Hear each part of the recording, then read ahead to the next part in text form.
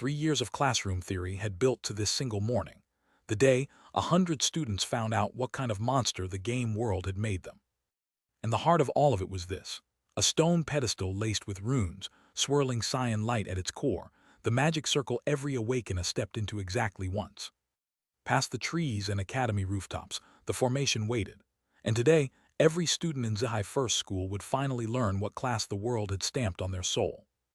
Rows of them filled the courtyard, packed tight beneath the platform, because up there, a bearded instructor held the floor and the whole future of their class hung on what the circle said next. Back at the academy, the bearded instructor gripped his microphone like a man planting a flag, golden light blazing behind him, as he told the crowd to aim high, reach the level of Su Kaingsing, become a pillar for humanity. A status panel flared across the dark. Su Kaingsing, level 80, Holy Maid, the gold standard every student in that hall was supposed to chase. The classroom went quiet. Lin Moyu stood in the crowd, stone-faced, watching the ceremony unfold as someone in the back muttered that the awakening formation was finally lighting up. Then it was his turn. Lin Moyu, student of Zihai First School, stepped up to the platform in his plain white shirt, blue magic coiling at his feet like something patient and hungry. He'd waited years for this, an average transmigrator in an average life, biding his time until the one day that would rewrite everything. The formation pulsed, and his heartbeat answered it. Cut to a stone platform carved into a mountain cliff, a swirling blue formation humming at its center, and Lin lays out the rules of a world stitched into a game, riddled with hidden dungeons, secret realms, and monsters no sane person would pet. Warriors clash with a horned demon the size of a building, while a LVUP notification blazes across the sky. Because that's how this world levels: raid the dungeons, slay the beasts, and let the experience roll your stats into something monstrous. Purple orbs drift over a dark city of glass and steel, each one a monument to the human sages who spent centuries carving out a corner of this world for people who just wanted to live. Because of that blood-soaked history, the streets below glow peaceful and easy, a life bought in installments by generations who never got to enjoy it. Every would-be hero picks a lane. The sword swingers and the armored tanks dominate, followed by the green magic support staff and yes, even the chef in the back who somehow ranks higher than you'd think, all stacked across 5 tiers from low to legendary. Those teal eyes narrowed with the weight of it. A legendary class hadn't surfaced in Zihai City for decades, and now it was his. Inside the Awakening Hall, a magic circle blazed to life on its stone platform, runes and crystals swirling overhead as the robed master called the formation online. Gao Yang clapped a hand on Lin Moyu's shoulder and grinned, a friendly enough gesture from the only classmate who'd ever bothered. Gao Yang ran his mouth about wanting the night class, the heroic protector build, and figured Moyu and Ziazu were both a lock for something good. Behind them, their classmates snickered at Gao Yang for wasting time on that reject, all but guaranteeing Moyu would pull trash. So Moyu turned his back on the noise, offered nothing and walked. Gao Yang scratched his head and told the others to back off. The guy just didn't like talking, that was all.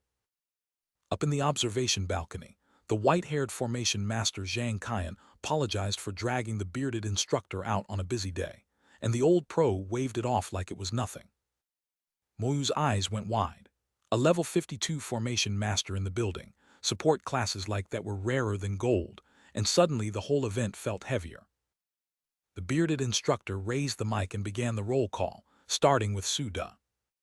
Suda stepped into the circle and the light turned gold, a green crystal spinning out beside him. "Farmer," the crystal announced. He stood there like he'd been slapped. Farmer of every class in the catalog, that was his lot. The crowd shrugged it off. Grind long enough and Farmer could evolve into Holy Farmer, so the memes wrote themselves, but the boy's face said it all. Next student stepped up, the crystal flashed, and out came Chef, and the kid beamed, saying his old man was a chef too, like he'd just inherited a dynasty. Up in the stands, the old-timers traded a look. Mediocre batch so far, not a single rare class in sight. The brown-haired veteran muttered it had been years since Zihai saw a real awakening, and the elder agreed that across the whole city, maybe 1 or 2 rare classes would surface all year. Then Ziazu strutted forward through the parted crowd, chin high, ready to show Lin Moyu exactly who the real genius between them was. Her black shoe cracked the stone floor as she stepped toward the circle, every eye on her. The school's two-genius rivalry played out in the open, both known as the best of their year, but she'd always been one step ahead. Zhu wouldn't have it any other way. Her spiritual power hit Formation Master Zhang like a punch, and he couldn't bite back the grin. Nobody in that hall needed to ask why. The numbers alone told the story. Spiritual power more than double the average student, with mage potential written all over her readout. And mage wasn't just advanced combat, one rare specialization on top of it, and the girl graduated from prodigy to walking headline. She planted her boots, and the formation answered her like it had been waiting. A pillar of orange fire tore skyward, the kind of vision only rare classes and above could birth. The whole hall knew, in that exact moment, exactly what they were looking at. Blue and orange energy coiled around her like she'd planted a flag in the center of the world, and the system confirmed it. Combat class, elemental mage, rare. A textbook banner pull that set the entire room on fire. Wind scattered leaves across the stone, and the veterans let themselves smile. A forbidden spell from a fully leveled divine elemental mage could erase a city the size of Zinai, and the school just minted one. She bowed to the robed elder with perfect composure, and he told her the future was blindingly bright. The girl had earned every syllable of it. Her classmates swarmed her like she'd won a championship. One girl in particular looked fired up. A certain rival had spent years being obnoxious, and now she had receipts. And then the cameras cut to Lin Moyu. The #1 genius Zhu couldn't catch, standing there like the whole celebration was someone else's party. He walked past the cheering crowd without breaking stride, leaves scattering at his feet, and the whole hall involuntarily watched the boy who topped every academic score in the place. That faint smirk told the room everything the applause didn't. He wasn't here for their hype. The gray-haired elder in white leaned over and noted how unnervingly calm the kid seemed, with nothing flashy to show for himself yet. Master Zhang, you reading this one right? So Moyu was the #1 ranked student, with Zhu as the 2, meaning the gap everyone assumed existed might not survive a single class awakening. Zhang wasn't buying it though. Grades and awakenings were different beasts entirely. That boy now stood before a wall of golden light, and Master Zhang's stomach dropped at the thought of what it would mean if even Moyu pulled rare. Because if he did, this academy just spawned 2 banners, and the rest of the country would notice. He stood alone in the storm of his own awakening, eyes closed, power surging through him in ribbons of purple and pink fire. Down below, the city froze, because the sky had split open with a darkness that didn't belong there, blue lightning ripping through a black vortex above the hall. Veteran hunters stared up with the kind of dread reserved for in-game bosses, and the word on every lip was the same: vision. And behind them, the scarred old pro read the storm with the focus of a man who had seen one of these once before, and walked away changed. An awakening vision, this apocalyptic only meant one thing on the ladder: the rarest of rare classes, born into one body, right here, right now. Combat class or support. The vision kept shifting, refusing to name itself, and that uncertainty gnawed at anyone watching. A dark-haired girl planted her feet and refused to blink first. No way she was losing to him, because whatever he was waking into was already dwarfing her own awakening by a mile. Then a guy in the crowd jabbed a finger at the sky. Something inside those black clouds was moving, and it had every eye in the place snapping upward. The storm churned, lightning crawling through it in sick blue veins, and dense clusters of shapes began locking into formation inside the cloud. One of them pushed through the dark, a towering skeletal warrior, cyan fire burning in its eye sockets, energy crackling down its frame like it had just been born from a thunderclap. An orange-haired kid threw himself at a tent flap and screamed, because the dark cloud wasn't a storm, it was a graveyard spilling open. Lightning crawled across a skull the size of a castle, and below it, an army of shadows looked up at the one boss they had never earned the right to face. Blue lightning chewed the sky to pieces, as whatever was waking up stopped pretending to be polite about it. A single figure stood at the edge of all that light, staring down an apocalyptic vision. Nobody was built to survive alone. A dark-haired girl looked up through tears, and the only honest thought left was the worst one: you can't beat that. The ceremony's grand finale stood alone on the stage. Our boy, Lin Moyu, eyes shut, green ghost fire coiling around him like something alive. He studied his own burning hand in disbelief, as the system label burned itself into view. spelling out the one word nobody in that hall expected to see. Spectral flame licked up to his wrist while the truth settled in his chest. He hadn't just awakened rare, he'd awakened something that didn't exist. A hidden class, and the only necromancer alive. He floated there in the dark behind his own eyes, knees drawn up, green flames orbiting slow, and ran the math. Unless he died today, that crown stayed his alone. Hidden, unique, rarer than legendary, and the whole country was about to find out. The crowd lost its mind. Whispers turned into shouts as Lin Moyu's name bounced off the walls, and one blonde loudmouth in the back was already screaming fraud at the formation itself. Two girls nearby traded a wary look. Hidden didn't mean strong, one argued, while the other couldn't imagine wanting a class built around dead things. Our boy stood outside in the sun, face unreadable, while somewhere behind him a classmate muttered about a quiet kid who'd never want to touch the dead. Lin Moyu almost smiled. His class was better than any of them guessed. Before he could leave the grounds, an older student in a long pale cloak stepped into his path with the calm authority of someone who'd been waiting for this exact moment. Lin Moyu bowed, polite as ever, and asked what the senior needed. The senior leaned in and let the cat out of the bag. He already knew about the hidden class and wanted a live demonstration right here. The system panels flared behind a single green eye, and the truth hit like a truck.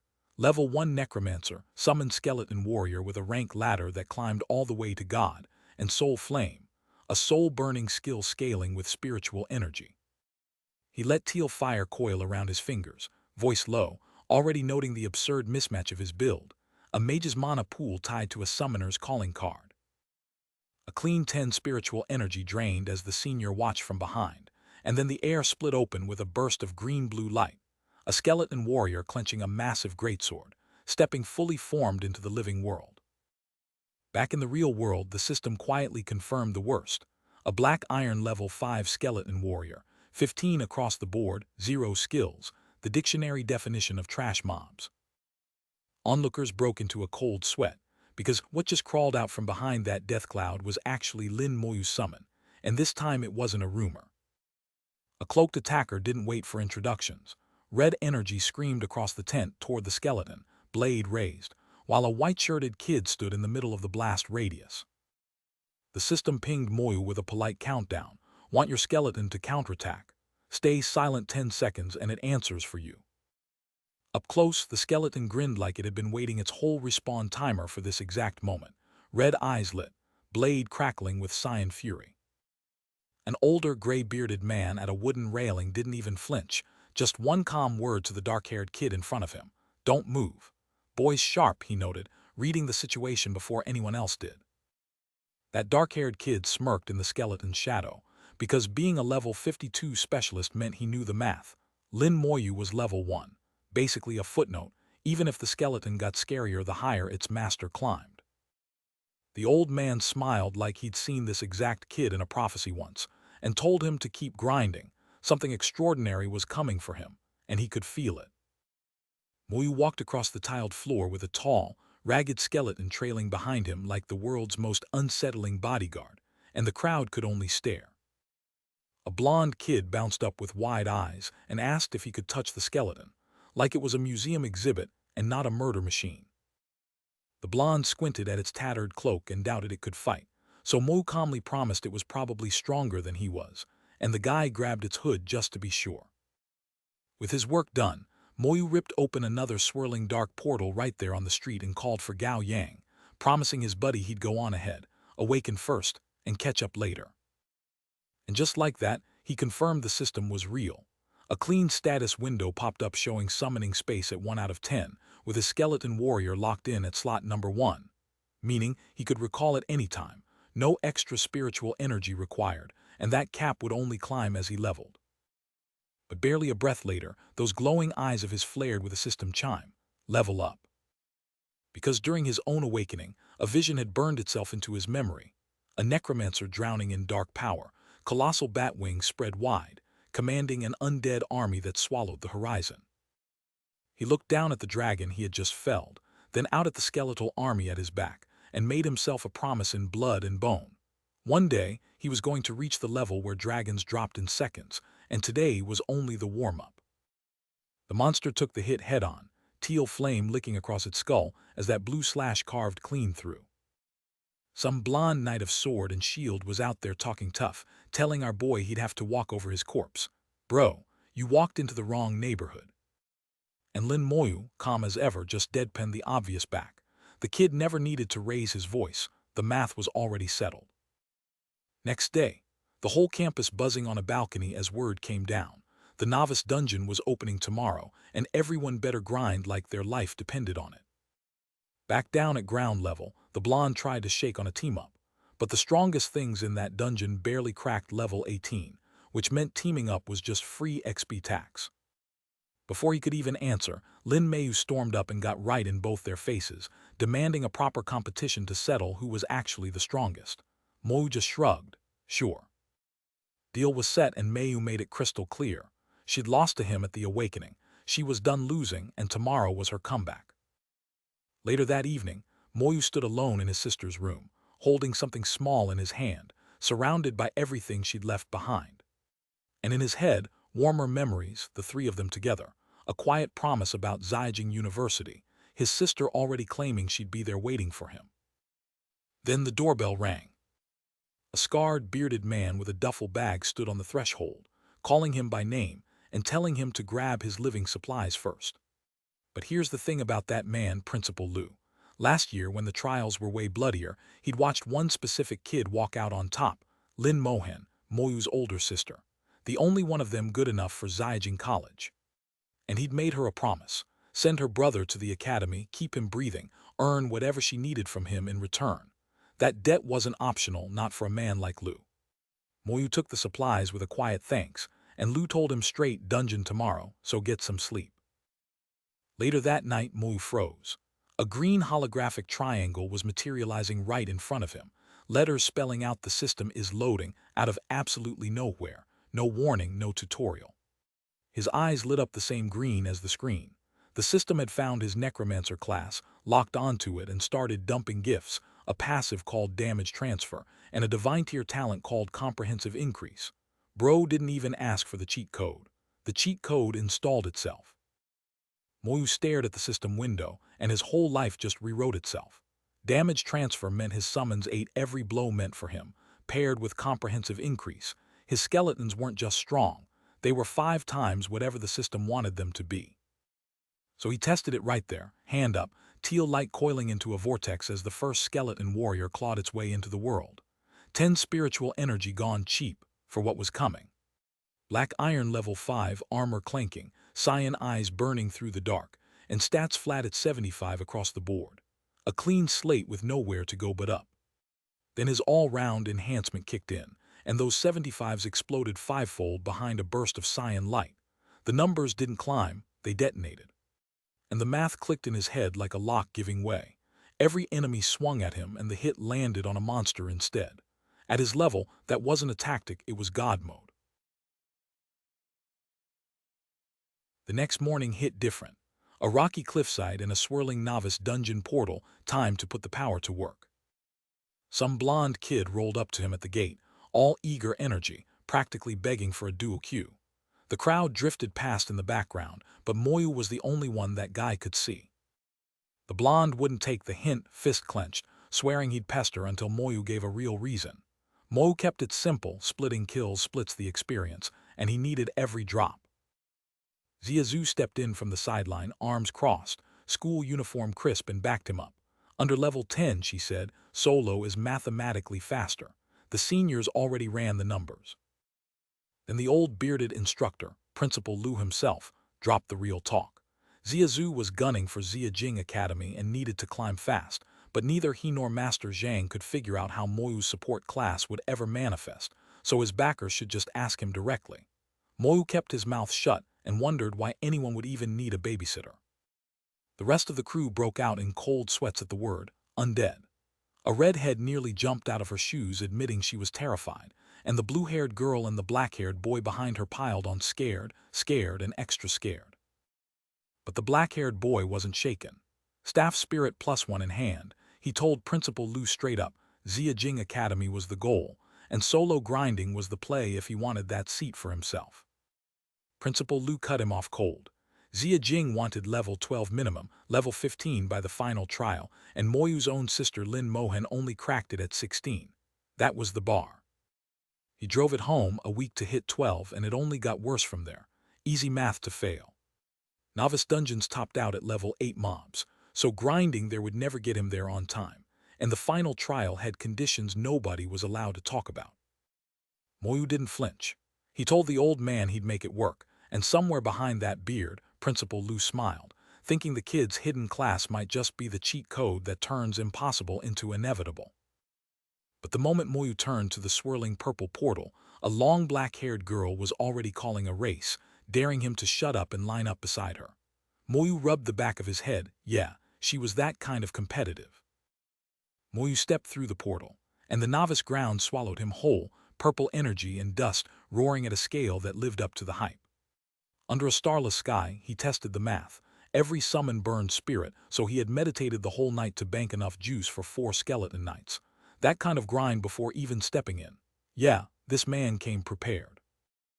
One eye flared red, his staff snapped forward, and the command tore out of him. He was done waiting. Bone and steel exploded into existence, jagged weapons raised, and the skeletal horde lunged at the first thing that moved.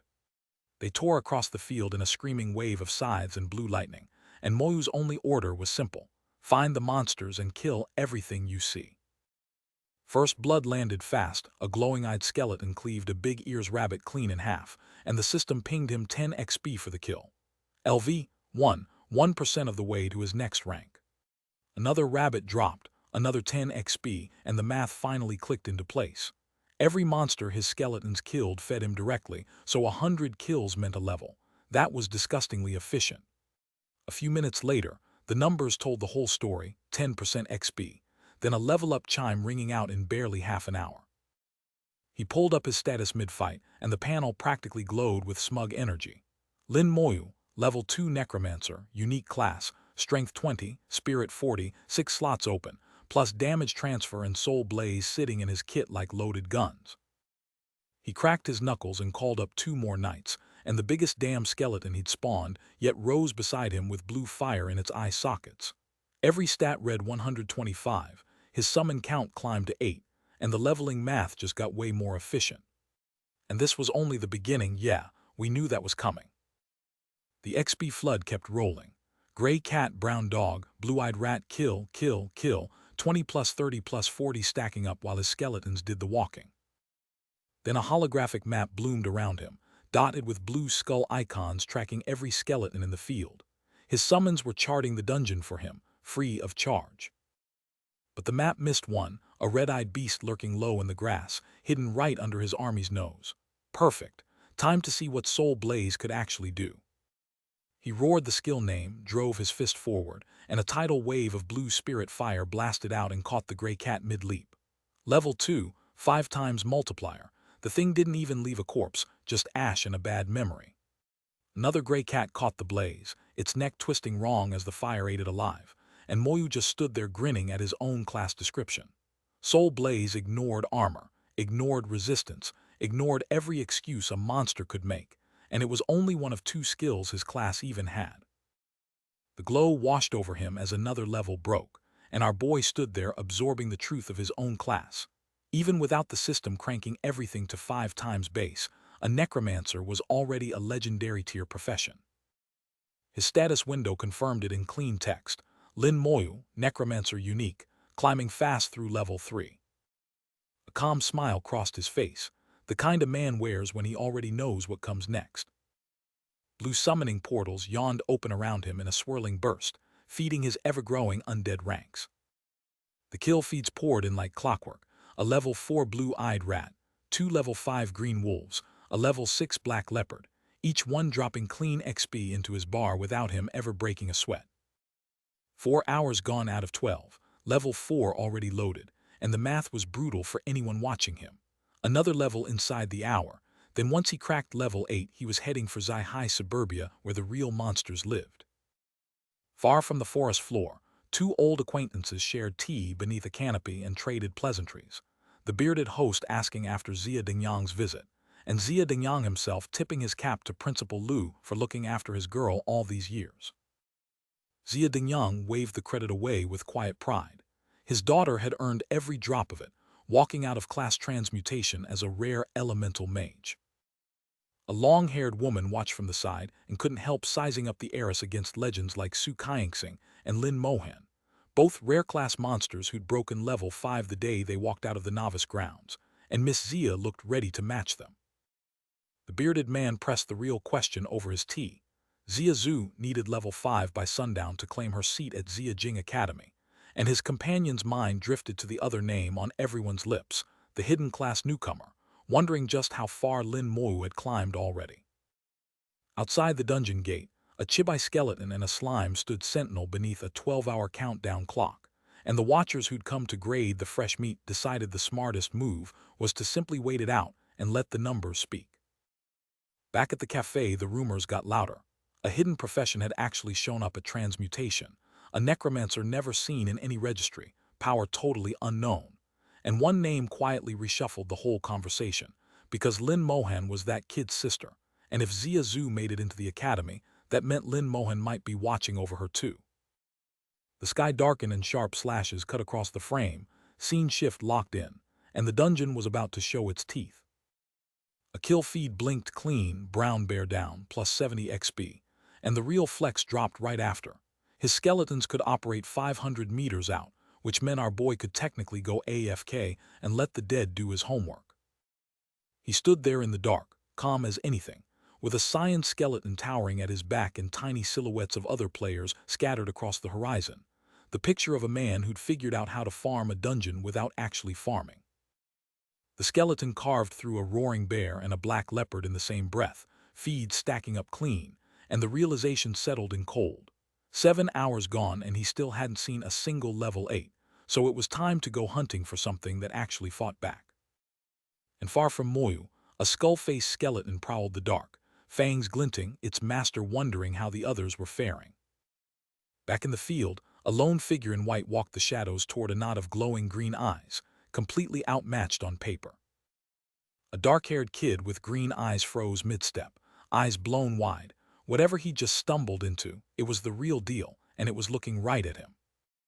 But he didn't hesitate, tearing forward at full speed wreathed in teal light, his damage transfer humming, ready to soak whatever was coming. The canopy above him rippled and an info panel blazed to life. A bullwhip tree, level 8, the kind of plant monster that hibernate until something living walks past, then lashes anything that breathes. He stared up at it, grin breaking through the awe, a level 8 in the novice dungeon, and nobody else had cleared one yet. Eyes sharpening, he checked his roster. His skeleton warriors were sitting at 275 stats now, which meant this fight was about to answer one big question. Steel met vine mid-swing, green energy detonating off the impact as he clashed head-on with a massive thorny appendage, and held the line. The tree shuddered but didn't drop, which actually surprised him, because nothing in this dungeon had survived his first swing, yet spectral swordsmen hovering close, waiting for the next call.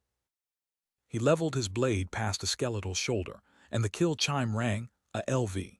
8 bullwhip tree down for 160 XP, a haul that was about to rewrite his entire grind schedule. Then he saw the canopy light up, a blue beam cutting through the dark, and beyond it, hundreds more of those things waiting in the trees. His smirk came back slow, because this was the cleanest leveling sanctuary he'd ever stumbled into, and it was all his. Slashing energy carved through trunk after trunk as his skeletal vanguard lunged. This whole forest had been tailor-made for a necromancer, and he was the only one inside it. A skeletal hound tore through the undergrowth on cue, teal-glowing undead pouring forward in a wave he barely had to steer. One green slash split a tree clean in half, leaves and bark scattering, and stacked kill notifications rolled in bullwhip tree after bullwhip tree, each one coughing up that gorgeous 160 XP. But outside the dungeon, onlookers in dark coats gawked at a massive purple portal tearing open above the canopy. Someone was emerging early from a floor guarded by level 8 monsters, and nobody could figure out how, or whether that meant the domain's master was finally making a move. Moyu dropped the news like it was nothing, every monster in the zone, dead, and whoever was listening had questions. Mentor Lu stared at the panel, the numbers refusing to make sense. Lin Moyu level 7 in 10 hours, which meant one thing, This kid had outpaced the dungeon itself, and now he was asking permission to go harder. Because Lu had been running the novice domain for years, and nobody had ever cleared it solo in a single morning. If this was what a necromancer could do, the textbooks needed burning. So Lu smiled, granted the traveling pass, and told Moyu to hold tight. The rest of the students still had a dungeon to finish. Back at camp, Lu's fellow instructors spotted a student returning early and alone, and immediately started asking the wrong questions. Lu dropped it on them flat. Lin Moyu had soloed the novice dungeon and slaughtered every level 8 inside. The instructors had nothing to say. Because once the shock wore off, the math got ugly. Necromancer wasn't rare, it was legendary, a class that rewrote the ceiling on what was possible. And if it scaled like this early, late game was going to be a national crisis. Which meant Xiajing Academy had a problem on its hands, and Xia Zhu, the girl who had been the school's golden child, was about to share a classroom with a monster. But somewhere else, a bearded man in a dark coat grabbed a taller fellow by the collar and laid it out cold. Moyu's numbers had buried Xia Zhu's for years, and she'd been sitting in second place the whole time without telling anyone. Moyu sat against a cliff face, calm as ever, running the math on his own empire. 24 skeleton warriors standing by, 46 slots still empty in a space that kept growing, and every single one of them was going to matter. Xia Zhu stood in her white shirt, eyes locked on the purple vortex as a dark silhouette stepped through. She wasn't about to lose, not here, not to anyone. Her status panel glowed. Xia Zhu, Elemental Mage, Level 5, the Novice Dungeon record, the standard everyone was supposed to hit, and now she was asking the only question that mattered: where is Lin Moyu? Because someone had just appeared behind her, and she had no idea when he'd walked out. The panel answered before she could. Lin Moyu, Necromancer, Level 7, 2 full levels above her, staring her in the face like the math wasn't even close. Later, alone in the dark forest, a man waved to her from beside a black van, her father, of all people, and Xia Zhu couldn't think about anything except how Moyu had climbed 2 levels ahead of the girl who was supposed to be untouchable. Word had reached her that the orphan kid from Mohan's last year was now the Academy's newest headache. She refused every offer of help, because this was her fight to win or lose on her own terms. But the math was brutal. He'd walked out 2 hours before her, a finish that meant he reached the level 8 zone while she'd barely cracked the 7. If that wasn't enough, the denser spawns ahead might already be pushing him past her again. Back at the Academy, the kid still had no idea what kind of chaos he'd left in his wake. One wide-eyed recruit latched onto him like glue, swearing he'd be Moyu's tag-along for the next run. By morning, the kid was already scheming outside Mentor Lu's office, only to learn the necromancer had vanished to Zai suburbia. He dropped his bag, laughing through the betrayal, begging the universe to let him land one hit on this man. Zai suburbia, twin towers of concrete and glass cutting the sunset in half, the capital's grinding machine laid out below. He stepped up to the local crystal exchange, the blue rune spinning up a citizen profile for Lin Moyu of the Shenzia Empire, rank 0, authority 1, balance also 0. His haul hit the counter: goblin sprouts, wolf hide, beast bone, modest pocket change, and then his eyes snagged on something juicier. A Zai Mine's raid for the King Goblin's core, 10,000 gold, nightmare difficulty. 10,000 gold for one mission.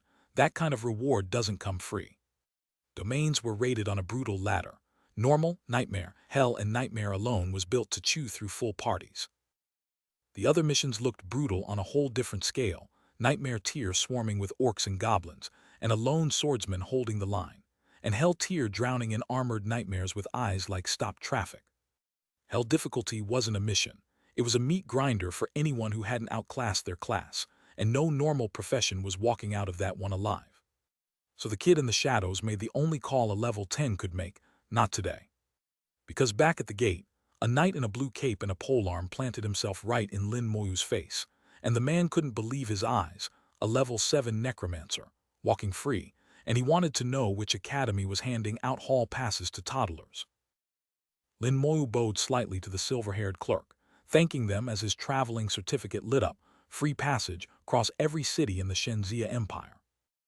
He stood alone before a wall that scraped the clouds, skyscrapers glittering on the other side of a divide between safe and savage, and somewhere out there, something was already growling.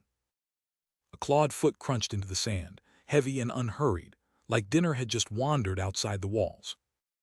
A horned brute loomed over him, red eyes glowing, earring glinting, chest swelling for a roar meant to terrify. But our boy didn't flinch, hands still pocket deep, because he already knew how this ended. He cut his eyes right, voice flat as a Monday morning, and gave the order like he was sending someone to take out the trash. The goblin threw its head back in a howl of pure defiance, status window flashing for anyone who cared to read it. Level 10, 120 strength, the rest a joke, no skills to its name. Moyu didn't need to read it. A 375 stat skeleton warrior versus this thing wasn't even a fight, it was pest control. Steel and bone met goblin flesh mid-leap, and the clash lasted exactly as long as it took the skeleton's blade to find its mark. Moyu watching the whole thing from below like a man checking his phone. The skull-faced summon loomed over what was left of the goblin, frozen in that wide-eyed, sweat-drenched silence anime fans know as the "oh no, I picked the wrong fight" face. Out across the sand between those rocky ridges, a whole horde was pouring through, and one lone dark figure stood counting them like inventory. He did the math in his head, weighing a level 10 goblin's worth against the grind ahead, and figured this pace would carry him to level 15 before the final trial system ticking kills and loot like a slot machine paying out. But then the math turned personal because he remembered his sister hit level 16 before that same trial, and the question he'd been chewing on for weeks crawled back up. How did she do it?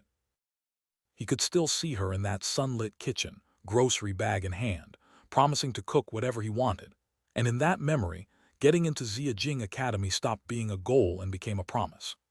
His own status glowed back at him under a spiked skull emblem. Lin Moyu, Necromancer, unique, level 10, 40 warriors banked in a summoning space built for 100. Every other stat crawled up by 10 a level, the system helpfully reminding him what a grind looked like when you weren't a mage. Then the spirit number hit him, 300, a 120-point jump overnight, and the realization landed slow, because for a mage, spirit was everything, and he just stacked more of it than he'd ever dreamed possible. Level 10 had come fast, and with it, a glow-up nobody saw coming. His skeleton warriors had climbed to bronze rank, their bones drinking in teal fire like it belonged there. The numbers told the story. 1,500 across the board, with a new active called Rage shot that hit like a truck for 10 minutes of cooldown. This wasn't a summon anymore, it was a weapon. Dark green energy crackled at the warrior's boots as it locked into stance, and Moyu blinked.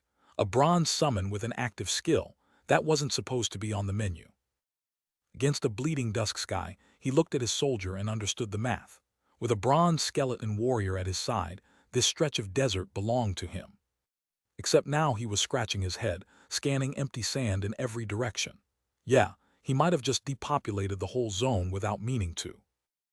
His eyes blew wide in the next heartbeat, because something violent and red slammed into his world out of nowhere. Orange fire streaked across the desert on rails, closing the distance before any normal human throat could even scream. It hit him square in the back, shredded his shirt, kissed blood into the fabric, and a cold system whisper confirmed what his body already knew. The blow had nowhere to go because damage transfer had eaten it whole. Somewhere close, a hand reached down past streaking dark, and a black-clothed body lay crumpled in a nest of tendrils, one quiet casualty of the crossfire.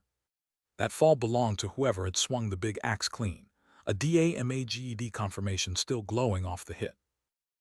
A stranger walked right into the aftermath, black hair, calm eyes, and a hooded assassin still reeling from the interruption. The masked figure's mind was already racing, clocking the intruder as another assassin class, while piecing together the archer who'd struck first.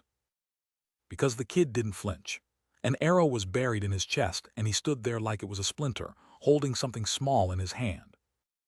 He turned and spotted the real problem coming.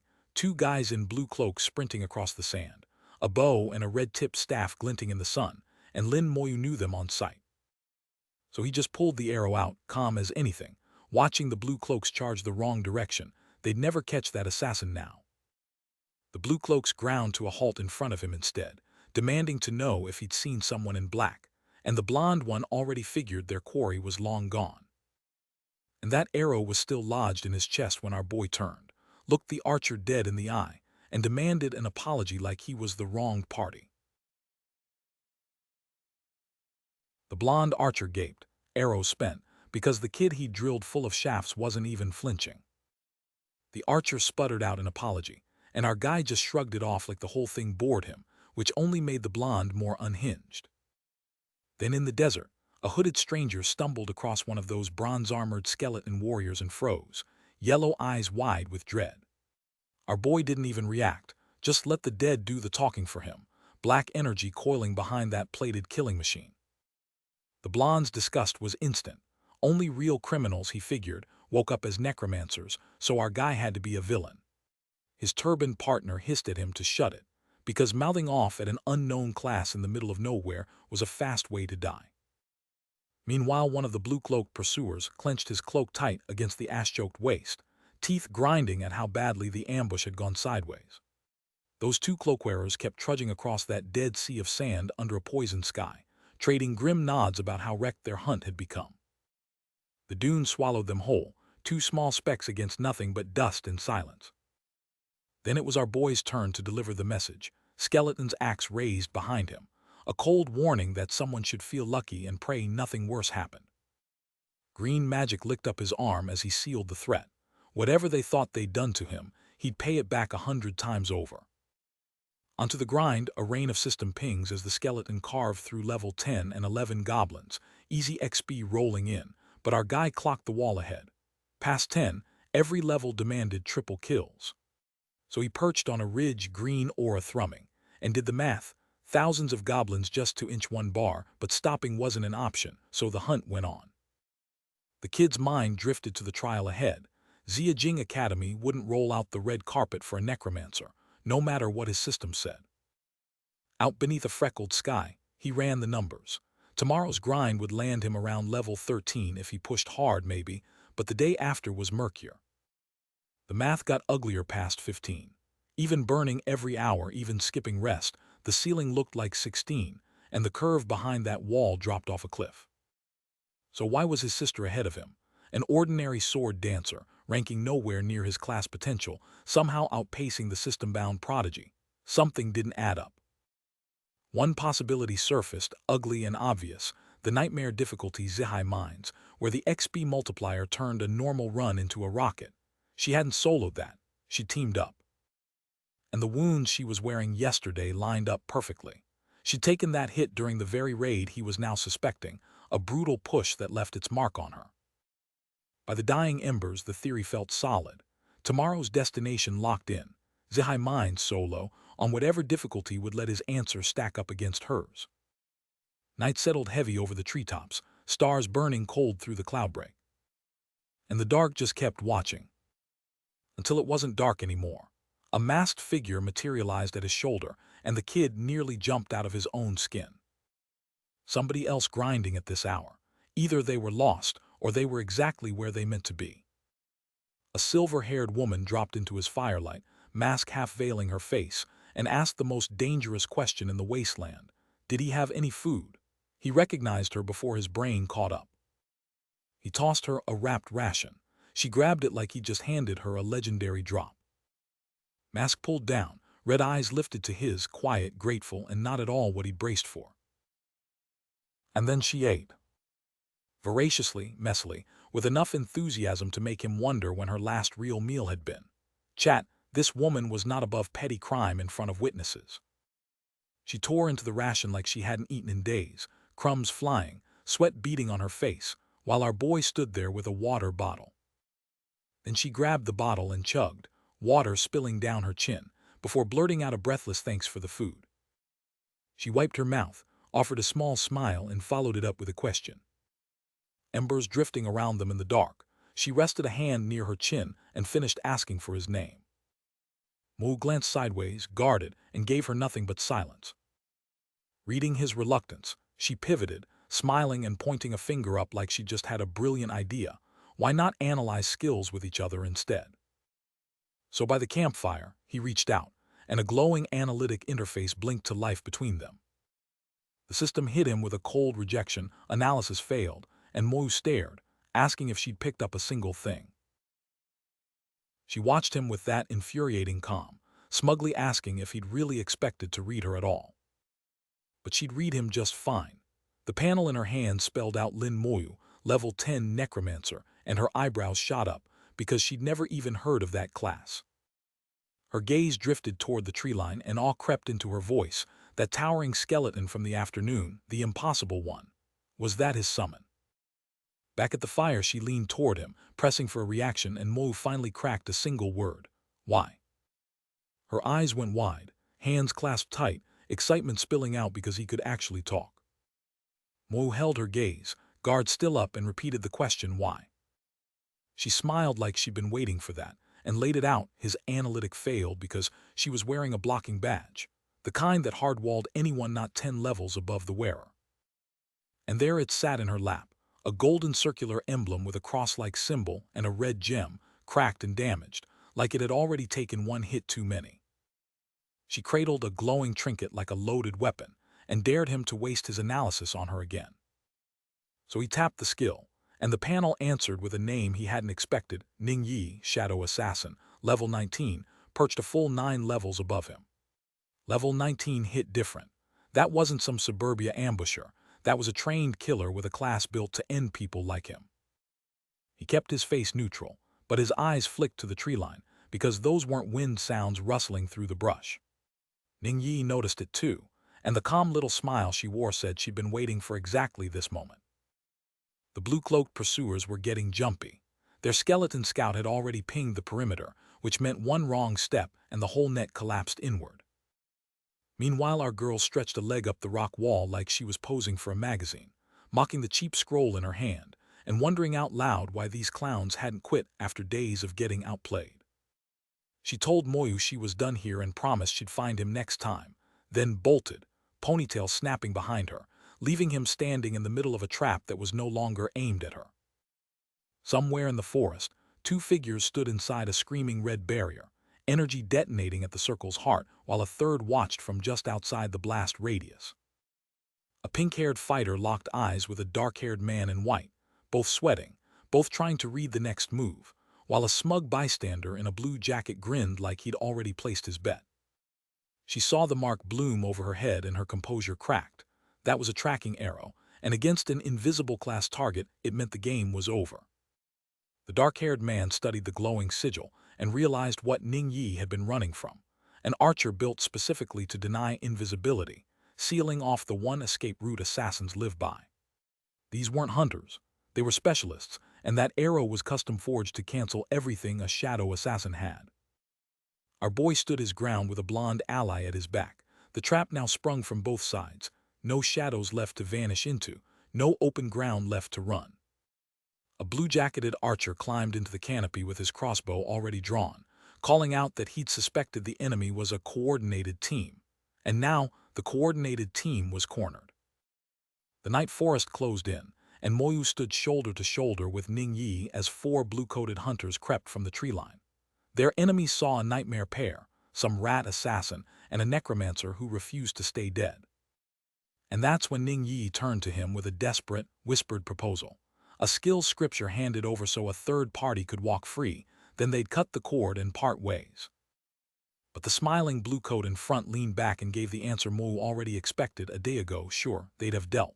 Tonight, though, dead men don't talk, and a mid-rank scripture was worth the mess, so everybody dies.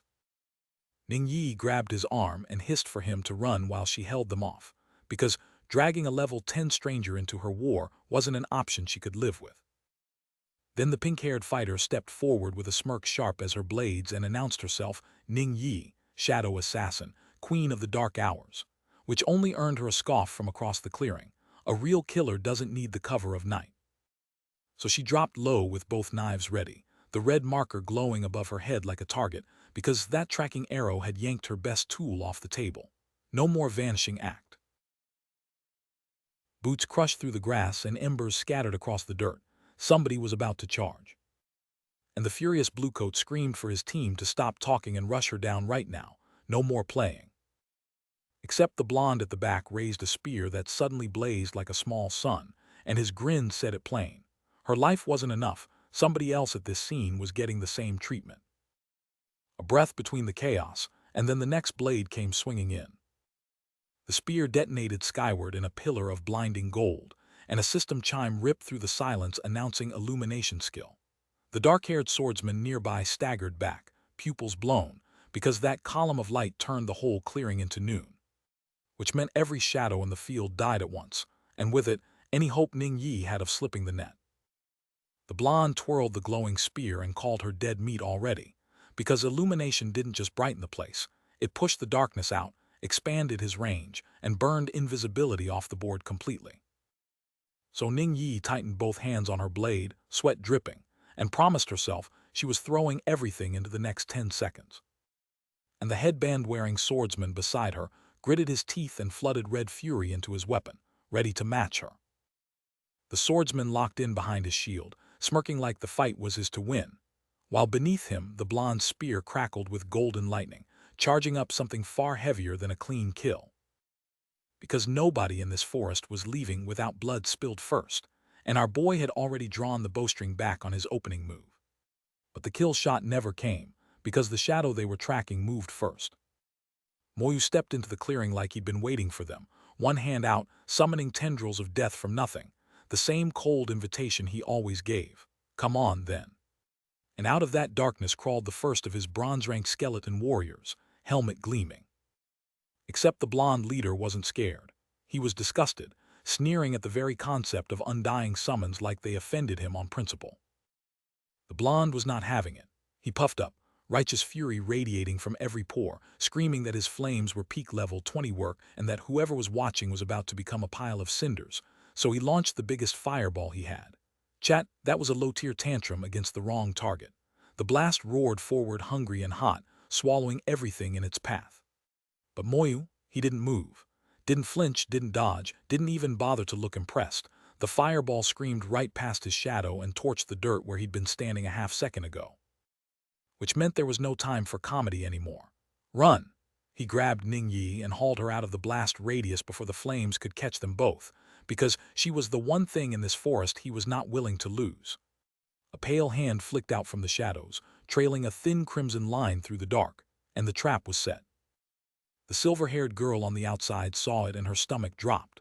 Spiritual threads, strung like wire between the trees, she hadn't noticed them going up, which meant the necromancer had baited the kill box in front of everyone, and no one had caught it in time. But the forest wasn't done yet, because the dark-haired archer came sprinting out of the tree line ready to prove something.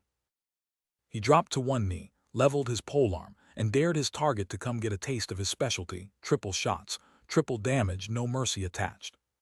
And those arrows absolutely flew, 3 blue bolts screaming through the canopy, trailing speed lines like they had a grudge against the air itself.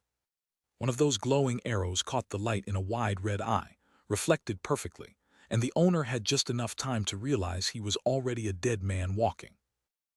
The silver-haired girl crossed her arms and braced hard, because one of those bolts came screaming straight for her face, and the impact cracked off her guard in a shower of white sparks. She stood there sweating, eyes wide, locked in the kind of stunned silence that says, "That should not have just happened to me." The fight split open across the clearing, flames on one side, twin blades on the other, and nowhere left to stand. Because Ning Yi pivoted just in time to see a dark-winged shape materialize behind her, its bone frame lit cyan and unmistakable. The skeletal summon took a cleaving blade full to the skull, and didn't stop moving. Which meant the armored knight had traded his defense for a killing strike, betting everything on one explosive swing. Moyu's bronze-ranked warrior answered that bet the only way it knew how, heavy blade raised high, ready to bring the whole sky down. Meanwhile, the elite skeleton had found its dance partner, and our boy in the light shirt learned the hard way that big helmet, bigger blade. The warrior slammed its giant axe down with both hands, a killing arc that crushed the man's scythe into a desperate shield. That shield did not hold. The force picked him up off his feet and hurled him tumbling backward through the dark, a streak of motion and pain ragdolling through the frame. But the skeleton didn't celebrate. It just stood there, axe ready, waiting, because its prey was already back on its feet and creeping up from behind, framed right between its legs. Except what came back wasn't the same man. A horned skull wrapped in shredded black robes and bandaged limbs rose through a ring of swirling flame, embers curling off bone, and the heat that rolled off that thing made the air itself flinch. Meanwhile, the blonde in the blue coat leaned forward in disbelief, his analytic skill feeding him the worst possible answer. Level 10, Necromancer. His brain simply refused to compute. He was a level 21 mage, stacked with skill rotations, and not a single one of them had put this unkillable 10 down. The dark-haired archer spun around and asked the only question on everyone's mind, because their combined skills had hit that summon and done absolutely nothing. Zero, zilch, nothing. So he dropped to his knees and looked up in pure alarm as the air above him filled with falling blue fire, raining down like the sky itself had joined the other side. His partner in the blue coat ducked behind his shield, teeth gritted, sweat pouring, gripping that big rectangle of metal with everything he had, trying desperately to hold the line. The blue-coated blonde caught the full weight of the burning rain, and the heat carved the smug right off his face. Frozen, sweating, eyes wide, a man watching his own funeral walk in. And then something out of a nightmare came howling out of the dark. A hulking skull-faced warrior wielding a bladed polearm, jaw wide, fury incarnate, charging straight at the hunting party. Because where there was one, there were dozens. A tide of skeletons marching in lockstep across the clearing, an undead army armed and armored, advancing like they'd done it 1,000 times.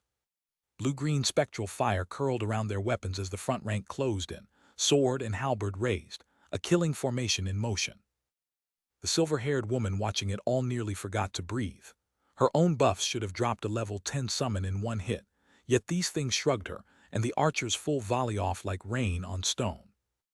But the giant skull-faced commander at their head was something else entirely, and even she had to admit, watching that elite-tier horror stride forward, that this was a bit too much. And through the smoke, our boy stood there, half-closed eyes, dark hair falling, looking like a man who was already tired of winning. The silver-haired girl looked up at him with sweat on her brow and a single word trembling out of her mouth, because she finally recognized the man behind the carnage. His face was swallowed in shadow, only those cyan eyes cutting through the dark, and his hand reached forward like a judge about to drop the final verdict. Then a massive red Chinese character slammed into the air, edged in cyan fire, and the whole forest felt whatever was coming next. His system window flared open, and what it showed should have been impossible. A level 10 with all 4 physical stats maxed, a spirit stat of 300, and a summoning space already holding 44 skeletons out of 100. He stepped in front of Ning Yi as the swarm tightened around them, weapons raised, and the 4 hunters finally understood the math they'd walked into. A blue-coated hunter thought a pink dome would save him. 2 skeletons didn't agree, and they closed the distance before the shield could finish shimmering. Bone met barrier, and the hooded skull-faced minion hit like it had a personal grudge against magic in general. Which meant the blonde got to watch his own defense crack from the inside, a wrapped fist punching through, and every plan he'd made dying in that one frame. He scrambled his ringed staff up just in time to watch the shards fall, because the barrier wasn't a wall anymore, it was confetti. Our boy answered with his own kind of diplomacy, sword up, dead things swarming, the whole forest turning into an inferno with his silhouette dead center of it. Red sound effects rained down like the sky itself was keeping score. A flame-wreathed staff cocked back, promising one man's evening was about to get a lot worse. And the red-haired mage holding that staff realized, way too late, that the power across from him played in a league his level never reached, mouth open, sweat pouring, the kind of panic that doesn't come back from. 2 skeletal warriors came vaulting through the tree line at him next, because apparently one ambush wasn't rude enough, and the redhead could only stand there and take in the view of his own funeral. Steel and bone blurred through the dark, red and blue streaks crossing like the fight had shifted into a higher frame rate. He was fast on paper. In practice, a glowing-eyed skeleton was already on him, and the math in his head was breaking. An instant-kill mage this stacked this early. That wasn't supposed to be possible. So he ran, through black woods, lungs burning, knowing full well that nothing he had in those legs was going to outpace what was behind him. The knight roared the charge and raised his shield as our boy's swarm closed in, betting his whole career on raw defense. Because for a knight, that shield is the build. A level 20 hunkering behind extreme defense could eat a level 40 mage for breakfast. Different class entirely. One of the blue-coated hunters was already losing it, sweat pouring, watching skeleton warriors carve through his friends, and knowing his funeral was next on the schedule. Which meant the dark-haired mage at the back had to act fast, swirling purple-pink energy around his hand. No one was walking away to report this. Our boy's answer was a berserk strike. One skeleton warrior, red eyes blazing, flaming sword cocked at 1500 strength for a 200% hit, diving into the chaos behind the knight's golden wall. And the blue-coater watching it come saw the worst part last. Skeletons could spec into skills too. Behind that radiant shield the knight was buying seconds by the dozen, except extreme defense had a 1-minute ceiling, and every heavy hit shaved the timer closer to 0. Around the perimeter the rest of the squad had it worse. Skull-faced orcs and red-eyed swords closing from every angle, nowhere left to swing. A dark-haired woman cut clean through the noise, calm as glass, reminding Moyu that committing fully was the only move he ever had. So when the dust cleared and not one enemy was standing, his pink-haired teammate could only gawk. He hadn't even stepped forward. Cool as a corpse, Moyu surveyed the wreckage and reminded her what every pro knew. The real payday was the dead man's storage space, ripe for the picking. 4 pieces of Carmen's set had dropped: staff, bow, shield, sword, all level 18 locked. Each one a tasty plus 20 to its main stat, and a 5% skill boost on top. Pinkhair recognized the haul instantly. Carmen's Orc Legion dungeon outside Shanghai, a level 20 grind spot they all farmed for a living. Useless on him, every one of them, so Moyu sucked the loot into his portable storage with a flick of purple rune and planned to flip it for gold. She yanked a scroll from her pack, eyes blazing like she just struck pirate gold, a primary skill scroll, worth 10,000 coins on the open market. Grinning, she asked if our boy had ever touched one, then told him the smart play. Don't sell it, learn something new. But the real prize hadn't even entered the loot list yet. Something rare was about to rewrite everything. He didn't know how to use it, and the pink-hair kid couldn't believe he didn't either, calling a 10,000 gold scroll low value meant her family had deeper pockets than his whole street. So she walked him through it like a tutorial. Just say use while holding the scroll, and our boy gave it a shot. Nothing, just a silent little scroll and a whole lot of nothing, which meant the activation never even fired. She grinned, one eye closed, teasing that he whispered it. These scrolls needed volume. She leaned in close, giggling, sparkles practically popping off her, while the truth clicked. This thing drank spiritual energy to wake up. Golden aura erupted around him as the scroll drank deep, and she nearly jumped out of her seat, blurting how on earth he'd figured that out. What a...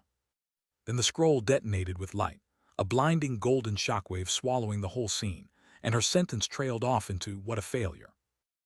Turns out the scroll wasn't broken at all. A flame bloomed in his palm as the system pinged. Corpse explosion level 1. Corpses detonate 10% damage within 1 meter. Small number, huge implication. On paper it looked like trash, but for a necromancer, corpses carried life inside them, and his talent was built to make weak things monstrous. The talent kicked in and the radius blew up from 1 meter to 10. Red and green energy ripping skyward as a scrappy single target trick, warped into a full-blown area of effect nuke. And then came the real horror. When one corpse blew, it could set off the corpses of everything caught in the blast. A chain reaction, red spikes tearing through meat with green spectral fire trailing behind. One corpse became 2, 2 became 10, 10 became a rolling graveyard. At that point the skill wasn't just good, it was straight-up broken AoE. Back at camp, eyes closed in the dim, he let the truth slip. Every skill he'd learned had been warped into something divine tier by his talent. A silver-haired girl beside him leaned in, curious how he'd picked up a new skill so fast. She tilted her head up at him with a little grin, teasing that he had a nice voice, and it was a shame he didn't use it more.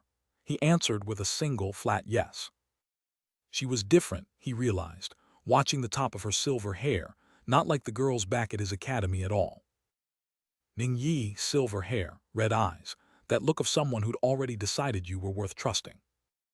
She leaned in close, smug as a cat who'd stolen the cream, and told him flat out. She already knew her voice was nice. Then she turned, pressed a little pouch into his hands, and called it repayment for the rescue and the compliment. Inside waited an intermediate skill scroll, red-sealed, green-gemmed, worth a cool million on the open market, 100 times the price of the primary scroll he'd just learned. This gift was absurdly generous. She smiled with her eyes closed, soft and conflicted, because that very scroll was the reason assassins had been hunting her for days. By the fire, hands warming against the cold, she played it casual, just got lucky, she said, just cracked open a random chest. Flashback, her kneeling before a chest pouring out golden light, fingers closing around the prize that was about to ruin her week. Which meant when two armed figures came charging across the wasteland to pry it from her grip, her answer was simple. She found it, she kept it, come and try. She'd run, lavender hair whipping behind her, heart hammering, fleeing through forests with a target on her back. 2 full days of running from Shanghai City all the way to Zhai City, her pursuers glued to her like stink bugs she couldn't shake. She waved it off, the scroll would have auto-teleported her before any real damage landed, but thanked him anyway, because the rescue had mattered. Which made the trembling, tearful girl clutching herself at the fire a different kind of performance, a pampered heiress with a safety net he'd never needed to catch. So he handed over the pink glowing primary scroll in return, and she snatched it with a grin. Now he owed her dinner and she was starving. Over bread, she guessed he was farming levels, asked if he'd even enrolled yet. Zhejiang University, he told her. She chewed, calculating, a level 10 mowing down multiple level 20s like it was nothing. Any university in the country should be groveling to claim him. So she pointed him straight at Shengxia Tower, because the first clear of that place paid double rewards, and she clearly intended to see him conquer it. That tower in Zhejiang didn't look like a school, it looked like a warning, all black stone and bleeding crimson light, a place that ate the unprepared and made monuments out of the rest. And the energy rolling off it was wrong, thick as blood, hungry as something old and patient. Back at camp that night, with the fire low and bread between them, Ning did the math out loud. That scroll in his hands was worth its weight in gold coins, and the place to turn it into real power was a creation seminary in Zhejiang. She was already leaning against his shoulder before the words finished, drifting toward sleep like she'd decided this campfire was the safest place in the world. He let her rest and dropped into meditation himself, the system quietly knitting his spiritual energy back together one thread at a time. The night passed slow, then the next day broke in pink and gold, and still he sat, eyes shut, breath steady, letting the recovery finish the way you finish anything worth doing. Morning hit Ning like a truck, and she came up rubbing her eyes, asking if there were any sweet potatoes left because she was starving. She grabbed what was left and immediately decided the rest belonged to her too, on the grounds that he was the bigger man and should share. He shrugged, palms open, and told her there was nothing left, which she accepted with a smile that suggested she hadn't believed him for a second. Then she stretched, told him she was off to grind levels, and tossed out the idea of meeting up again next time like it was nothing. He told her to level hard so they could both come back stronger, and that was the whole goodbye, 2 words and a promise wrapped in one. She bolted into the haze with a laugh, already shouting that they'd level up together next time, gone before the dust could even settle. Which left him alone with the silence, a fresh skill burning a hole in his interface and one word on his mind: test. He found a quiet patch of wasteland, a blue-cloaked straggler already broken at his feet, and let the red energy gather around him, corpse explosion, finally ready to meet the real world. But before the corpse explosion could be tested, the kill had company, someone was still breathing down there. A blonde hand slapped the floor and pushed, dragging a body up off the stone. Whoever this was, they weren't done, and they were about to learn why finishing the job was a terrible idea. Because the real flex wasn't the skeletons, it was what he could do with them. He raised his hand, a swirling red and yellow vortex forming in his palm, and let one word loose on the battlefield. The blast ripped across the dark like a comet in reverse, every syllable of power tearing the air apart. And what was left behind was just motion, pure, violent, god-tier motion, burning lines of force where the world used to be. Then the shockwave hit, yellow-green light blooming at ground level as red and black ripples punched outward in every direction. When the dust cleared, our guy was still standing, gesturing at a wasteland of craters and snapped tree stumps like a realtor showing off bad property.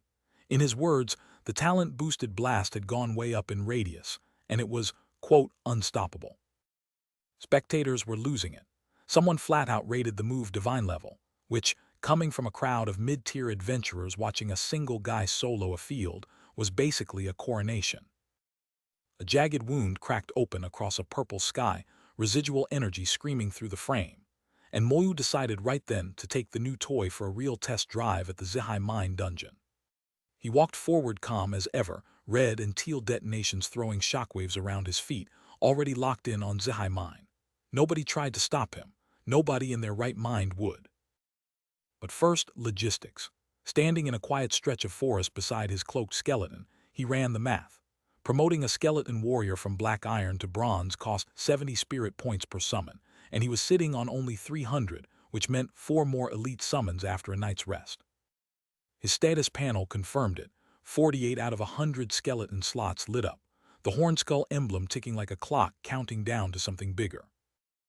So he marched to the crater's edge, his bronze-rank warrior clanking along behind him, a stone archway yawning open below. Zihai Mine, distant skirmishes already flickering at the dungeon's mouth like lit matches. Up top, silhouetted adventurers crowded a wooden platform built over a glowing purple portal, one party grumbling that their normal difficulty squad of 5 desperately needed a healer. And it wasn't just them. Parties everywhere were scrambling for last-minute slots. One group had the mage and healer covered but no knight, while a nighttime elite mining crew, already packing a knight, mage, and assassin, was still hunting a healer with crowd control support. Before dawn at the Zihai Mine, a hooded silhouette studied the sky like a man reading omens before battle.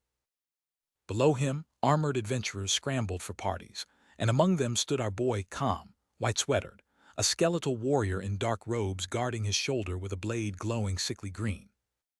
His system prompt hovered purple in his vision, offering normal or nightmare, and warned him the easier floor still spat out elites several tiers above the standard trash. Nightmare made those elites meaner, and the fine print recommended a full party of 5 minimum, tanks, healers, double DPS, the usual safety net for anyone who wanted to walk back out. A dark-haired scout swept a dowsing ability across him and asked if he was a summoner, like she already knew and just wanted to hear him lie. He turned, and those red eyes caught her off guard before a system message pinged. Her detection had failed, bounced clean off a shielding badge he hadn't earned himself. The white-sweatered recruit waved him over with a damage dealer offer, his party skeptical, but Moyu already knew Yi's little gift had just spared him a scene. 2 words cold as the badge that hit him, no thanks. Then silence, his profile sharp against the blue as a confirmation prompt glowed in his periphery, nightmare difficulty, waiting on a man who already knew his answer. Arms folded, staff humming purple behind his back, armored onlookers blurred into background noise. He stepped forward and confirmed with a single word, the portal already roaring to life at his feet. The adventurers recoiled as the magic circle swallowed him whole, one voice cracking that he'd walked into Nightmare solo, because nobody sane soloed Nightmare. They started betting on how long before he crawled out, or didn't, and somebody wondered if that scout's dowsing had ever actually read him at all. Outside the craggy mouth of the mine, the only plan they could agree on was waiting, watching the entrance like vultures circling a maybe corpse. Inside the Zihai mining dungeon, the dark closed around him like a coffin lid. He spotted movement in the deep, and the air hit him first, iron and old blood, the unmistakable perfume of something that fed here. He stood inside the glowing circle on the stone steps, one skeletal guardian flanking him, and the moment that ward dropped, every shadow in the cavern would come hunting. The first thing the system flagged was a goblin mine guard, and the tag read Enhanced Elite, level 14, packing a stun skill and strength stats that made the system underline the word extremely. He let the numbers settle. Even a geared knight at level 14 topped out around 3, maybe 400 constitution. This thing was built like a freight truck wearing goblin skin, which meant no solo professional alive was clearing this dungeon without a full party backing them up. But that was every other professional, and he was the walking exception, smirking in the lantern light because compared to his own 44 bronze-rank skeletons, the enhanced goblin stat sheet was cute. Green spectral fire wreathed his shoulders, dead soldiers waiting in the dark behind him, and the only word left was the order to advance. 2 skeletons blurred forward in perfect sync and hit the goblin from both sides at once. The thing barely had time to snarl before the coordinated strike tore through it. The system chimed, Goblin Mine Guard terminated. 4,200 experience from a single kill, and he did the math instantly.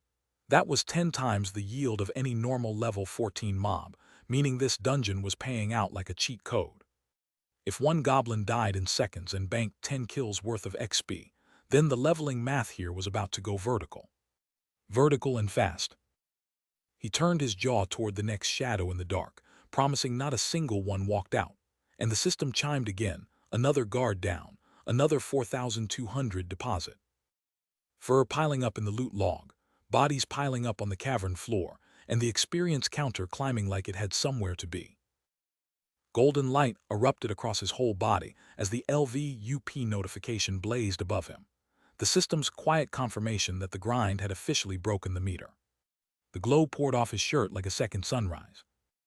Level 11 in under 5 minutes, spirit already refilled, and the whole cavern still full of targets timed to go on a rampage. Level 11, and the ceiling just kept rising, 4 fresh summon slots unlocked, filling out a full squad of bronze-rank bones. Those teal flames in the skull meant everything. Comprehensive increase stacked on top of the damage transfer passive, turning every skeleton into a walking stat multiplier. The system dutifully listed the toolkit: damage transfer, soul flame, summon skeleton, corpse explosion, all waiting to be maxed, all scaling harder with every level behind him. He broke into that cold little smirk again, running the numbers, 120 free points, and there was only one stat worth feeding. Spirit was the engine of all of it, and the gains were only going to climb from here. But the real prize was sitting in his skill tree. Bronze-grade skeleton warriors burst out of the summoning flames, purple and gold licking their bones, and their stats hit a clean 1,700 across the board with 200 more on every level up. Then came the cherry on top, Rage Strike, a passive that converted their raw strength into a 200% damage slam. The math was simple. Every attribute climbed by 20 with each boost, and after 10 boosts that was a flat 200 stacked onto every stat. So our boy pushed deeper into a dark crystal cavern, his new bronze warrior flanking him in glowing silence, and the frustration was real. Every skill he'd learned had leveled up at least once, except corpse explosion, the freshest tool in his kit, sitting stubbornly at level 1. He stepped out the other side, the system chiming that the dungeon was cleared at level 11, and beside him the silver-haired woman tilted her head and murmured that if whoever was missing had been here, she might have known what to make of all this. But Moyu's eyes flicked up, something dark and pointed dropping slow through the air above him, and a quiet, almost curious hymn slipped out. The system filled in the blank before he had to ask. Mine Wolf King, elite leader, level 15, strength and agility north of 2,000, constitution sitting fat at 2,500, and a skill called Roar already charging up beneath it. The wolf dropped like a falling mountain, fangs bared and a red glow bleeding from its eyes, one giant clawed paw sweeping down straight at the tiny lone figure below. And up close that snarling face filled everything, blazing red eyes, a mouth built to end careers, while a voice somewhere noted the stats were high, sure, but this was still a skeleton war, and skeleton wars don't play by the usual rules. Our boy dropped the veil, skeleton under the hood, hand crackling, and he barked the order. Skeleton archers blinked into existence behind him, bows already lit. The Wolf King answered with its trump card, a full-throated roar that buckled the air itself into a ring of raw force. His skeleton warriors surged forward, blades up, swarming the Wolf King without hesitation. Moyu's whole game was built on one brutal equation. His undead could eat every hit, so every elite he faced was just a stat stack he got to chew through. Steel met claw, and the king snarled through a veil of red fury, but that's exactly where our boy liked to be. The Rage Strike notification flashed, and 2 skeleton swordsmen buried their blades deep into the boss's flank. The Wolf King hit the dirt, and Moyu stood there in his white shirt like he was watching paint dry. Bigger the monster, thicker the stats, fatter the loot, that was the entire Necromancer cheat code, and he knew it. The king wasn't done, though. A bone-deep roar ripped through the cavern, no real damage behind it, just raw concussive force, enough to fling Moyu's bronze rankers clean across the stone like ragdolls. Bones scattered through the air, clattering against the walls, and our boy didn't flinch. Damage transfer meant none of it touched him, just a light breeze and a mess of his toys. Except the king turned tail and bolted down a stone corridor, and our boy stood there processing the fact that a dungeon boss had just decided to run. One of his bigger skull undead wailed that something was wrong, screaming the retreat order, but Moyu's eyes stayed locked on the bronze warriors pulling back, and the wrongness hit him a half-second later.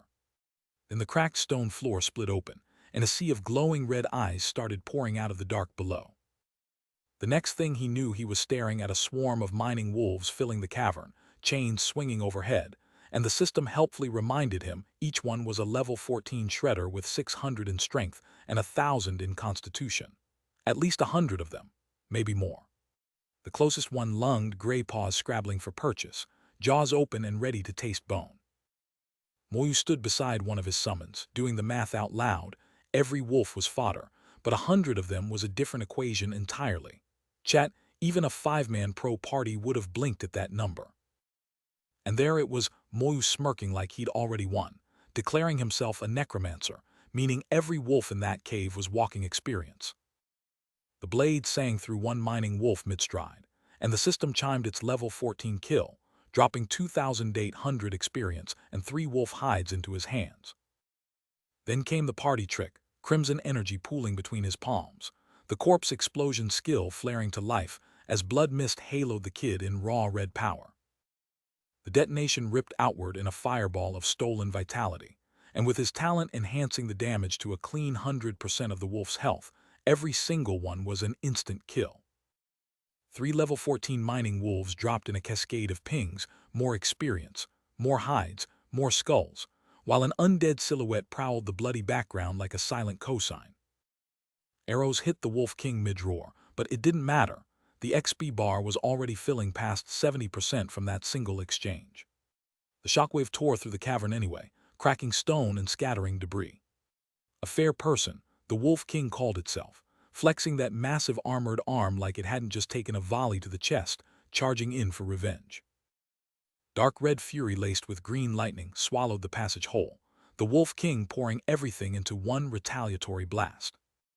But our boy stood over the corpse moments later, plucking the crystal core clean, 15,000 XP, sharp teeth, and a core all in one drop.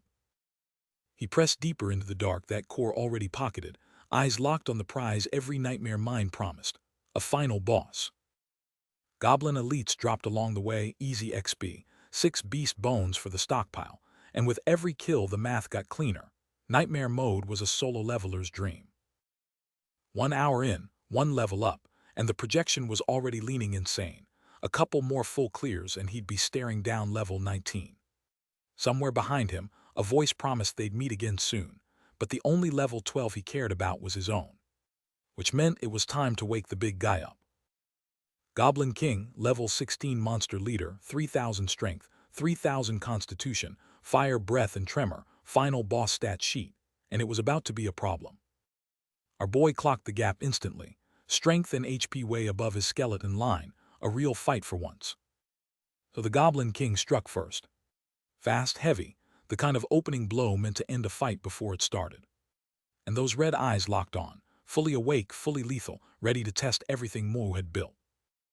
The Goblin King swung first, and a wave of teal force rocked our boy straight off his feet, but the damage just bounced to his boys in bone. One of his skeleton warriors answered with a massive axe swing, wrapping the blade in that same killing teal light on the way down. The elite skull's face split clean down the middle, stone cracking apart under the blow with a roar nobody would forget. That elite skull detonated into pieces alongside the king's claw, a one-shot kill, courtesy of the system doing what it does. Bones, armor, and weapons rained across the floor, and another skeleton warrior got ragdolled into the wreckage from the blast.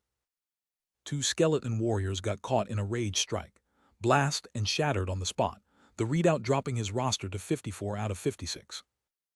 And that's when it hit him, those striking green eyes going wide with the ugly truth: his stats were nowhere near where they needed to be. His defense couldn't take a single hit from a 3,000 constitution beast, which meant every ounce of transferred damage was bleeding straight through to his skeleton. One cold realization settled over the battlefield: his only weakness was himself.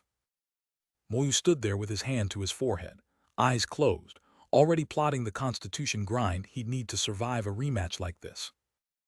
Because the man standing across from him, Goblin King, monster leader, level 16, 3,000 strength, 3,000 constitution, was a stat sheet built to delete everything Moyu had. And the gap was night and day brutal. A level 11 bronze skeleton warrior at 1,700 across the board, getting dog-walked by a red-eyed monster grinning through the sparks, every clash a reminder that fodder couldn't stand toe-to-toe with a boss. The numbers didn't lie. A skeleton warrior simply could not compare to the king. Smoke curled off the goblin's hide like heat haze off a killing machine, every wisp a flecks of raw, destructive force. And then, impossibly, the Goblin King hit the ground, blood spreading beneath its cracked skull, the thing refusing to shut up even flat on its back.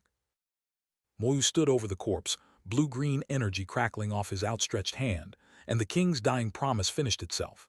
He had an army of them coming. And somewhere in the shadow between worlds, other figures stirred, watching, waiting, drawn by the ripple of a necromancer's rise. The title that followed made the threat official, King of the Scourge, and in the dark behind those words, horned armor and skeletal hands were already reaching for him.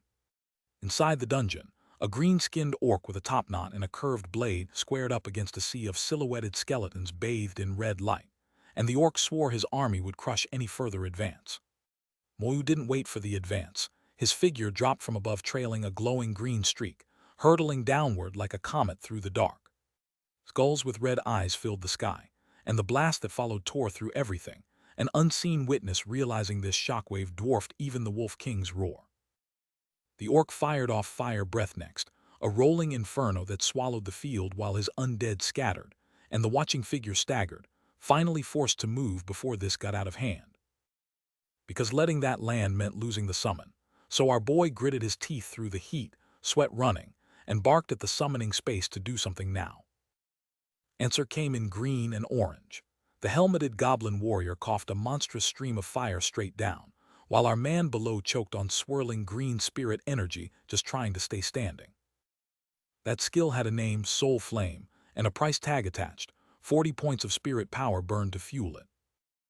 Which meant the Goblin King was running on fumes too, so when our boy closed in with a ring of fire and a rage strike, both sides knew this was the last exchange either of them could afford.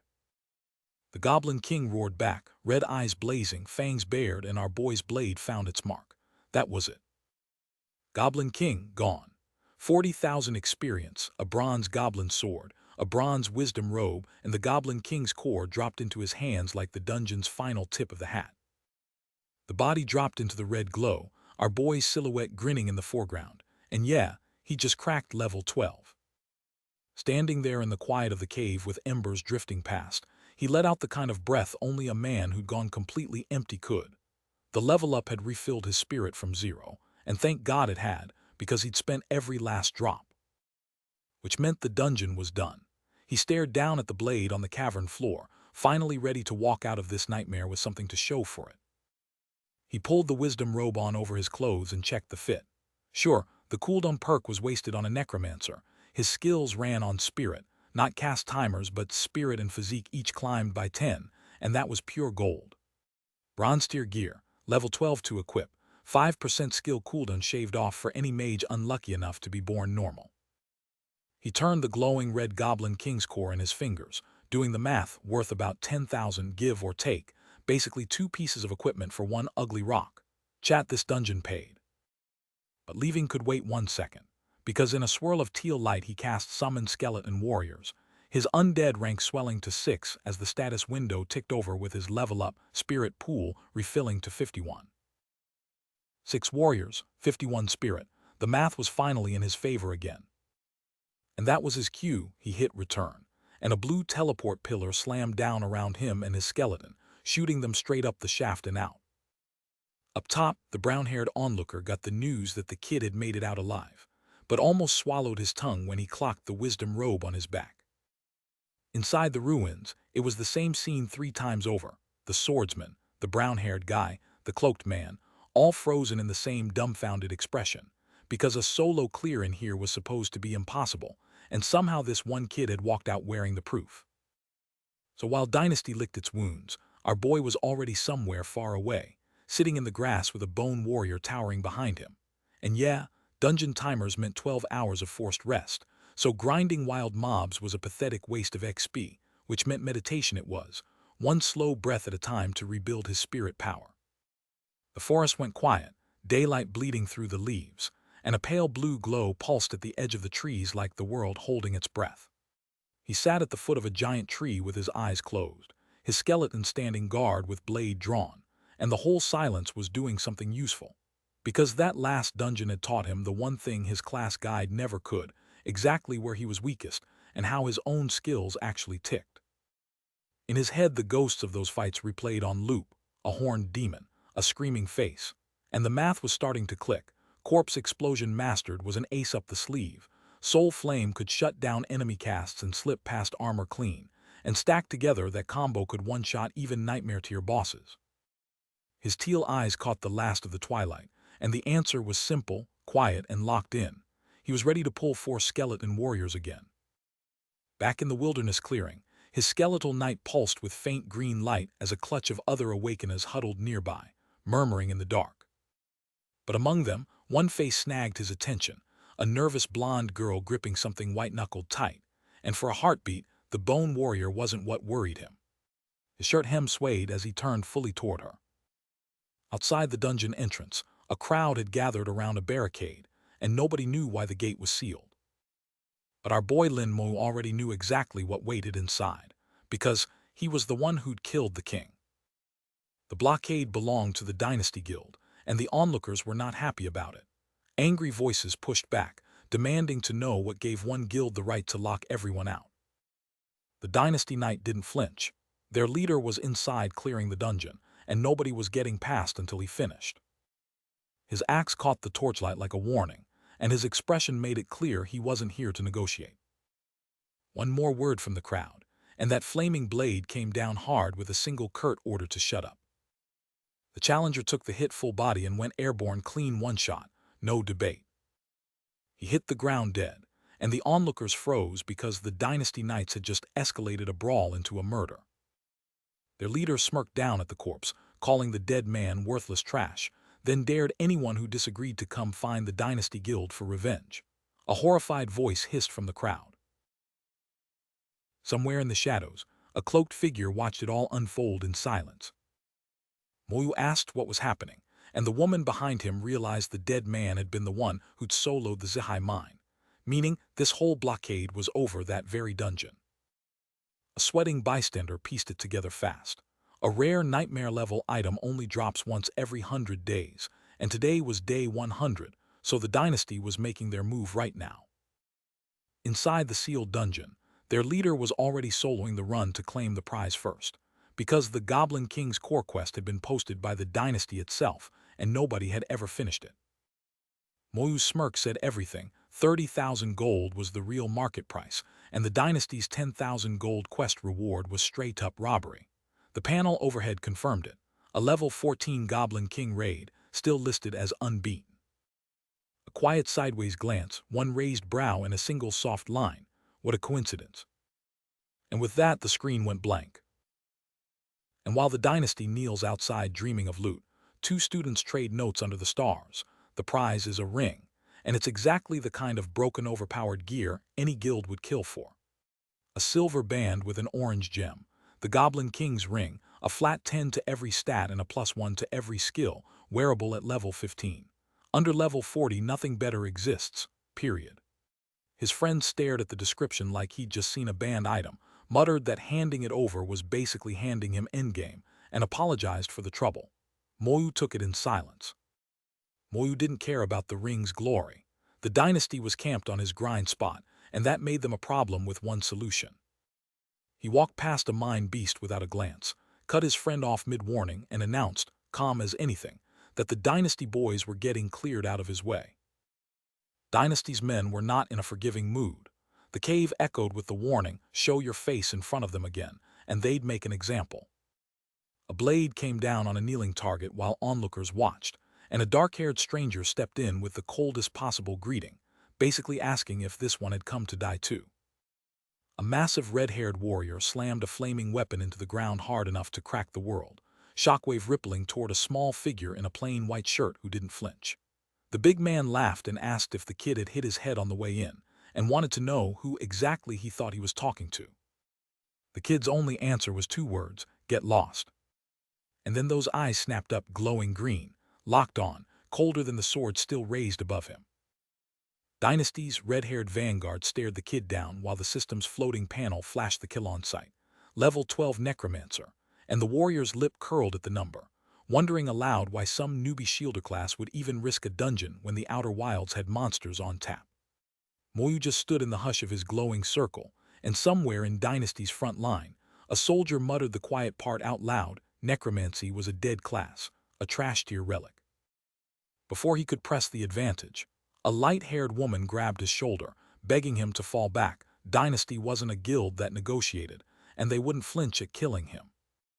But Moyu's profile stayed ice calm on one side of the frame, while on the other, Dynasty's red-haired warrior was drenched in sweat, his mind screaming at him. Why the hell was this kid's stare making his hands shake? Moyu didn't twitch, didn't blink, and that stillness was the cruelest answer of all. Dynasty's knight opened fire from the rocks, warning our boy that one more step meant his death. The whole point of this blockade was making sure nobody walked out of that mine alive. Moyu stepped forward anyway, boots crunching through the green glow like the threat was background noise. A whole squad drew steel on cue, and their captain barked the order: take him out. Then Zhao Jai, a level 25 mage, 20 levels of arrogance over our boy, floated in behind the line, smirking that a level 12 nobody couldn't scratch his shield even if Moyu stood still and begged. Behind him, something massive and summoned began to rise. The kill order echoed again, but the real question hanging in the air was what the hell Moyu had just pulled out of the void, and why it felt like a Category 5. The skull-faced elite answered that question with a rage shot straight into Zhao Jai's pink barrier, and the shield spider cracked on impact. Zhao Jai knew his magic was rated to eat 5 hits from any same-level pro. That wasn't a same-level pro. One more hit, maybe. His math was suddenly a lot more honest than his mouth had been. The skeletal warrior wound up again, rage strike already lit, and Zhao Jai felt the last number click into place. If that blow landed, the shield popped, and so did he. Before the kill shot could land, a red-haired fighter stepped in and detonated a fire repulsion ring. The dark armored figure went flying, cleared clean off the field. His bearded ally shouted from behind to hit it back now, while it was staggered. No hesitation, no mercy, just the next swing. And that thing crumpled on the rocks, dragged itself upright, still breathing, still in the fight. That was the spark the whole standoff needed. A furious voice screamed through the smoke, vowing to wipe out every single summoned creature Moyu had brought. The gloves were officially off. A Dynasty Knight caught the next blast head-on and screamed, unable to process how a level 12 could be running through armored professionals like they were quest mobs. Steel cleared its sheath. The real fight was about to start. The cloaked skeletal warrior launched itself airborne at the red-haired fighter, and a new order ripped across the field. Forget the summons, kill the summoner. Moyu had just been promoted to priority target. Smart call, cut the necromancer, the army dies with him. They finally figured out the rule of the fight. Dynasty's archer drew back a volley and gave Moyu the only warning he'd get: come at the guild, come ready to die. Beside him, a red-haired archer leveled up the threat, bow already wreathed in fire, smirk already daring him to flinch. She loosed first, arrow screaming off the string, and a streak of orange-red fury aimed straight at the kid in white, which he sidestepped like he was strolling a park path, while the projectile punched the cliff behind him into splinters. Because Lin Moyu didn't flinch, he answered. Spectral flames bloomed around him, and the skull-faced elite rose to meet the guild head-on, blade ready. The towering skeleton swung first, carving orange slashes through the air hard enough to rattle anyone watching. Steel met steel in a shower of sparks, and a single bead of sweat rolled down Moyu's cheek, the only sign he felt the pressure. Across the field, the red-haired archer's smirk died on her lips. That had been a clean hit, and somehow it wasn't enough. Then her eyes went wide for a worse reason. Moyu wasn't defending, he was stacking summons, another Saiyan serpent already launching from his line. Dynasty's frontliner screamed for his team to buy him time, because their own mage was bleeding out behind him, and the spike-armored enemy wasn't letting up. So Dynasty played their last card. A level 20 mage unleashed Fire Serpent Dance, the kind of skill 99 out of 100 casters would never even touch. The serpent roared across the broken ground, and Dynasty's line shouted that Moyu was finished. Nobody walks away from that. But Moyu stood right in the kill zone, white cloak stirring in the heat, as fire and spectral Saiyan collided into a column of flame and shadow. The red-haired archer wiped the sweat from his grin and called it. Target should be paced by now. The blast swallowed the battlefield whole, silhouettes swallowed at the edges, and for one frozen second it really looked like Dynasty had finally landed the killing blow. The field turned into a blender of bone and steel, both sides swinging for keeps in a blur of fire and fury. Dynasty's soldiers looked up, and the math stopped working, endless bone soldiers pouring from the dark, more than anyone had signed up to die fighting. Their red-haired commander lost it, voice cracking as he watched his line get swallowed. They were outnumbered and the gap was growing by the second. The legend of the Necromancer, the one they called King of the Scourge, had a name, and it was carved into every nightmare that followed. Somewhere across the chapter, a red-haired commander hauled his blade skyward and howled the order, his guild, black and gold and battle-ready, planting formation against something huge and hungry. Gold trim caught the torchlight, a bat buckle gleaming at the hip, and that armored arm thrust forward, committed, coordinated, confident. But the skeletal hulk hit the ground like a falling tower, and the buff cascade bloomed across the air, strength, agility, spirit, speed twice over, painting the dust green with power. Red Hair puffed up like he'd already won, watching his crew glow green and shouting that this guild was experienced, coordinated, untouchable. Then Lin Moyu stepped out of his own line, calm as snowfall, and told his team to fall back because this was about to be his fight. Cyan flame bloomed in his palm, soul flame, the real one, the kind that hunts the living and the dead, and somewhere behind him an archer knocked a bolt wired to the same fire. It hit like a green-blue thunderclap, energy tearing through the guild's front line hard enough to rattle every soul standing close. Their healer was fast, staff already raised, pouring green light back into the squad to patch the wounded. Even Red Hair had to admit it, the Dynasty Guild's healers were dangerously good, because one of his own was down and still flickering cyan. Except he wasn't flickering out at all, and the look on that brown-haired girl's face said she finally understood how outmatched they were. Red Hair stood in a landscape that used to be a battlefield, staring at the wreckage, and the only word left was disbelief. And from somewhere behind that speedline blur, a single frozen question crawled up the guild's collective spine. Were they about to be wiped by one man? Lin Moyu walked through the answer without slowing, cyan green light pooling around the bodies of everyone who'd picked a fight with the wrong necromancer. The Dynasty forces had him cornered, or so they thought. They came in as a pack, all of them at once, blades drawn, speed lines screaming toward the lone kid standing in the glow. And that rally cry told their boy exactly what they wanted. One clean rush, one overwhelming volley, problem solved. The shield-bearer planted himself in front and barked his one job, shield up, hold the line, bracing for whatever was coming. Which meant he caught the full attention of 48 skeletons hitting at once, a crimson rage strike ring tearing into him from every side, and the poor bastard gasping that he couldn't hold anymore. Their support line was already screaming for heals, purple aura flaring, because their front line was buckling in seconds. His golden shield caught a crimson blade dead center, and that was the moment the math stopped working for him. Cracks racing through the metal as teal fire licked his flank and debris scattered everywhere. He screamed through it, armor shearing, teal aura flickering like a dying bulb, begging his healers for anything because the blades weren't slowing. Which meant the teal formation around him shattered into 1,000 fragments, and the call came down cold. It's over, their formation was done. The red-haired commander reached forward in pure panic, screaming at his men to run, because that bastard out there wasn't human. And that's when the giant skeletal titan rose up behind our boy, teal eyes glowing, dark tendrils unfurling. The nightmare their commander had just warned them about, now made flesh. Our boy sat perfectly still in the teal mist, skeletal face looming above him, calm as anything, telling them there was nowhere left to run. Then he stood up on the titan itself, pink energy gathering in his palm, announcing corpse explosion like a man ringing a dinner bell. Red-haired knights went airborne as the shockwave hit, and that was the system doing what it does, his talent pushing explosion damage to 100% of enemy health. So the math was simple and brutal. Knights had the fattest health bars in the game, and 100% of a fat health bar still equals 0 survivors. Dark-haired soldiers ragdolled through the air screaming, armor tearing, a full knight squad erased by a single blast, though at least one poor bastard was still mid-flight when the dust caught up. A Dynasty knight stared death in the face, blood on his lips, and couldn't even scream before it took him. The last man standing watched his entire squad ripped apart in a single breath, a hollow no, the only thing left of his defiance. The formation that had rolled into that mine as conquerors was gone in one heartbeat. The shockwave kept rolling, fire and teal light tearing the air apart, the kind of devastation that leaves nothing to bury.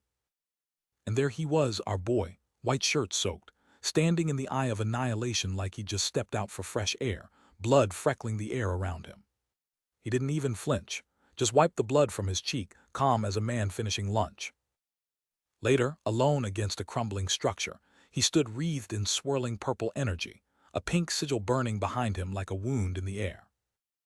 He raised a hand to his mouth, calm as a man ordering tea, while the world behind him detonated, corpse explosion, the skill that turns his enemies into their own funeral.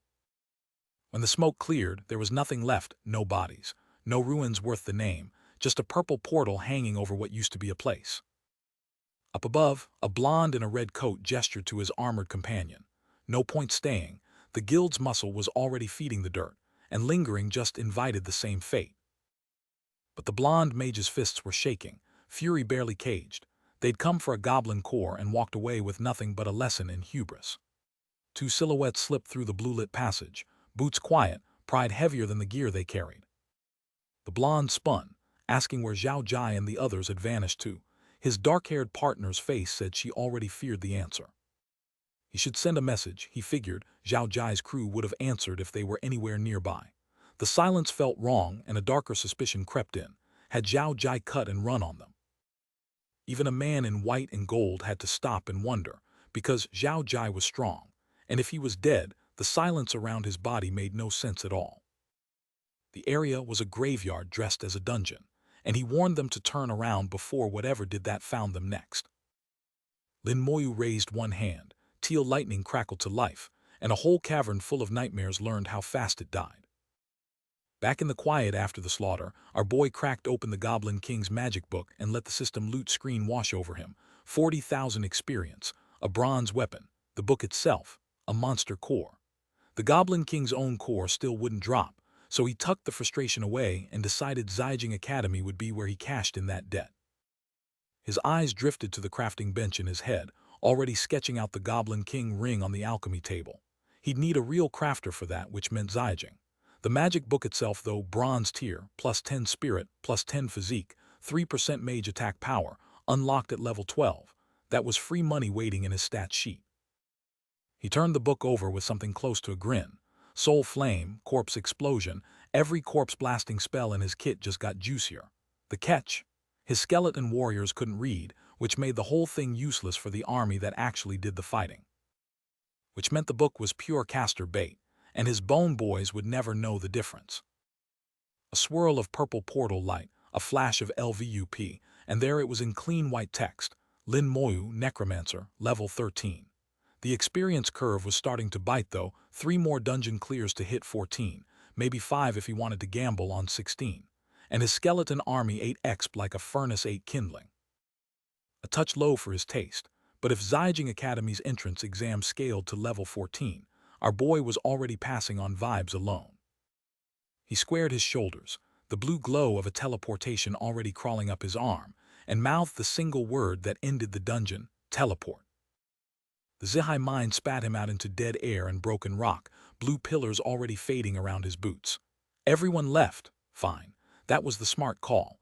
Anyone who'd stayed would have learned what corpse explosion felt like from the receiving end. Next day, Zhaijing's side of the world. A status card lit up the screen, Ziazu, Elemental Mage, level 10, and the girl herself stood bathed in light, finally close to the finish line she'd been grinding for. She stood in the bones of a ruined outpost, grinning at her own stat card. Level 10 meant one thing and one thing only.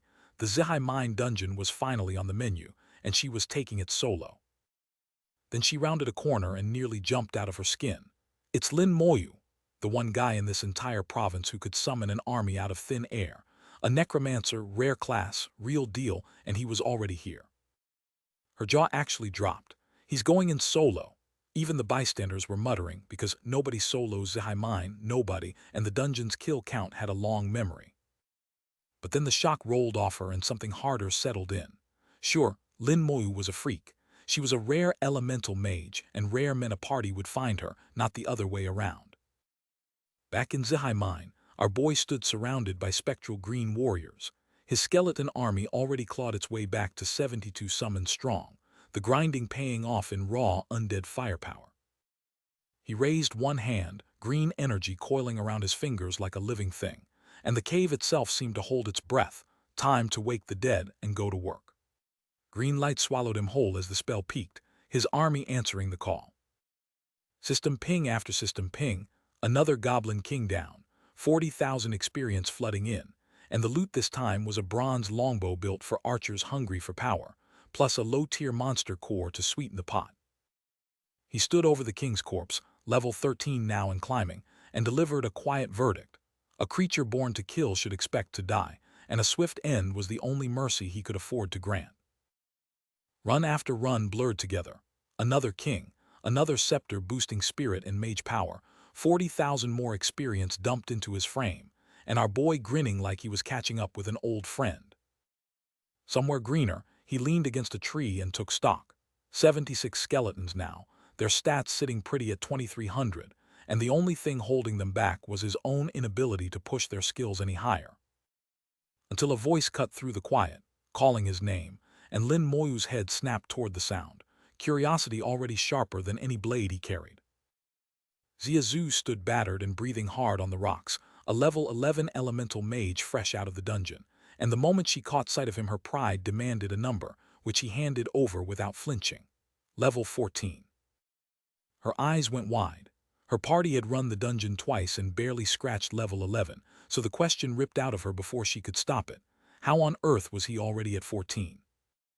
She sat down across from him, sweating through her frustration, running the math in her head.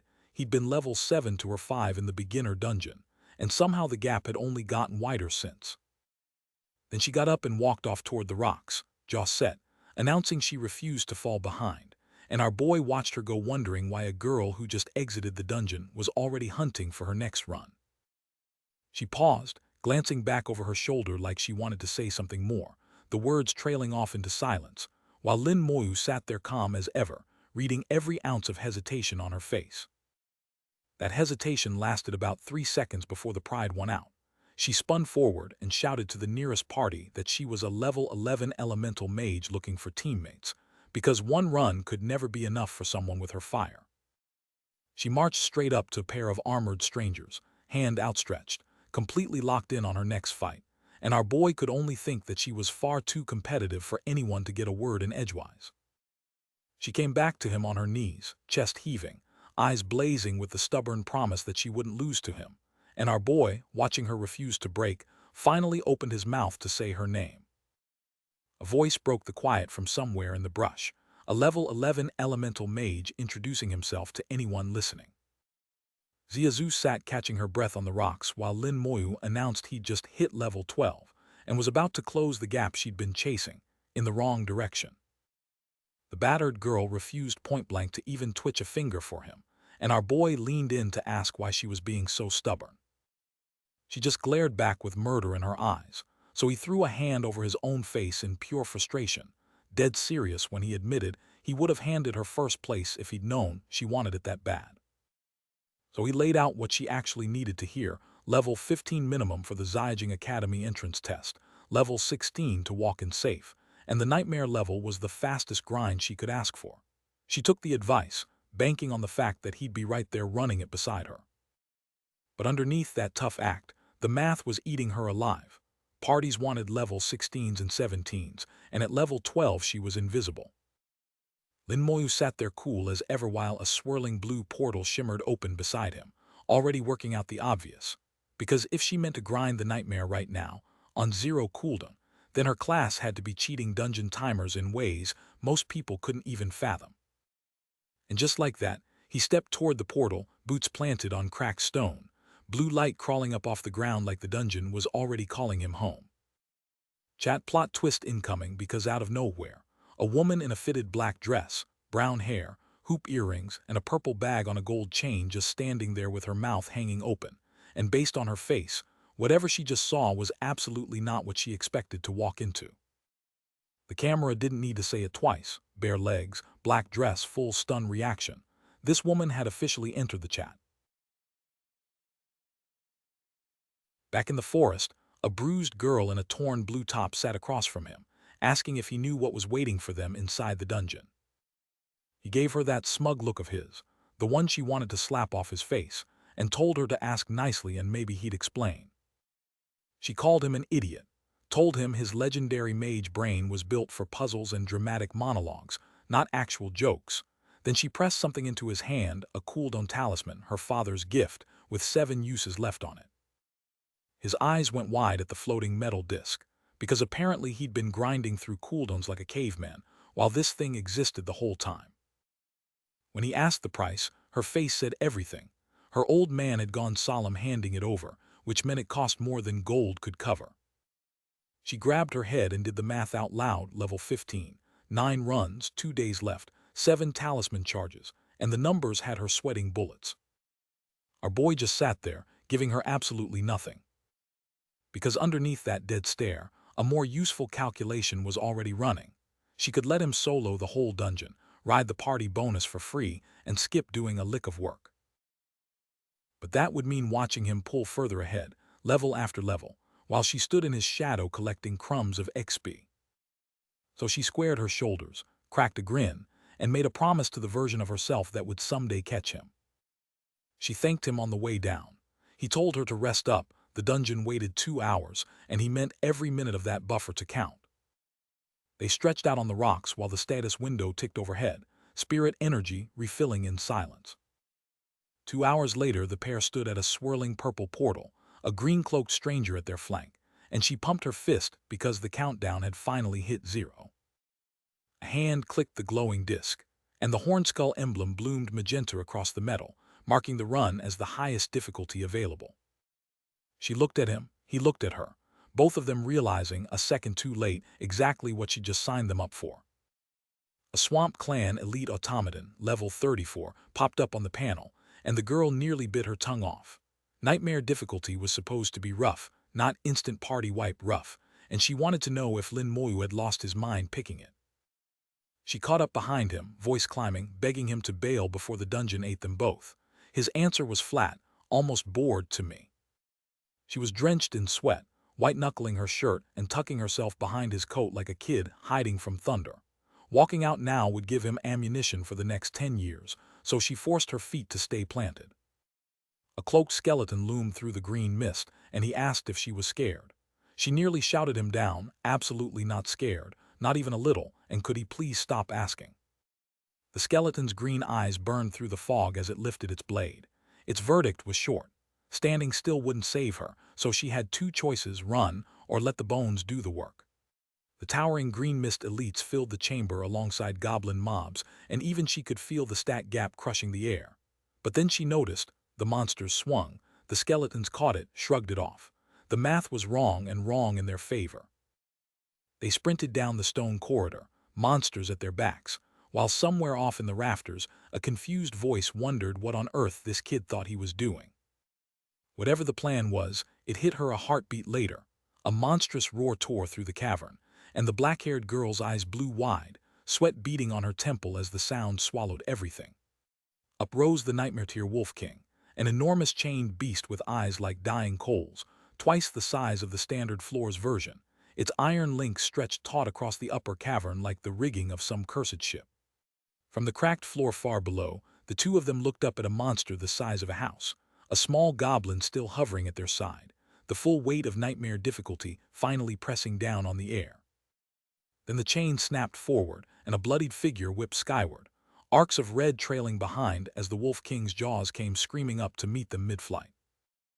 Our boy shifted gears, swapping spells, swirling a blue and red orb between his palms while his squad braced behind him. He held up a pink red sphere and went for corpse explosion, because running the same playbook would just waste time, and one boom meant this ogre dropped fast and clean. The dark-haired girl froze mid-step as the kill pings stacked on top of each other. Level 14 Goblin Mind Guard down, 2100 EXP banked, twice in a row. Her EXP bar had just jumped 30% in a heartbeat, and she couldn't process it. The Wolf King detonated in a geyser of red blood and teal energy, and somewhere behind him, silhouettes stood frozen trying to process what they had just witnessed. The dark-haired woman stared at the corpse twice the size of any normal Wolf King, mind racing. 20 minutes with a full party was her best, and he'd erased it in a heartbeat. She wheeled on him, demanding to know if he'd actually been soloing nightmare runs, because hearing it was one thing and believing it was something else entirely. He kept walking, white jacket pristine, already level 10 while she was still catching her breath. Because less than 10 minutes in, they were already face to face with the final boss. They pushed into the boss room and there it stood, a towering, muscle-bound ogre with red eyes that screamed main villain energy, the same beast a full party had nearly wiped to before. One hit, the ogre detonated into a red mist, and just like that, the final boss was folded without ever landing a swing.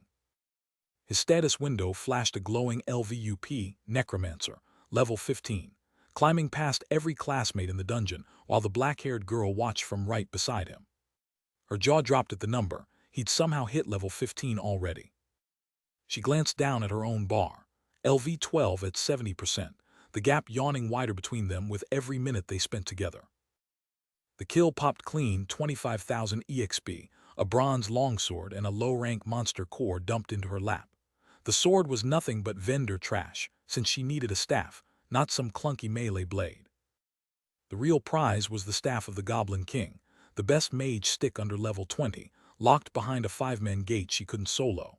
Her dad could buy one off the trade market, but she'd rather die than ask him twice this week.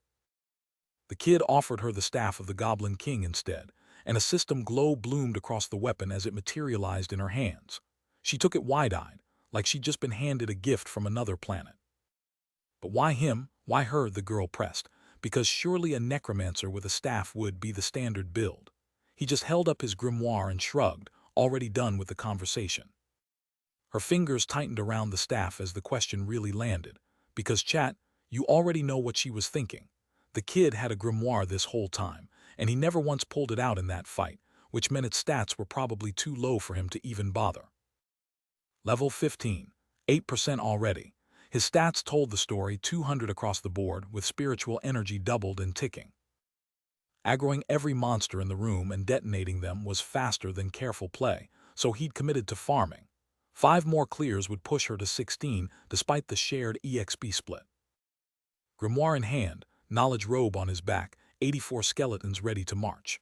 All-round enhancement, damage transfer, the full toolkit. This was the engine behind every one-shot he'd ever thrown. He crouched by the corpse, a purple core still glowing in its chest, and muttered an apology to no one in particular. Her hand found his shoulder before he could stand. She'd felt the kill too, and made it clear the grind was fine by her, no complaints from this mage. Apologize to a boss. That thing existed to die. She planted a hand on her hip and watched him step into the swirling portal, unimpressed by the courtesy. Behind him, she smiled like butter wouldn't melt, and he looked like a man who'd made a terrible life choice.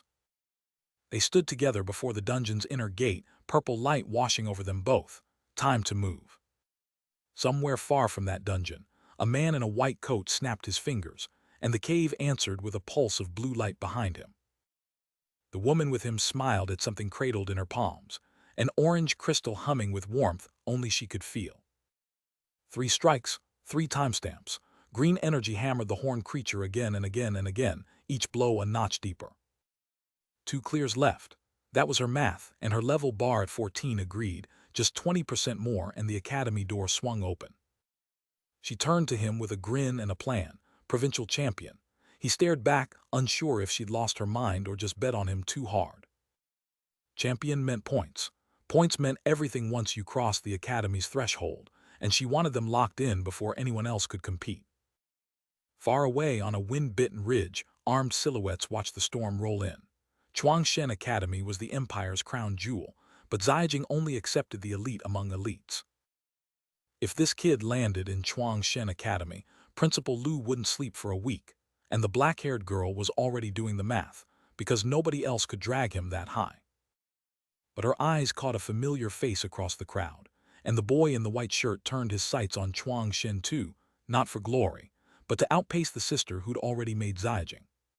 Level 11 Knight, the status screen read and the girl winced pity, because a knight that low couldn't tank a normal dungeon without hitting 13 first. So the blonde kid brushed off some hooded stranger with a get lost, and a new name entered the picture, Gao Yan. She waved Gao Yan over with a grin, offering him a seat at their table, and the dark-haired kid shrugged, no problem bringing another along. Across town, a suited man's patience detonated. Who the hell ordered a dungeon sealed? He snarled at the blonde standing before him, because the Shenzia Empire and the class association had done jack all and he was done playing nice. He pressed a hand to his throbbing temple, sweating through his collar, and told the kid to stand down. He was already level 16, so the smart play was waiting for the others to move first. But the blonde in the white and gold outfit wasn't buying patience, his voice tight as he asked what they were supposed to do about Kao Jai and the rest. The older man's face hardened into something lethal, his voice trailing off on a single word, messing with, and the air in that office turned into a promise of escalation. And then nothing but black, a held breath between one war and the next. Until a starburst split the dark with a declaration aimed straight at TCH. Step to the Wang Kao Guild and see what happens.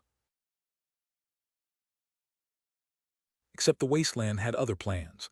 A blonde kid spun around, jaw-dropping, shouting both their names like he just spotted celebrities in the wild.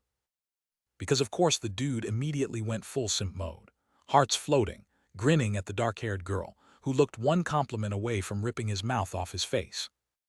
So he scratched his head, dialed it back, and pivoted to business, asking Moyu to skip the partying and grind with them till cooldowns reset, the girl promising they'd boost him to level 12 before exam day.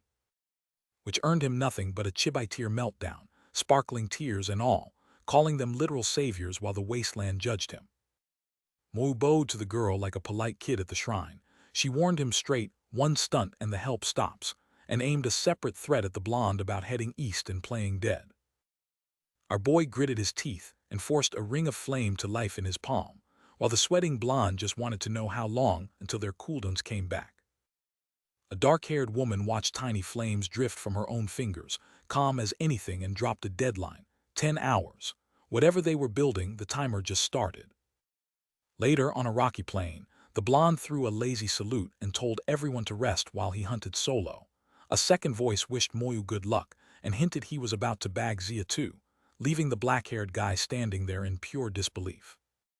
The wasteland answered in the only language it knew, a swirling vortex of orange fire ripping the sky apart, a sound effect loud enough to be felt in the chest. Blonde got thrown backwards down a dirt slope, a giant fireball screaming at his face, debris everywhere, mouth open in a shout that definitely wasn't planned. The dark-haired woman hugged a fireball to her chest, blushing like she'd been caught, while Moyu stood beside her, cool as ever, letting slip that the blonde just liked to tease his whole act, seen clean through. Cut to a dark wooden structure, the blonde squinting at Moyu and Zia, asking why in the world they'd picked the wrong difficulty, a second voice demanding to know how this had become nightmare difficulty under their feet. The three of them stood before a wooden barrier stamped with a glowing purple demonic skull, the blonde ordering everyone to shut up with the questions and silently fall in line behind him. The kid in the back exhaled in pure relief. Even he wasn't the only one rattled by whatever lurked behind that barrier. But standing that close was a death wish on nightmare difficulty, and he made sure she knew one lucky graze would end him. Then everything lit up at once.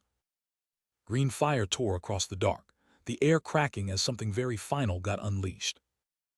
Lin Moyu's arm swept forward through the blast, and corpse explosion triggered, his trump card dropped like punctuation at the end of a sentence. The blonde nearly lost his mind. A boss that would have wrecked a full 10-man party just dropped, and his partner barely blinked. Which earned him a lecture from her, scolding him to his knees about acting like a knight with a shred of spine. His defense came out almost tearful. What was a knight supposed to do? Charge a boss solo and die for the aesthetic? Later, bathed in that calm blue light, the math finally started working out. One more clear would push him to level 16, with Zia Zhu hitting 15 and Gao Yan close behind at 12. Which meant after this run, the only thing left on the calendar was the exam, and he intended to walk in with his whole roster maxed. Those green eyes locked in, dead quiet, the look of a man who'd already counted the cost and liked the number. Far across the city, old men watched the skyline at sunset and asked each other whether the next generation was finally coming home. One of them smiled the kind of smile that meant trouble. The exam was tomorrow, and he was already enjoying how unpredictable it might get. An elderly woman with round shades turned the knife, asking old Lu directly about the two geniuses from his academy gunning for Xiajing. Old Lu answered with a calculator's calm. Level 15 had a shot, level 16 was a lock, and the whole race came down to that single line. Word had spread, the prodigy known as Lin Mohen's little brother was here, walking in alongside the Xia family's rising star, and the old guard could barely contain their hope. First arrival, Su Zhen, a level 12 swordsman with twin blades on his back, one of their academy's prized talents, though prized apparently by a school whose standards were about to be tested. Then Wan Ming, an eagle-eye archer at level 13, bow already in hand and eyes sharp, another hometown hopeful stepping onto the stage. But the old sages weren't watching for levels. Levels meant nothing on paper. Exam results were the only verdict that counted, and the two old men standing there pretending to size up talent had no clue what was coming. The sun dipped low, and still no sign of 3 expected arrivals, every minute stretching longer than the last. Somewhere beyond the sunset, blood struck stone and the ground cracked open. Back at the academy gates, the bearded instructor finally exhaled. The stragglers had made it back in one piece, though what they'd brought home in their levels was the real question. Gao Yan came in at level 12, a knight still a long way from where he needed to be. And beside him, golden hair catching the last of the light, Xia Zhu stood revealed at level 15, an elemental mage who'd climbed further than anyone expected. Onlookers did the math fast. Level 15 meant Xia Zhu had an 80% shot at Xiajing, and the old man in green robes turned toward the academy's head with a grin that said everything. But the status panel that followed stopped every conversation cold. Lin Moyu, Necromancer, level 16, and a skull icon that made the crowd go very, very quiet. A dark shadow sharpened into focus, disbelief radiating off whoever saw it level 16. 3 veterans stood frozen, jaws slack, because this unknown kid ranked a full tier above Xia Zhu, and that was flat-out insane. Gao Yan and Xia Zhu held gear pulled from the Goblin King himself, a match set with drop rates so brutal the loot table practically didn't want to give it up. Night had fallen by the time the bearded examiner called the candidates to the buses, school buses, ferrying them back once everyone straggled in. Gao Yan answered bright and eager, "Yes, Principal." Somewhere in that crowd, a quiet thought curled into a blade. Finally, a shot at those old bastards. The principal bellowed, bored together, knowing that level 16 stamped a ticket straight to Xiajing Academy. And down below, Lin Moyu realized the calculus just shifted first place, Chuangshen Academy, all of it was on the table now. His status window glowed. Lin Moyu, unique necromancer, level 16. Spirit sat at 900, physique 900, both fully restored, and every one of his 100 skeletons now packed 2,500 stats. He stood in open air, white shirt catching daylight, miniature silhouettes of his army at his feet, peak condition, primed and loaded. That familiar skull-topped panel floated beside him, listing every edge he'd stacked.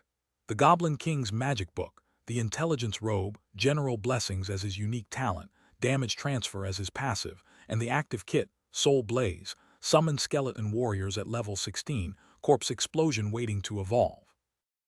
Gao Yan came bounding across the hall, waving like he owned the place. "Boss Lin." 3 women turned at the call, 2 smiling bright, but the black-haired one in front went wide-eyed, lips parting, clearly caught off guard. They gathered in a sunlit hall, Gao Yan, Lin Moyu, and the black-haired woman in gray. She asked if he was feeling ready. The kid answered flat, almost bored, "Yeah." She smiled at that and tossed out a line that hit like a promise, "Xiajing Academy." Lin Moyu gave a small nod and let himself grin, just barely. "All right." Gao Yan fished out a glowing blue crystal and explained the rules: break it or flood it with spirit energy, and it dumps the holder straight onto the exam field. He hammered the point. Safety first, no heroics. Beneath a hovering blue crystal, the bearded principal threw his arms wide and laid down the one unbreakable rule for every examinee. Their life came first. Then came the word sending them all to the test. Lin Moyu stood before a colossal glowing blue ring rising out of a forested plain, the words Jiangning Provincial Exam Center blazing across it. The scale swallowed every expectation he'd walked in with, and he drank it in, stone in hand, gaze steady. 10,000 examinees packed the base of the trial tower, and the air itself felt heavy with ambition. Then the silence shattered, a red streak ripped up the tower's spine like a starting gun. The system announcement slammed across the field. The trial tower had activated, and every heartbeat in that crowd just became a countdown. A massive golden gate blazed to life on the tower's face, and the rules hit the wall behind it in blazing orange. No sound, no questions, instant disqualification for any breach. Some kid in a brown jacket turned to his buddy, sweating, and asked what happened if someone didn't understand something. The question sounded innocent enough. Same dark-haired man and his gray-haired partner stood frozen as an orange panel slammed across the screen. Rules violated, disqualified, and the penalty hit on the spot. No appeal, no mercy. The blonde in front covered her mouth, nerves shot, but had to admit the black-haired guy in the white shirt at least had the smarts to keep his head. Back up on the rooftop, silhouettes watched the sky churn black as the announcement dropped. The trial tower was going to hand different trials to different professionals. Dark red energy flooded the panel, and the narration named it plain. Main battle types were getting battle tests, no surprises there. Then a horned, fanged, red-eyed nightmare roared into frame wreathed in red aura. And chat, that was the kind of exam proctor you do not want to disappoint. Meanwhile, a shadowy figure stood bathed in gold and green sparkles with a red crystal floating overhead, because support types were getting their own gauntlet of weird situations to solve. 3 glowing skull icons paraded across a blood-red background, normal, nightmare, and one worse, and once the basics were cleared, every examinee would have to pick their poison from those tiers. The 3rd icon crawled out of the dark wrapped in red thorns with a clawed hand bursting through it, and yeah, that was the hell tier staring back at anyone brave or stupid enough to try. A blue counter blinked 1,200 points on a black screen, and the math was simple. Each difficulty tier paid out differently, and the gap between normal and hell could rewrite a whole scoreboard. 2 text boxes stacked over an empty void spelled out what those points actually meant. Official exam currency, spendable inside the academies, worth more than gold to the right buyer. The horned armored examiner stood wreathed in blue energy as 2 item icons above it got slashed through with red X marks. The restriction was finally lifted. Every examinee could now use whatever gear they were carrying. A gloved hand raised in warning, and the rules landed cold. No outside items, storage space sealed for the duration. Break the rule and you walk out disqualified before you blink. A glowing doorway yawned open as examinees queued up to enter, and the math hit hard. If one province alone was flooding this many candidates, the nationwide total had to be pushing 1 million strong. 3 figures stood before a massive portal erupting in fire and light, a red exclamation flashing overhead, confirming the obvious.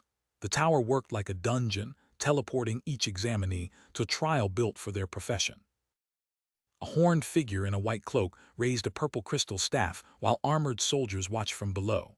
Voices already buzzing about the newcomer, summoning type mage, maybe, or worse, a necromancer. Up in the rafters, the examiners leaned in, hopeful and curious to see what this new class could do, so they tagged him rare and queued up mage-type monsters 2 whole levels above him. Down on the floor, our boy stood calm, white shirt unruffled, as a glowing status panel bloomed beside him and named him for the world to see, a 16th circle mage. The circle spun, and what crawled out was a haggard old witch thing, leathery and wrong, which made him blink mage type. Against a mage, somebody upstairs wanted to see if he'd flinch. Then the system pinged. Wolf Orc Mage, countdown 3, and this snarling beast burst in with a glow wrapped around it, a halo jamming every read on its level and stats. He didn't even open his eyes, just lifted one palm wrapped in swirling teal and crimson, the timer ticking to 0, and a caption cutting cold, but that didn't matter. A purple arc tore through the air and cratered the floor in a bloom of teal flame, and our boy had barely reached the end of his swing before the dust even settled. Lin Moyu, 0.1 seconds. The horned champion's eyes went wide because his whole world had just ended before his brain finished blinking. The monster was already down on the cracked stone, because at this point even the narrator was running out of ways to say this man was built different. Lin Moyu had already broken the exam room, and every examiner watching knew it. Spiky-haired and dark-coated, the junior proctor turned to his superior and asked why a man of his standing had even bothered to show. Inside the monitor room, glowing projections of a necromancer buried in his undead summons had the whole staff rattled. One examiner demanded proof of the new profession, while another groaned, "How do you judge a class that one-shots every test you throw at it?" Because a rare-tier trial couldn't even slow him down, the spiky-haired examiner floated a fix: rerun the test on legendary difficulty. The blue-coated necromancer just stood there, calm as stone, while grown men argued about how to grade him. An older bearded examiner in ornate brown armor stepped forward with the offer: clear the second round clean, and he'd personally tack on another 1,000 marks, on top of the 100 already locked in. The hooded undead lifted a flaming staff, purple eye blazing, and the trial updated. Next target, a wolf beastman mage, level 20. No warm-up, no mercy, just the next kill. Our boy stood with his back to the storm, watching a tattered purple banner whip and snap in the wind, the whole trial dimension turning ugly around him before it even started. So Moyu rose, flames already swirling around him, and named the technique himself, Soul Blaze, the fire that burned souls instead of flesh. One thin green slash ripped across the arena, and a voice from the crowd choked on its own question: another instant kill. Two armored examiners traded looks of disbelief, and the bearded one called the test over. That was legendary tier power on display. A streak of green energy tore the scene sideways, and an announcement rolled across the arena: the first round of combat exams was done. Embers drifted down around Moyu as the final tallies landed. Over 10,000 examinees had fought, and just under half walked away with a pass. His cloak swirled with trailing green light as he stepped toward the board, and the moment everyone had been waiting for arrived: results incoming. Lin Moyu, first place, 0.1 seconds, perfect score, and somewhere in that crowd, Zhuo Mei's inner voice screamed that the gap to second was laughably, insultingly ridiculous. A black-haired girl in a sleeveless top stared at the board and swore she would not bow to the rankings. Not now, not ever. A blonde warrior in black seethed at the rankings, raw fury twisting his face. First place was supposed to be his. Before him our boy stood silent at a glowing blue portal, silently wondering if he'd gone too far. Then the air split with the announcement: round 2 of the combat exam, self-selected difficulty, injury warning attached. And just like that, the comm broke. A diamond-shaped notice burned into every examinee's vision. One word could save them: say forfeit, and the trial ends with your current score locked in. The interface unfurled. 30 minutes on the clock, 3 tiers on the table, normal monsters at 1 point, nightmare at 3, hellish at 5. Translation for the ambitious: rack up as many kills as the clock allows. The blonde Wang Zihao, a level 16 rage warrior, locked in hellish difficulty with a wolfish grin. His math was simple, and his blade was already drawn. 1 hell kill paid for 5 normal ones. Glowing impact effects burst across the floor as Wang Zihao thundered that first place meant nothing this round. He'd bury that blockhead himself. Ziazu, the long-haired elemental mage, closed her eyes and picked her battlefield: a class built for swarms, not duels, quantity over single-target carnage. A green-haired diver moved next, a rare assassin built for close-range nightmare work, while Ziazu quietly settled on normal and let the bruisers sweat the harder paths. A cluster of armored examinees squeezed together, someone grunting to shove the bulky ones aside before they flattened the whole formation. The young man in the white coat stepped forward and laid it out plain: this round was a grind, and 30 minutes of survival was no joke for students. He smiled, the thorn skull emblem on his chest glowing red, and finished with smug certainty, except for him, of course. He tapped hellish difficulty without blinking, and somewhere in the crowd a dry voice muttered that nobody saw that coming, which was, of course, exactly his point. A cluster of robed onlookers watched from a distance, congratulating old Lu on snagging 2 of the top 3, until someone pointed out that if Moyu took the provincial crown, it could spell real trouble. Round 4 hit hard and fast, and the first elite waiting for him was a wolf beastman warrior, a level 13 nightmare lunging through a storm of blue energy. Moyu didn't flinch, didn't retreat, He watched the attack come and judged it, finding the force behind it laughably small. Power crackled blue across his raised hand, and he let it fly with a single word, go, trusting that the tougher the trial ran, the faster the weaker examinees would burn out and leave him room to breathe. The gauntlet threw level 16 skeleton warriors at him, stat sheets reading 2,500 across the board, and his own bone soldiers matched them blow for bone blow. The first one dropped in a sweep of blue energy. 5 seconds later, the second spawned, and his army of 2 made it look like target practice, which was exactly what it felt like. And the onlookers caught on fast. A beastman onlooker sweated bullets realizing the summon count was already climbing, because 2 was just the warm-up.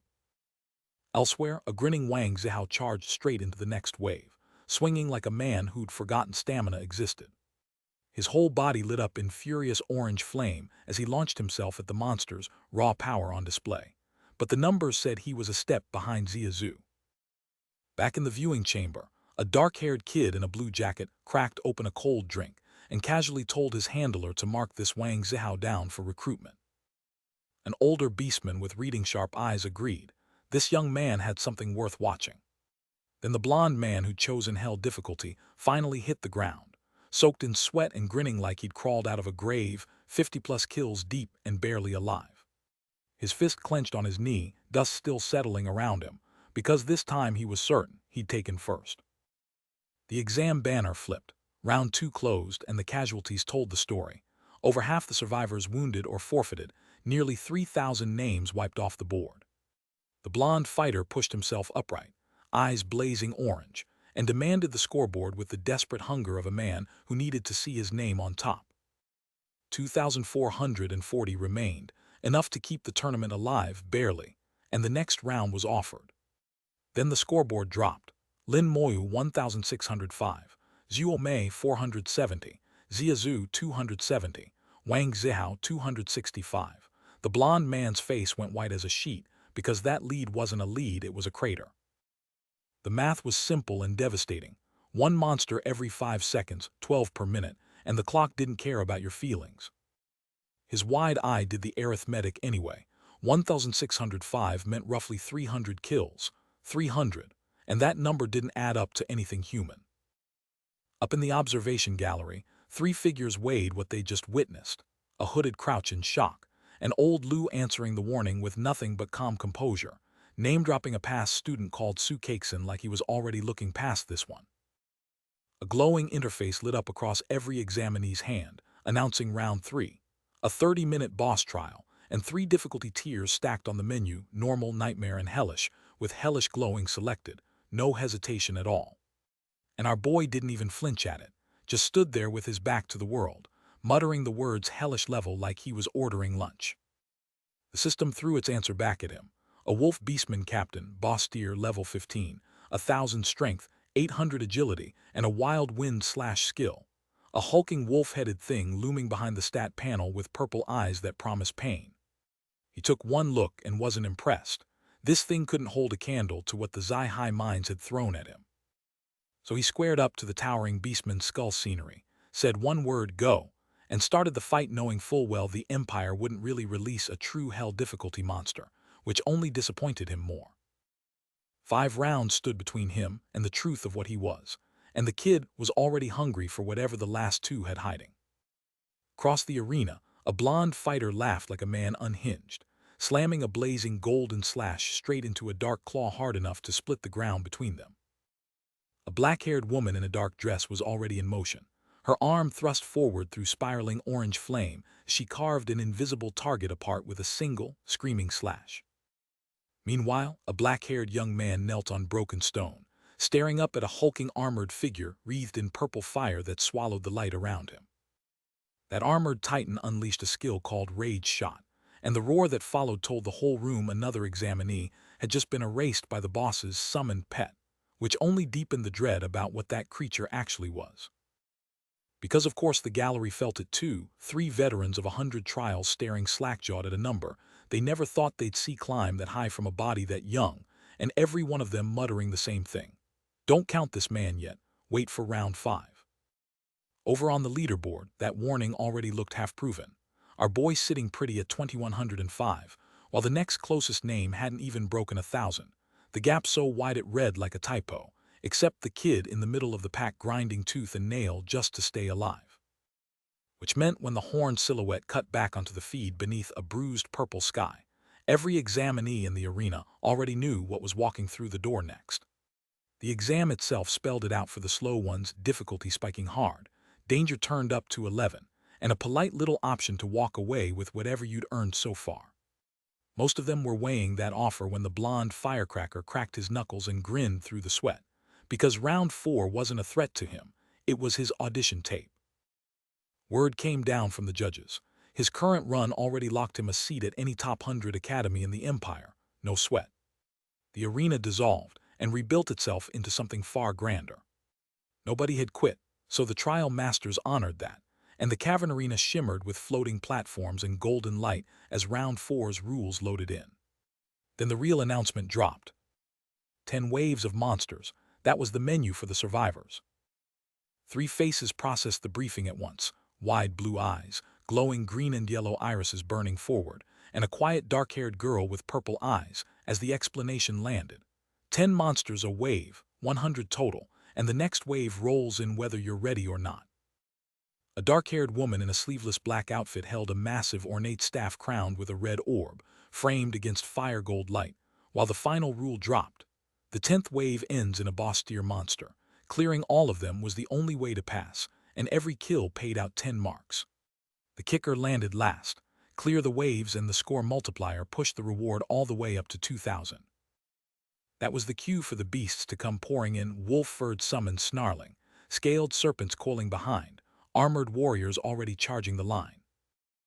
Up in the control booth, the horned champion leaned toward the screen showing Lin Moyu's name and asked the only question that mattered, will the summoner crack this time? The answer was a quiet no. Because our boy was already moving. And chat, this was the moment the examiners realized they weren't watching an examinee, they were watching a one-man extermination squad. 2 skeletons, then a third, leveled at a wolf hybrid like Moyu was swatting flies. Because Wang Zihao had just burst out screaming about a level 16 hidden class monster, and our boy answered with a soul flame straight to the face. Skeleton wasted, monster wasted, 0 hesitation. The shockwave tore through the trial ground in teal and crimson, scattering dirt and dignity in equal measure. Back in the control booth, 3 armored officials were losing their minds, one gasping about 3 summons, another furious he'd held them back, and a third calling Moyu sly as a fox. And the kid himself, yawning, covering his mouth like he'd just woken up. The West Sea had him grinding solo for weeks, this was a nap. So the robed observers finally had enough, packing up their notes and turning away, done watching the Necromancer kid, ready to see what real talent looked like elsewhere. Which meant the stage was finally clearing for the rest of the cohort, and Zia Zhu stepped up next, staff blazing, path of the flames erupting from her as she carved a corridor of fire. Elemental mage, elemental moment, 0 chill. But one examinee, blonde, grinning, fully unhinged, came slicing down with blood on his blade and murder in his eyes, screaming die at anyone still standing. Then Moyu dropped another skeleton warrior glowing blue, and the crowd scattered screaming about the tide, while others stood stunned, because every monster it touched just stopped existing. And in the middle of the chaos, a blonde kid was hyping up his friends about Gao Yang, the sword shield knight who'd apparently solo cleared a nightmare dungeon. Legends were getting loud out there. But the booth cameras found the real contenders next, a dark-haired girl, a purple-eyed swordsman, a scarred brawler and ice-haired fighter, all 4 locked in, all 4 still breathing. Only 5 left standing now, and one of them, brown-haired, calm in the middle of a firestorm, pressed a small object to his lips and waited, eyes closed, like he'd already known exactly how this round would end. Which made him Feng Xiu, level 15 Saint Swordsman, heir to the Feng clan's blade legacy, hoarding points for the finale like a man who'd been planning this from round 1. He'd been waiting for this stage, and he was finally on it. The blonde berserker snapped, his eyes bleeding crimson as the berserk status dropped over him like a curse. 5 minutes of monstrous power, then half an hour of being a wet noodle. All in, no fold. Red and black tore across the field, as desperate examinees clashed with the last of the beastmen. Even Feng Xiu, calm, blue-eyed, level 15 Saint Swordsman, let a flicker of relief cross his face. This nightmare was finally ending. The Horn champion's voice rolled across the battered field. Round 4 was done, 5 survivors standing, and the results were coming next. The scoreboard lit up the booth. Mo on top with 3,605, then Zhuo Mei, Zia Zhu, Wang Zihao, and Feng Ziu, the only 5 who outlasted the slaughter. Below the rankings, the thousands of failed examinees stared up in dread, waiting for the final round they all knew was coming. The blonde berserker, cuts carved across his face, just smirked and tightened his grip. Round 5 could bring it. A battered girl beside him dared to hope out loud. Did top 5 actually mean Ziying Academy? A scarred woman with purple eyes stepped forward through the falling embers, her voice cutting clean across the silence. Ziying Academy, she had finally arrived. A dark armored figure loomed, light burning down its chest like a beacon. Every soul here wanted Ziying, sure, but top 5 was just a ticket to stand in the door. Bomb round 5 and that door slams shut. A flare of light shouted finally, and beside it, 2 profile shots locked in, every muscle coiled. Time to learn how round 5 actually worked. Lightning split a bruised sky, purple fire raining down on broken stone. Every examinee was about to be ripped from this field and dumped into the expedition dimension, a pocket world crawling with monsters. The first wave was already snarling through the dark, hundreds of spiked, red-eyed horrors, and not all of them were fodder. Elites and bosses lurked in that mass, waiting for blood. Their fangs gleamed in the lightning. And the worst part, kill them and the next batch spawned meaner, faster, hungrier than the last. Points shifted across 5 escalating stages, so pacing mattered as much as raw kills. Brace up, chat, this wasn't a sprint. Even the examiners couldn't see the scoring.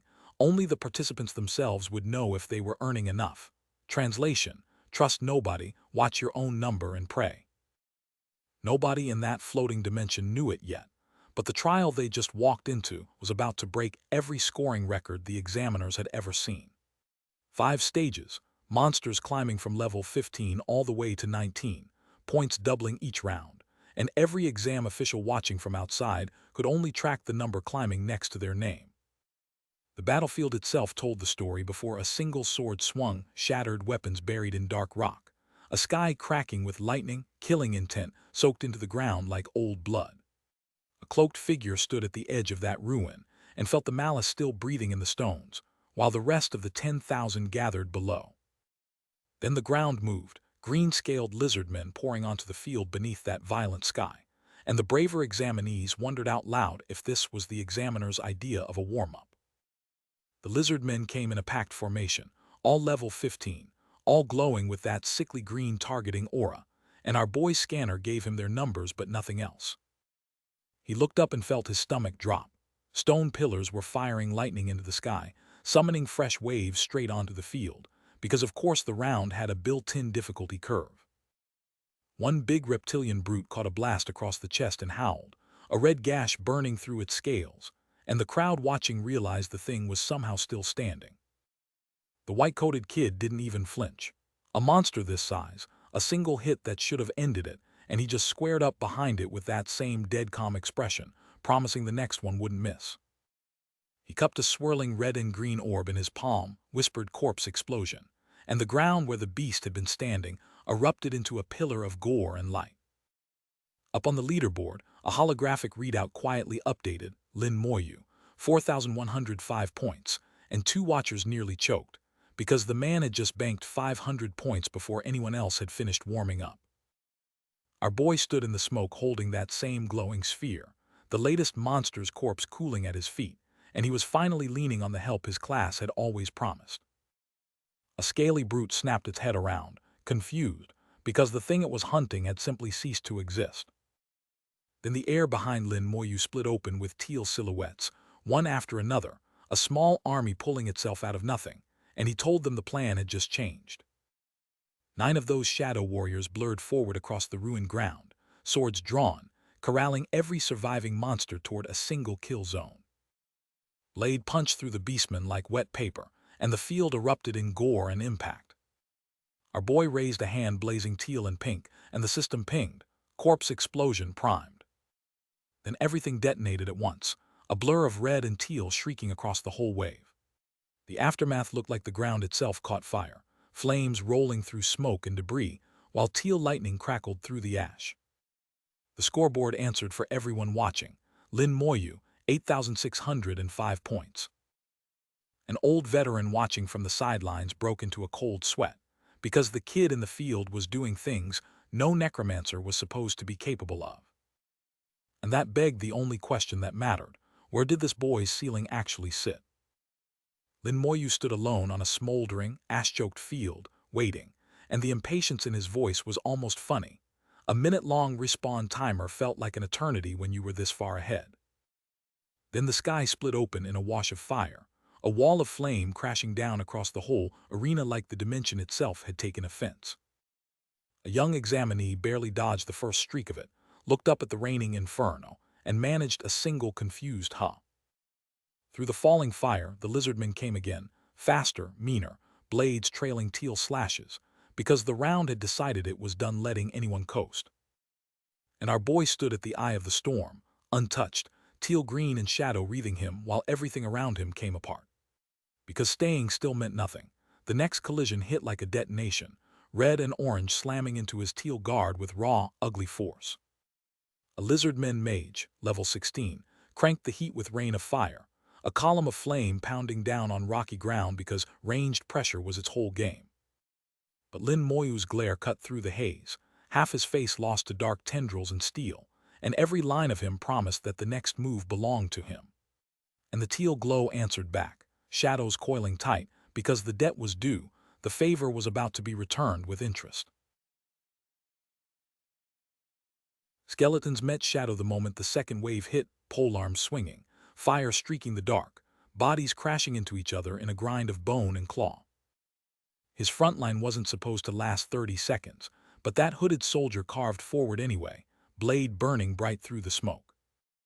Another dropped from above, jaw unhinged, weapon raised for a kill. These weren't the brittle fodder anyone expected from a necromancer's army. Because while his horde held the line, the black-haired mage calmly raised a glowing charm against a massive tendril creeping toward him. Then steel answered, a clean slash through shadow and claw, blood and sparks bursting where the thing used to be. Our boy stood still amid the ruin, energy crackling between his palms, red and green coiling into one ugly little sun. He let it loose, and the whole map deadened. Orange figures vanished under a blast that bled red, orange, and teal in every direction, beams of red fire slamming down through the smoke like the world itself was cleaning house. The core of that explosion was pure chaos, red, orange, black, teal shreds and yellow sparks tearing outward in every direction at once. 16,000 points in one breath, 1,000 more on top of that, like the system itself couldn't believe the number it had just been forced to write. The officials behind the glass went pale. The Horn Champion's eyes went wide. Nobody spoke. They just stared at that purple ring spinning in the air like a verdict. Even the bandaged one with the single red eye had something to say about it, comparing whoever just did that to a legendary class summon, and not sure they were wrong. Moyu stood alone on a battlefield of ash and embedded swords, the smell of death thickening around him like a second atmosphere. He tilted his head, calm as anything, and asked, out loud, if the second wave was really starting already. Because the answer was staring back at him across a wasteland of broken pillars, 40 parties of beastmen, scattered through the ruins, and they were already closing in. A wolf-beast archer crouched in the smoke, level 16, and the rest of the pack wasn't far behind. Wolf-beast warriors burst through the haze in glowing green streaks, the wave thicker and meaner than the last, every beast a level higher than what came before. He wasn't worried though, personally. The kid had nothing to fear from this round. Which was more than the Horn Champion could say, because in the entire history of the Shangxia Empire, only one class in hundreds of years had ever survived past the third wave. Two cloaked observers debated the anomaly. One certain Molinyu had a real shot, his skills flat ridiculous, the other nursing a darker suspicion about the kid. If he could awaken his innate talent right at class change, the speculation ran, he might even unlock a second one on top of it. Back on the live board, Lin Moyu sat at 34,605 points. Zia Zhu in second didn't even have 8,000.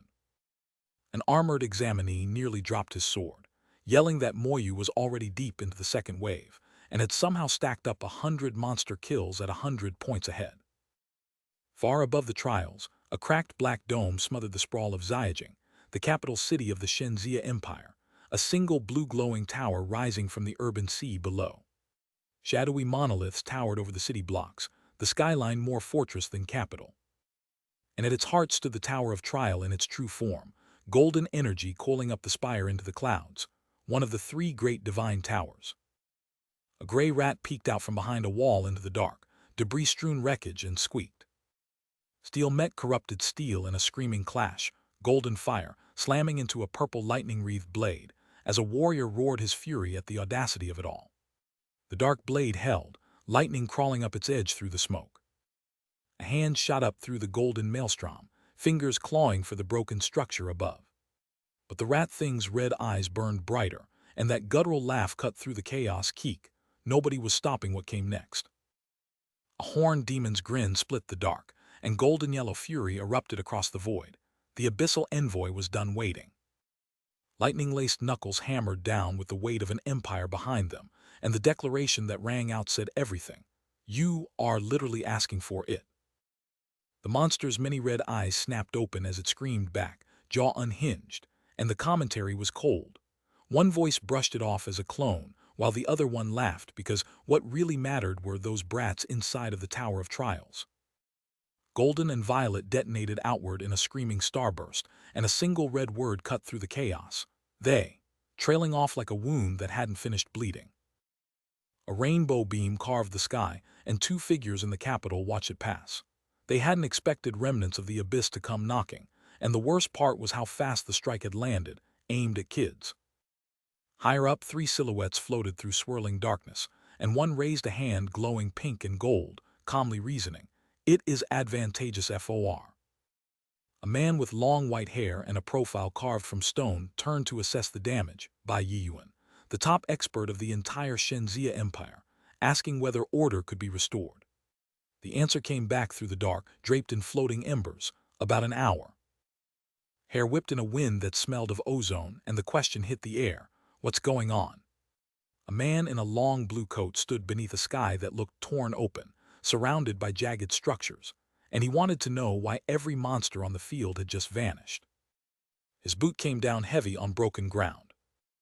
A battered woman with black hair found him through the smoke, calling out "Dummy Lin," and the relief in her voice cracked on the next word. Ziazu. She needed answers fast, because the expedition dimension wasn't supposed to let examinees meet. He turned with Ziazu at his side, and even a skeleton with glowing blue eyes admitted the truth. I'm not too sure either. Whatever this was, it had just eaten every monster in the zone. The fight had barely begun, and already a blonde officer staggered back, scratches fresh across his face, because right behind the front line, someone had just appeared where no one was standing a second ago.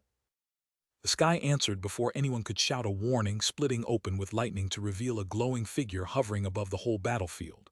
A name ripped through the ranks like wildfire, God Bai, the strongest player humanity had. Here, now. And the veteran defenders went dead silent, the kind of silence that hits right before a war turns. Two shadows stared up at the sky, and one breathed a name that made no sense being there, God Bai. An older man's jaw tightened, sweat beading, because if that legend just descended, something in the expedition dimension had gone very wrong. Then the system itself spoke over every living soul in the dimension. An abyssal demon had broken in. The target was every examinee inside, and the restoration seal would take about an hour to reset. A black-haired woman parroted the words like she was tasting poison, and a follow-up message landed. Hold the line for 60 minutes, because nobody knew what tricks this thing had brought with it. Another broadcast cut through, rallying them with the only medicine left.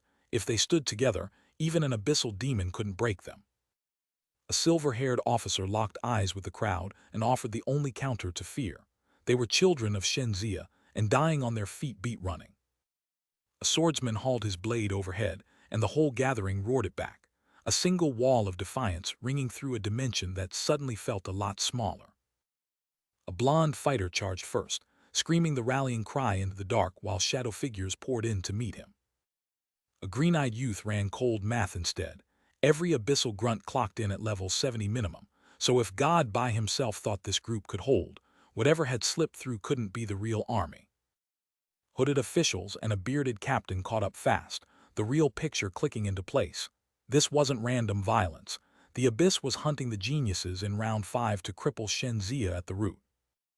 The bearded leader barked the only order that mattered: nobody panics.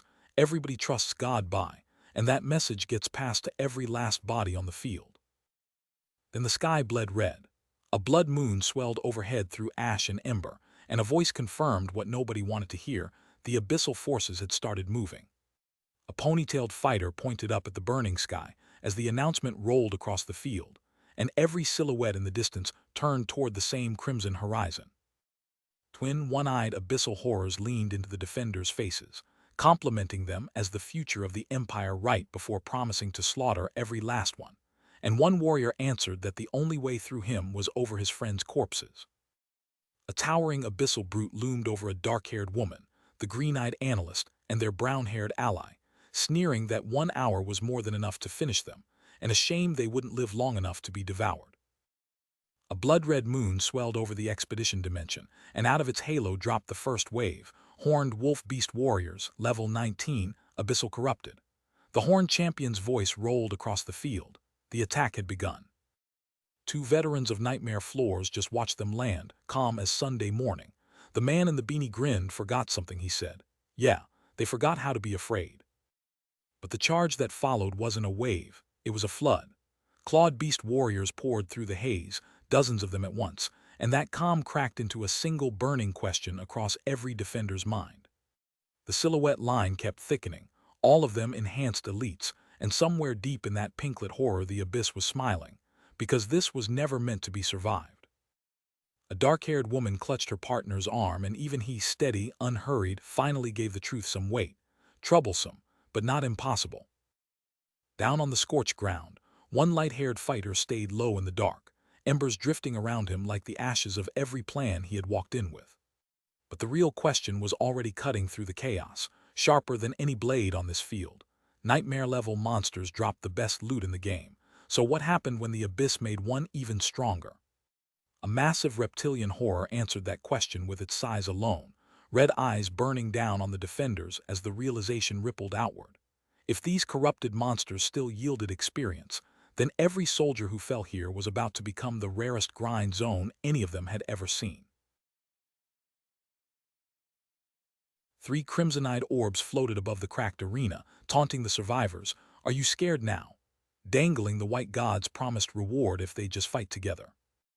Beyond the walls, a horned silhouette stood watch over a gathering army, patient as a predator. Inside, the blonde in black-red armor strained against a pressure that pinned him in place, teeth clenched, admitting the truth out loud: they couldn't win, and his friend couldn't even lift his blade. Except 2 warriors weren't waiting for permission: a hooded blonde with purple eyes and steel claws, and a dark-haired swordsman in a fur-collared coat, both squaring up against whatever came next. While smaller fighters blurred past in streaks of purple, our boy walked forward, calm, measured, like a man who'd already done the math. A long-haired woman with a glowing staff shouted after him, begging him to turn back. 100 LVL-19 enhanced elites waited out there. He didn't stop. Her scream of no tore through the air as he walked toward the red-lit horizon like he hadn't heard a word. Her following him didn't change his odds, and he didn't care enough to pretend it did. The cold dismissal of a man who'd already weighed the cost.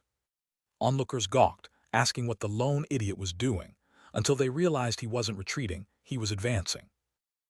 Lin Moyu, LVL-16 Necromancer, planted himself at the center of a blazing orange circle, and the dead started answering his call. Panic rippled through the survivors. Do we fight beside him? Do we run? What do we even do?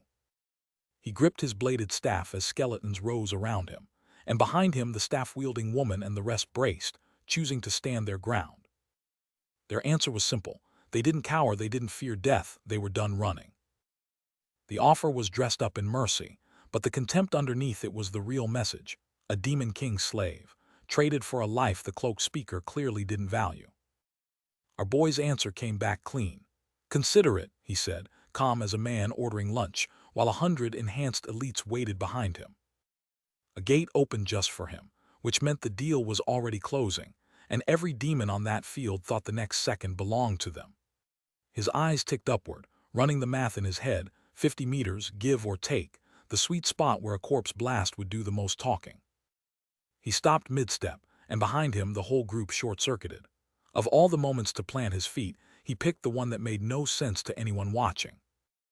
The hand rose, wreathed in blue fire, and the signal was simple. The kid had enough. Dark energy surged across the ruined ground like a wave breaking loose.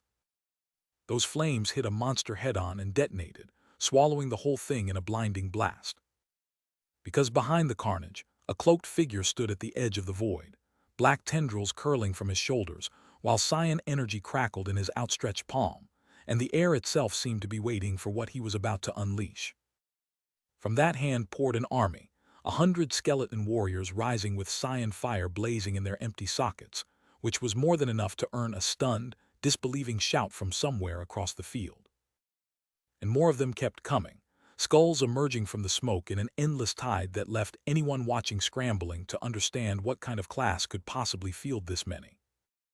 Because the real terror wasn't the numbers, it was the speed, as a sword-wielding skeleton blurred past a purple-eyed fighter whose entire build was built around agility, and even he couldn't keep up with the summons. So when one of those undead swung, the counter-strike that answered it came down like a red glowing guillotine, carving a rage strike straight through bone and sending sparks screaming across the frame. The flash cleared just long enough to hear the first half of someone's disbelief. Which meant the dead weren't just winning the skirmish. A sweeping red slash tore into a green reptilian brute and sent it reeling, sparks bursting from its hide while the skeletons pressed the advantage. Another of those bone blades lunged forward with a surge of cyan fire behind it, the blade driving home as its rage strike meter crept almost to full, and the debris scattered like dry leaves. The monsters in this wave packed around 3,000 strength, heavy hitters, every last one of them. But raw strength wasn't the scary part. Constitution had to be north of 3,500 for these things to eat his hits and stay standing, which, funnily enough, just meant his corpse explosion would hit even harder when it landed. One reptile warrior dropped mid-charge, blood spraying across the red dirt, and the kill notification pinged 8,000 experience. Chat, the grind was working overtime tonight. Another body hit the ground, cooked off in a quiet bloom of green. He raised one hand, red light coiling in his palm, and willed the next corpse into a bomb, because even crumbs of experience were still experience, and he wasn't leaving any on the table. And our boy, watching the chaos build, coolly noted there were plenty of enemies to spare. Which was why the next corpse explosion bloomed across the red sky like a second sun, green magical energy spiraling upward through the smoke, while figures scattered below. The blast tore outward in a ring of fire, green energy, crackling against every silhouette caught in its radius. Even crouching observers in the chamber's edge weren't safe, because a jagged shock ripped through the red-lit room and hurled debris across the floor, and that was the moment someone finally screamed, demanding to know what was even happening anymore. Because the answer was a wall of orange and yellow flame surging through the frame, laced with cyan lightning, and a thunderclap of purple force that launched bodies through the air like kindling, and whatever order this battlefield had was officially gone. The blast faded into a wash of orange and electric blue, the air itself still trembling from what had just happened. Around the battlefield, stunned survivors voiced the only question burning in everybody's mind. How in the world did one kid just rewrite what was possible in a fight like this? Some cursed their luck, wishing they'd been the one blessed with that broken profession, while others broke into raw, desperate cheers, screaming that the tide had finally turned and they were going to live through this nightmare. But deep in the shadows, something else was moving, and it was grinning. The serpent recoiled from the blast, eyes wide, blood dripping from its ruined face, and in that moment of humiliation, its fury curdled into a vow. Moyu would die for this, his blood drunk and his flesh devoured. Because that wasn't just rage talking anymore. The demon was shifting, its form shedding its disguise to reveal the nightmare underneath. The detonation ripped the air apart, a shockwave so loud it punched the watching crowd silent, because the kid in the white-collared shirt had just turned a war zone into a graveyard. A curved dome of pressure shimmered outward, embers and bone fragments riding the blast radius like confetti at the worst party anyone had ever thrown. A lizardman warrior came screaming through the chaos, spear leveled, voice cracking with frenzied fury, demanding everyone drop dead, die, while the field behind him burned red. But our boy wasn't watching the spear. He was staring downward at a tiny red sphere pinched between two fingers, tracking something only he could see, the location of the real enemy hiding behind the meat shield. Because what came next wasn't a fight, it was a collision, a blur of bone and steel meeting scaled Fury head-on at full tilt. His elite skeleton stepped into the strike, massive blade raised, teal light flaring from its chest like a battery hitting full charge, ready to anchor the line. Behind the clash, something far worse was cooking. A colossal red sphere swelled across the blood-red sky, dark beams lancing through it, the kind of energy event that makes you stop and pray. Two bodies went tumbling upward into the streaked pink sky, and somewhere off-panel a voice lost its mind entirely, screaming about lunatics. The monster itself loomed through the red haze, teeth bared, challenging him. What are you gonna do about it? And the mood swung from terror to outright mockery. So he answered, yellow eyes blazing, cyan energy pouring into a fist that glowed like a dying star, and the name of the technique ripped out of him, corpse explosion. Then the second one, soul blaze, a wall of cyan fire that swallowed the shadow whole, dragging screams out of it, furious, cornered, swearing blood vengeance through the flames. He stood wreathed in blue fire, skill name still hanging in the air, and could only blink, because the thing was still breathing. It thrashed inside the crackling sulfur, howling for an explanation, demanding to know what kind of skill burns a demon from the inside out. And then the denial hit, a voice cracking with pure terror, refusing to accept what class, what profession could possibly exist that does this to an abyssal. The answer came from above. A giant silhouette lifted its leg, blue energy coiling around the foot, and came down with one word attached: stomp. Something vast was waking inside that crimson sphere, a face pressing outward, red eyes burning through the swirl. Someone in a cloak planted themselves at the base of the barrier and hollered the price of invasion straight at the sky, daring the dome itself to answer.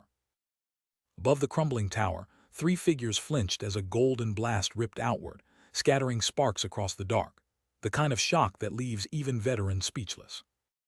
The white-haired elder watched the red wash of power and realized the abyss was weakening. Whatever was happening, the enemy's grip was loosening.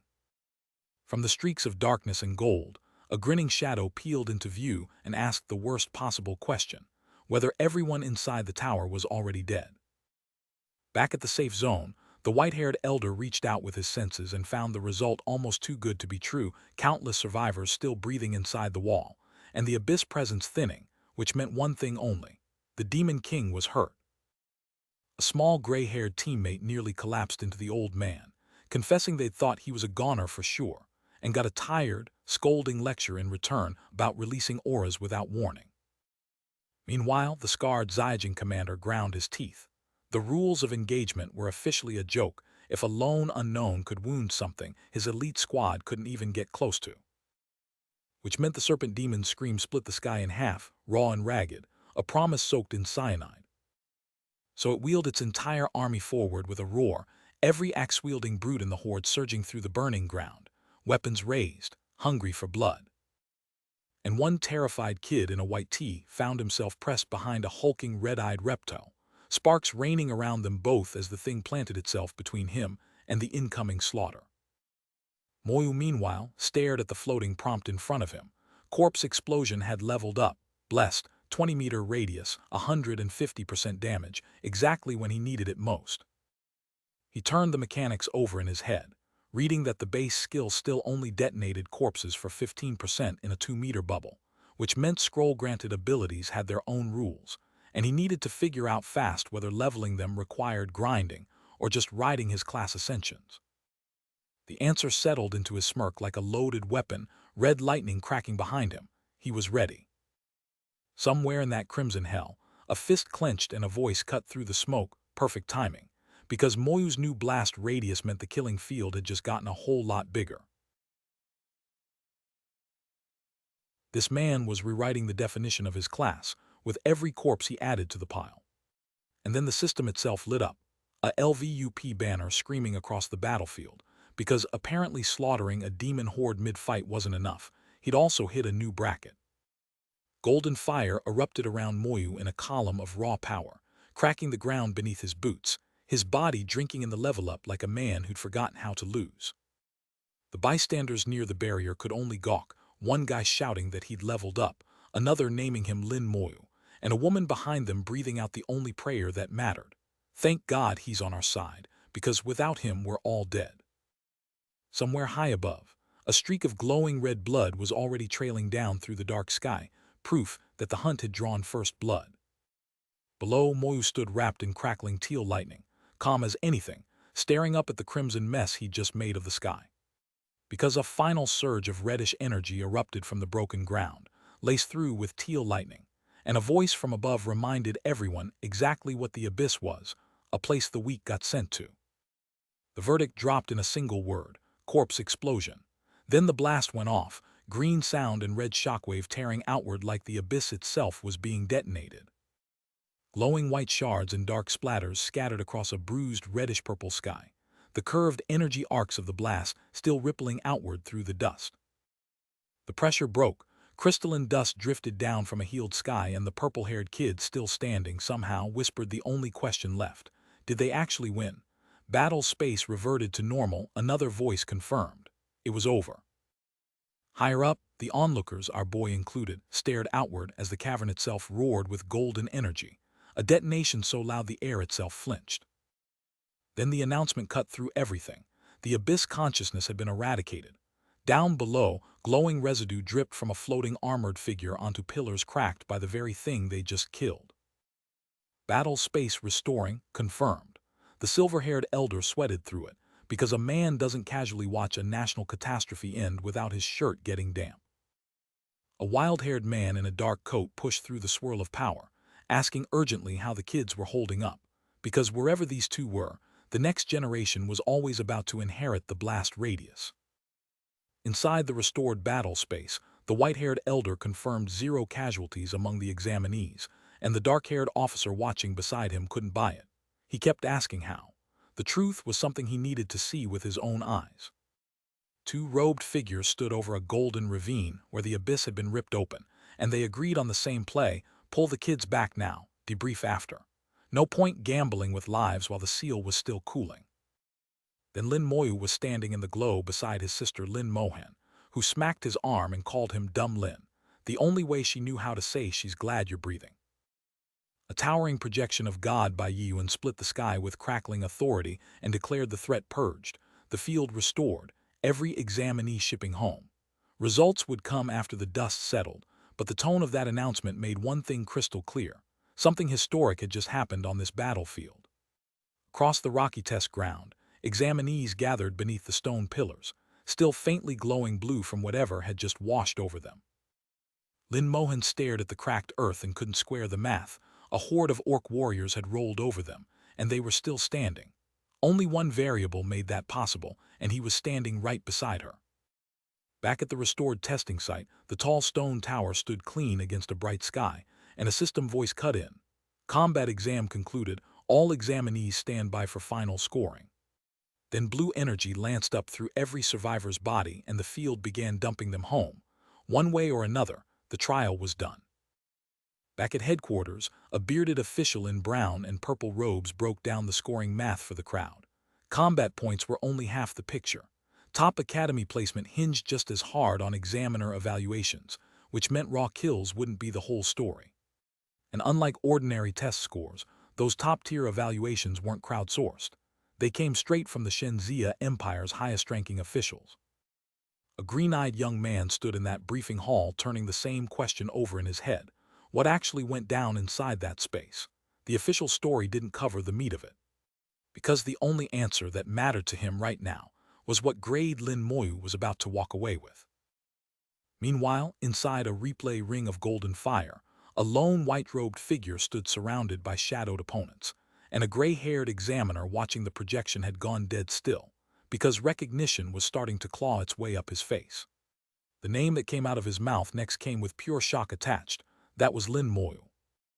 The replay rolled forward, a dark-haired youth with a massive orb of red energy in his palm, an abyssal horde turning to ash around him. One observer couldn't help but call it out: a brand new class out of Zai City, Jiangning Province, and this kid had just solo-flipped a losing battle into a national headline. The verdict forming across the examiner floor was unanimous. Calm, decisive class potential off the charts, and the kind of backing or luck that produces future top-tier experts. Two bald officials traded gripes about this year's batch, calling the retreaters battlefield cowards who'd run at the first sign of real steel. But the silver-haired examiner cut them off, calm and firm. These were just teenagers out there, and Moyu's evaluation was locked in as excellent time to move on to the rest.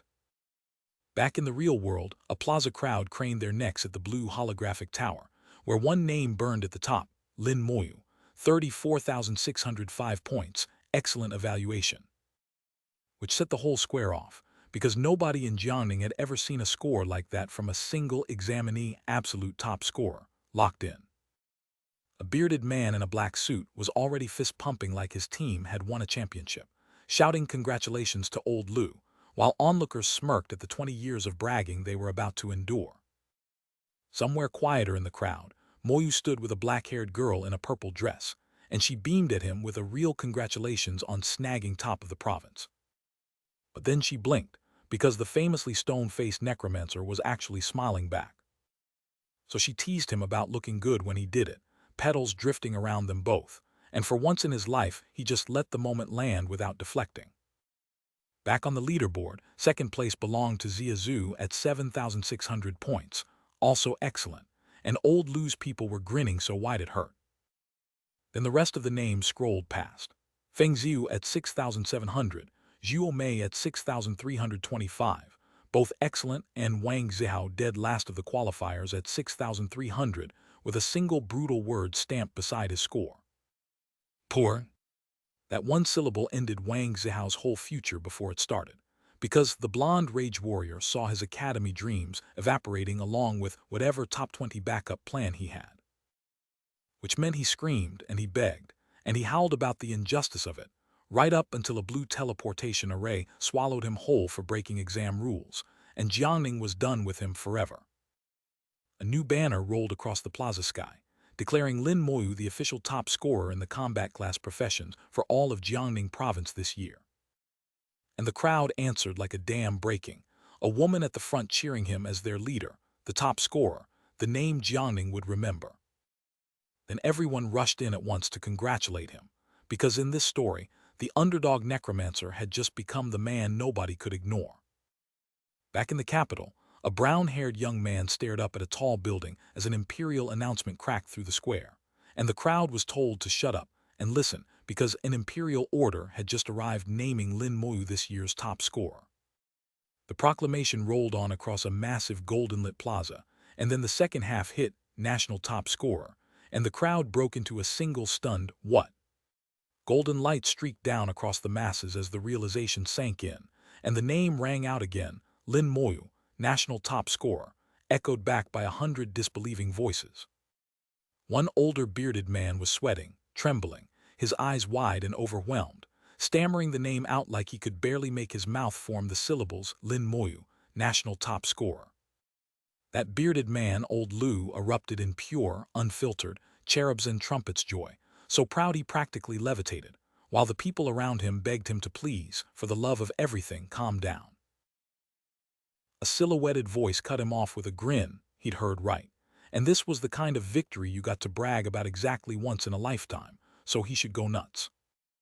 And down in the streets of Jiangning, the civilians lost it. 3 people, fists pumping, screaming that their province had just produced a national top scorer. Lin Moyu, they cheered, the kid was amazing, and at least one parent was already plotting to enroll their own child in the same high school. But up top, the silver-haired young man turned to his dark-haired companion in the cropped jacket and thanked her plainly. Without her help this time, they'd have been in real trouble. Then the white-haired boy got straight to the point, asking the quiet dark-haired kid if he was planning to take the entrance exam at Ziying Academy. The kid in the white coat brushed it off like it was nothing and casually offered to treat everyone to a meal once they met there. The long-haired woman leaned over and told the silver-haired boy, almost amused, that the dark-haired kid barely spoke 3 years as classmates, and she'd never exchanged more than 10 sentences with him. He looked at her and simply answered, "Okay." Then he corrected her, not 10, 26, and the entire group short-circuited because apparently this man had been counting. He just scoffed at their stunned faces, leaving the silver-haired boy hiding his mouth and the long-haired woman burying hers behind her hand in pure second-hand embarrassment.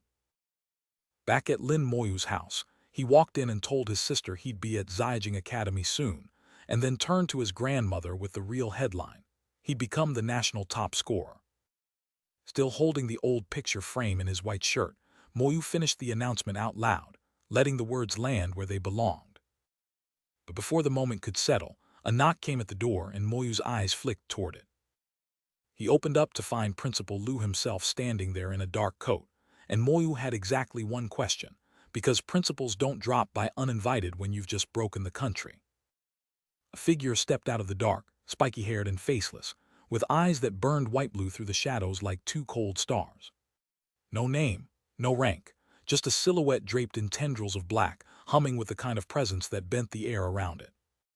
The pressure alone was a weapon, a suffocating aura that made every chest in the room feel 3 sizes too small. Our boy broke into a cold sweat, jaw tight, every instinct screaming that whatever had just walked in was operating on a completely different tier. Darkness crackled at his feet like it had a grudge, and he dropped his gaze to it, reading the energy before it read him. His horned skeleton soldier snapped into being wreathed in teal flame, sword raised and blue eyes blazing, while the figure in the long white coat held his own blade loose and easy behind it. Because the gray-haired stranger had been watching the whole thing, and the kid's reaction apparently passed whatever test was running behind those cold eyes, he liked what he saw. Which is when the bearded man stepped in and gave the stranger a name, Lord Bai Shen, and Moyu realized he was standing in the middle of 2 men who operated on a level way above him. Lin Moyu stood bowed, calm as ever, while Lord Bai Shen loomed in silver-haired approval, calling our boy a good seedling worth cultivating. Sunlight cut through the curtains onto a quiet little corner, a vase, a framed photo, and for a moment the room remembered it was also just a home. Moyu poured the drink while the bearded companion laid out the facts. Moyu's sister had already gone to Ziyajing Academy last year, leaving this kid to live alone. So this visit wasn't random. It was a recruitment wrapped in a conversation. That landed on Moyu's face like a quiet weight. 2 siblings from nowhere, both good enough for Ziyajing. That's a statistical miracle, and a genius on top of it. Then the silver-haired man pointed at the horned skeleton warrior standing across the room and asked the real question.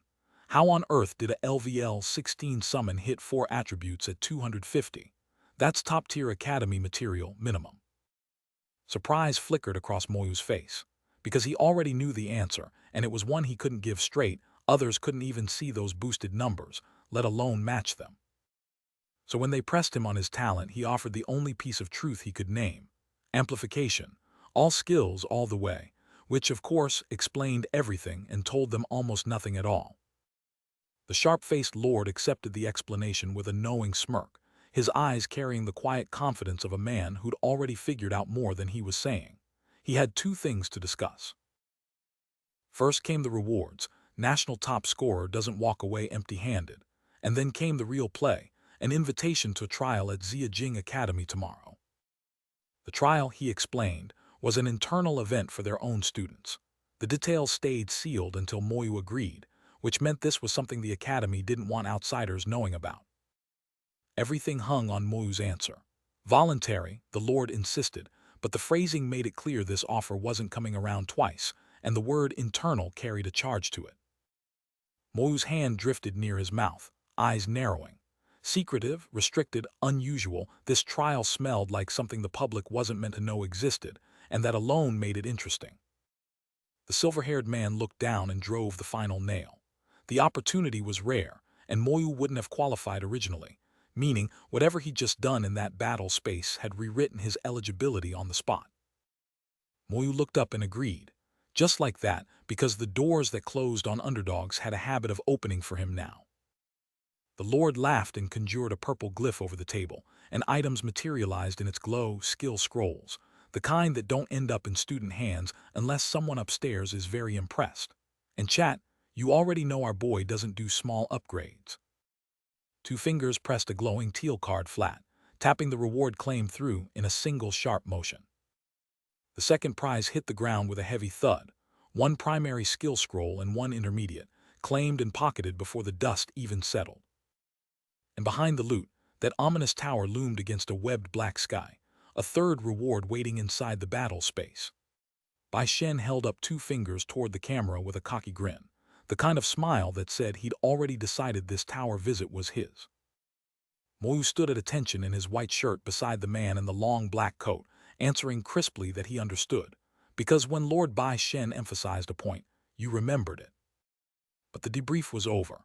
Tidy up, the silver-haired man ordered, because tomorrow he was personally escorting the kid to Ziyajing Academy. Night fell fast over the city, a bright blue moon cutting through the wispy clouds like a cold eye watching the hours slide by. At dawn, or close to it, Bai Shen stood with his back turned, looking toward the academy gates where 2 figures already glowed with blue light, and he wished his young recruit good luck. The academy complex rose massive and warm against the starry night, every window lit, every dorm full of dreamers who didn't know what was walking toward them. Its entrance stele stood like a monument in the courtyard, golden runes crawling across ancient stone, while blue spiral energy bled off it like heat. Moyu craned his neck up at the towering marker alongside his silver-haired escort, and the word escaped him on a breath. Ziyajing Academy, the real thing, right there in front of him. But that glowing gate wasn't just decoration. It was a weapon, Bai Shen noted with a smirk, the kind of barrier top-tier experts would bleed fortunes just to crack open by force. Inside the dormitory living room, an orange-haired youth bowed so deep his spine nearly snapped, gasping Lord Bai Shen's name like a prayer, while the man himself announced he was leaving and that someone would handle the kid tomorrow. Which left the orange-haired guide sweating bullets, his brain spinning over who this nobody was that Lord Bai Shen received in person but barely looked at. He forced a smile, addressed the dark-haired boy directly. Lin Moyu, was it? And Moyu simply nodded yes. Then came the housing pitch. A 4-bedroom for 500 points a month, doubles for 1,000, a private single for 2, and a full villa for 10,000, all up to the new kid's taste. Orange Hair gave Lin the grand tour, flashing that practiced host smile as the camera swung toward a modern villa glowing under the night sky, casually dropping the bombshell that this was just a practice pad. He pivoted to Lin with the friendliest ambush, fresh off the exam, loaded with points, and apparently the Academy's newest golden goose. So Orange Hair played the responsible upperclassman, holding up 2 fingers and preaching the gospel of saving points for later by bunking 4 to a room, only for Lin to shut him down cold with a single-room request. The kid blinked, asked Lin to repeat himself, and his brain screamed about the extravagance of it all, knowing damn well those points were about to get scarcer, but Lin just nodded. Yeah. Inside a furnished bedroom with a bed big enough to lose track of, Orange Hair whipped out a payment terminal and asked for an ID to seal the deal, while Lin took one look around and called it good enough. The terminal spat out a receipt. 1,000 points, and Orange Hair's eyes nearly popped because in his head that room ran tens of thousands. Then the math hit him. National top scorer, 130,000 point reward money. Suddenly the single room wasn't reckless spending. It was pocket change for the Academy's newest VIP. Lin held his shiny new dorm card and did his own arithmetic. 10,000 earned the hard way, versus a fortune dropped in his lap for being born busted. And the gap between those 2 numbers said everything about how rigged this game was. A redhead popped his head through the door with welcome party energy, beaming that this was the new dorm now, and offering his services before pivoting into a reminder about the Academy's comms device. Night fell on Ziyajing Academy. The grounds lit up like a festival because apparently sleep was off the menu, and somewhere in that chaos our boy was watching it all from a window. He stood there counting the colored beams streaking across the courtyard, soaking in that grind-set atmosphere and feeling it in his bones. This was the kind of pressure cooker where a necromancer's level bar would catch fire. Hours later, cross-legged in a blue-hued meditation haze, a clean system chime cut the silence. Meditation ends, and Lin opened his eyes in a room that smelled like old books and quiet ambition. Teal eyes snapped sharp, a rainbow flare streaking across his profile, because that unbreakable radar of his had picked up a visitor, and not just any visitor. He glanced down at the silver-haired troublemaker grinning up at him, her cheerful why-so-serious routine getting exactly one word in return. Yeah, he recognized her. There she was in full ambush mode, pink-tipped silver hair, amber eyes wide with that dangerous excitement, leaning in like a cat who just spotted the canary she'd been waiting all morning to meet. Before Lin could process the intrusion, she'd already got a fist around his hand and was dragging him outside, chirping about breakfast and a tour of Jing Academy like she'd been appointed his personal welcome wagon. The next morning hit different. Moyu stepped into Jing's cafeteria, and the scale of the place hit him like a wall of quiet wealth. He made his way to the counter, tray in hand, and ran straight into a payment problem the academy apparently hadn't solved with the times. The white-haired girl in front of him only had coins, no points to her name, and she offered to cover his bill, cheeks pink around her dumpling. 5 whole points. Moyu exhaled like a man who just dodged a death tax. She stared at his balance like it had personally insulted her, mouth opening to ask the obvious question, while he gave her absolutely nothing back. Outside, she lectured him on fiscal responsibility, because apparently national top scorer meant nothing if you wasted 5 points on lunch. Then her eyes locked onto the glowing red crystal in his hand, and every ounce of scolding drained out of her. The Goblin King's core crystal. He confirmed it with one word. Which is exactly when the purple-haired girl materialized out of nowhere, brandishing a 5th-tier Goblin King ring worth at least 1,000,000 coins, and asked if he understood the stakes. She bit into the ring like it was candy, hearts floating around her head, while our boy just nodded once and kept his composure like a man buying bread. That look in her eyes said diplomacy was off the table, and somewhere in the back of his skull, a quiet voice named the obvious culprit, the Dynasty Guild skimming value from kids who didn't know better. The scene cut hard, leaving the classrooms outraged behind for the polished halls of Jing Academy itself, where that same purple-haired woman from the public trial stepped out alone in front of the main building. Inside a vaulted hall lined with ornate pillars, our boy stood with his back to her, and overhead a glowing figure burst through the air on a collision course with him, because nobody in this academy got to stand still for long. That flash of motion gave way to the academic affairs office, where she laid it out cleanly. His enrollment was officially complete, and the kid shot right back with the real question he had walked in carrying. Why couldn't a single search pull up his sister, Lin Moyu? The screen answered for her with a blank profile and a redacted status tag, and the explanation was either she was deep on a classified mission, the public logs weren't allowed to name, or she had been pulled into a specialized college like Divine Creation, where records were sealed by default. He thanked her smooth as silk, and pushed the conversation forward himself, brushing past any awkward silence with a casual promise that nothing bad was about to happen, while the woman stood her ground cool and ready, clearly in no mood to be steamrolled. Sunlight poured across the classroom as the woman with the purple top and black suspenders stepped inside, and the room reacted before she even spoke, because the girl at the back had already blurted that she'd brought the national top scorer with her. The dark-haired boy in the white shirt stepped forward and took her hand, calm as anything, while a bubble announced him plain and simple. Lin Moyu, level 17, Necromancer, and a few rows of freshly minted Jing students forgot how to breathe. Then the staff wielder planted his weapon with a thud that shook the floor, staring down at the numbers like they'd personally insulted him. Because no way, the kid who'd soloed an abyssal crisis was sitting here at level 17. And right on cue, somebody in the back hissed the real question burning through every head in the room. What kind of trial rules let an outsider waltz into their squad? Catastrophic Necromancer, baby.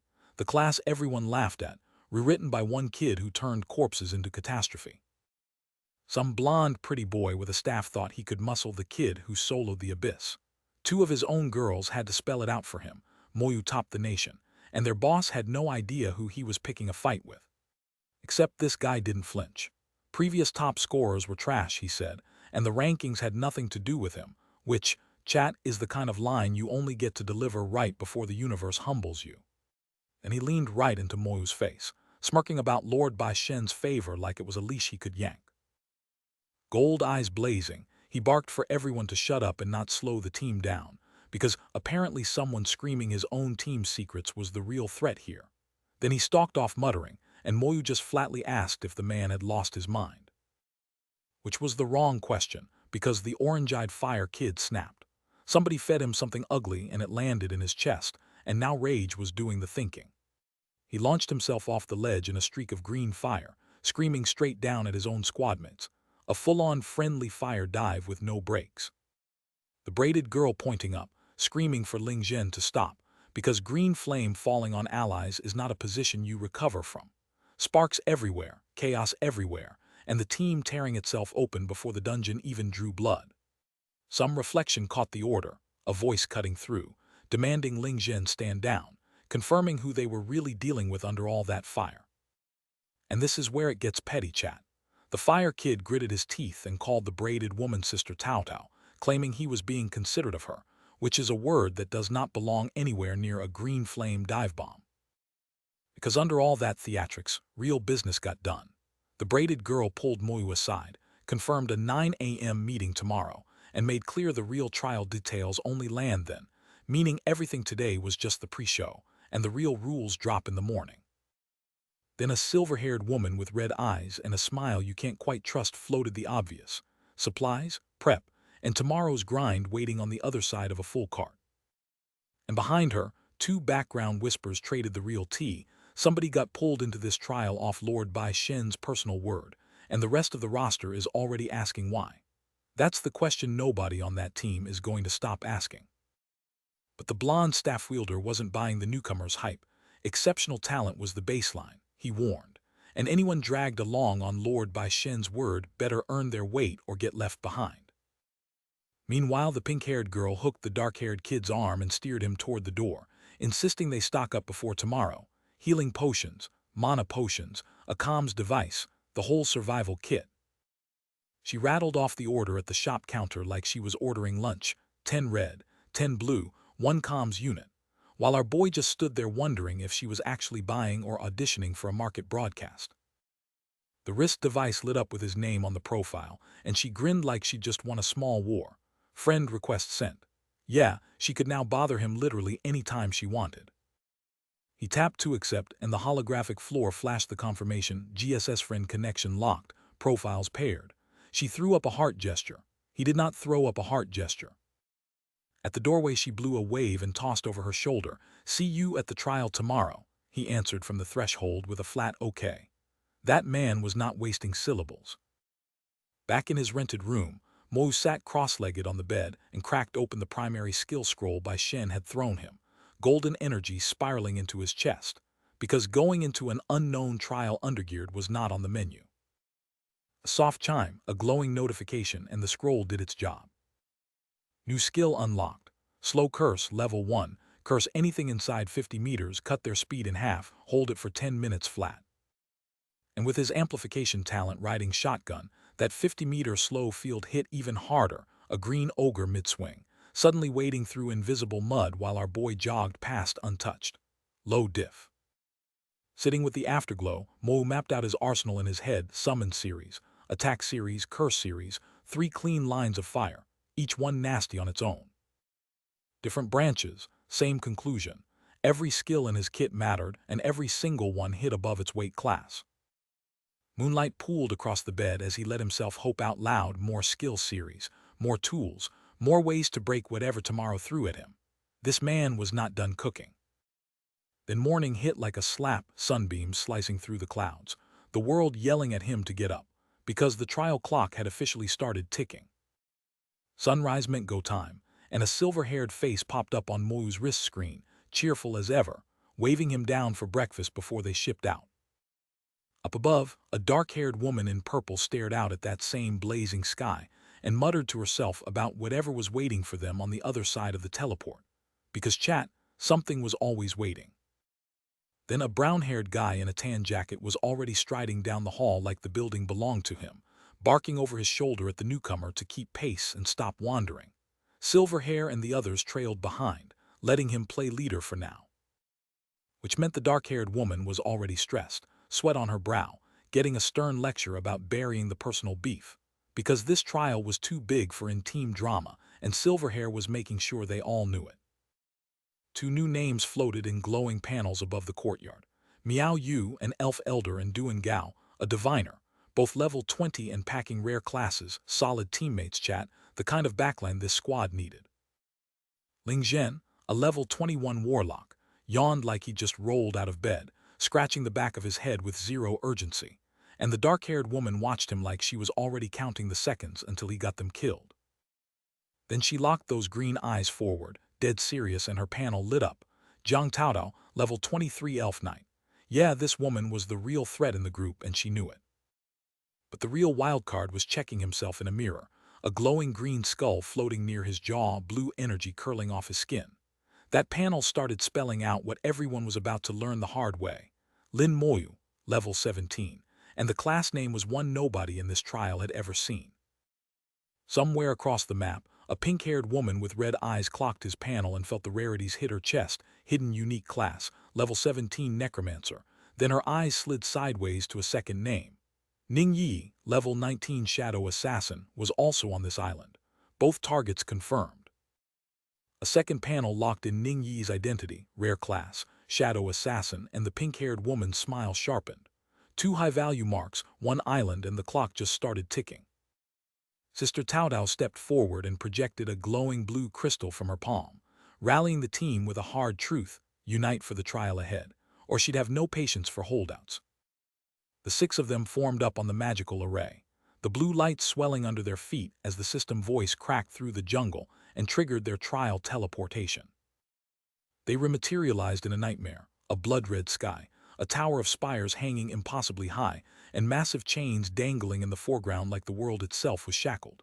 This was the drop, and it was already uninviting. The squad huddled at the platform's edge, silhouettes against the red haze, and someone off-screen finally named the monster floating above them, the Divine Zia Tower, their destination, their arena.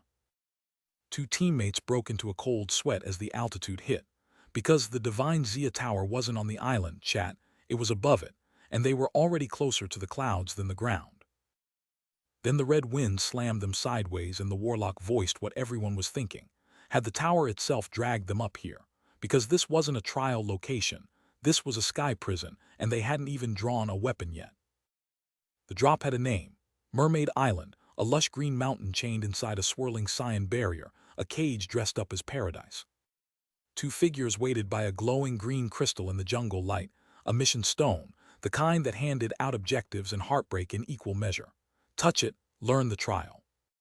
The dark-haired leader pressed his palm to it, and the verdict scrolled across his vision. Enter the mermaid's tier dungeon, kill the final boss, claim the tier. 6-person team, average level 20, and on nightmare difficulty, only 3 tiers would ever drop. 3 tiers total, which meant only the top 3 clearing teams walked away with anything at all. The dungeon itself sat at the dead center of the island, right under that impossible tower. Of course it did. Nothing in this trial was going to be convenient. A vast island opened before them, one towering peak at its center, a glowing blue lake shimmering below, and somewhere in chat the question hung: was the real prize the dungeon clear, or the mermaid's tear rumored to be hidden inside it? Taotao crossed her arms and blinked at the scenery, surprised the trial had dropped them on Mermaid Island of all places, while the blonde beside her asked for any veteran read on what they were walking into. A shadowed figure explained it plainly. The tier could forge equipment with effects you couldn't get anywhere else, which was exactly why Mermaid Island sat outside the Divine Zia Empire's borders, and why only 3 of them dropped each year. The dark-haired teammate rested a hand near his mouth and added the part most of them hadn't considered yet. Beyond the Empire, other nations were sending their own hunters for the same prize. 10 hidden dragon teams entered the running, and these 6 were Team 2, which meant the real fight wasn't just the island. It was every academy squad gunning for the same ranking and every foreign team willing to play dirty for it. The pink-haired teammate looked rattled and asked the obvious: what do we even do if a foreign team rolls up on us? One sharp green eye narrowed, and the answer came cold and simple: handle it the way it's always been handled. The black-haired kid in the white shirt glanced up at a nearby screen showing brutal combat footage and told his silver-haired teammate to relax. That kind of danger wasn't going to find them. Red slashes carved across the dark jungle canopy as the lead confirmed they were moving in. Mermaid Island officially open for business. Inside the trees, Duan Gao got the call to drop her buffs, and she lit up with a cheerful yes. Strength, agility, defense, mana activation all slamming into the team at once, the palm trees practically humming from the surge. The dark-haired captain flexed his palm, watching the diviner's blessing light dance across his skin, A polite 30% buff, 20% skill amp, lasting an hour. Useful, sure, but his own talent stacked another 250 onto every summon stat, so the boost barely registered. Beside him, a horned skull face pulsed teal energy and cracked a right, like they'd been thinking it out loud together. Which raised an interesting question. If the Diviner's blessing was supposed to hit every ally on the field, did it already land on the skeleton warrior standing behind that massive spectral sword? Because if it had, that little summon was carrying buffs nobody else in the room could match. 3 teammates near the front absolutely lost it. Hooded mask, brown-haired girl, blonde blade bearer, all staring at the horned skeleton like it had crawled out of a horror dungeon. Cute, the blonde called it, sure. So he turned to the nervous hooded diviner, sweating under the mask, and asked nicely, "Any chance you could bless the summon too?" A hesitant sure was all he got back. Cao Dao tried to layer a blessing on a sword, her spellbook flaring open, and the dark-haired kid watched it fail, his own passive so dominant it was overriding the diviner's skill before it could even land. A pale, purple-skinned face leaned in close, one yellow eye burning with contempt, and laughed that the summon couldn't even be buffed, so it was every bit as useless as its master. The horned skeleton turned, teal eyes blazing through the dark swirl of its own aura, and let out a laugh that didn't belong to anything human, a sound that told the whole jungle it had heard every word and was already done playing nice. The dark-haired kid dropped his gaze, teal energy and dark particles bleeding off him, caught inside the terrifying gravity of what he just summoned into the world. A brown-haired mage squared up in the trees, staff blazing red, itching for a scrap. But Jiang Taodao had zero patience for duels. She yanked him by the collar and reminded him the trial came first, which meant every second of posturing was a second wasted. Somewhere in the mist, a watcher with a single glowing blue eye felt something far worse than a jealous mage. Moyu's summons read like a death sentence, and their body went cold before they even understood why. The island's voice boomed over the canopy. The trial had officially begun, and Jiang Taodao bolted into the trees with her team scrambling after her, our boy Moyu bringing up the rear and watching everything. Pink hair swung past his sleeve as the team moved in tight formation. Jiang Taodao laid out the play, hit the mermaid dungeon, dodge what they could, and save their strength for the boss. Which meant arriving at the shoreline just in time to see something enormous breach the moonlit water, golden fins slicing the spray while their team watched in silhouette. The dungeon wasn't waiting for them to be ready. The water cracked open next to the rocks with a violent splash, and the first monster had arrived. It rose from the glow, a level 19 merfolk soldier wreathed in purple energy, red eyes burning, fangs out, 300 strength behind every swing and not a single skill to its name, which meant it was pure stats and pure trouble. Jiang Taodao didn't wait for it to finish posing. Her blade came around in a screaming arc of orange flame that crashed into the merfolk's hide like a verdict. Except it wasn't alone. A pale elf with a white ponytail and a death wish lunged straight into the melee, and some spiky orange thing with fangs grinned up at her like this was a party. Then the fireball went off and lit up the entire shoreline in a single blinding bloom. The white-haired elf came out the other side of the blast with a glowing purple eye and a headless monster at her feet, the system chiming its verdict level 19 merfolk soldier down, and Jiang Taodao walked away with a fish scale for her trouble. The jungle lit up with raw fire as the white-haired fighter carved a burning arc through their ranks, a loud, confident opening move. But the brown-haired staff wielder checked the map and grimaced. Level 21 monsters had spawned along the route, which meant 3 more hours at this pace. The green-robed man had heard enough. He charged forward with his mace blazing, declaring they'd bulldoze through instead, and his partner shouted back that she was right behind him. Which is when the pink-haired caster stepped in. She wove a swirling cyclone of cyan wind that froze every spear wielder in its radius, buying precious seconds. "Hurry," she called out. She steadied her breath, blue energy curling around her forearms. The wind hold was hers now. 20 minutes later, the real problem opened up ahead of them. A river valley stretched toward a towering mountain crowned with a pulsing purple crystal, and both banks crawled with spear-wielding monsters swarming in thick, hungry lines. The dark-haired leader watched the horde massing below, and the math was ugly. They were still falling behind the competition. Her green-eyed partner was already sweating, admitting her control couldn't handle numbers like this. The pink-haired caster asked, half terrified, whether charging straight in even gave them odds. 2 reptilian scouts on the plain laid out the trap in plain terms. The direct route meant walking into a surround, and clearing the path would burn another hour they didn't have. That's when the messy black-haired kid spoke up. He'd handle it himself, one volunteer, no discussion, while the braided woman watched from below. She looked up at him, serious, weighing what he was offering. The brown-haired loudmouth scoffed and told him he'd contributed nothing the whole trip. Maybe he should keep hiding behind women. The masked pink-haired girl, Ling, snapped at him to shut his mouth. The braided woman turned to Lin Moyu directly, asking what his plan actually was. Simple, he said.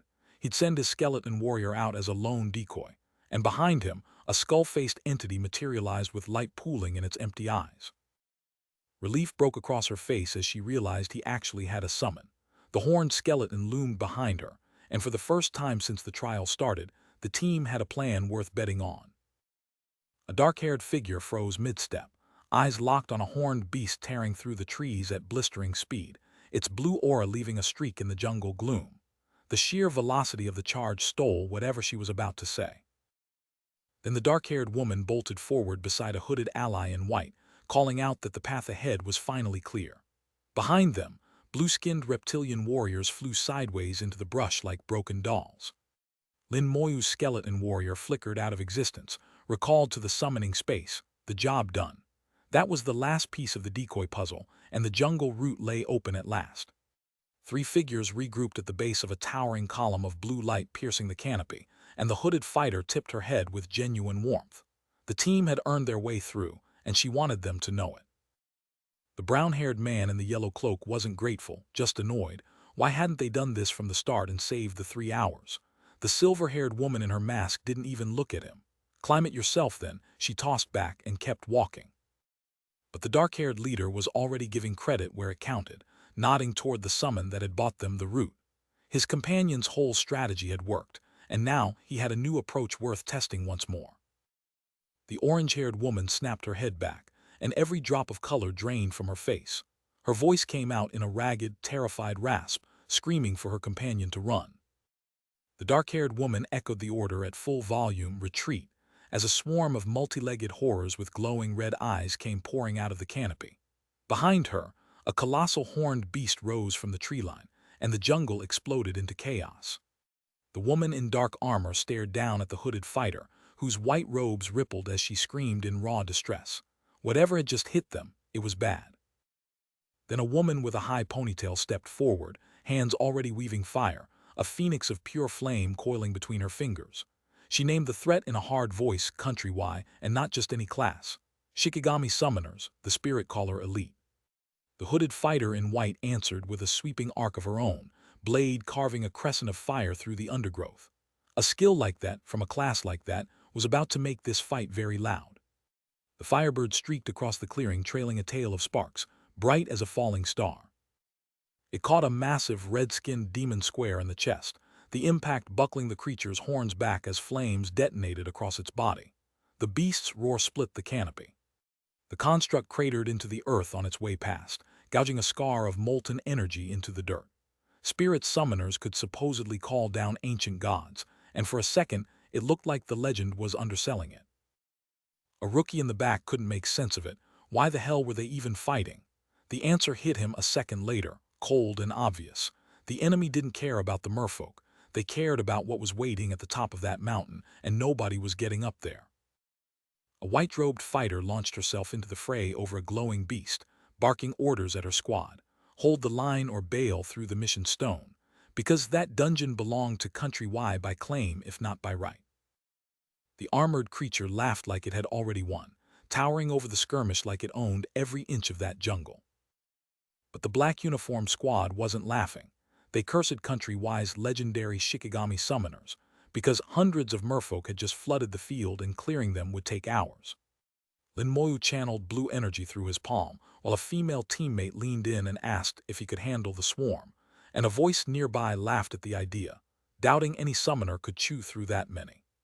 A dark spectral steed tore through the merfolk line like a bowling ball through pins, scattering 2/3 of them in one pass, and his ally could only stare, because nobody had ever seen a summon like that. The girl realized Lin was piloting 2 summons at once, and he ordered the T-Lied skeletal specter to pull the rest of the merfolk away from the fight. No corpse explosions either, flashy kills meant stolen experience, and leveling was the whole point. The grinning skull specter floated forward as more merfolk closed in from the jungle tree line, and a teammate called the luring play clean. A shadowy figure wreathed in teal energy stood over what looked like a bandaged, mummified husk, promising drinks the second the trial wrapped.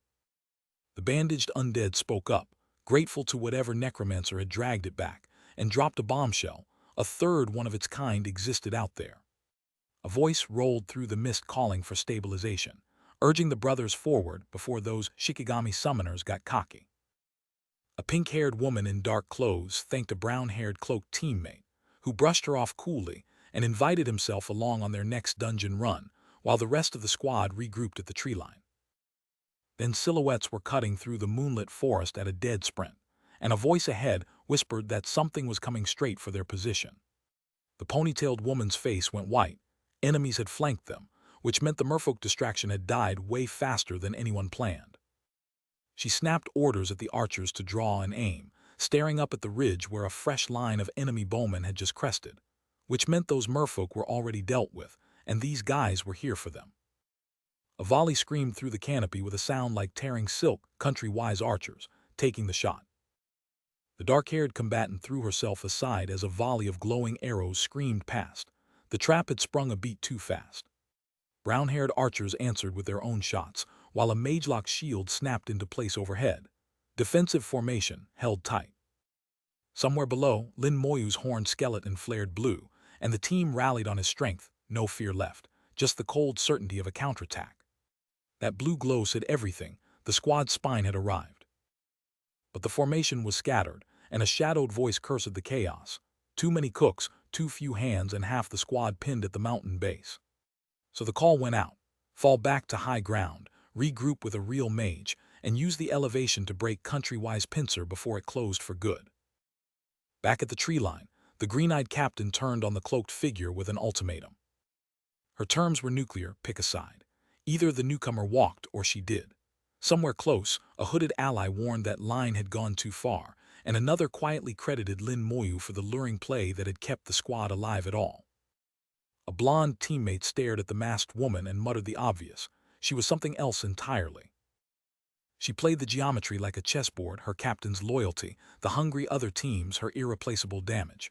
All leverage, all aimed at one boot out the door. Sunlight bled through the palms, and the deciding voice finally opened its mouth.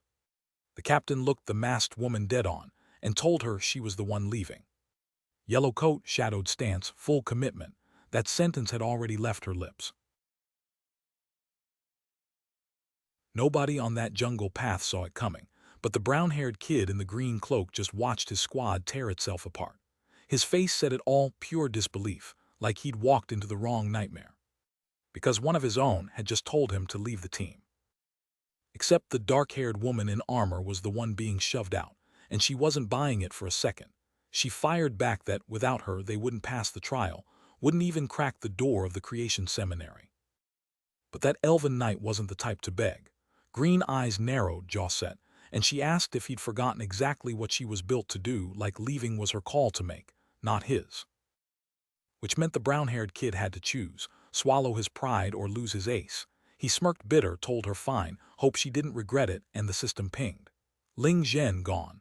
The squad just lost its warlock on the eve of a nightmare dungeon. So the dark-haired knight turned on her heel and called for the team to move. But the black-haired guy in the white shirt hesitated, glancing back toward the tree line where Countrywise forces had been flanking them minutes ago. Which left the rest of them trading uneasy looks in the jungle brush.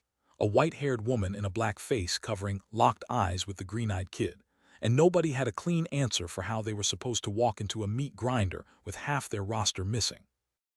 So when a hooded figure and a red-haired woman stepped out of the tropical shadows offering to tag along, it was less a recruitment and more a desperate patch job.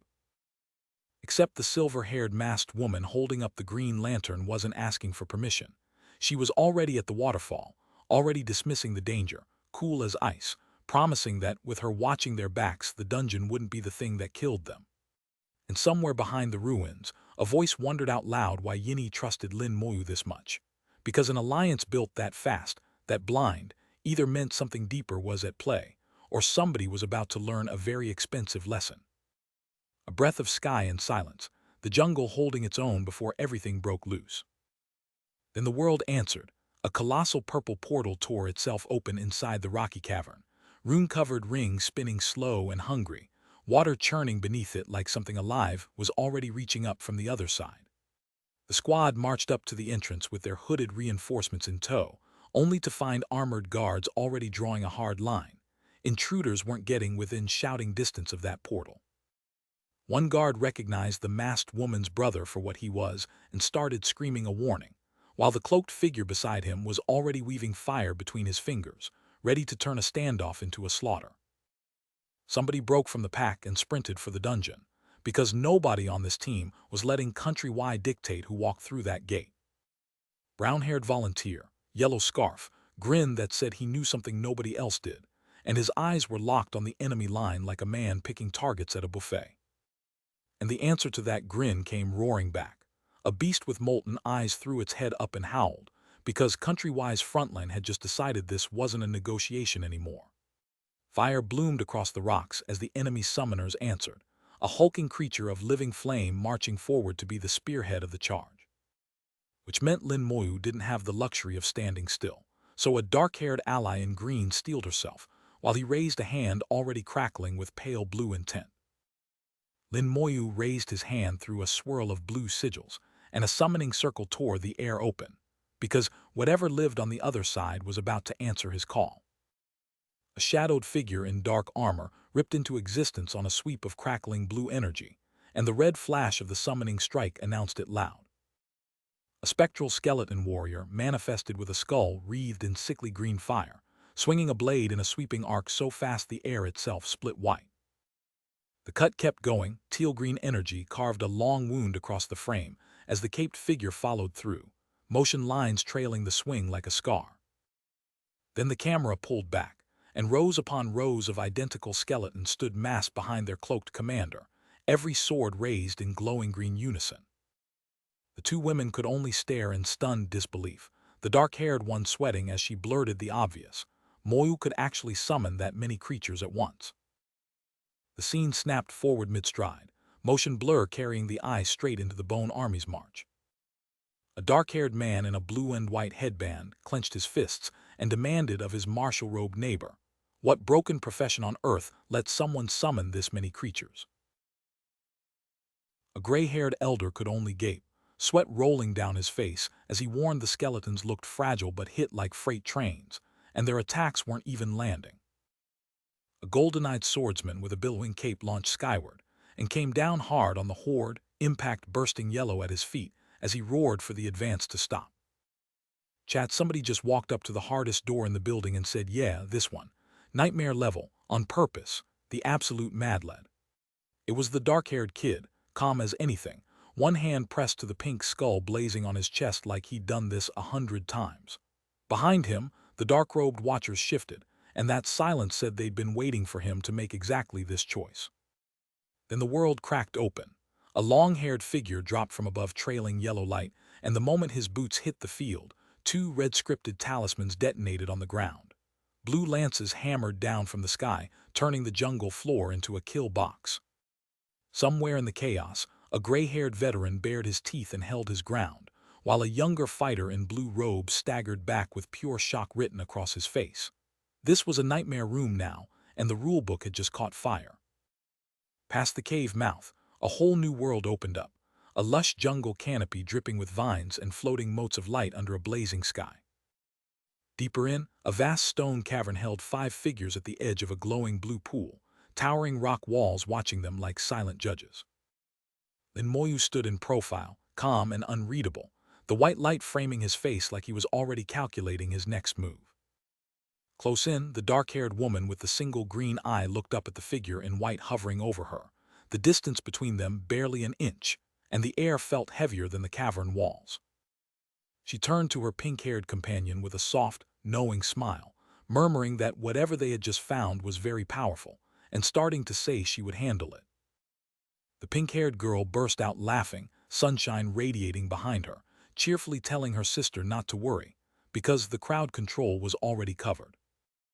Some hooded figure in white robes floated in, glowing book raised high, shouting a blessing meant for the pink-haired girl on the green dress, but the blessing didn't land where it was aimed. And then the system pinged. An elite merfolk warrior, 10,000 XP, 10 fish scales, gone in one hit, while the blesser stood there blinking because the kill had been stolen clean out of midair. The caster looked down at their own notification in total confusion, watching the experience pour into their lap for a kill they absolutely didn't land. The monster profile flashed across the status window. Elite merfolk warrior, enhanced, level 21, a nightmare tier threat that should have eaten a standard squad alive. One shot gone. Behind him, a braided woman stood frozen, watching his skeletons tear through enhanced nightmare mobs in a single hit, the kind of clear that should have cost a perfect party 2 minutes of bleeding. The order came sharp from a hooded figure. Keep moving, find the target. A blonde fighter splashed down beside her, wide-eyed and grinning, practically begging the squad to keep up with the carnage. But the braided woman bolted past her, barking at the hooded one to stop trying to process what they were seeing and just follow, because the army ahead wasn't waiting. The hooded figure stammered that their brain hadn't caught up yet. Which was when a dark-scaled beast with burning red eyes crashed into view, jaws snapping open as dark energy coiled around its claws, rage strike fully charged. Red light tore across the cavern, and the beast dropped. The braided woman waded through the shallow water, barely winded, and couldn't believe how calm she felt, because for the first time in her dungeon-running life, nobody needed her on the front line watching aggro or shielding teammates. A hooded teammate turned to an orange-haired girl beside him, pointing out the obvious. They had nothing to do here, which was the most terrifying problem any of them had ever faced. The cave narrowed into a dead-end cavern, blue water streaming down the walls like veins of light, and the silence told them everything.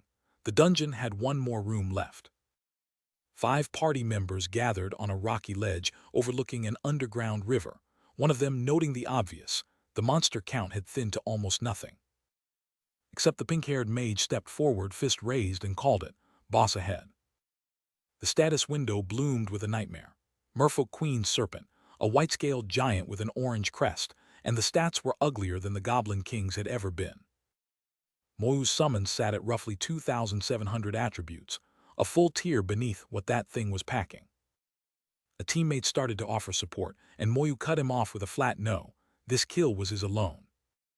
Something moved above them, and 3 teammates looked up just in time to see the ambush drop into their laps.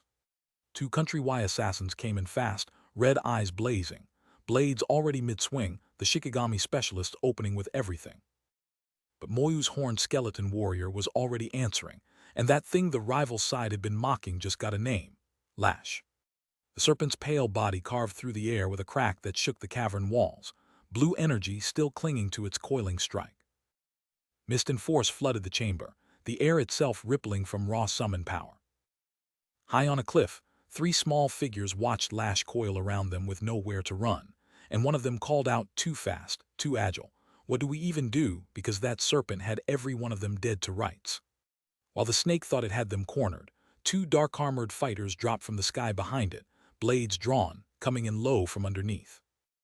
Lash whipped its horned head around and exhaled a swirling pink curse, the system tagging it exactly as it launched slow curse, meant to freeze whoever breathed it in. But the curse never landed, because glowing red chains snapped tight around the serpent's body, locking its muscles down mid-coil and dragging its speed to a crawl. Something blurred hard against the dark, white particles bursting in every direction as the restrained snake thrashed, and someone closed the distance at stupid speed. A dark-armored swordsman stood atop the chained white snake like he owned the corpse, and a glowing teal warrior shimmered into being below him, curse-type skill, a shadow in the crowd confirmed, and the armored figure didn't even bother denying it. Off to the side, a brown-haired kid in a white shirt nearly popped a vein. The enemy had summons, curse skills, and apparently a whole necromancer under all that, and he wanted to know what else was coming. Then a glowing red chain snapped forward and wrapped a fighter clean, the system logging it as death strangle, while the teal spectral warrior swung its sword in a shower of sparks straight at Lash's open jaws. The serpent thrashed like the world was ending, jaws clawed wide, the chain biting deeper into its neck, purple sound effects screaming the struggle as it tried to break loose. And right on cue, a pink and purple energy wave detonated across its face, swallowing the beast whole in raw magical pressure. In chat, the rival tried to turn the tables with venom, except our boys' skeletons are undead, so poison on flesh is kinda their off day. The blade came down anyway, and the blue-eyed warrior caught it head-on with a purple energy slash of its own. Which is when the kill shot arrived, one streak of light punching straight through the scaled serpent's guard. The beam came down from above, drilled straight through the serpent's body, and left it bleeding across the frame. One hit, the massive beast went down hard amid splash and ember, and the dungeon's apex predator hit the floor like a prop. Promo for Drakeskins overlays the lower portion. Behind the battlefield, the ponytailed dark-haired woman stood there, eyes wide, mouth open, watching armored figures and debris streak past her in rainbow light. This was the same teammate who'd begged the captain to kick Moyu off the squad. She finally asked it out loud, was the fight over, like she didn't trust her own eyes enough to believe it. But his team wasn't impressed. The hooded captain snapped at them to keep moving before they got themselves killed. The black-haired woman pulled them along, muttering that she had somehow gained XP just from standing near him, because staying close to Lin Moyu was the only way any of them were surviving this dungeon. Which was a problem, because that name she dropped, the serpent, was about to make waves across the whole island. So the five of them pushed deeper into the dripping caves, boots sliding on wet stone, and the reek of brine hit so hard the redhead nearly gagged. The cavern trembled, wind whipping through the dark like something vast was breathing down there. Then the tunnel opened onto something no nightmare dungeon should have, a cathedral lit from above by pillars of gold, framed by skeletal claws in the foreground. A blue-skinned merfolk commander leveled a trident blazing with golden light, and screamed the charge, 300 elite soldiers surging behind him toward the cathedral doors. On high ground, the silver-haired scout and the braided woman counted the swarming army and confirmed the nightmare, 60 patrol squads, every last one enhanced, and the math was brutal. But Lin Moyu just watched them come, cyan flames licking his palm, because for a necromancer a swarm wasn't a threat, it was a buffet. The black-haired woman lunged for his arm, begging him to wait. Too late, he was already a blur of teal light tearing down the slope, because caution had never been the strong suit of a man whose army never ran dry. Speed lines tore through the dark as the gap closed. The first trident bearer he hit registered as a LVL-23 elite, 2,000 plus strength, packing a dizziness sweep that could have ended a normal team. They dove as one, a synchronized stun strike raining glowing tridents down on the lone boy in white, 300 blades, one target, no escape. And bone met steel in a single ringing crash, rage strike answering the swarm, because that was how the king of the Scourge liked his entrances. But the swarm wasn't finished yet, and the pale-skinned assassin at Moyu's flank felt the next wave cresting behind them, a tide of fins and fangs nobody could have prepped for. One of Ling Zhen's dark-haired allies bit the bullet and raised a crackling red orb between his palms, screaming at the others to cover their ears before he let it rip. So that fear turned into real terror the instant the pressure wave hit, a white-haired claw trembling right at her hip as her whole body braced. The orb detonated, and that poor woman just clamped her eyes shut and buried her face in her hands, while the scream of it rattled her bones. Because when the ringing stopped, the kills were already ticking in by the dozen, a flood of golden panels lighting up the dark. Somewhere deeper in the dark, a dark-haired woman in a military uniform recoiled, demanding to know what in the world was happening, and a hooded figure beside a small pink-haired girl could only stare at the blue-lit cavern and wonder the same thing. Back in the slaughter, the kill feed kept spamming, elite after elite dropping for 12,000 experience a pop, while somewhere off-screen, a voice cracked with genuine awe, swearing they'd never in their life seen a skill that destructive. Then the world went orange and blue, a colossal explosion ripping across the floor as crackling lightning ate the shadows whole, and onlookers screamed that it wasn't real, that no one should be able to do that. Through the smoke and ringing ears, the palace doors groaned, a deep, grinding thunder that split the silence, and someone barked the warning. The inner sanctum had just opened.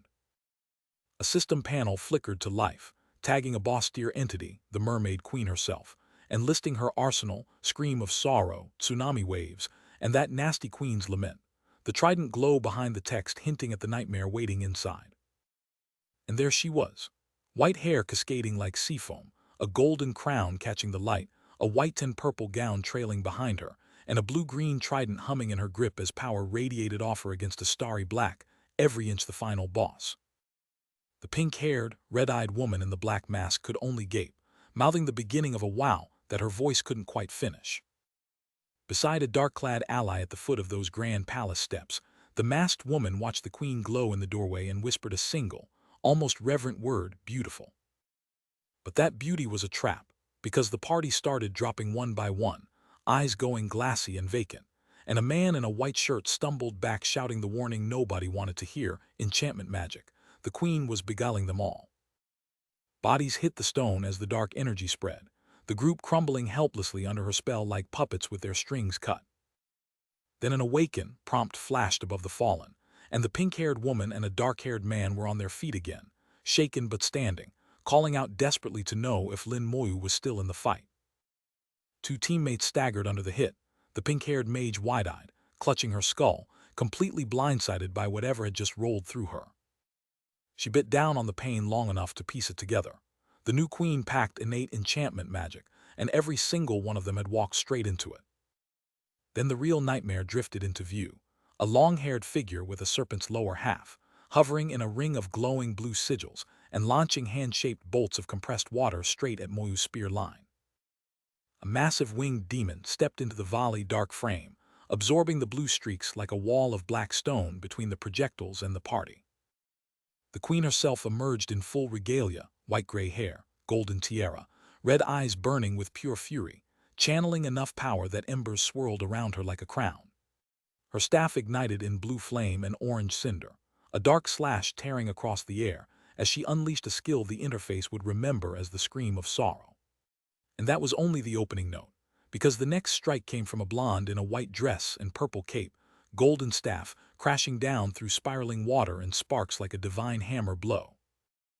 Against that kind of pressure, a normal 6-person squad would need an hour minimum just to grind her down, and even that would be optimistic. One teammate with glasses and a sweat-soaked brow could only watch, completely unable to guess what move Lin Moyu had hidden behind his silence. Then she shifted into her true form, purple hair wild, red eyes blazing, golden armor catching the firelight, and her raw stat spread was so absurd his own summons were already straining just to hold position. It was starting to feel a lot like a familiar kind of disaster. A pack of starving wolves swarming a lone male lion, and with that kind of stat gap, nobody could honestly call who walked out of that room alive. So the queen quit the posturing and lunged forward, trident raised high, red eyes promising death, as she drove the golden tip straight down through blue flame and fury. The impact split the air itself, pure force and noise, nothing left but the shockwave. She rode the follow-through, purple hair snapping behind her, slamming the trident into the stone so hard dark energy and blue fire erupted outward in every direction. A ponytailed warrior unleashed a volley of water blades, each slash carving another of Moyu's bone soldiers to pieces. 11 skeletons dropped in a heartbeat, bones scattering like dry kindling, and the queen hadn't even bothered to look up. The green-eyed woman screamed for Du and Gao to stack every buff he had left. They were running out of bodies to throw at her. Our boy wasn't interested. He palmed a cursed sigil and told them, plain-faced, that buffs were wasted on the dead, because his amplification ate every external boost anyway. Out of nowhere, glowing red chains snapped around some red-eyed brawler's chest, locking his arms flat and freezing him mid-charge. But the mermaid queen was already winding up her real finisher, a swirling vortex of blue water building around her staff, the system tagging it, tsunami waves like a weather warning nobody could evacuate from. That blast caught whatever poor soul it aimed at and hurled them through the current like loose cargo in a monsoon. More skeletons walked in to die on that wave, bone frame splintering on contact, because melee fodder was the only tool this team had left. Then the fallout hit. 12 more skeletons lost all their hit points in one impact, and the silhouettes below barely had time to flinch. Shrapnel kept raining down after the main blast, every last piece of debris, a reminder that the queen was still warming up. The green-eyed woman peered past someone's hair, sweat cutting down her temple, watching the battlefield count its dead and doing some grim math of her own. So she broke and begged, screamed at Lin Moyu to recall his skeletons, because watching them die one by one was shredding whatever nerve she had left. Our boy's response was to extend a swirling palm and command his soldiers to rise, not retreat, not regroup, just more bodies, ordered to dominate. Teal-black summoning magic churned like a wound in reality, and the system helpfully announced 87 fresh skeleton warriors prepping to enter the field. Massive bone structures clawed their way out of the stone floor, crackling teal energy crawling up their spines, and someone down below whispered, "No way," because this was supposed to be a graveyard, not a recruitment office. The green-eyed woman stared in open shock alongside her teammates, realizing the hard way that every skeleton Moyu had ever summoned in front of them was pocket change, and one of them called the true scale terrifying, which, yeah, was fair. A white-haired woman in a black face mask stared in disbelief, because our boy's growth curve had just broken every assumption she'd made about him. On another floor entirely, a blue-haired woman in a jeweled headband and purple cape was fighting for her life against shadow blade insects, her face already bloodied as she swung through red slash after red slash. Those scythe-armed bugs swarmed the ground, a yellow alarm flashing across the field, and every last one of them was about to learn why that was a mistake. Then a status label flared to life, Queen's Lament, and glowing blue energy poured from above like a judgment, engulfing the purple-winged figure and blasting every shadowy creature clean off its feet. Pale blue force tore through the chamber, scattering a small dark figure up through swirling white and blue light. A dark-haired young man noted the target's growth had outpaced his expectations and said he was fine, while a pink-haired companion beside him answered that her own spiritual energy was strong enough to block the boss's psychic assault. Which meant nothing to the blue-haired woman, because those same shadow blades found her next. She screamed as red slashes tore through her, blood streaming from her eyes in a fatal strike. A system notification blazed to life. The Mermaid Queen had been slain for 80,000 experience, dropping 2 silver-grade weapons and a mermaid's tear, loot worth more than most national-level dungeon runs. The pink-haired masked woman held the glowing turquoise tear in her palm, the prize that meant their trial mission was done, and Chuangshen Academy was finally within reach. The team gathered on the rocky ground, the long-haired figure in black, the pink-haired woman cheering with hearts around her, the hooded robed ally, and a pink-haired girl who turned to Lin Moyu and thanked him sincerely, adding that Ling Zhen had been the worst part, and she hoped they'd all enter Chuangshen together. The masked pink-haired woman stepped close to the dark-haired young man in a white shirt, who looked at her with quiet concern, and she answered yes, confirming something he'd only just asked. A pocket watch charm pulsed with purple light as a swirling vortex of rune-covered energy spiraled around it, and a voice cut through the moment wondering whether Moyu was planning something, while another called out to use the cooldown charm before the window closed. The pink-haired girl and a long-haired woman in dark armor reeled in shock as the magic swelled, while the hooded robed figure stood perfectly still beside them, calm in the middle of an escalation that was only just beginning. Word reached the cliffside watch fast. A brown-haired scout couldn't believe anyone had come out of that dungeon alive, let alone this quick. 3 robed figures stood at the blue portal, and even they were floored. Half an hour in a nightmare tier run. That wasn't a clear, that was a speedrun. 2 smug-robed bros grinned and laughed it off. Apparently the rumors about the necromancer's skeletons were just for show, and his enemies had bolted. But the hooded man at the portal's edge was not amused. A failed clear meant nothing if his people made it back breathing, and his glare said their retreat was a stain on the whole team. Inside a rocky cavern, a blonde woman barked the warning nobody else was coming. The whole push was on their heads now, and a swordsman was already charging in. Her ally just smirked and said to relax because they had Moyu. White hair, red eyes, and a smile that said the trap was already set. A dark-haired companion stood by her side, nodding ye could move, the plan was ready. And then a single word echoed through the crowd, and the air changed. A pillar of blue energy punched skyward inside the chamber, and the onlookers nearly tripped over each other. A high-grade cooldown talisman, on her, and they actually went back in. That was a death wish or something way above their level. 2 people walking into a nightmare dungeon on purpose. The spectators were calling it suicide before the portal even stopped glowing. A dark-haired woman in green was sweating it out, palms open. There was nobody else to bet on now, just those two, and everything rested on their shoulders. But Pink Hair just smiled, calm as sunrise. They'd already seen what Lin Moyu could do, so relax, sis, these two were going to be just fine. Somewhere deeper, a stone-faced idol wept blood, and a long-coated fighter threw up a blue shield and calmly said this man could clear Nightmare solo. Pink Hair just chimed in not to worry. And in a sunlit stretch of jungle, Moyu grinned, thanked his partner for the absurd level-up window, and told them not to bail on him halfway. They simply nodded, all right. His pink-haired partner pointed up the path with zero hesitation, already mapping the next target before the last one cooled down. From the ridge, she and the dark-haired teammate sized up the merfolk lord in the foreground and agreed. One talisman cleared this dungeon twice over, and they meant to grab every last tier it had. Teal energy ignited as our boy slammed forward, blade first into the giant merfolk. Because slow and steady had never been the play here, fastest clear wins, and he meant to keep that record unbroken. Merfolk elites hit the dirt in waves behind them, system pings stacking up like receipts, every fish scale drop proof their speedrun was going exactly according to plan.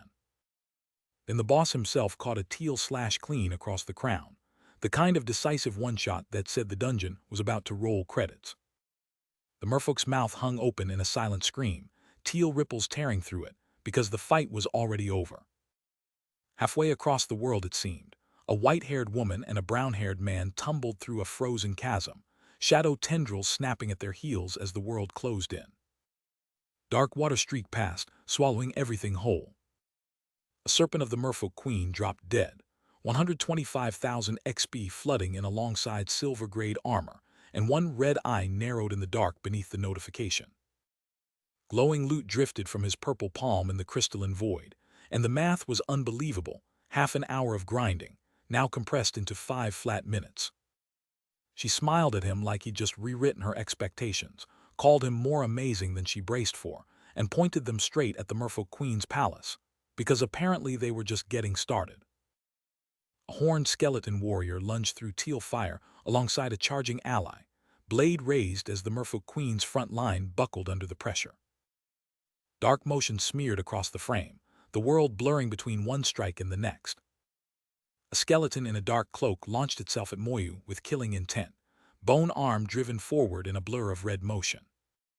2 scouts bolted up the palace steps, shouting that the guards had been wiped and the queen was coming, which meant the real fight was about to start. And there she was, the merfolk queen, white hair crowned in jewels, radiating an aura so heavy the air itself seemed to bow. She answered with a blast of swirling cyan fury, water and dark energy tearing across the hall like a tide given teeth. So the white-haired girl ducked behind her cloak, reasoning that if she never locked eyes, the enchantment couldn't take her a second time. She clung to Moyu's back and begged him to end it, pointing at the queen while he just stared ahead, calm as stone. Which was all the opening Moyu needed. Cursed chains crackled across the chamber, and every guard in range felt their legs turn to lead. Then his hand rose through the carnage, and a corpse explosion ripped outward, a guaranteed chain reaction in a room already packed with corpses. The blast caught the queen full force, flames and blue lightning tearing through her defenses in one overwhelming, rain-soaked strike. 200,000 experience later, the system confirmed the kill, and the loot was filthy. Silver-grade queen's sword, silver-grade queen's grimoire, plus a merfolk tier for the vault. Behind him, the pink-haired woman threw her arms up as her level broke 20, grinning like she'd just won the lottery. She held up the glowing tier and told him to push for another round so they could grab the rest, and the dark-haired young man just nodded, okay. And just like that, the world went white, a breath between one nightmare and the next.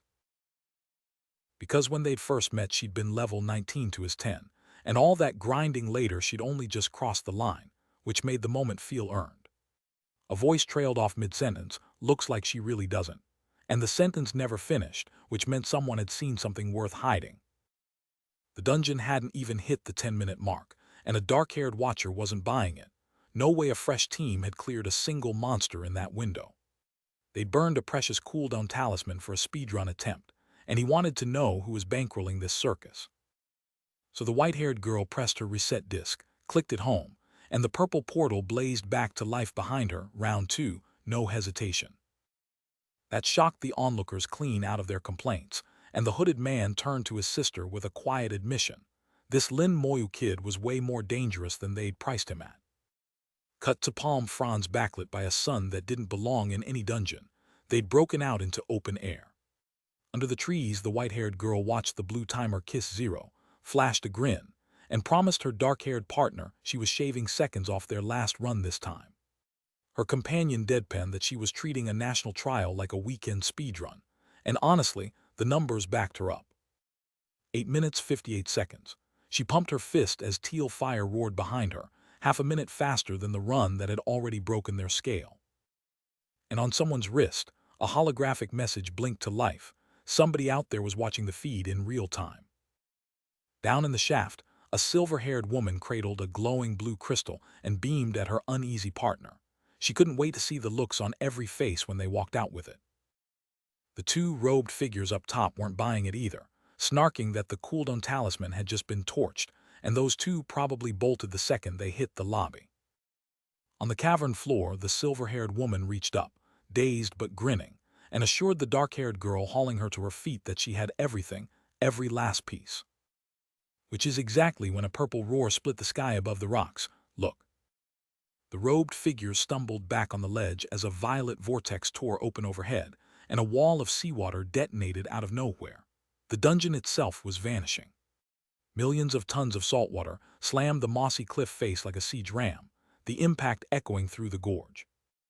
That spiral of blue and purple was the dungeon imploding, and one of the watchers finally said the quiet part out loud.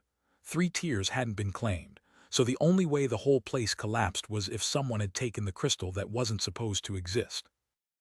They'd finished their business, the dark crystal secured, the deed done. The black-haired leader in white called it, time to move before anyone caught wind. But one pursuer wasn't having it. The ponytailed man surged forward, cloak snapping with fury, screaming that nobody was leaving with what belonged to him. Cave walls closed around them as his allies poured in, a full hunting party, outnumbering the trio, every blade demanding they surrender the merfolk tears. And high above, the blonde knight and silver-haired woman stared in disbelief, the dungeon around them dissolving like smoke, as if it had never existed. They stumbled out of the cavern mouth into trees and open sky, knights bracing at the exit like men who just walked out of a vanishing dream. Below, the standoff collapsed into fire, the ponytail lunged forward to strike, our man meeting it head-on with a blade that burned as bright as his anger. Because behind one terrified woman, something ancient and monstrous was waking up, wreathed in fire, and its red eyes had finally opened. That was no summon. That was a god-tier predator stepping out of the dark, and every mana sense in the area was screaming the same warning at once. Coat snapping in the blast, wings of gold and red erupting behind him like a second sunrise, this man looked every inch the final boss. The freckled girl could only gasp, sweat rolling, because the creature that had just been unleashed made every prior threat on the floor look like a warm-up act. So the dark-haired mage planted his palm forward, teal aura spiraling. His answer to the horror was a soul blast, thrown clean at its face. And that soul blast launched like a siege spear of pure teal force, screaming forward while his partner braced beside him, because standing still against that thing meant becoming its lunch.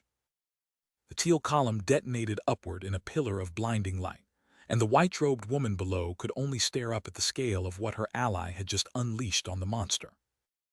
The creature took the full brunt, fanged grin twisting into a snarl as teal hellfire washed over it, because this soul attack was not playing around. Ponytail raised a glowing talisman, golden eyes blazing with that "I main this character" confidence, and the smug grin said everything. Divine summoning activated. Out of the swirl came a hulking axe-wielding figure, spiraling through a vortex of fire and momentum like it had somewhere violent to be. The summon's opening move hit with the kind of splash damage that announces a tryhard entering the lobby. But the horned demon on the other side wasn't impressed. Red eyes wide, jaws open mid-roar, he was commanding his own forces to erase them all, and he meant it.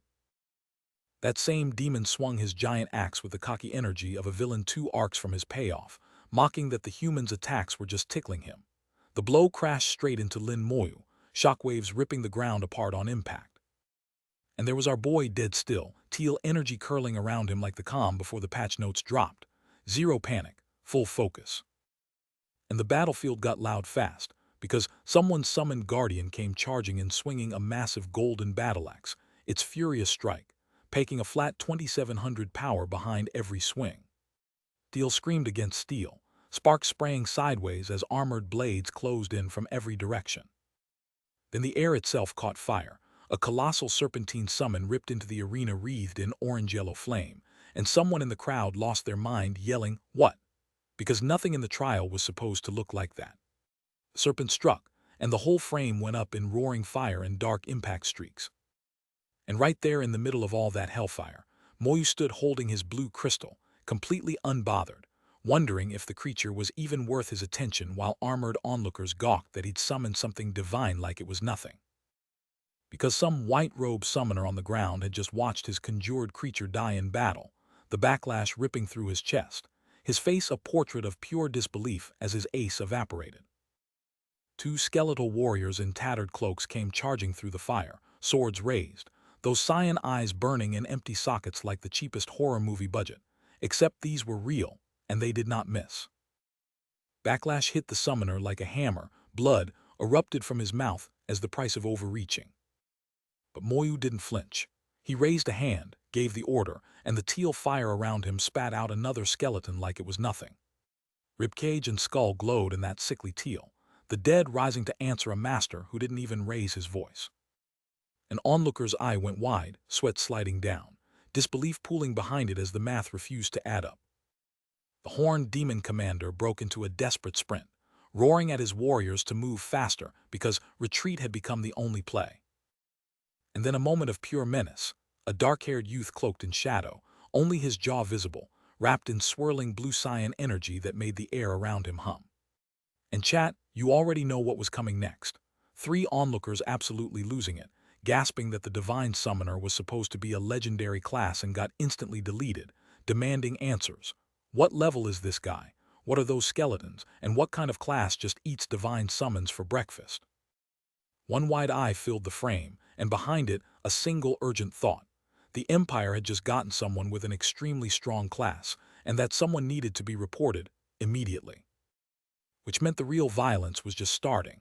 A bandaged skeletal swordsman in a hooded cloak brought a massive blade crashing down against another hooded skeleton, dark energy crackling between them in the blue-lit dark. The blade found its mark, shearing a bandaged skull clean off and sending it spinning into the air, trailing dark fluid, purple slash effects streaking through the impact. The skull-faced knight stood on broken rock with a broadsword in hand, humming with a pulse that even the onlookers could feel in their teeth.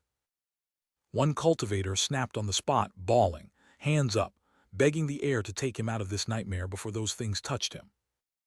So the white and dark-robed survivors broke first, bolting for the sky with one of them screaming the line that ended the discussion. Even the divine summoner had dropped, and if a god tier was dying here, what chance did the rest of them have? Which only made the red-haired pretty boy cackle louder, trash running from a couple of skeels. Please. His black-haired buddy facepalmed through his own agreement. If grunts like these could solo nightmare difficulty, then sticking around for a real fight was a fast track to reincarnation. Back in the trial, shadowy tendrils twisted through the trees, while someone off-panel wondered aloud, where the hell did that guy even come from? Lin Moyu just stood there, silent as a grave golden light rippling around him. And honestly, not trash-talking mid-boss fight was a whole power move. The kid was a role model. A brown-haired kid lingered outside the jungle trial, watching the crowd inside laugh and mingle. Staying out had been the smart play. The ones who passed were now targets for every faction watching. But someone in that circle wore rage like a second skin. A single golden eye burned through the dark, teeth clenched, and whoever Lin Moyu had become, this person was already planning revenge. Then the test itself called time. A dark sphere drifted through the palms and lit the canopy blue, and the system announcement dropped the hammer. Every mission item needed to be surrendered. Right now. No exceptions. Lin Moyu stepped into that blue glow without flinching, pressing a crystal into his chest and letting it fracture outward. Easy smile, steady hands, like handing over a homework assignment instead of the most contested loot in the trial.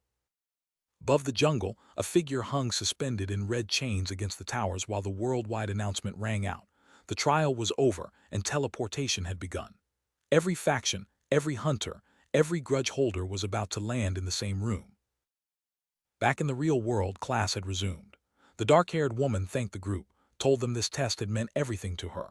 Which was sweet, because 3 feet away the pink-haired girl had her face planted on the desk, fully cooked, mumbling that she was done, absolutely done. This test had taken 10 years off her life. Then the pink-haired girl turned to Tao Zai, warm and conspiratorial, insisting the quiet guy was actually really kind once you got past all the silence. The dark-haired woman just smiled at a stunned, wordless Moyu, teasing that he was always out here defending or speaking up for the quiet one. But a beep cut through the moment, a notification pulsing off someone's wrist. Moyu stared at the floating blue hologram, blinking, summons to the academic affairs office. His first thought was, did Bai Shen actually message him? And in a dim, bubble-filled space, the long white-haired official told him he'd reviewed every recording Moyu had done well. Moyu, ever modest, shrugged it off. He only did his best. But the official wasn't done praising him. He liked what he saw, no arrogance after success, no sulking after failure. That's rare. Then came the real question, did Moyu know what a mermaid's tear was used for? Moyu furrowed his brow, thought for half a second, and answered with brutal honesty, nope. The sea went still, the trial's last shimmer fading into deep teal silence. Even a low-level mermaid's tear was rare, the kind of item that could wake a dormant talent before the second class ever shifted at level 40. But the trial had nearly collapsed anyway, because Sakura Country had calculated the island's timing and location and almost beat them to the prize. The white-haired man in the high-collared uniform stepped forward, gratitude rolling off him. Moyu had brought back mermaid's tears for all of Shanxia. Name any reward, any at all, and it would be his. Moyu's eye caught the light as he considered his play. He'd already checked the administrative office. His sister's information was nowhere on file, which meant this was the moment to ask Bai Shen directly for help. So in a sunlit office, blinds half-drawn, a potted plant catching the dust, Moyu finally asked, could Bai Shen help him find someone?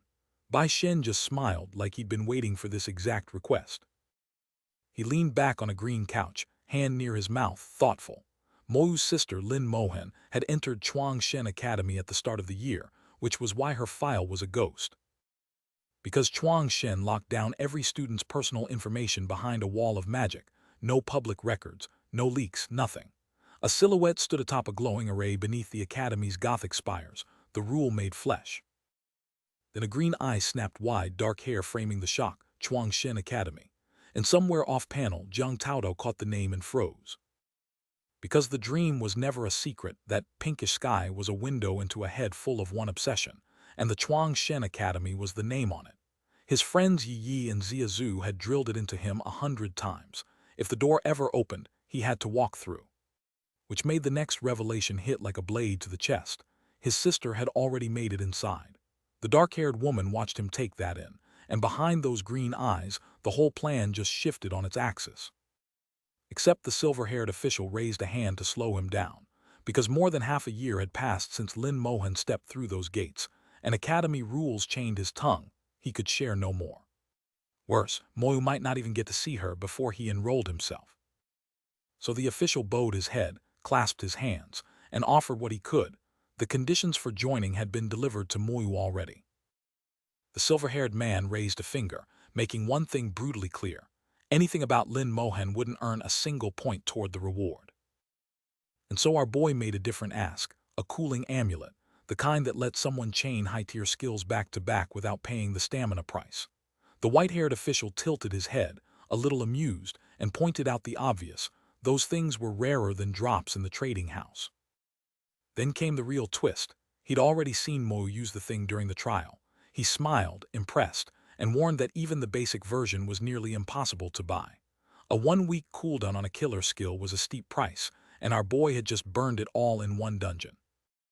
But Moyu only nodded, the math already running behind those green eyes. The amulet would let him blast through levels at a stupid pace, which was exactly what he needed to walk into Chuangshen Academy the second the gates opened. The official studied him for a long beat, then reached into his coat and produced a glowing blue crystal, A telekey, clearly tied straight to the Academy's instance dungeon hall. Level 20 was the door. Hit that, and the rest of the conversation could happen. He set the crystal between them like a chess piece. Two hands closed around the gem. Crystal lit up and Lin Moyu was gone in a flash, and the silver-haired official stood there blinking, marveling at a kid who just finished the gauntlet and was already teleporting toward his next grind without so much as a breather. The next stop was the Academy's instance dungeon hall, an ornate cathedral of floating violet portals, each one broadcasting a dungeon name, a level cap, and a reward table. Moyu stood in the middle of the rush, head tilted back, mouth gone slack as he scrolled through the listings. And that's when it clicked. Every party finder notice floating around him was begging for a team. A level 25 mage for a normal bone burial grounds, a level 20+ healer in bronze gear for a nightmare difficulty orc legion, a knight above 30 in full silver for Black Knight Tower. Our boy wasn't here to recruit, he was here to scout. Solo spec, reading the room, doing the math on which grind let one necromancer hit 20 fastest. Lin Moyu stared at the floating blue panel, scanning the entry rules for the elite seminars. Level 30. The first wall hit him harder than expected, and the question slipped out before he could stop it, above level 30. But 3 to 4 months to hit 30 meant his sister had already crossed that line ages ago, the moment she stepped through Ziyajing's doors. The list kept going from there. Clear the level 30 dungeon abyss frontline on hell difficulty, rack up 1,000 contribution points. Nightmare was the ceiling for most. Hell lived on a different planet. His eyes narrowed at the sky as the math ran. If a solo clear was even possible, then the contribution points had to come from somewhere, so he asked how to earn them. A hand tapped his shoulder from behind, and a soft voice broke his focus. "Excuse me." He turned to find a blonde girl with nervous twinkles, fidgeting through a polite smile like she'd been working up the courage to approach him for a full minute. She introduced herself as Shu Han, and offered to walk him through the dungeon hall, free of charge, on her, the kind of helpful that almost always came with a price tag. Behind those twinkles was a girl running the math on what she could get out of this. So he cut straight to it. How much for the tour? She flinched at the directness and scrambled for a number, 100 points. A tap on his wrist device, a holographic screen, and the 100 points hit Shu Han's account clean. Shu Han lit up like she just rolled a 5-star pull, thanking him with a grin that said the debt was the last thing on her mind now. She swept her hand toward the glowing portals lining the hall, walking him through the map. 2 starter dungeons under level 20, 18 in the 20s, 20 more for the 30s. Beyond those, 52 more doors waiting between levels 40 and 70, each one a bigger nightmare than the last. 3 glowing orbs pulsed in the stone, purple, cyan, red, the gatekeepers to 95 dungeons split across the hall. 2 colossi built for 40+ runners and a mega dungeon swallowing over 100. Shu Han swept a hand toward the nearest crystal and laid out the metagame. Every dungeon kept its own clear record, and whoever broke that record walked out with bigger rewards. They drifted deeper into the grand hall, past a spiraling golden staff hung with floating orbs, and the air changed. This was the task and team recruitment center, where side hustles paid in points and solo hunters could find a carry. 2 birds, 1 dungeon hall earn points, or earn a party.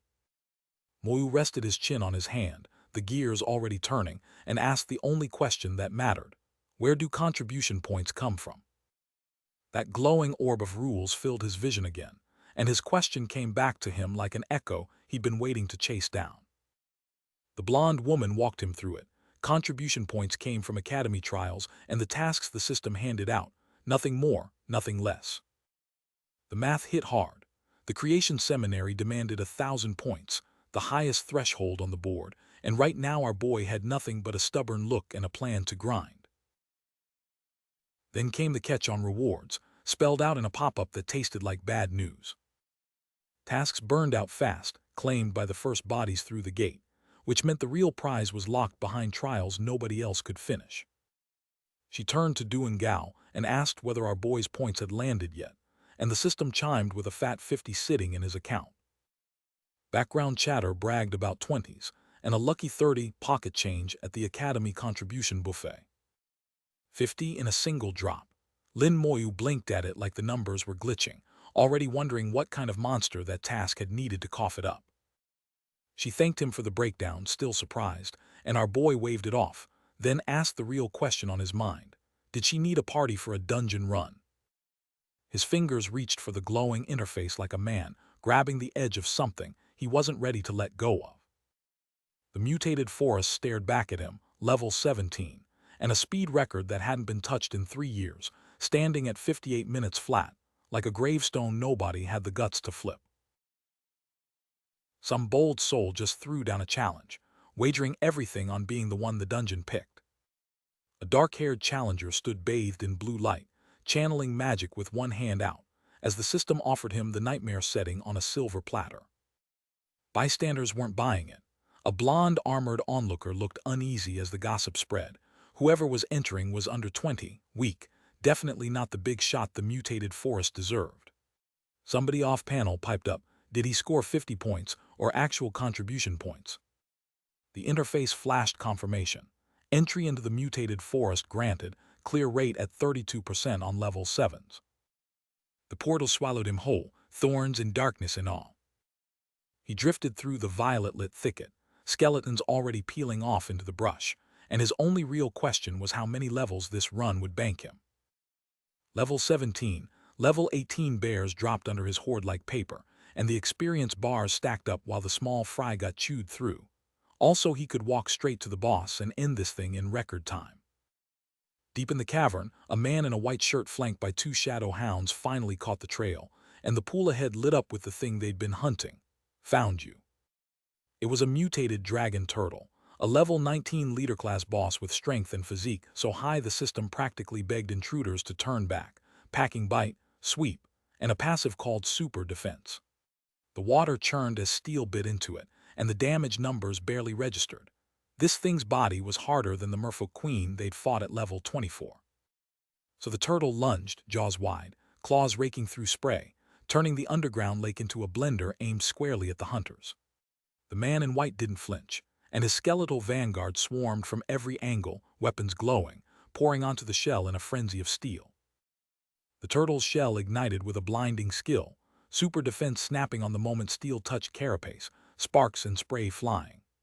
2 skeletons ragdolled backward off that wall of bone, their blades skidding useless across the greatest defense any level 20 monster had ever worn. Our boy watched through half-lidded green eyes and understood the math instantly. Rage Strike was landing clean, and this shell was eating everything. 3 years untouched made perfect sense now. He moved before the turtle could recover, launching forward with one apology. He was done waiting around. Because if he was going to flip this monster, he needed the big gun. Cyan soul fire coiled around him as soul blaze came online. And that serpent of spectral flame hit the turtle square on the jaw from below, blasting skyward with enough force to rattle the whole cavern.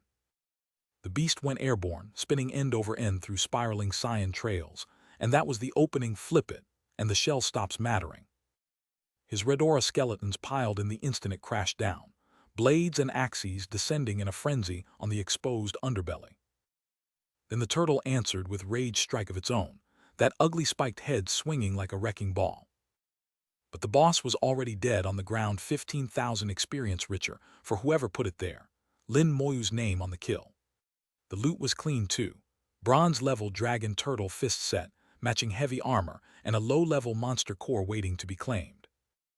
Standing in that blue-lit cavern, a purple gem materialized in his grip, about 35% more experience banked, meaning one more clear would finally push him to level 18.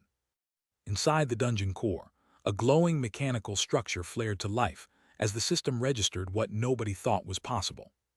The cavern cracked with the impact, sound effects ringing out across stone. Outside the dungeon, the great bronze bell shuddered, dragon text shaking free with every toll. Inside the grand hall, the echo rolled across the rafters while off-screen voices piled in.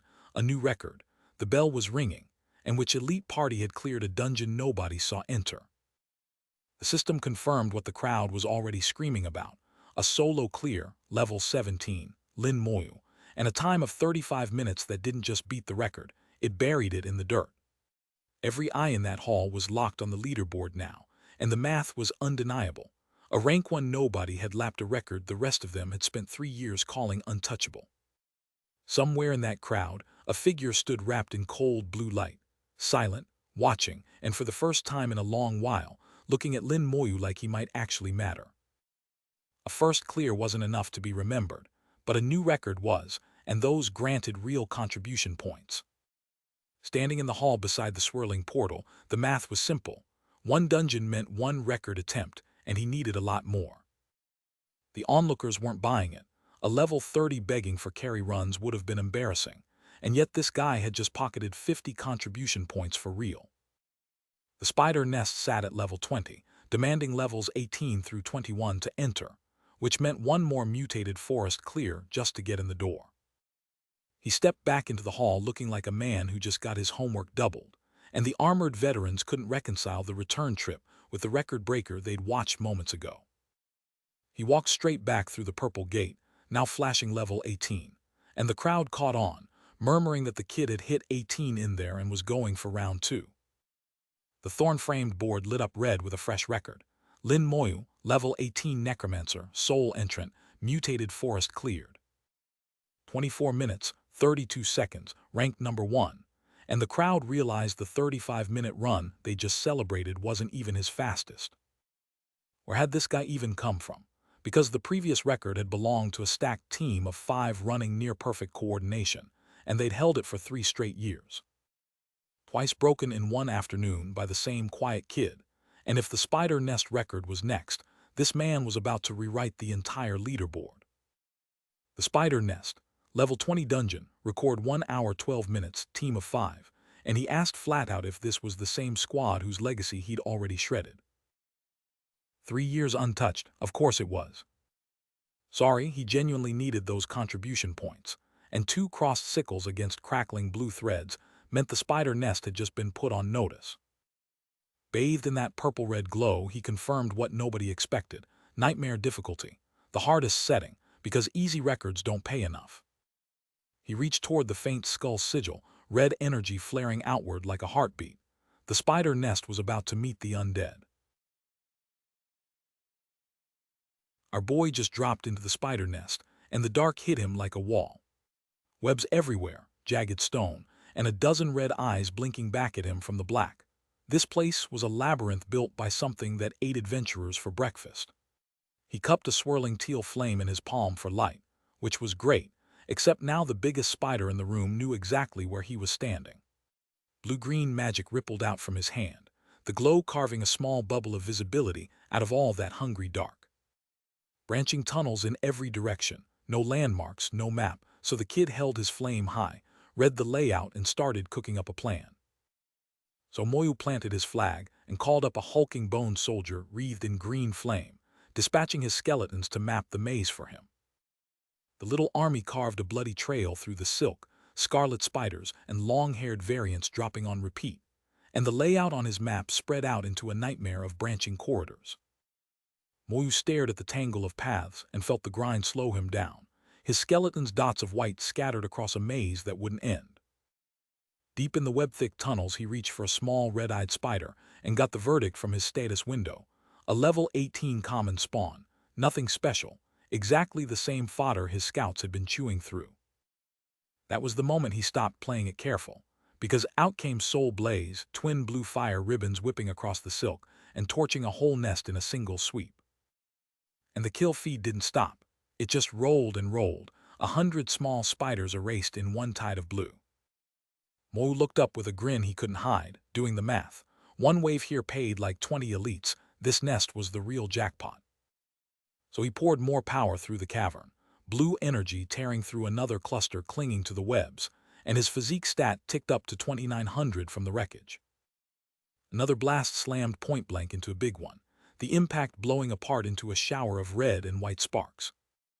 He'd cracked this kind of nest before, so he reached for the same trick that always worked, a recall command to pull his summons back and regroup. But when the horned warrior materialized, its frame was crawling with a carpet of blue spiders, and the recall failed flat. There were too many of them clinging to the bones, every corpse buried under bodies his control couldn't reach through. So he improvised. A fire spell detonated from a fresh kill, the kind of chain blast that turned one corpse into 100 deaths. The cavern lit up in jagged bursts of red and orange. spiders evaporating by the dozen while the system scrolled kill after kill after kill. He crouched and recalculated, already planning the next move, split his 100-plus skeletons into packs of 10, so no single swarm could bury them under sheer body count. 10 minutes later, the boss finally pinged on the system, a level 21 Spider King, all web and acid and wind. He found it at the heart of the nest, a colossal 8-legged horror with glowing red eyes and crimson markings across its abdomen. His shirt was torn, his shoulder ached, and he didn't care. Cyan flame coiled around his raised hand as he smirked at the beast, taunting that he preferred his odds against a crowd. Then it was his turn to swing. Outside, 3 onlookers were already counting the clock past an hour, past the old record of 72 minutes, and betting the kid couldn't possibly finish in time. Inside, the XP bar had nearly refilled from a single clear, and Lin Moyu blinked at the numbers. That was one hell of a haul. 92 minutes in, the record was gone, and the Spider King's death banner popped, 190,000 experience and a silver-grade spider blade to show for it. He'd just have to run it again and do it faster. A blonde woman with twin buns was chewing her lip, because 90 minutes had passed and he still hadn't walked out. The dungeon portal flashed purple and Lin Moyu stepped through, calm as anything, and the blonde bolted toward him demanding to know if he'd cleared it. She searched his face for any sign of strain, and he just nodded, thanked her for waiting, and let the record speak for itself. That fast, the blonde woman could barely process it. Nobody walked out of a nightmare clear that quickly, and the silence around her said the same thing. But there he was, Lin Moyu, strolling out in a clean white shirt like he'd just come back from a walk, the kind of relaxed that came only when the dungeon never really had a chance. So she asked the obvious question from up on the archway, which dungeon gave the most XP under level 25, and answered it herself, pointing him at the spider nest. Long, clear, brutal run, but nearly triple the mutated forest payout. The math clicked behind his eyes. Triple the forest meant 4 clears in one, a goldmine of experience, except the cooldown made farming it brutal, so he burned 40 points to reset it, and the system confirmed the spend without flinching. So he asked the smarter question, anything fast that still paid out. She clasped her hands and let the silence do the thinking. Then her eyes caught the shimmer of a purple-blue gate across the hall, and her whole face lit up, because yes, that exact dungeon existed, and Lin Moyu looked up at it, curious. She glanced down at the gap between her boots and his shirt, and suggested a team run, pointing him at the Tyrant Desert. Her fists clenched with excitement as she laid it out. The Tyrant Desert took up to 40 players at once, and the place was crawling with high-level veterans, which meant a meat grinder and a master class rolled into one. He turned the idea over in profile, the desert heat already in his head. Solo a 40-man raid dungeon. Possible, maybe, but the gate required level 20, and the White Gods mission matched that number perfectly, like the universe had lined it up. She watched him walk into the purple glow, called after him to hurry back, then caught herself, wait, was he seriously about to rerun the spider nest right now? Every last one, Lin Moyu answered through the webbing like a promise, calm as anything. The cave was alive with red eyes lining every wall, hundreds of them watching the lone figure bathed in green light at the entrance, and the horde hadn't even started moving yet. On a screen somewhere, a white-haired official smiled at the gathered robed watchers and asked the obvious, you see it. You're shocked, right? Because he'd already met Lin Moyu once, and even knowing who the kid was, watching him face a multi-eyed nightmare solo still landed like a punch. And the masked figure beside him, Bai Yiyuan, got the real headline. One person had soloed the merfolk dungeon and walked away with all 3 tiers. Elder Meng Anwen watched the chamber with a quiet smile, while Dean Hongshan leaned in beside him, grinning at the horror on every countrywide face. A spiky-haired analyst behind them closed his eyes and analyzed the data. The kid had an amplification talent, and even rough estimates put it at something absurd. Mentor and student sipped calmly, while the old man mused that the trial's dark horse was shaping into something special, and that his sister had already been admitted into creation seminary, which said plenty. 2 back-to-back silhouettes against a streaked blue sky debated the elder's intentions, one noting he was personally nurturing this kid, the other pointing out the old man had forged every elite the human race had ever produced. The conclusion floated on a wash of blue light.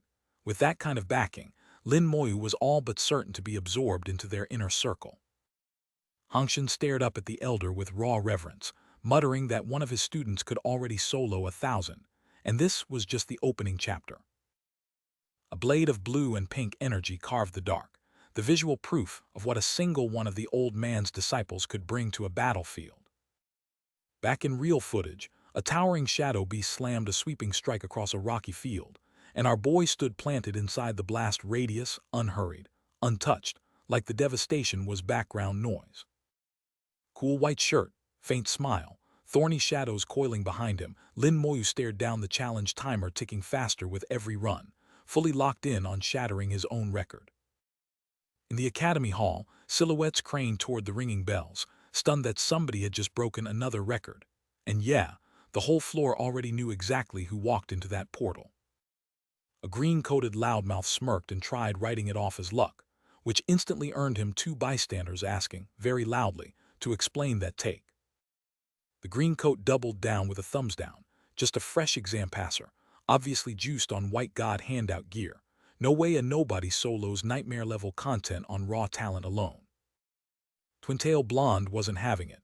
She planted herself over him, snapped that regular background kids absolutely could set records, and accused him point-blank of being a Kian-long snob who looked down on commoners. Low shot of tangled legs and crossed arms, then a voice from the crowd demanded receipts for the slander.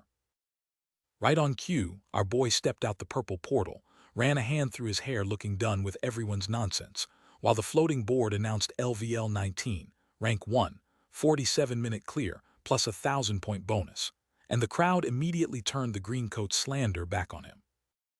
His boy came out of the portal, and some loudmouth in a green scarf was already in his face, shouting that every win was white god charity, calling our man a fluke.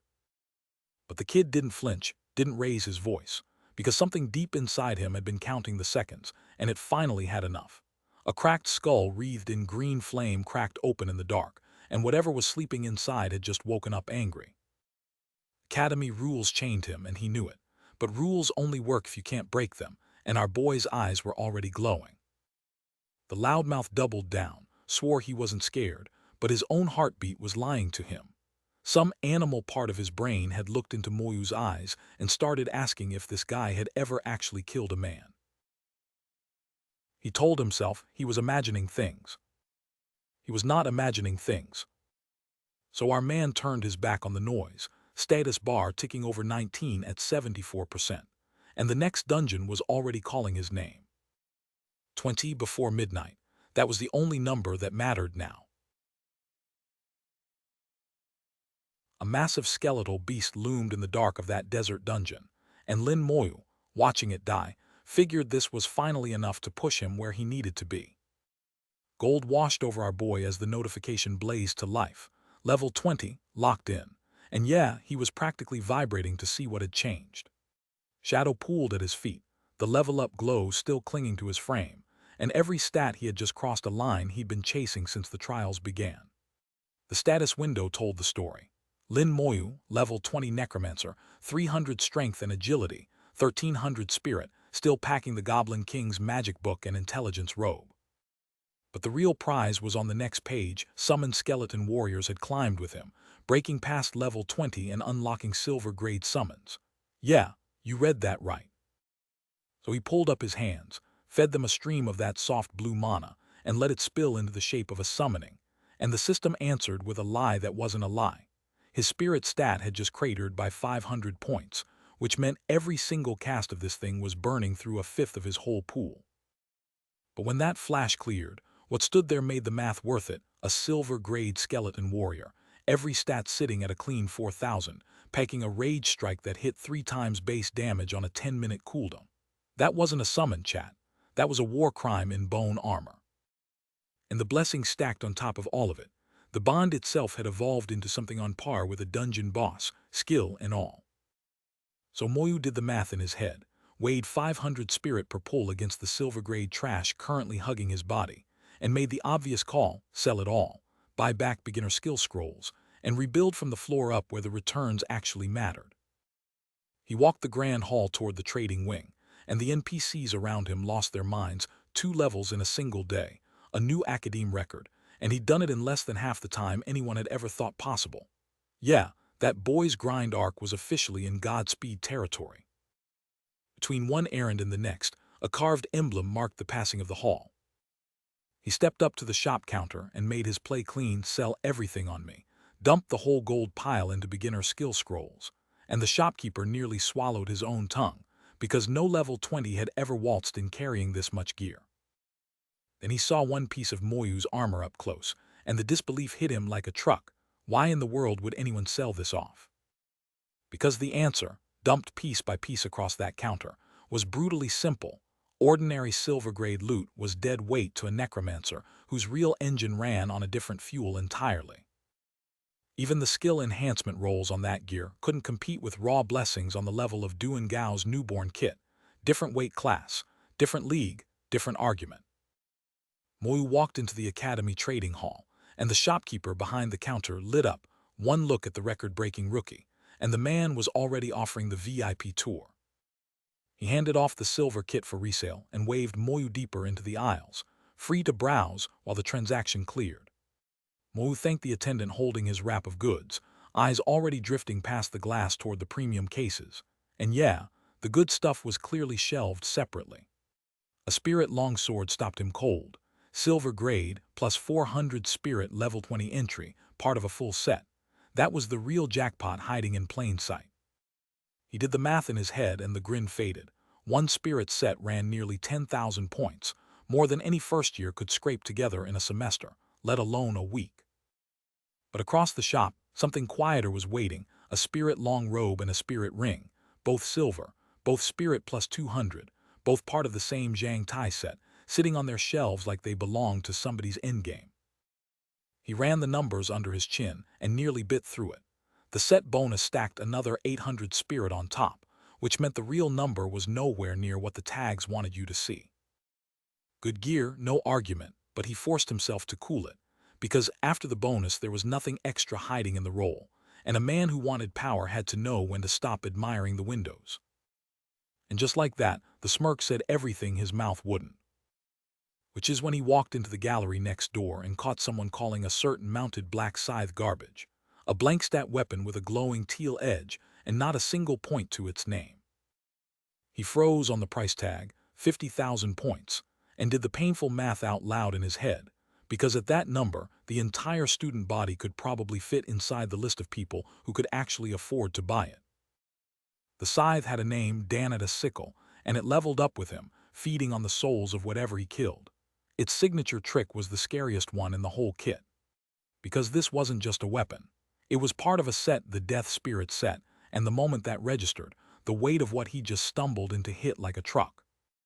A Death Spirit set piece, floating in a random trading hall like it was waiting for him specifically, and the shopkeeper was already clocking what Moyu was only starting to process. Summon a hero general from the dead. And that general turned a mob of skeleton minions into a real army with formation and command structure. His skeletons had always needed a leader on the battlefield, and this scythe was exactly that, wrapped in a set bonus he couldn't even see yet. His hand closed around the Danita sickle, and the weapon screamed back, a four-eyed reaper grinning through the hilt like it had been waiting for him specifically. To every other student in that hall it was junk, no stats, no glow worth reading, a glorified prop collecting dust behind premium glass, and he didn't care. Because that no-stat blade had a Reaper passive, and it drank Abyss demon souls to grow. His teal eyes snapped open, smirk cutting across his face, and the decision was already made. This scythe and his class were a match the trading floor had no idea it was sitting on. Back at the counter, the shopkeeper warned him one more time about the price tag while clutching a bundle of scrolls, and Lin Moyu answered cool. He hadn't brought his card because he didn't need to. Back at the counter, the shopkeeper's jaw dropped. The kid actually had the funds. No bargaining, no hesitation, just a clean transaction. Moyu walked off with the Danita sickle slung over his shoulder, teal light bleeding off the blade, and behind him the shopkeeper let out a long breath. That thing had been gathering dust forever, and now it finally had a master. No Abyss demons handy to test the scythe on yet, so Moyu turned to his other grind, a stack of skill scrolls waiting to be cracked open. Shelves stacked with rolled scrolls, all of them glowing faintly purple in his necromancer's hands. With this many to burn through, he was bound to walk away with something new. Cross-legged on the sofa, scroll in hand, golden light already spilling from the parchment, time to see what the system handed him. First roll of the night, skeleton armor. Summon bones straight onto his body, stack 100 points of physical defense on top, and walk around basically untouchable for 5 straight minutes. His hand flared gold before he even finished reading the description. A defense skill, a real one from a necromancer class that wasn't supposed to get them. 100 physical defense, layered on top of his existing blessing multiplier. That was 1,000 effective defense, and the elemental resistance pushed clean to the cap. This wasn't a roll, this was a jackpot. Cyan blue energy spiraled up around his arm as he tested the skill on the spot. Shards of light curling off him like the armor was already answering the call. Lin Moyu stood calm in that white shirt, and behind him, a massive spectral dragon unwound, ethereal blue and enormous, just from one summon. He walked forward, dark pants cutting across white ground, blue energy trailing in his wake like a signature. His hand shot out in a single commanding arc, and the blue flame behind him screamed into existence against a bruised purple sky. He watched his palm shift, warm yellow-white fire blooming to life, the energy tasting like a change in the wind. His hand stayed raised, wreathed in blue flame, and he threw down one word into the dark, a challenge, an invitation, a promise. And then the void answered back, a skeletal figure in a torn hood, teeth bared in a grin, teal energy crackling off every bone. The system named it a dark iron-grade skeleton mage, all 4 stats sitting flat at 100, except spirit, which had tripled to 300. Because the mage mirrored his base stats, that massive spirit stat meant one thing: every burst of flame it threw would hit proportionally harder. Dark-armored skeleton warriors stood wreathed in swirling orange flame arcs, hurling long-range fire attacks now, the upgrade laid bare, distance no longer a weakness. And the unspoken promise riding under it all: keep grinding, keep training, and these mages would only grow more brutal from here. The next morning broke clean and bright. Lin Moyu stood in profile, black hair, white shirt, sharp jaw set in thought. His spirit power fully recovered overnight, body back to 100%. Which meant exactly one thing: time to call in the next task from the White God and bank whatever reward was waiting. Inside the sunlit room with its shoji panels, he called out his level up 20 already and asked straight for the task. The white-haired man in the dark coat nearly dropped his composure, staring because Lin Moyu had only hit level 20 the day before. And somewhere in that stunned silence lived a quieter truth: this kid's leveling speed was now faster than even the White God's own. Both your siblings are monsters, the silver-haired man warned, and every word after that was just dressing around a simple ask. He needed help grabbing something. The prize hung in the air between them, a cracked golden relic pulsing with ancient light, the Tyrant Heart, buried inside a dungeon the old-timers called Tyrant Desert, sitting right in the dungeon hall. The heart kept beating, bright and taunting, while the mission laid itself out clean: enter Tyrant Desert and bring it back. He turned the offer toward our boy directly, warning that Tyrant Desert could fit up to 40 players at once, and choosing not to explain why it was that dangerous because Moyu already knew. Bring the heart back inside 3 days, and there'd be a reward waiting. The paperwork on the desk spelled it out. The reward was a beginner-grade cooldown talisman, fresh and unused. Glowing cyan runes crawled across a blue talisman, stone arches looming behind it, and the catch landed quietly: talismans from dungeon halls wouldn't cut it here. Our boy stood at the foot of those endless stairs, red portal burning above him, learning fast why that mattered. Top-tier dungeon cooldowns could stretch a full month. That was the window where cooldown talismans stopped being luxury and started being survival gear. Because 3 days was a tight clock on a dungeon this nasty, our boy grabbed the old man by the collar and demanded to know why the rush, and the answer came back simple: the academy's opening ceremony was in 3 days, and the heart needed to be in hand before the doors opened. Released and smug, Silverhair crossed his arms and called out to the doorway, where a white-haired elder stood watching with quiet amusement, asking whether our boy was satisfied with that one. The white-haired elder dropped the comparison without mercy. He'd gone into that same dungeon at level 30 himself and walked out empty-handed, leaving Moyu staring at the floor, swallowing every comeback he had. which meant the man in front of him wasn't some armchair general handing out errands.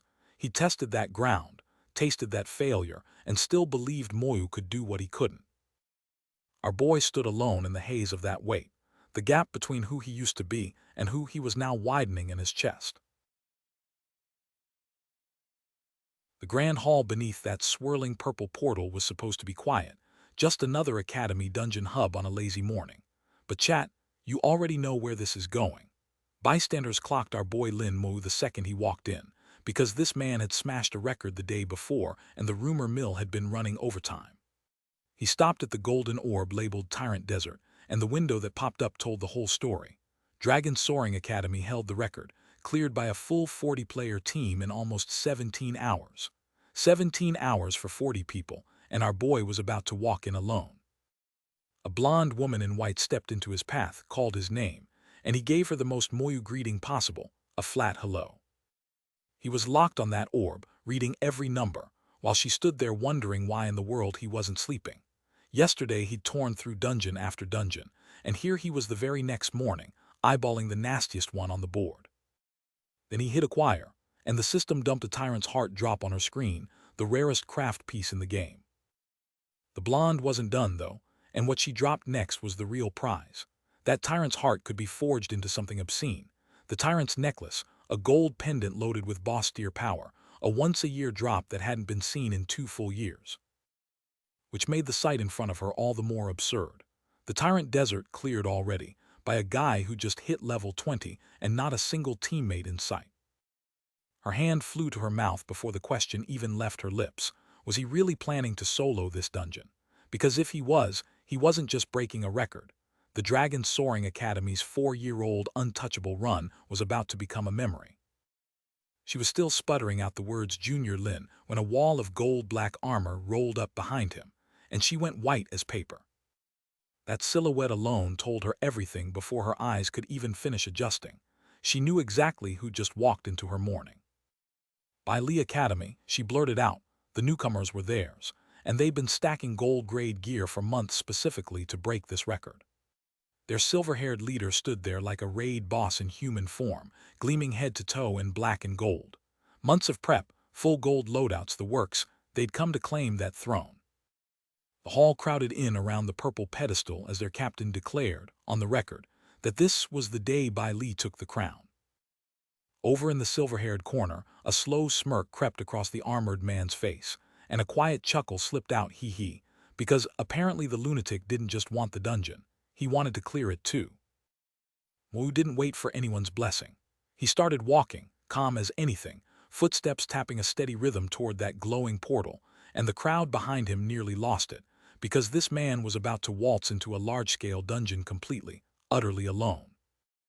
He climbed the grand stairs toward that swirling vortex like he owned the place, while the blonde stood frozen at the bottom, watching him go and wondering out loud whether anyone in the history of this world had ever soloed a dungeon of this scale, and if he pulled it off, she'd have no choice but to call him something more than lucky. And the silver-haired captain from Bai Li Academy, man was grinning like he'd already won it, full gold loadout, months of prep behind him. His squad fanned out in formation, armed to the teeth, every one of them ready for the big leagues. Their leader barked the order, teleport sequence locked, everybody move. So both crews stepped through their portals at the same time and dropped into the Tyrant Desert dungeon, where the sun hung directly overhead like a dare. No shadows meant no compass, and the heat didn't so much rise as punch. Moyu stood still in the glare and ran the math. 16 hours was the existing record, which meant this map wasn't a room, it was a country, and he'd better cover ground fast. While Bai Li's gold-plated squad kicked up dust charging the first ridge in formation, Moyu went the other way entirely. No party, no formation, just a lone necromancer staring down a desert built to break 40-man teams. He pulled up the sandy map and counted the blue markers scattered across it like cold stars. 500 points a pop to enter, 2,000 to reset the cooldown, and 80,000 left in the bank. A budget that would not forgive mistakes. Then a red blip lit up between the blue ones, and his whole body went still. The sand ruptured behind a dune and something colossal tore itself free, a desert ghost tree, super-enhanced elite at level 25, bark twisted into a screaming skull and roots already reaching for his ankles. Status window flagged a deathbind, which meant one grab and the kill was over. And the worst part, this thing was a trash mob. An ordinary rando in this dungeon packed stats that would pass for a level 24 boss back on Mermaid Island, which meant the real threats were still out there, waiting. His silver-grade skeleton warriors crashed into the ghost tree before its roots could close, steel ringing off twisted wood in a shower of red sparks. Without that recent evolution, this grind would have eaten hours he didn't have. The final slash carved clean through the spectral trunk, and the system chimed in desert ghost tree down, 300,000 experience, 5 ghost tree branches banked. And the number on that kill was boss tier, which meant every yellow blip on this map was a walking experience fountain. Moyu exhaled slow because this desert wasn't a punishment, it was a feeding ground and he had a deadline. The kill notification still pulsed across his vision, a quiet little taunt from the system reminding him the dungeon had opened its wallet. He flipped his axe forward and let the green glow of skeleton armor settle across his shoulders like a second skin. Out here, under a sun with no mercy, safe meant alive, and alive meant wearing every buff he owned. 2 hours in, the sand dunes had swallowed the horizon, and his silver skeletons marched single file at his heels.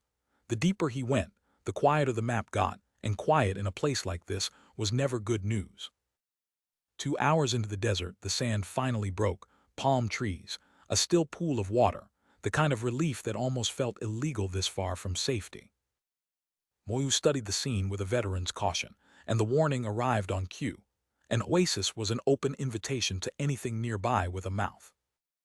The first guest was already here, a level 25 oasis giant scorpion, plating glinting, purple venom wreathing its carapace like a halo. The red marker on the map had paid for itself. This whole desert was crawling with super-enhanced trash mobs, and this one was the welcoming committee. The stinger came up glowing, venom dripping, and lunged for him in a single fluid strike. Rampage strike triggered, the silver skeleton's blade answered before the venom landed. That single sweeping arc carved the giant scorpion clean in half, the kill confirmed in a flash of system text, 300,000 experience in the bank, plus 3 sharp stingers for the loot pile. But the real prize was hanging overhead, clusters of glowing green fruit draped across the palms, practically begging the question of whether the desert produced its own consumables. He cracked a soul blaze in one palm, dark tendrils curling off his fingers, and split the job. Hold the perimeter, grab every fruit the skeletons could reach. A bandaged hand passed him one of the green orbs, and the real question surfaced, were the scorpions guarding these, or were the scorpions just drawn to whatever the fruit was putting out? The system answered, desert oasis fruit, a rapid spiritual power restore with a brutal 5-minute shelf life and 0 storage. Eat it now or watch it rot. He bit in, the taste irrelevant, spirit ticking back upward on the readout, and just like that, the desert had handed him a free mana fountain. So long as the palms kept fruiting and the scorpions kept coming, his spiritual power pool never had to drop. This oasis was a fully stocked recharge station in the middle of a war zone. A grin crept across his face as cyan light pooled in his open palm, because that realization unlocked something even bigger. This place was a training dojo for his skills. The dark iron skeleton mage answered the thought with fire, its silhouette erupting in flame, and Moyu admitted out loud what he'd been wanting to do since the desert opened up. Skill upgrade initiated, dark and teal energies spiraled, crystalline shards fracturing outward as the mage began its evolution. The transformation finished in a burst of crimson and blue, and Moyu watched it settle, the oasis turning what should have been a monolimited grind into a skill lab with infinite batteries. Moyu watched the blue particles drift past his face, a quiet grin forming as the math clicked into place. He could keep spawning skeleton mages on loop, and every one of them would hit silver tier the moment he crossed level 20. Magic detonated off him in a burst of pink fire and shattered crystal, pure overflow from a system that wouldn't stop handing out upgrades. So he bit into another green fruit, chewed slow, and let the spectral hands feed him power because he wasn't done yet. Continue. A skull icon notification slammed into his vision. Summoned skeleton mage had just hit level 20. He'd actually pulled the evolution off. The summoning vortex tore open around his crystal, blue light crackling up his arm as he called the new unit into existence. Inside the dungeon, the real show began. First up, The Ice Mage, a towering hooded skeleton wreathed in cyan shards, crystal staff raised like a frozen scepter, level 20, 8,000 spirit on the stat sheet, and packing an area skill called Icy Blizzard that promised to bury the map in frost. And he wasn't alone. Fire, lightning, wind, 3 more silver variants, each one a different flavor of annihilation. Explosive flames, thunderstorm, tornado. An entire elemental roster, summoned and ready. Moyu stood there with his hands in his pockets, Ice Mage on his left, Fire Mage on his right, radiating the kind of calm that only comes when you've already won. And the Ice Mage's hollow voice cut through the silence with a promise. The skeletons they'd butchered earlier. That debt was about to come due. And the counterattack launched in a single line of pure intent. Now it's MY turn to return the favor. 2 skull-faced figures blurred into frame, one burning orange, the other trailing icy blue spikes, and slammed into each other dead center, the impact loud enough to rattle the page. The collision kept going.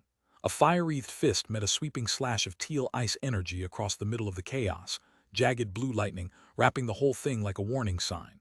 2 elements colliding at the exact moment Moyu's upgraded army finally announced itself to whoever was listening. The undead mobilized on his word, a wall of bone and rusted steel stepping forward together, while a vortex of sick green light tore open beside them. And that's when the swarm hit, a horizon full of pincers and chitin charging in, while something serpentine and glowing screamed down from above to meet them. Some poor blonde soul caught a stray bolt and buckled under it, lightning still crawling across his frame when the hit landed. A beast lunged fangs, first through the impact zone, clawed hand outstretched, and ate a slash clean across the greenlit ground for its trouble. Our boy watched it all from behind that glowing green orb, and for the first time since he dropped into the dungeon, he cracked a smile. Because this was finally the wave a large dungeon was supposed to throw at you. A figure in white robes stood at the edge of the chaos, silent and still, the kind of presence that meant trouble. But Moyu wasn't rattled. Swirling teal energy wreathed his staff, and the status panel behind him told the real story. 130 skeleton warriors, 70 skeleton mages, a full army raised from the dead. So when someone gasped, he just shrugged. He had won too. The teal glow lingered as the moment settled. And that was the math Moyu ran on every job. Same grade monsters, overwhelming numbers. He could clear a dungeon solo and call it a warm-up. Except the desert didn't care about his plans, because up ahead, a swarm of scorpion beasts was crawling toward the oasis.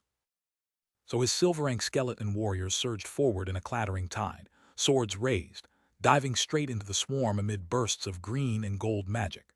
Crystalline shards flew as the front line crashed into the enemy and the whole desert lit up. And they just kept coming, armored boots trudging through fire and rain like the flames were nothing. Then Moyu raised one hand, his eye blazing red through a crackle of green energy, and the status panel answered, corpse explosion. The next dead body on this field was about to become a weapon. A screaming vortex of blue and purple energy ripped through the oasis, silhouetted shapes wheeling in its eye like puppets in a hurricane. Whatever that thing hit was airborne in a heartbeat, bodies tumbling through pillars of orange flame, casualties of a blast that had no warning and no mercy. Kill notifications stacked up like a slot machine. LVL 25 Oasis Scorpions dropping by the dozen for 300,000 XP each, stingers raining into the loot pile. His skull-faced skeletal warrior carved through the chaos in armor and fury, the same brutal math playing out across the whole swarm. Dead, dead, dead. The silver mage kept pouring damage into the storm, lightning and fire weaving together, until there was nothing left to burn. When the dust finally cleared, the desert had gone quiet. Palm trees, coconuts, a distant mountain range all bathed in that golden sunset glow, like the world itself was exhaling. Moyu stood there, blinking, almost surprised the fight was over. And yeah, he wished it were always this packed with monsters, because his skills still hadn't budged a single level, which meant he needed way more grinding. From high above, the oasis looked almost peaceful, a turquoise pool glittering in the dying sun, and his skeleton mages had finally crossed into silver rank. It was time to move on, time to start something new. Because the clock was ticking, every second wasted meant a smaller shot at the tyrant's heart, and the real prize was waiting at the dungeon's bottom. Then Moyu's eye narrowed, the calm gone in a heartbeat as he stared out across the wasteland. Something out there was moving, and it was big. He didn't wait to count them. A glowing skeletal warrior burst into existence wreathed in cyan flame, skeleton armor snapping into place, because whatever was swarming toward him across the sand, it wasn't a few stragglers. Moyu spun into the air, saw the blur of dark light, launching straight into the horde before they could close the distance. The cracked desert floor crawled with them, dark, oversized ants scattering in every direction, the identification panel tagging them as level 26 desert soldier ants.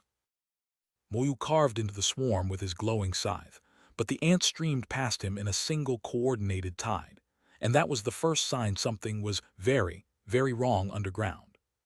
So he planted his scythe and drove his palm into the earth, ripping a wide cyan slash across the cavern floor to cut off the retreat.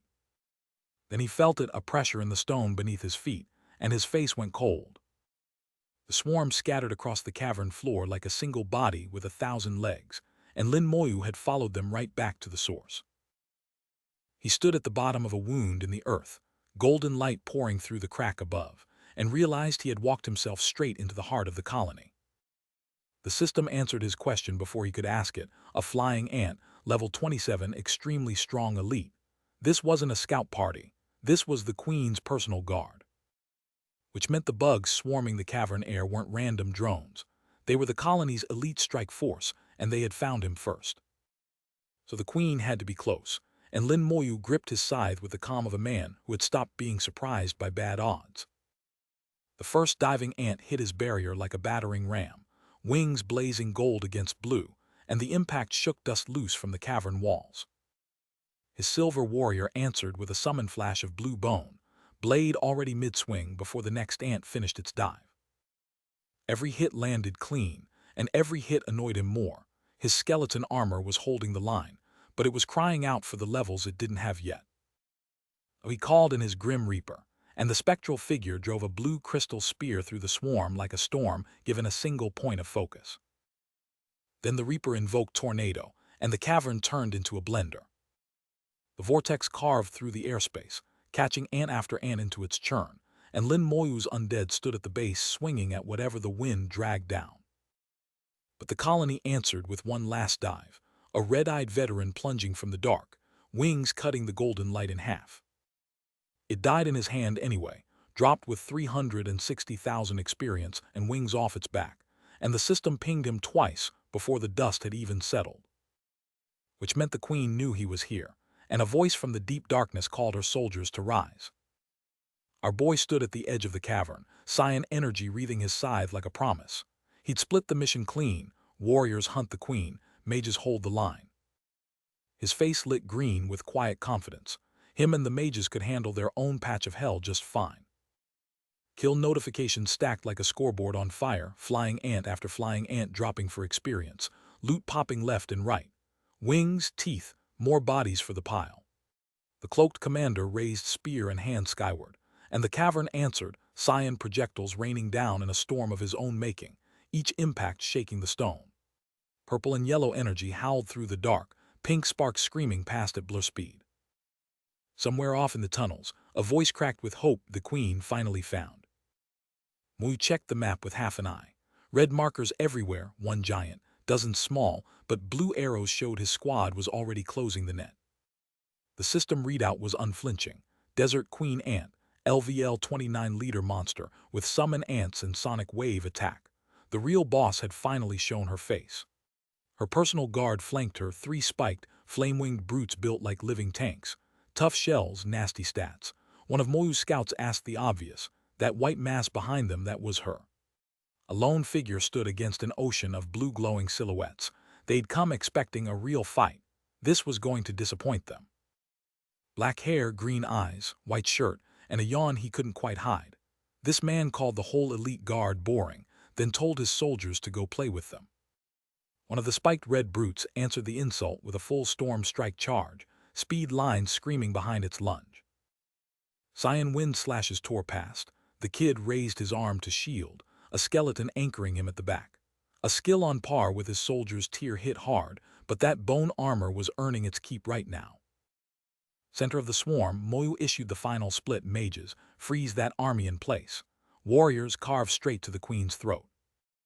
The Queen's elite guard crashed into his line, and their hardened shells lit up, ready to tank everything Moyu had. But the Queen herself stood behind them, already spitting fresh minions into the ring. The mages answered with everything they had, and the first brute detonated into a smear of XP before it could swing again. A golden shockwave tore through the second guard, and the system confirmed another kill. These so-called elites were dying like chaff. The Queen loomed over the carnage of her own bodyguards, blood raining down around her fat, segmented body. So she curled in on herself, shell glowing crimson, a last-ditch defense and a desperate call for every ant in the nest. Moyu didn't flinch. He raised a hand crackling with teal energy, wrote the Queen off as a waste of time, and ordered his fallen warriors back to their feet. Which meant the moment he turned around, a sea of red was already flooding the cavern floor, the entire nest, answering her call at once. A skill that summons ants. Yeah, that was the one gimmick every monster in this dungeon shared. Moyu just smiled, hand behind his head, already running the math, and the math said he was fine. Down in the nest, a fat white grub was already getting buried by black ants, two winged brutes circling overhead like vultures. Moyu's hand flared red and green in the sand, and corpse explosion lit up the system. He dropped into the cavern scythe first, a streak of green and black screaming down with him. The blast hit like a bell, a sound effect you felt in your teeth. Fire, lightning, shrapnel, the whole cavern turned into a bomb crater. The white grub came hurtling out of the blast, crowned little head spinning, green tendrils whipping its body like a kite caught in a typhoon. 800,000 experience, plus a silver tier spear, a silver ring, and the kicker, a queen ant egg that a beast tamer could hatch into a loyal boss tier pet. Our boy held the glowing red and gold egg in both hands, and even his level bar was filling back up, riding 78% toward 21. Hours of grinding the oasis, and this ant nest had stacked up serious XP, and he could feel the next breakthrough coming. This whole cavern was a goldmine for leveling fat, juicy mobs packed tight and ripe for chain explosions, but the clock on the tyrant's heart was ticking louder than any grind. He'd come back to farm later, but first, the heart, the deadline, the real prize. 2 hours later, his silver skeletons were deep in the desert sweep, charging through beast lanes with curved blades drawn and blue eyes blazing under the noon sun. Moyu himself leapt in for the finisher, sword raised high over a thrashing segmented beast wreathed in purple energy. Then came the big slash, a clean killing arc across the sky above some cliffside settlement, announcing that Lin Moyu had just cleared another zone. But something was bleeding into existence on the horizon, yellow light, streaking across a pale surface like cracks in an egg. Moyu watched from behind, spine prickling, as jagged dark fissures crawled across whatever that surface was, and something on the other side began pushing through. What pushed through was a throne room, and at its center, a world boss called Lion Tyrant, white-maned and golden-armored, sat enthroned like a god, yellow energy crawling across him, and his rank of cloaked spearmen standing at perfect attention beneath the throne. Those soldiers didn't flinch, gray and gold cloaks, red-ribbon spears gripped tight, every single one of them a disciplined piece of a much larger war machine. The first thing he saw wasn't a soldier or a worker, it was a lion-headed archer in a turban, perched on the stonework and waiting. These desert lion archers were level 29 elites, and Lin Moyu could feel the difference. Their agility, their coordination, everything about them meant a tier above the ants he'd been carving through. Then the second elite type showed itself, a roaring lion warrior, level 28, heavy and fast in equal measure. 2 elite classes holding the fortress meant the lion tyrant wasn't playing defense with fodder anymore, which meant Moyu had to stop playing solo.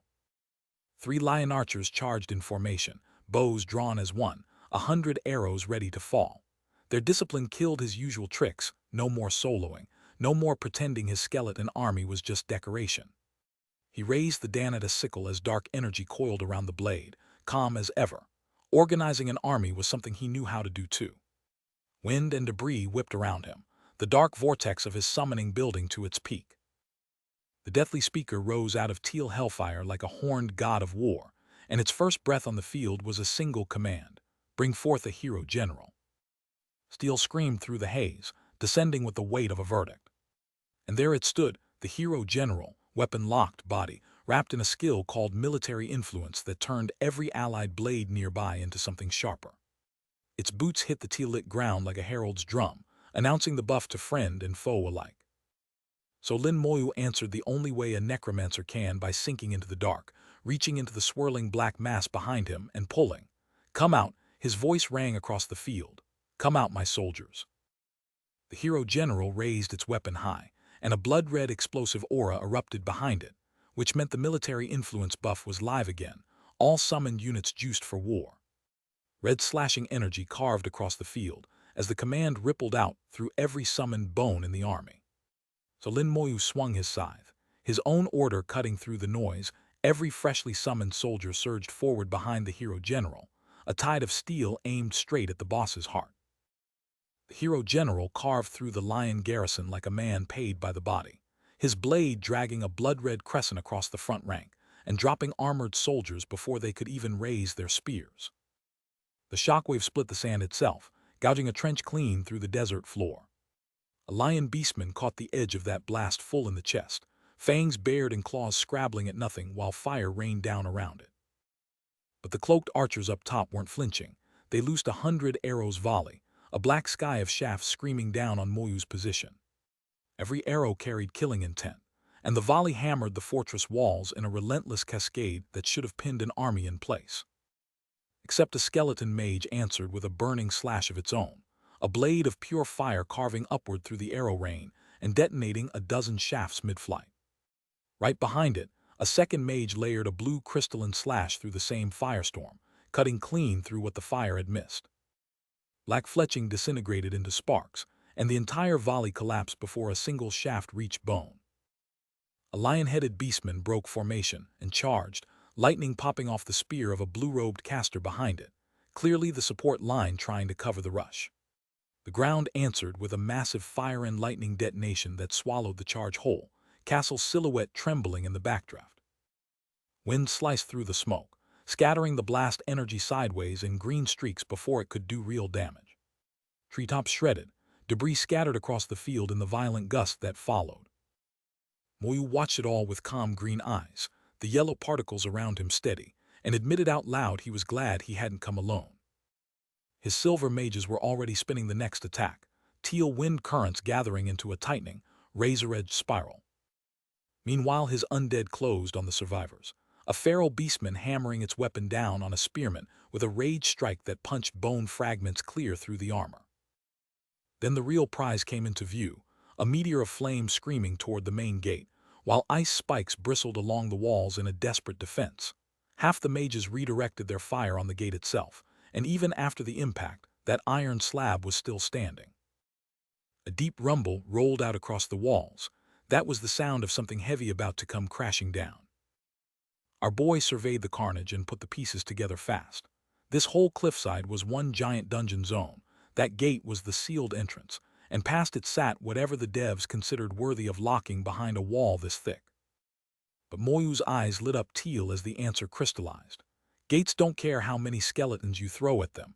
Gates care about firepower, and his army was about to become someone else's reloading mechanism. So at the base of that wall he stacked the dead, every fallen spearman, every shattered beastman, piled high into one grotesque fuse. Then he whispered the spell that ate his enemies twice in life and a third time in death. Teal flames bored into stone, cracks spiderwebbed outward, and the mechanism began to weep debris under the relentless blast. The final chain detonation rolled across the sky in red and gold, and that gate finally remembered it was only ever built to keep the wrong enemy out. Moyu turned to his hero general as the smoke cleared, spear balanced easy in one hand, calm as a man who had just kicked down a door with a pile of his own dead. And inside, enthroned at the top of stone steps under a halo of gold, sat the thing the wall had been built to protect, a lion-headed warlord in gleaming armor, draped in black, waiting like he'd known they were coming all along. The system window bloomed into view, world-level leader. Level 31, 13,000 strength, 12,000 physique, 8,000 speed, 4,000 spirit, hell roar, fury pounce, revolving storm. Those cold blue eyes cut through the dark of the throne room, and the whole chamber felt like it just got a new boss. Moyu studied the stats from below the dais and felt the math change.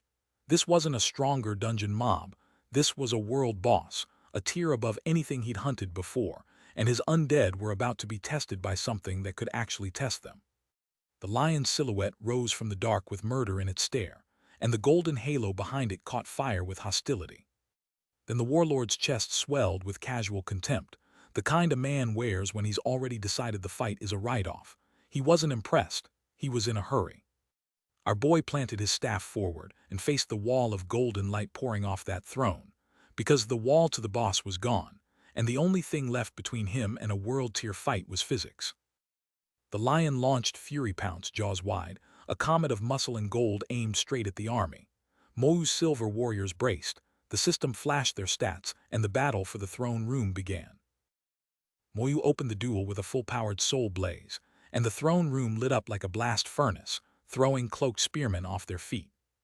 Lion Tyrant walked through it untouched, golden armor drinking the flames, and 2 silver skeletons paid the price for testing the king.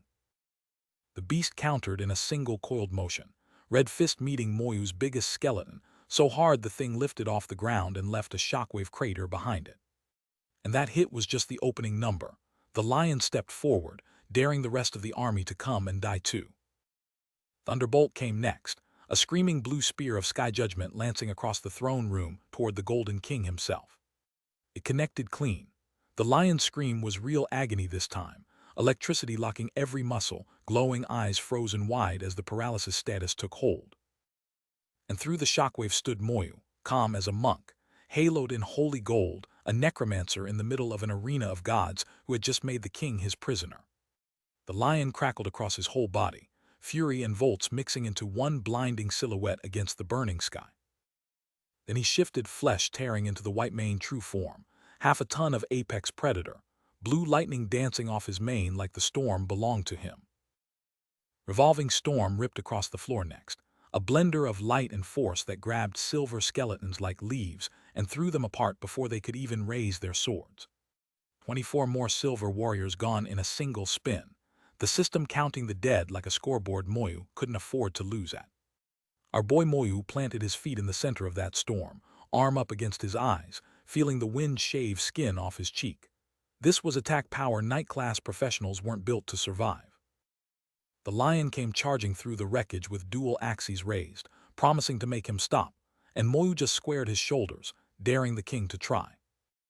Hellroar hit before the axes did, a sound so brutal it felt like a weapon, red chains whipping out from his open maw to drag Moyu's summons down and bind them mid-step.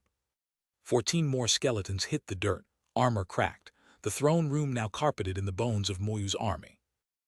A small figure plummeted through a canopy of teal crystals, armor already screaming at the seams, 2 seconds, maybe less, before the skeleton armor gave out entirely. But the lion wasn't finished. Wild dark hair, red eyes blazing, the beast burst forward bound in glowing orange chains, dual golden axes raised for the killing blow.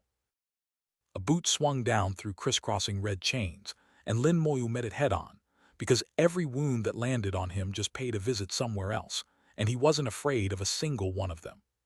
Hesitate now, though, and the skeleton warriors behind him would be the ones erased from the field. He could feel the cost of waiting ticking in his chest. So he raised his hand, cyan blue soul blaze pooling in his palm, and committed to the next gamble with everything he had left.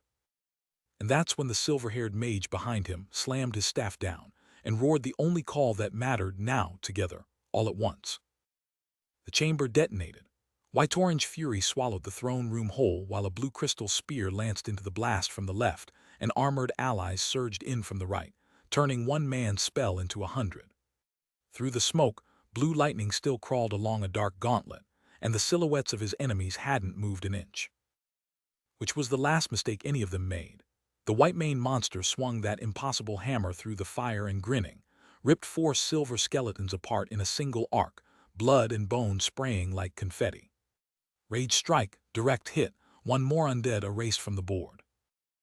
Lin Moyu answered from inside the cyan storm, soul blaze thrust forward at full power, and the relief hit her like a second heartbeat, because pushing that spell to silver grade was the only reason it couldn't be interrupted out of her hands.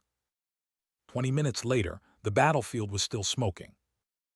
And then every mage she had answered at once, flame burst, tornado, ice storm, thunderbolt, all of it stacked into a single howling wall of blue lightning and frozen vortex, the kind of elemental pileup that didn't leave anything standing on the other side. The towering beast staggered, blue markings flaring down its snarling face, lightning biting at its hide, and the grin that split its muzzle said what the burning ground already knew. It had taken real damage, and it was ready for more. Which meant the next swing was a statement. A diagonal crescent of crimson and gold fire carved the air end to end, the kind of slash that rewrote the shape of the room. And through the haze of that strike, a pale hand reached, fingers straining, desperate, reaching for something only the collapsing battlefield knew the name of. So our boy stepped into the throne room of a legend, and the lion tyrant rose to meet him, those molten eyes sizing up the kid who'd walked through an army to get here. Recognition, not rage. One tyrant greeting another. 2 million experience hit his log at once, and the system rolled out the receipts: tyrant battle axe, tyrant sword, tyrant staff, all gold grade, all his. But the real prize was sitting at the bottom of that drop table, glowing like it had been waiting for him. The tyrant's heart, 1 year cooldown on that drop, a craft material for a tyrant's necklace, and exactly the piece White God needed in 3 days. He'd been so locked into the kill that the golden flare blindsided him. A level-up notification mid-boss, asking the only question that mattered. He'd already broken the cap. And the realization hit him sideways, because he'd been swinging like a man who still had room to grow, and he didn't. Running a hand through his hair with a sheepish grin, our boy admitted the obvious. Somewhere between the first lion and the tyrant, he'd hit 20 and never noticed. The status screen confirmed it clean. Level 21, spirit climbing past 1300, every stat ticking up, and even summoned skeleton mages ready to evolve again. Which raised the better question. If he just jumped a level, every skeleton standing behind him had quietly jumped with him. Fueled by nothing but momentum and the promise of an oasis fruit waiting at the center, he set his feet toward round 2. Across the continent, deep inside a hall built for legends, 6 bells rang in a row, the kind of sound that meant somebody had just rewritten history. Crowds pressed toward the floating orbs, because every bell light was a record broken, and 6 at once was a language the whole academy understood. Smirking at the noise like he'd authored it himself, Bai Lisheng of Bailey Academy stepped forward, grandson of the headmaster, and freshly crowned king of a 15-hour, 58-minute run. Back in the hall, the armored speaker suspected the same name had been mixed up in the new record. A gray-jacketed bystander didn't recognize the name either. Which academy, which party, no one knew. 2 friends leaned in close to fill the gap, whispering what they knew about this so-called Lin Moyu. Another guy nearly doubled over laughing. A 40-person dungeon solo, that had to be a joke. But a silver-haired youth cut in cold, reminding them this was the guy who'd already rewritten 2 dungeon records, so maybe they should shut up and listen. Someone in a white and green coat wasn't impressed. 2 low-level dungeons didn't mean much. A black-haired observer just smirked, eyes sharp, quietly confident their own group still owned the real record. The smirk died fast. Lin Moyu was level 20 at most, that same voice argued, and nobody solos a large dungeon, so the record had to be theirs, not his. Before the argument could land, a golden system notice blazed across every screen. A tyrant's heart had spawned, and the next one wouldn't drop for almost a full year. 2 students looked up in horror. The lion tyrant was endgame brutal, and the heart only dropped if you killed it inside an hour. The dark-haired achiever from earlier practically glowed, grinning wide, new record, plus the heart. It was their day. Then the second golden notice arrived, and the room went cold. Lin Moyu, level 21, had cleared the tyrant desert in 14 hours, 11 minutes and 43 seconds. Every face in the hall froze. The grinning achiever's smile collapsed into a trembling, sweating mess, because his record had just been shattered before it even dried. A man in a white shirt stumbled to a dark portal, shouting that the monster who'd done this was actually here, in the building. The crowd stared in stunned silence, one voice after another repeating the same impossible fact. One guy, solo, faster than an entire academy team. Some nervous guy cornered our boy right there in the hall, sweating bullets, needing confirmation, and Moyu clocked him with a look that said, "I don't have time for this." He shut it down without even opening his eyes, told the man he was busy, and the guy's hand just hung there mid-reach like a broken NPC. And then he was gone, walking off to finish what actually mattered. Two onlookers watched the whole thing unfold, and one leaned in to whisper what everyone already knew. By morning, this would be on every academy gossip feed in the country. The news rippled through the grand hall like a shockwave. A necromancer, level 21, soloing a level 20 dungeon had every student either terrified or dead silent, and the few who knew his class started doing the math on what that actually meant. Cut to Bai Yuan's office, a room lit late at night, and somebody is already calling our boy's name. Blonde, scarred, and tapping a holographic screen on his wrist, he yelled it loud enough to summon Moyu wherever he was. A blue profile loaded up, and the man started delivering news that somebody had already completed a task. Then a silver-haired guy with glasses offered to recommend a few names for the party Moyu had apparently just built. Moyu hit the brakes on that conversation fast, because wait, when did he even assign anything? His brow pinched tight. Hadn't that mission just left his own lips seconds ago? Something was off. Because there was no way, in the span of a single breath, that anyone could have finished what he'd only just assigned. The room fell away to gray, and the next thread of the story began somewhere entirely different. The silver-haired man leaned against a polished table, asking where his contact had holed up, and the answer came back: the dormitory entrance. Outside, a crescent moon hung low over the treetops, and the night was almost peaceful, until a single sharp beep cut through the silence, signaling somebody on the other end of the line. A thumb found the confirm button on the wrist device: records delivered, rewards pending. Our boy checked the readout, and yeah, 5,000 points plus 30 contribution score for the desert clear. Not bad for a Tuesday, but the system clearly wasn't done with him, because the moment he looked up, something very large was coming. His eyes went wide as a column of crackling blue energy blew in behind him like a storm front. LVL-21 had no business feeling like that, but hey, hidden unique class, Chekhov's talent, the upgrade landed right on cue. The surge kept climbing, blue fire streaking the dark. By the time it reached the treetops and the moon above, the whole night felt like it was about to break. So when Moyu walked into a moonlit courtyard with Mr. Meng at his side, the silver-haired elder waiting at the stone table already knew something had happened. Old Bai waved them over with genuine warmth, and Moyu bowed, polite, quiet, the kid they kept underestimating. They sat and Mr. Meng got straight to business. The tyrant's heart. Moyu reached for it like he'd been asked for the time. The golden core of a world boss, pulled from a dungeon designed for full teams, by this silent level 20-something. The elder had to ask twice. 14 hours. Moyu said it like a grocery run, which, for this man, it basically was. Old Bai and Mr. Meng exchanged the look of two veterans who had just watched the entire dungeon tier get invalidated. Then Old Bai took a slow sip and reminded his partner to honor the deal, the upgrade, the talisman, whatever was promised. Moyu, meanwhile, was already holding the cooldown talisman in his palm. His first upgrade item from White God, tier skips incoming. The elder smiled and asked if he was rushing toward Chuangshi Academy, and Moyu confirmed, because Lin Mohan needed him there. 90 contribution points to his name so far, clean from the 3 records. 910 points shy of getting her in. The grind clock had started. Our boy asked the old man if he could put the tyrant's heart to use on the Yuan battlefield, and the answer came back clean: yes. And are you sure you want this? No hesitation, not a flicker, because behind him, glowing like a promise, the hero general stood ready, and Moyu finally had the grind speed to bank contribution points like a real player. White God told him to rest up, because once the opening ceremony wrapped, he was shipping our boy straight to the front lines. Moyu thanked him and stepped out into the night. And somewhere past the rooftops, that moon hung fat and full, like the universe holding its breath.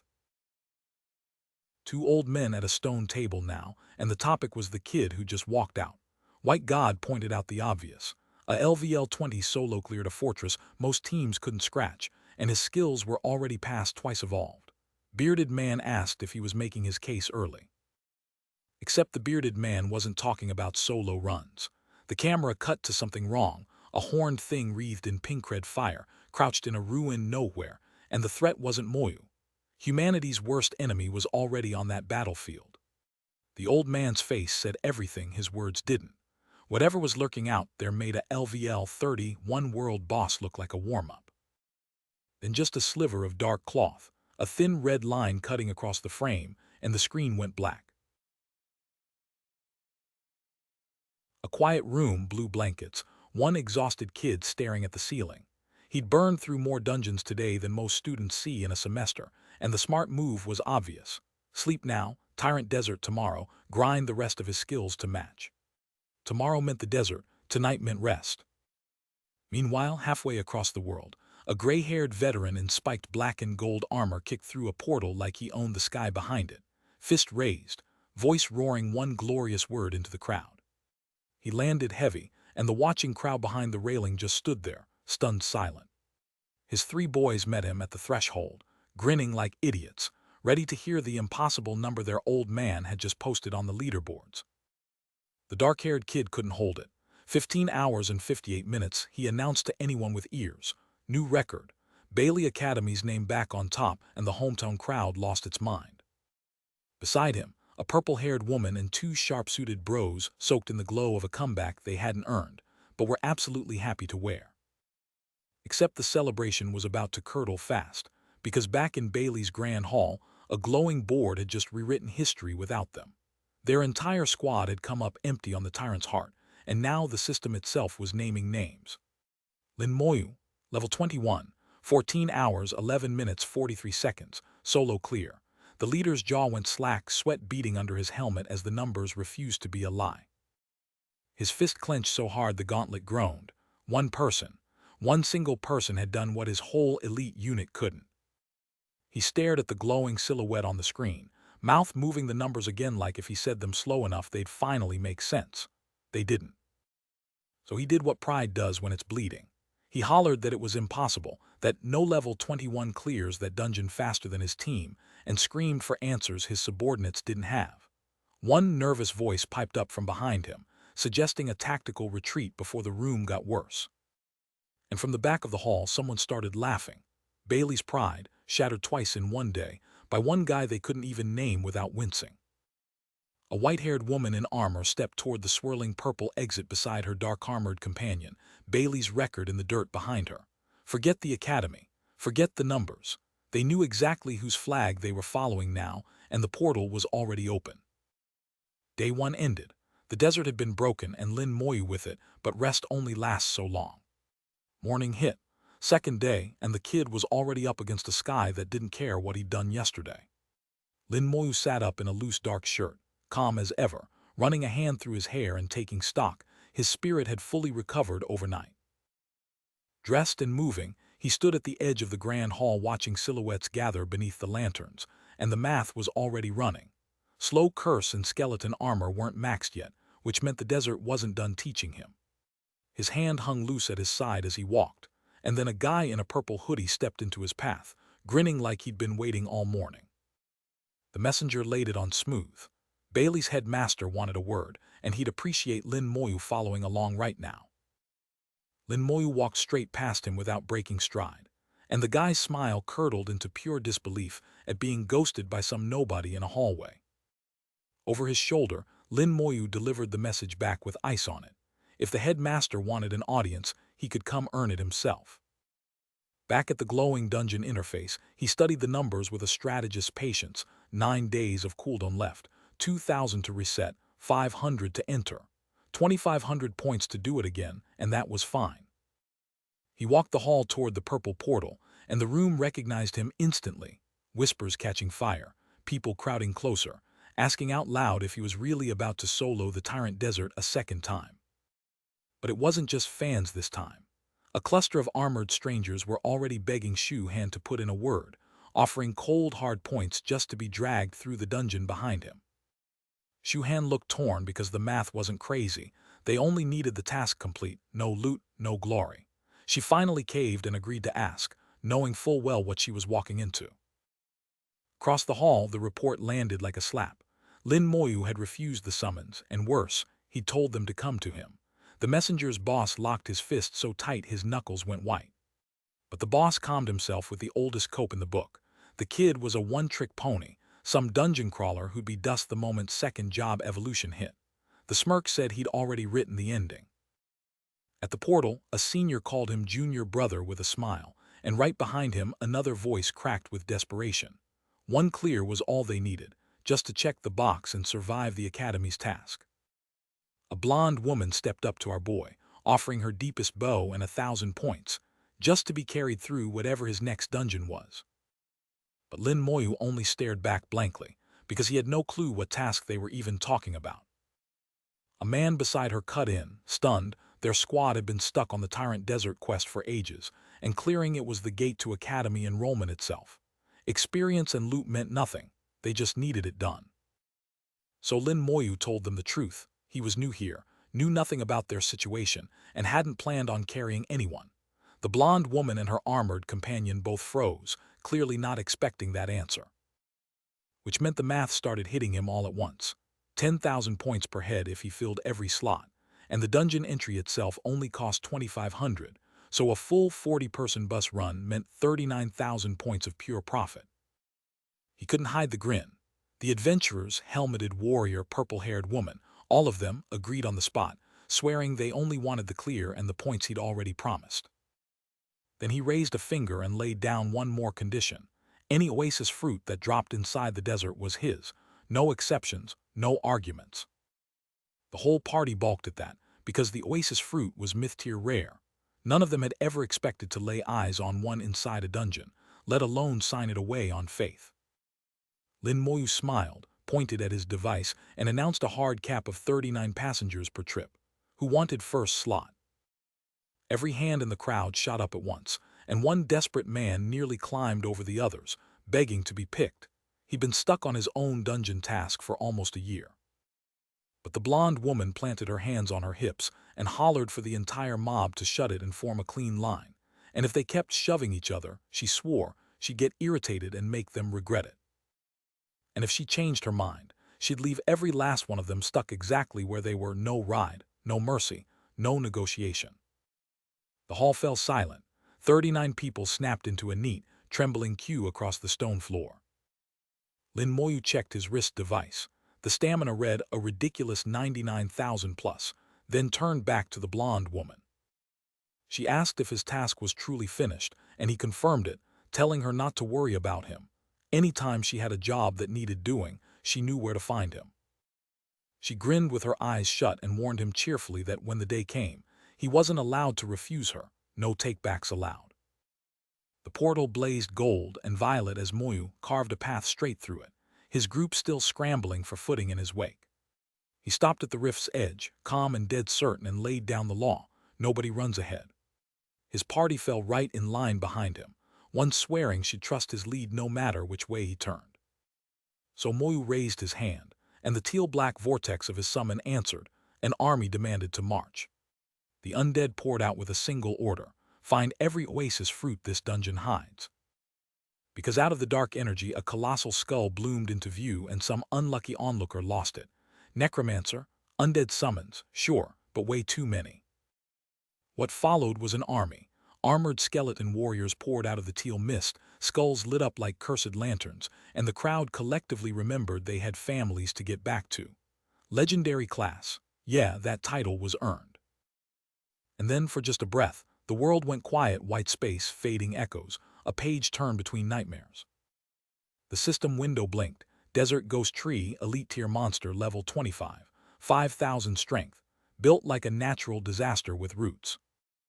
Except the thing was already dead. Adventurers and scattered skeletons littered the sand, and the onlookers couldn't math it. Their crew needed 2 minutes for one of those, and this newcomer had erased it in a single shot. How strong were his skeletons, really? The status screen answered. Silver-grade skeleton warrior, level 21, balanced across the board. 4,500 in every stat. The kill confirmed itself with a quiet system chime. 7,500 experience in the bank, split 40 ways, which meant it stung. Lin Moyu ran a hand through his hair, tallying the math and finding it ugly. 39,000 personal points wasn't nothing, but divided across the whole party it was scraps, and that's exactly why our boy decided this dungeon was done as a group activity. From here he solos it. His real grind, skill levels all the way down. The desert caught fire around him, palms torching clean through, and Moyu walked the inferno like it was a hallway. His swarm filled the burning canyon, over 100 enemies pinned and trembling, his mages already lining up the cleanup blast. Oasis fruit dropped, rare find, and our boy got lucky enough to grab one his first run through this place. But this desert had nothing left to give him, so Lin Moyu turned back toward the fire, hunting one last boss before re-entry. Then the cliff gave way, debris raining down on the team, and one word tore out of him. Corpse explosion. A crackling red orb swelled in his palms, and the dungeon was about to learn what evolution looked like.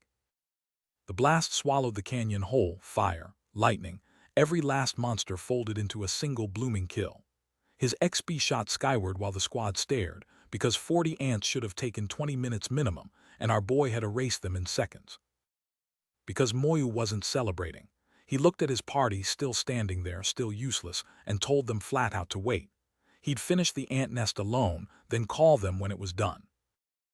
Just the tail end of a sentence drifting off into tiled floor, conversation already moving on without him. Which meant his 3 teammates were left standing in the sunset, watching our boy walk deeper into the desert like he owned it. 3 hours in. They'd been confused the entire time, and without seeing it firsthand, they wouldn't have believed a single word of it. The sky bled from cold purple into warm gold, holding its breath between one disaster and the next. So while Moyu was off being a one-man raid boss, 2 fighters sat by the tree trunks and started doing the math. If he'd killed those monsters that easily, maybe the mobs here just weren't that hard, right? And the ponytailed professional agreed out loud. They were higher level than him, they had real combat training, surely they could at least take one down themselves. Confidence, fully online, experience, pending. Which was why the second their blade met the first monster, steel screamed, and a warrior went flying backward into the dirt. Except the sound that followed wasn't one monster, it was 2, and the shout went up, "Get ready, we just pulled a double." The man went down hard, launched backward through the dust, and the 2 scaled beasts kept coming, no quit in either of them. So the call went out across the whole party, heals, now, or this was about to be a wipe. A desert battlefield turned ugly fast, armored warriors charging a massive red scorpion, one of them calling it a runt, begging the team to keep their heads. Then that runt planted its tail into the sand like a falling hammer, and the ground cracked wide open under the blow.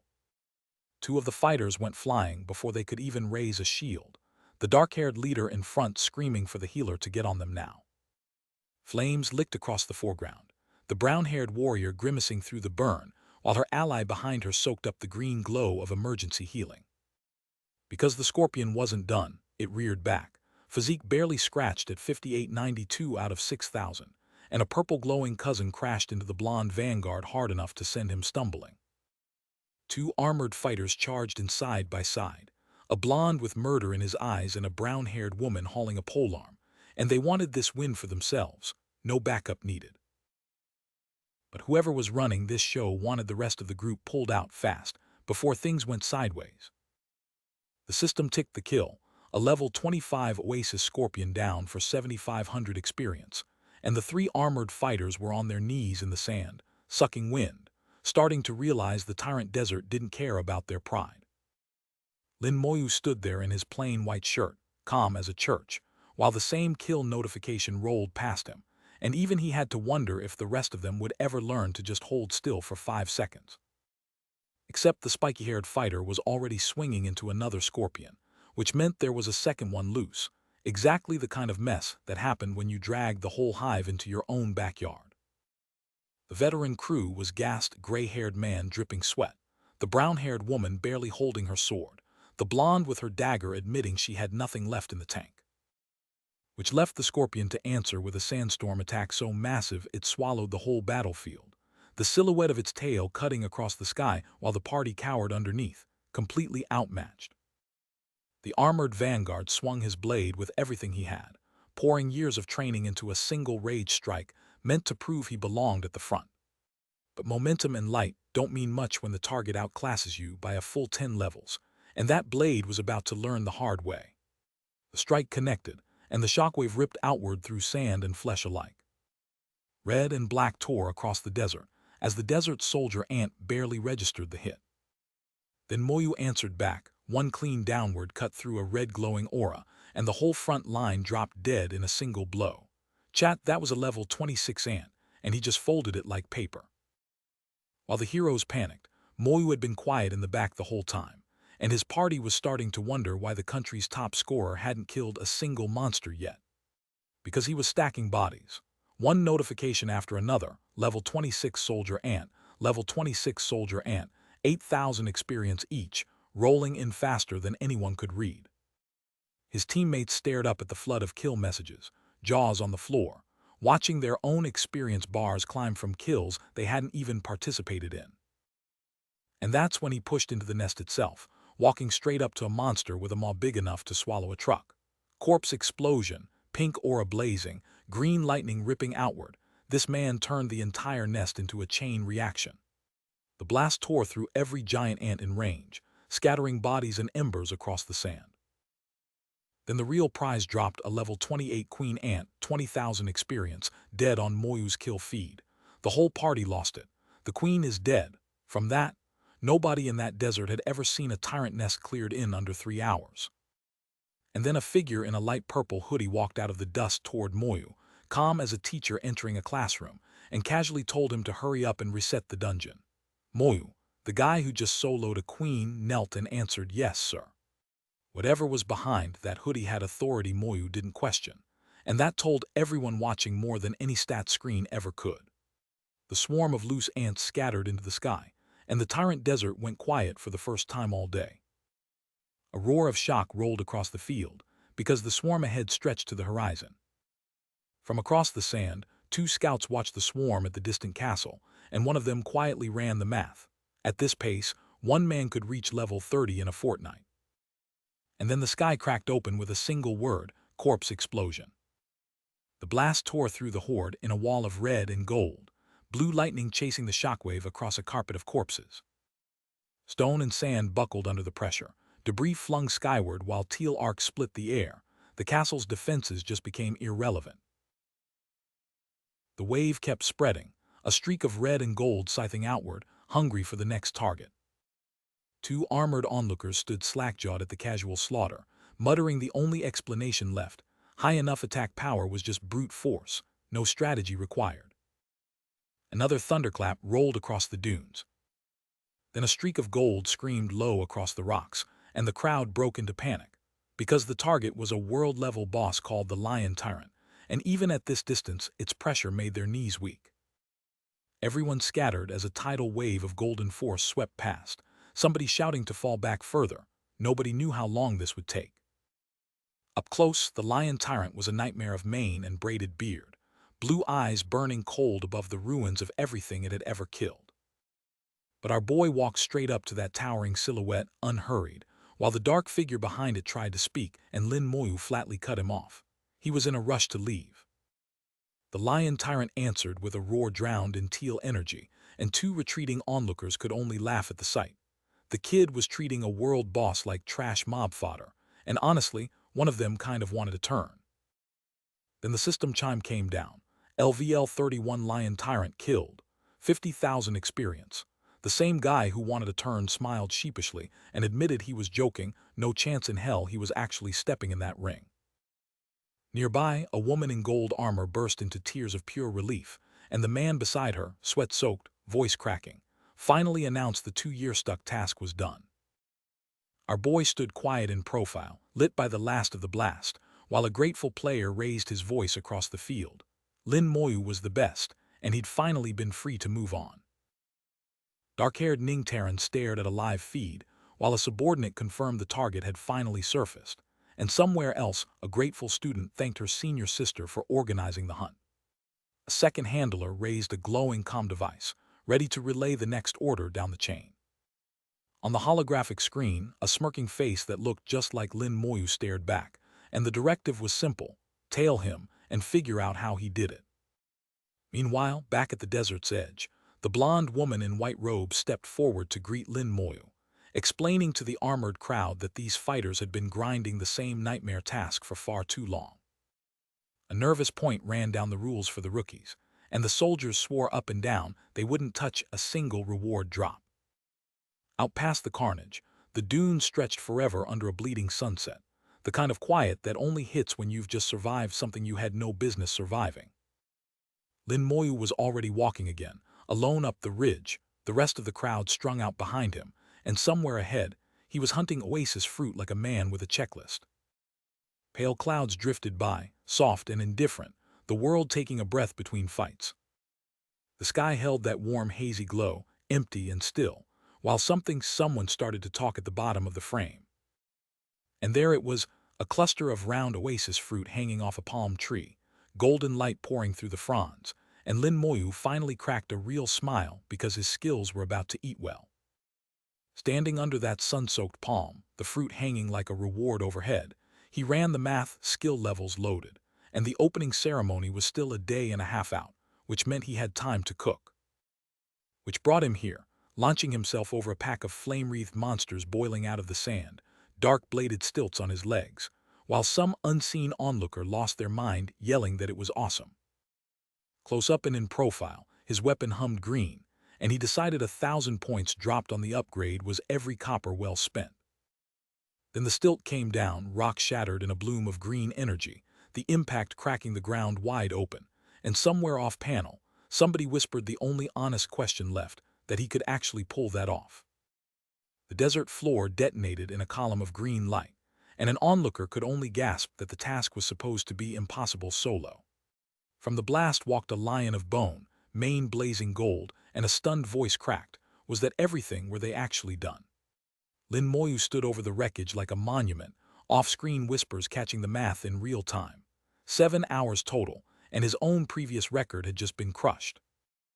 The armored students dropped their disbelief with a collective exhale, one of them laughing through the falling ash that something impossible had finally cleared. But in an empty room miles away, sunlight cutting across the ceiling, an underling's voice cracked with frustration as he rushed his boss the news about Lin Moyu. The dark-haired boss turned slowly, glare sharp enough to cut, and the underling realized he had just made a fatal timing mistake. Profile tight on the boss, his voice dropped low as he laid it out. An army of skeletons that powerful, led by a necromancer nobody had bothered to fear. Every class has a soft underbelly, he said, and this one was no exception, so go find Ling Zhen at Qianlong Academy and deliver a message. The boss had a gift waiting. Closer still, narrow purple eyes burned down through the frame, 2 words, dripping contempt, embarrassing me. Across from him, a dark-haired woman with wide blue eyes blinked back at the memory, breath-catching. This had all started at another academy, only days ago. Then the flashback landed hard. A colossal armored skeleton, with a skull helm and segmented tail, looming over a flat-backed Lin Moyu, green fire framing them both as the threat closed in. But Moyu's spectral hand pressed through cracked bone plate like paper, his ethereal power probing straight through the dead giant's defenses. Those hollow sockets reignited blue, and the skeletal horror was far from finished. Back in the present, the woman's fur-trimmed coat and gloved hands rested on the table, a steaming dish beside her, the memory still hanging between them. 3 old elites sat around a stone table under the trees, snacks and tea forgotten, because the blue vision glowing at their feet showed one kid doing something they couldn't stop talking about. Ning Taran leaned forward, voice low, calling the kid's recent run overboard, while the younger silver-haired man beside him blinked and asked what exactly was wrong. Ning Taran, Zhaijing Academy's dean, grandfather to Ning Yi, couldn't square it, because that Moyu kid was known for being ice-cold calm, not flashy. The panel answered for them, Moyu holding hands with some girl, handing gear off to another, running the Tyrant Desert solo while dragging 39 rookies behind him like it was a casual stroll. 39 bodies carried by one necromancer, and Ning Taran looked worried about what that meant, while the younger man just smiled, called it impressive, and winced at the price tag. Over at the academy, the students weren't the only ones sparring, because up in the stands, an elder was throwing hands of his own. Old Bai, white beard, dark glasses, red cape flaring like he dressed for a boss fight, fired back at the cynic who'd called him out. Yeah, the academy's dungeon entrance exam was never meant to crush the gifted. It was built to filter out the outstanding ones. The catch, a whole generation of talent got stuck at this task. And the system's loudest critic was about to make his case. Lin Moyu stepped forward, silver hair catching the light, amber eyes sharp enough to cut glass. His opener was a rhetorical gut punch. How many talents over the years had this place buried? His answer was the cruelest part. Plenty of gifted individuals failed the entrance exam not because they were weak, but because they couldn't find a party. Up in the stands, a gray-haired elder in a pale blue robe watched the whole stunt, teacup in hand, and called the Academy's century-old system a relic begging for reform. His name was Old Bai, and Lin Moyu had just lit the fuse on a very short fuse, because the old man spun on his heel, braid whipping red-tide fury behind him, and stormed off in a rage. Moyu could only watch with a wince and a strained smile. Moyu caught the whole thing from the railing above, leaning back against the traditional timber frame as he looked down at the seated elder, and thought what every student in that academy already knew, that temper would never cool, and only one soul on the planet was stubborn enough to wrangle Old Bai through a tantrum. Palm trees swayed over calm blue water under a wide open sky, a quiet breath before the storm. Then the fight came to him. Translucent skeletal plates materialized across his frame as skeleton armor hit level 21, layering 2,000 defense onto his bones, and with his talent blessing, that number climbed to 21,000. The blue bone whip curled lazily at his feet, and a simple calculation settled in his chest. He could eat the tyrant's hit head-on now. Right on cue, the slow curse ticked up to level 21, every enemy in a 105-meter radius crawling, a full 105% slower for a minute. The sigil bloomed beneath his boots in a palm-fringed clearing, and the tyrant went down under the red magic circle, subdued, humiliated, whining that the corpses he'd burned just kept stacking. Scene cut. Cafeteria, academy life. A dark-haired girl in a green-trimmed jacket glared daggers across the table while her black-haired roommate in orange grinned through the awkwardness. Turns out neither of them had the points for a single, so the system had shoved them into a dual dorm together. The dark-haired girl's mouth tightened, a flat little admission that she hadn't seen this coming either. Her roommate cheerfully offered to cover meals, pockets be damned, because of course she would. Which was the exact moment Feng Ziyu walked in with that ridiculous greatsword strapped to his back, turned his head, and caught two girls already floating hearts around him. They were done, finished, smitten beyond saving. Lin Moyu leaned past him with a deadpan hello, and Feng Ziyu returned the smile to the fans behind her like a man who'd fully accepted his fate. The roommate in orange tilted her chin up at him and teased that he was collecting quite the fan club. Moyu ignored the love fest entirely, asked the group if they'd seen Lin Moyu, and Feng Ziyu's palm met his own face in pure exhausted defeat. Then a status window crowned with a glowing-eyed skull flared against a golden sunset. Level 21, the boosted stats, soul blaze, summoned skeleton warriors all lit up, and a quiet caption reading, "I'm finally." Cut to a young man in a white sweater, fist to his chin, purple aura erupting from his other arm. He just hit level 22, and he wanted the whole academy to feel it. His boots settled in the dust as his own voice laid out the math.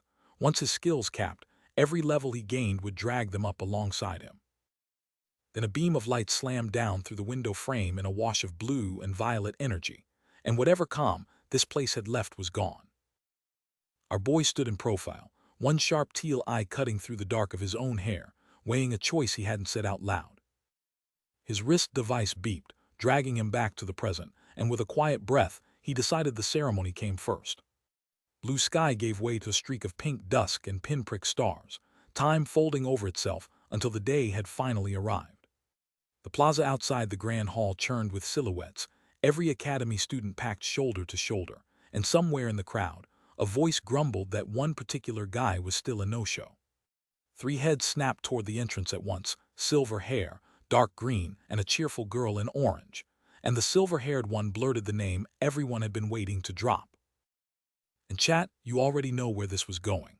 Mo walked forward in that white sweater, teal eyes locked in a glare, and the air behind him came alive, swirling into a massive blue cyan aura that screamed main character energy. The aura flared into pillar-like flames framing his body, fists clenched at his sides, the kind of entrance that told every onlooker in earshot they were about to witness something special. The onlookers clocked the difference immediately. The dark-haired figure they'd once known had grown into something far more impressive, and that battle aura clinging to him meant he'd just crawled out of a live dungeon. Moyu stood there in profile, head bowed, the teal energy still swirling around him like a living halo, and from somewhere in the crowd, a voice asked the question on everyone's mind. Was that Lin Moyu, the country's top scorer? And yeah, he looked a little different than people remembered. Cut to the courtyard the next morning, and Moyu's crew was already waiting under a wide blue sky. A cheerful dark-haired girl in orange waving like she'd been there for hours, a fur-collared teammate grinning beside her, the rest of the squad ready to roll. They'd all made the cut and made the trip, and before the small talk could settle, the girl in orange turned that bright smile on Moyu and asked the one question on every teammate's mind. What level are you now? Moyu answered level 22, and the whole group short-circuited because it had been days, not months, since they'd last trained together, and someone blurted the only logical response. Bro, what the hell have you been doing? Because a teammate broke down the rules for him. Points bought dungeon resets at the palace, and the nation's top scorer could burn them freely while the rest of them had to hoard every last coin. Lin Moyu blinked at the notifications, his green eyes narrowing. 3 challengers, 3 payouts stacking one after another. Somewhere across the academy, a ceremonial bell rang out loud, official, the kind of sound that meant the program was about to start. Because the opening ceremony had begun. A grand sunlit hall, sweeping staircase, and every freshman packed shoulder to shoulder under stained glass windows as the announcer welcomed them to Zhaijing Academy. Their old schools meant nothing now. One identity, one badge, freshmen of Zhaijing, nothing more, and the dean reminded them of it from the podium with the warmth of a gavel. 3 glowing emblems hung above the crowd, each one tied to a social class with different resources and privileges, the hierarchy made literal before they had even unpacked. Then the bearded host in white and gold robes leaned into the mic and smiled. Zhaijing Academy had a tradition, and today was the day. A V's board flared to life, golden-armored senior on the left, fresh-faced fighter on the right. And the rules were simple: refuse and walk away, or step up and win the senior's points as your own.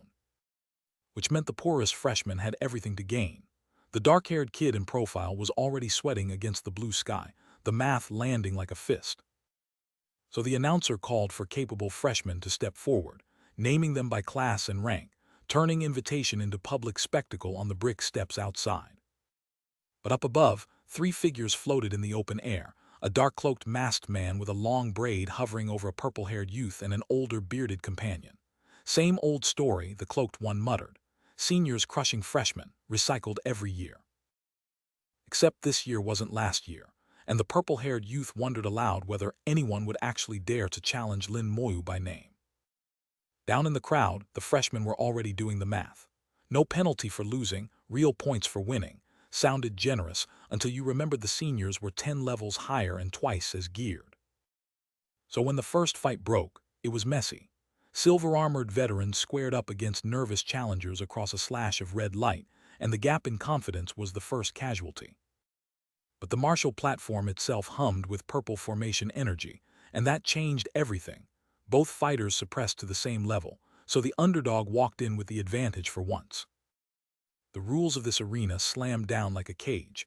Any skill above level 20 was locked out, so whatever walked in here fought with one hand tied behind its back. First blood belonged to the archers. A silver-haired senior in red squared off against a dark-haired freshman, both bows drawn, neither willing to blink. The freshman took the challenge without a flinch, and the crowd's reaction said everything. That kid had finished near the top of the entire national exam. Smirking through his teeth, the silver-haired veteran was about to learn he was the underdog here. But our boy wasn't watching that fight. Lin Moyu's stare had already moved on, locked on someone who mattered more. The challenger wore a green cloak and the swagger of a man who'd been called the country's top scorer. He wanted a yes, wanted it loud, wanted them scared before a single arrow flew. So when Lin Moyu locked eyes with the green-cloaked challenger, the temperature dropped, sharp green eyes meeting brown across the arena floor, both of them silently marking each other as the real fight of the day. The brown-haired kid cracked first, tossing out 5,000 points like bait on a hook, and Moyu's profile didn't even flinch. That kind of pocket change wasn't worth his time. 5,000 points, too little. The crowd nearly short-circuited because that was life-changing money to anyone watching. So the brown-haired challenger gritted his teeth and forced the next question out, voice tight. Then how many points would it actually take? And against a sky split with streaking gold, a dark-haired silhouette answered from the shadows, 100,000, delivered like a verdict. Lin Moyu stepped into the light, finger leveled at his rival with the calm of a man who already knew the answer, because for him, this had never been about the money. 7,000 points. The number alone hit like a brick, and even our boy Lin Moyu in the background looked caught off guard by the math. The brown-haired kid smirked, asking if the group really understood what 100,000 meant, because anyone who didn't have it had no business standing in this negotiation. So the wager rolled forward. Bet everything you're carrying right now, all of it on the line. Moyu's green eyes went flat and serious as he laid out the terms. Winner takes the loser's entire point balance. No negotiating down, no walking it back. His face loomed huge in the frame, towering over the challenger on that barren ground, daring him by name Senior Ling Zhen. You in or are you scared? Somewhere in the crowd, a girl in orange blinked wide. When had Dummy Lin ever talked this much, let alone with that kind of nerve? Across from him, Ling Zhen's jaw was tight, sweat creeping down his temple, because turning the bet down meant losing face in front of the entire school. So he had no real choice, take the bet or become a laughingstock. His pride won out, and he snapped at the academy that there was nothing to be scared of. A brand new student couldn't possibly have points to spare, and even if he did, Bailey had money of its own. An old white-bearded instructor watched from the side of the arena, cold as stone, muttering that the cocky newcomer would be the first one dead the second real combat started. Ling Zhen's smirk returned fast, because his status panel told the whole story. Bailey Academy's level 21 warlock stepping into a purple-lit arena against a level 22 necromancer, and somehow that country's top scorer was the rookie nobody had heard of. Lin Moyu just stood there, calm as still water, letting purple energy curl at his feet like it was waiting for him to give the word. And Ling Zhen's eyes snapped wide, yellow, wild disbelief written across every sweaty pore of his face. Even with a blade still buried in his gut, he snarled that levels meant nothing next to real combat experience. But in the dark behind him, Lin Moyu's voice floated like a verdict. His opponent's level was lower than his. Ling Zhen charged, blade raised, mouth split in a furious yell, every motion line screaming rage, because nobody talks to a Bailey senior like that and walks away breathing. And for one heartbeat, the memory cut through. A small boy tucked between his smiling mother and grandmother, warm and utterly safe, while somewhere underneath him, the shadow of his own hair drifted into the dark. And now Ling Zhen's face had twisted into something past anger, pure cold terror, sweat sheeting down his cheek as he realized. This kid fought exactly like he had inside Dungeon Palace, and he fully intended to die here. Gripping a brutal spiked mace, Ling Zhen bellowed that all those summon and blow-up tricks were useless in an arena with no corpses, like he hadn't already learned what kind of mistake that kind of talk turned into. Ling Zhen lay wrecked on the platform, his body a husk next to his own severed perception, while the taunt kept circling, useless without a summon. Because Moyu raised one hand and let blue spiritual energy coil between his fingers, the exact power that man had just mocked now lit up like a verdict. The skull-faced enforcer leaned in and promised him one thing. If not for the Academy shield, he'd already be a corpse on the floor. Moyu stood still inside that cold little storm of dark mist and teal flame, letting the threat finish. That was the punchline, by now. The bald, heavy in skull armor pressed forward, teal fire crawling up his shoulders, every inch of him begging for permission to swing. From the brown-haired man's angle, a gauntleted hand hovered a blade right over his face, close enough to taste, and the promise was clear. But Moyu was already somewhere else in his head, golden eye narrowing, gloved fingers closing around a purple crystal. He'd been saving for exactly this. He crushed it in his fist, and the crystal blew apart in a spray of violet shards. Back turned to the watching crowd, his staff spun up a halo of golden blades, and a wall of swirling energy swallowed the skull-faced enforcer whole. His coat snapped in the shockwave, the only proof the blast had even landed. But in that split second of victory, Moyu's gut dropped, his golden eye locked onto the glowing runes on his fingers, and the horror hit clean. His summoning was sealed. The wild-haired kid across from him cracked up at the reaction, sweat beading as he bragged about the summoned seal talisman, custom-built to gut guys like Moyu. Red liquid dripped off his staff as he laid it out plain. No summons, no corpses, so what exactly was the tyrant desert wonder supposed to fight with now? Then the redhead grinned wide, raised his crescent-bladed staff, and ignited rain of fire, telling Moyu to start counting how many seconds he had left. And if seconds ran out, well, burning alive was still on the menu. Moyu's green eyes stayed flat against the open sky, daring the guy to time it. Up in the stands, 3 old heads exchanged the same uneasy glance. That talisman was mid-grade, way above what any student should be carrying, and somebody in the background had hand-picked this kid to bury Moyu specifically. Fire came down in a screaming curtain all around him, and Moyu didn't flinch, didn't step back, just muttered one quiet word into the roar, "Stupid." And a new skill ping landed clean, skeleton armor, unlocking mid-fight like the system had been waiting for exactly this kind of stunt. But the wild-haired kid wasn't done showing off. A wall of orange flame roared down on Moyu with a laugh attached. "You passed level 20, right?" Like that was supposed to be checkmate. The kid was buzzing, mouth wide, eyes lit, absolutely certain his power was the end of this, asking over the roar whether Moyu could even feel how strong he was. And then the kill line, delivered smug with the fire still screaming. How did it feel to burn alive? Moyu stood inside that inferno like it was a breeze, untouched, cyan ribbons of water curling around him, and swallowing every lick of flame before it touched skin. Which meant when fire came screaming back at him, the flames hit a wall of water magic and detonated into nothing but light and steam. The fire mage stared at his own pillar collapsing against a tiny cyan sigil, watching his ace dissolve, and the only explanation he could find was that his skill had simply stopped working. He sagged onto his staff, flame guttering out around him, the word tearing out of his chest on reflex, "impossible," because nobody had ever flat-out countered his element like that. Except Lin Moyu wasn't defending anymore. He was returning, and the room lit up orange and blue as a screaming blast of hostile force ripped toward his opponent with everything behind it. The two elements collided midair, and the whole arena became a storm of fire and ice tearing each other apart, every tile rattling under the pressure.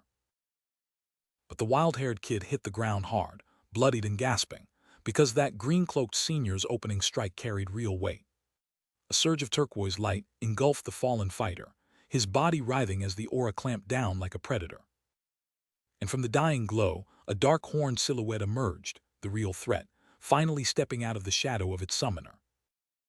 A long-haired woman threw up a green barrier with both hands, because she just barely made it in time to shield whoever was left standing.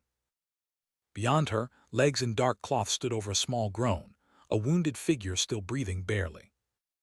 3 onlookers stared in open shock, one muttering that he'd seen the senior die in a blink, another trailing off because the power gap was simply too much. Our boy stood in the center of the fading turquoise, white shirt, calm face, unreadable, because the fight had already been decided before the crowd understood it had started. He looked down at the bloodied wreck on the tiles and delivered the verdict flat and final: "You lost." The wild-haired kid, broken and sweating under the green glow, gritted his teeth and swore he'd pay whatever points Moyu demanded, because his life mattered more than any score. Glowing orange eyes burning with desperate resolve, he doubled down. Points meant nothing if he didn't walk away breathing. The residual burst flared once more across the tiles, the last ember of the exchange dying out. Then a single raised palm cut through the silence, halting everything, announcing what came next. 2 figures knelt on the dusty arena floor as a young man in white and gold trim read the ruling aloud. Ling Zhen owed Lin Moyu 358,000 points. The green-cloaked senior hunched behind him, bruised and broken. Dust swirled around the kneeling announcer's coat, the arena holding its breath for the reaction to come. In chat, our boy's calm mask cracked clean in half. Sweat beaded, one eye flaring orange, because 358,000 points was a number that could break a man. Somewhere off-platform, a gloved fist slammed down hard, because losing this clean in front of everyone was not in the script. Word of the duel hit Ziying like a thunderclap, and nobody took it harder than the kid still dripping blood on the courtyard stones, because the math didn't add up for him. He'd stormed up to a bearded instructor screaming that nobody racks up points like that, not in a single semester, and that someone had to be cooking the books. So the instructor, ice in his eyes, turned the volume right back around on him, and then formally summoned the duelist by name to settle the debt on the spot. Except Ling Zhen was broke, Wounded, sweating, and barely standing, he cracked under the weight of the demand and admitted he didn't have the points. The instructor didn't flinch. He laid it out clean. 128,000 points transferred now, the rest on a 6-month leash, and if a single coin goes missing, Ling Zhen's family gets the bill and his secrets walk out the door with him. Points flooded his notification by the 100,000, but the kid barely blinked, because to a man who'd already crawled back from death, numbers just stopped feeling real after a while. Within the hour, some classmates had already crowded in, one girl in orange, leaning close to ask the question half the academy was muttering. How did he get this strong? And would he run a dungeon with her next? He told her he'd think about it, then turned to the rest. Pack your things. We ship out in 60 minutes, because somebody had promised him a ride to the Yuan battlefield right after opening ceremony.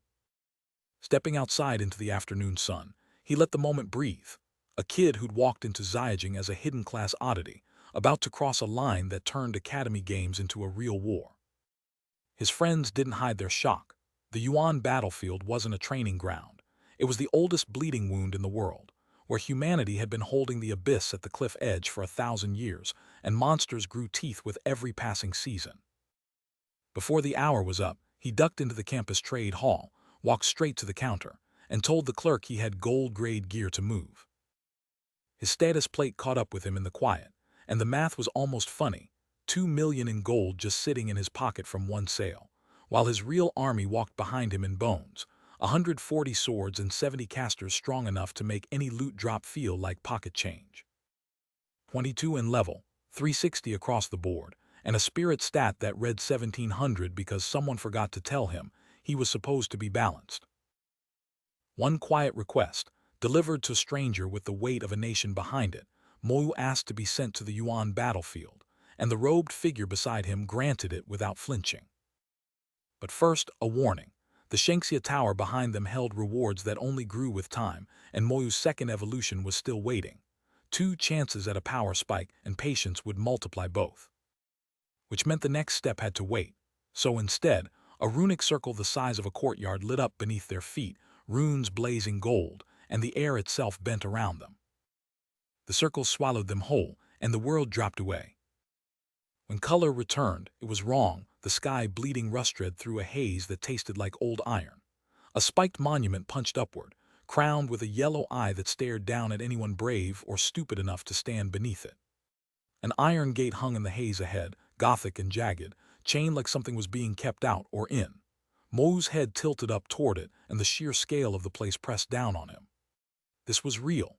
The Yuan battlefield, the nightmare zone of every academy legend, and our boy was standing at its front door with wide eyes and a heartbeat he couldn't quite steady. Because something far below his feet was already watching back. The same dark, monstrous aura he'd felt before, only louder now, close enough to taste. A companion pointed upward, where the chain thing hung across the bruised sky like a hanging god. The demon watcher, an eye built into the heavens itself, scanning for abyssal creatures trying to slip through the cracks. And guarding the gate, a silver-haired knight in dark robes stood framed by a golden blade emblem, looking like the kind of man who'd been here long enough to stop being impressed by anything. He glanced back over his shoulder, expression unreadable against the bloody horizon. 2 armored guards flanked the pillars ahead, weapons drawn, stances locked, the universal posture of men who'd been told something dangerous was coming. Fists clenched, boots rooted, every line of their bodies said don't try it. Moyu thought about the weight of Mr. Bai's name behind him, but the silver-haired man cut the thought off. Credentials mattered less than the badge on your chest, and the guards answered to that alone. So they stepped inside, past the steel, and straight into the sergeant badge processing office to earn their entry the honest way. Nobody got the warm welcome Lin Moyu expected at the processing office. Some black-haired brat in a green jacket already had opinions about him being there. Until a 5-star medal flashed, and every jaw in the room had second thoughts. The blonde, scarred warhorse greeted the green jacket punk with the title General, and the room shifted on its axis. Moyu stood quiet, watching a whole attitude get swallowed in one word. General whatever his name leaned over the counter, demanding speed, while the clerk, looking faint, took Moyu's card and promised to handle it now right now. Because the staff had clocked the 5 stars on that man, 5-star Divine General, And if that rank had walked in personally just for a sergeant badge, then the quiet kid in white was somebody, they just didn't know who yet. The blonde general pressed a glowing sergeant badge into Moyu's hand with a warning. Don't stash this in the inventory. Wear it, because every abyssal kill he stacked on this thing was a notch the whole empire was watching. Before the killing began, a quick crash course on Shanxia's military ladder. White badge meant grunt, the very bottom rung. Climb higher and the colors shift. Black sergeant, silver captain, gold major, each tier a longer climb than the last, with stars stacked on top like kills on a killboard. And somewhere above all that, a single purple crest. Stars weren't just decoration either. They were medals earned for what you'd done, and stacked 10 of them. The system promotes you whether you like it or not. But the purple rank, 5-star divine general, that was a ghost tier, fewer than 10 of them in the entire empire, legends who earned every star in blood. He tugged his collar straight, and the blonde beside him was already looking up, waiting, so Moyu told her one more stop, and that was the end of the rest day. The ceiling above them flared with golden runescript, and a name that needed no translation, the Hall of Heroes. Hundreds of nameplates climbed every wall like a census of the dead, each one a soul who'd fed the Empire's survival with their own. A massive greatsword rested among the tablets, ancient steel bathed in drifting gold, and Moyu's neck just kept tilting further back, because this was where Shanxia kept its receipts for every life spent holding the line. He lay back in that holy glow with a face that had finally stopped being neutral, just a kid, young enough to be humbled by the weight of 10,000 graves. Beneath that rusted sky stood the monument, and its vow was simple. The fallen wouldn't rise to the heavens, they'd stay and fight for the Empire as ghosts of the battlefield. The voice belonged to a younger member of the Imperial Sages, Bai Yiyuan, scarred and silver-haired, pledging his soul's power to defend Shanxia even after death, summoning the Empire's blessing for one junior standing before him. His hand rose in prayer, and the declaration carried. Bai Yiyuan would lead the sages to bless this junior. Then the earth cracked open. A golden tower erupted skyward in a blaze of light, and every figure on the field turned to watch one of Shanxia's 3 divine monuments answer the call. Lin Moyu stood in the fading blast, debris still settling around his boots, as the Tower of Destruction stamped a spiritual imprint into his very soul. A purple and gold star blazed once, and the meaning hit like a hammer. Even death on the Yuan battlefield now had an undo button. He felt the light wash over him and the weight of it settle behind his eyes. 1 star of merit, enough to buy a nation a favor spent on him. That was the real blessing, and his chest ached with it. His eyes closed, tears slipping free, and all he could manage was a whispered thank you. A scarred old man in blue stepped up, gripped his shoulder and told him straight, "Kill more of them out there, and the rest of the briefing waits." Beyond them, the eternal Great Wall stretched along the ridge, 9 fortresses, stitched into one continuous shield across 1,000 kilometers of hostile ground. Lava ran molten at its base, the only moat this side of hell, and not one fortress had ever been taken. They stood at the front line itself, peering into a chasm choked in crimson mist, the heavy chains groaning at their feet. But beyond those walls, purple portals yawned open in the cliffs, and abyssal monsters poured out to ambush anyone foolish enough to approach a dungeon entrance. The pre-dungeon stretch was where careers ended early. The briefing ended, and Moyu walked the fortress alone, a kid carrying a resurrection no one else in his class had earned, stepping toward his first real war zone. Past cracked pillars and blue-lit corridors he moved, boots echoing into the dark ahead. 2 armored guards flagged him down at the gate, sized up the kid in the plain white shirt, and asked if he'd wandered off from his parents. Monsters out here started at level 30, they warned, abyssal ones at that. He just nodded and walked on in. Past the wall, the air itself turned hostile. A thick abyssal haze swallowed the road and choked the horizon red and violet, visibility collapsing to a few feet of ugly nothing. Which meant every step forward was a gamble, and his number came up fast, because a screaming torrent of blue energy came howling out of that murk straight at him. The blast tore across the frame in a streak of violent motion, closing the distance before a soul could flinch. Nearby, a woman in a tight black dress froze with her mouth hanging open, caught in the exact same moment of oh no, watching some LVL-22 kid get hit by something that shouldn't even be aimed at him.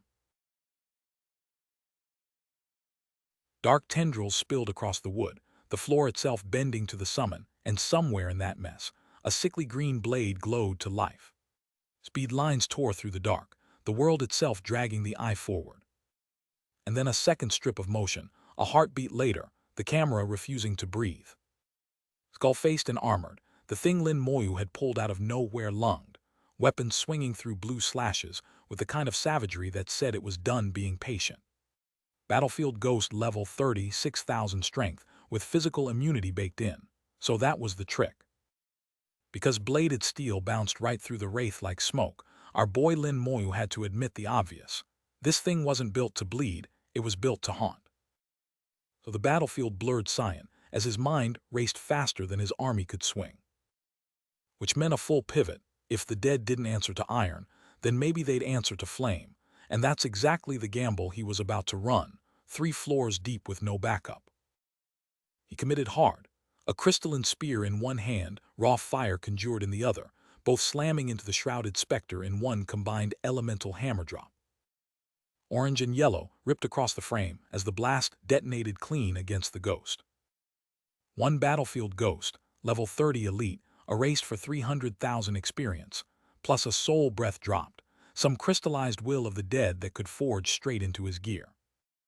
The system chime pulsed once, twice, then faded into the dark like a heartbeat settling.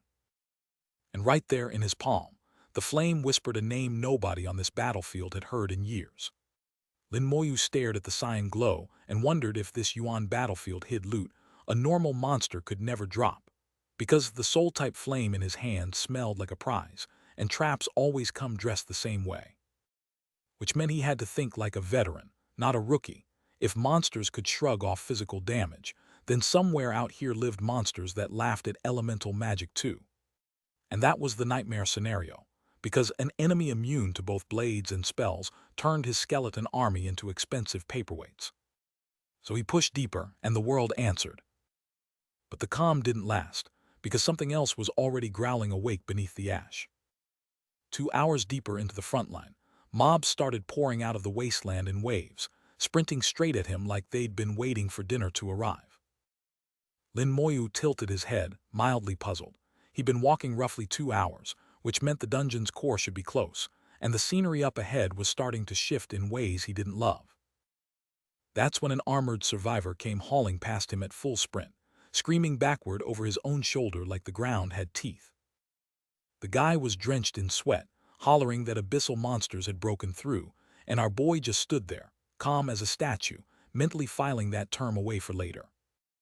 The panicking soldier kept yelling retreat behind him, but Lin Moyu didn't flinch, didn't step back, didn't even breathe funny. Then the abyss hounds showed themselves, level 31 apex predators with stacked strength, agility, spirit, and a bite skill nasty enough to end careers, and his skeletons were already snarling back, crimson eyes blazing, eager for the collision. Steel bone met fang in a blur of motion and impact.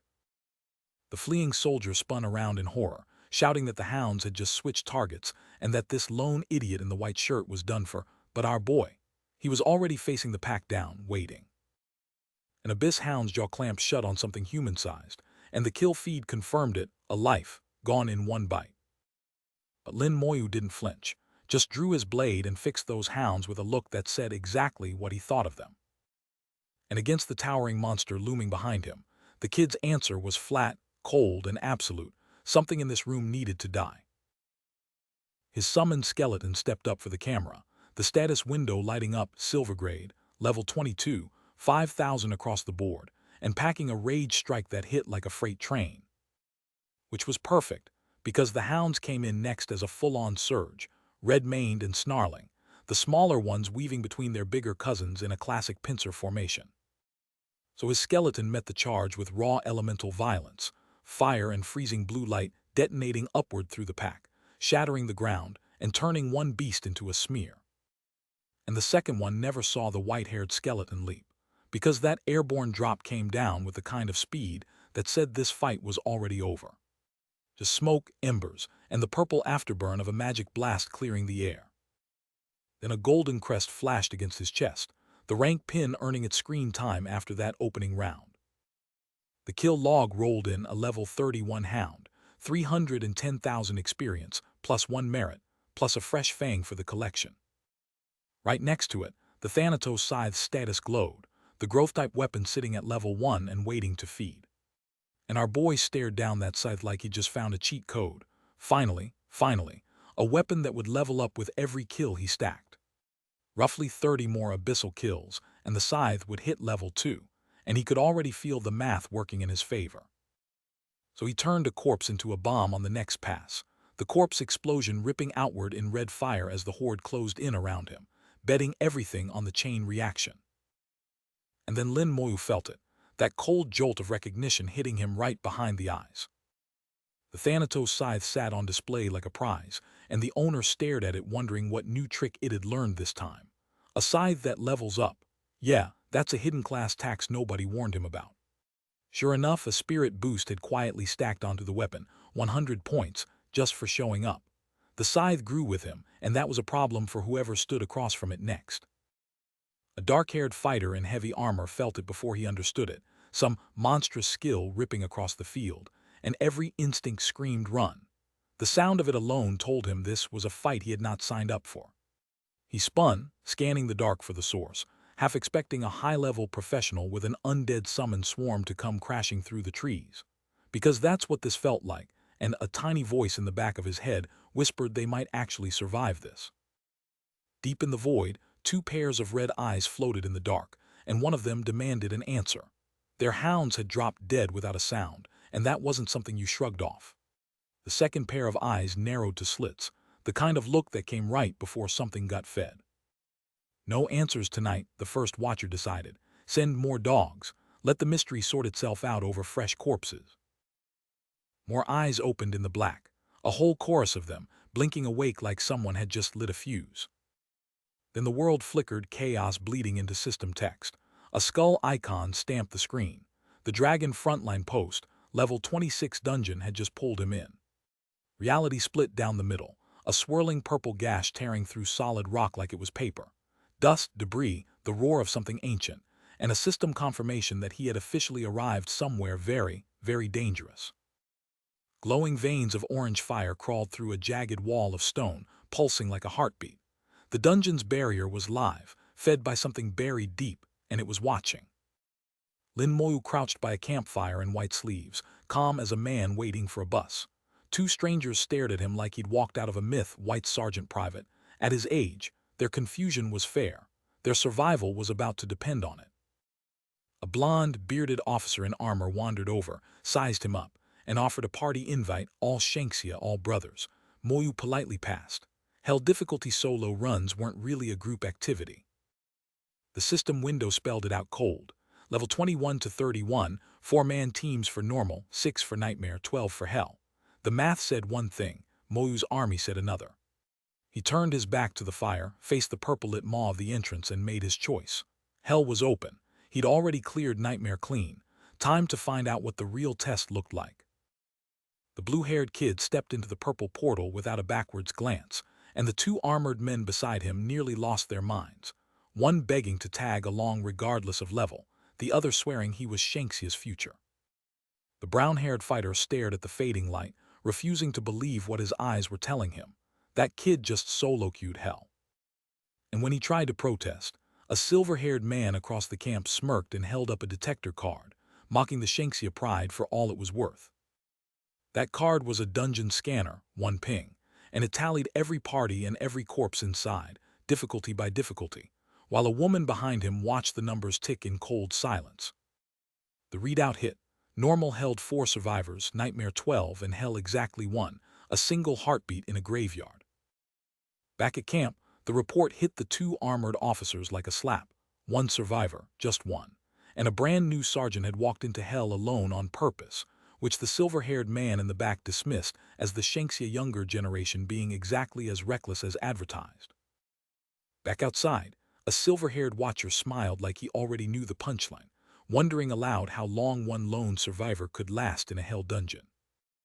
The brown-haired armored man snapped at the silver-haired one, blade drawn, demanding to know if he had a death wish, and that smirker only raised a hand, playing innocent among the rocks. But the silver-haired man waved it all off as a joke. his contempt for the people of Shanxia radiating loud enough to curdle the air. The gray-haired man lost it right there, roaring that any outsider from Country Y who mocked Shanxia would be carried out in a bag. No exceptions, no survivors. And the brown-haired man, quieter now, just stared at the horizon and mourned the kid who'd been Shanxia's future, gone before his time. The sky itself darkened, purple clouds rolling in, embers drifting like the world was already mourning what came next.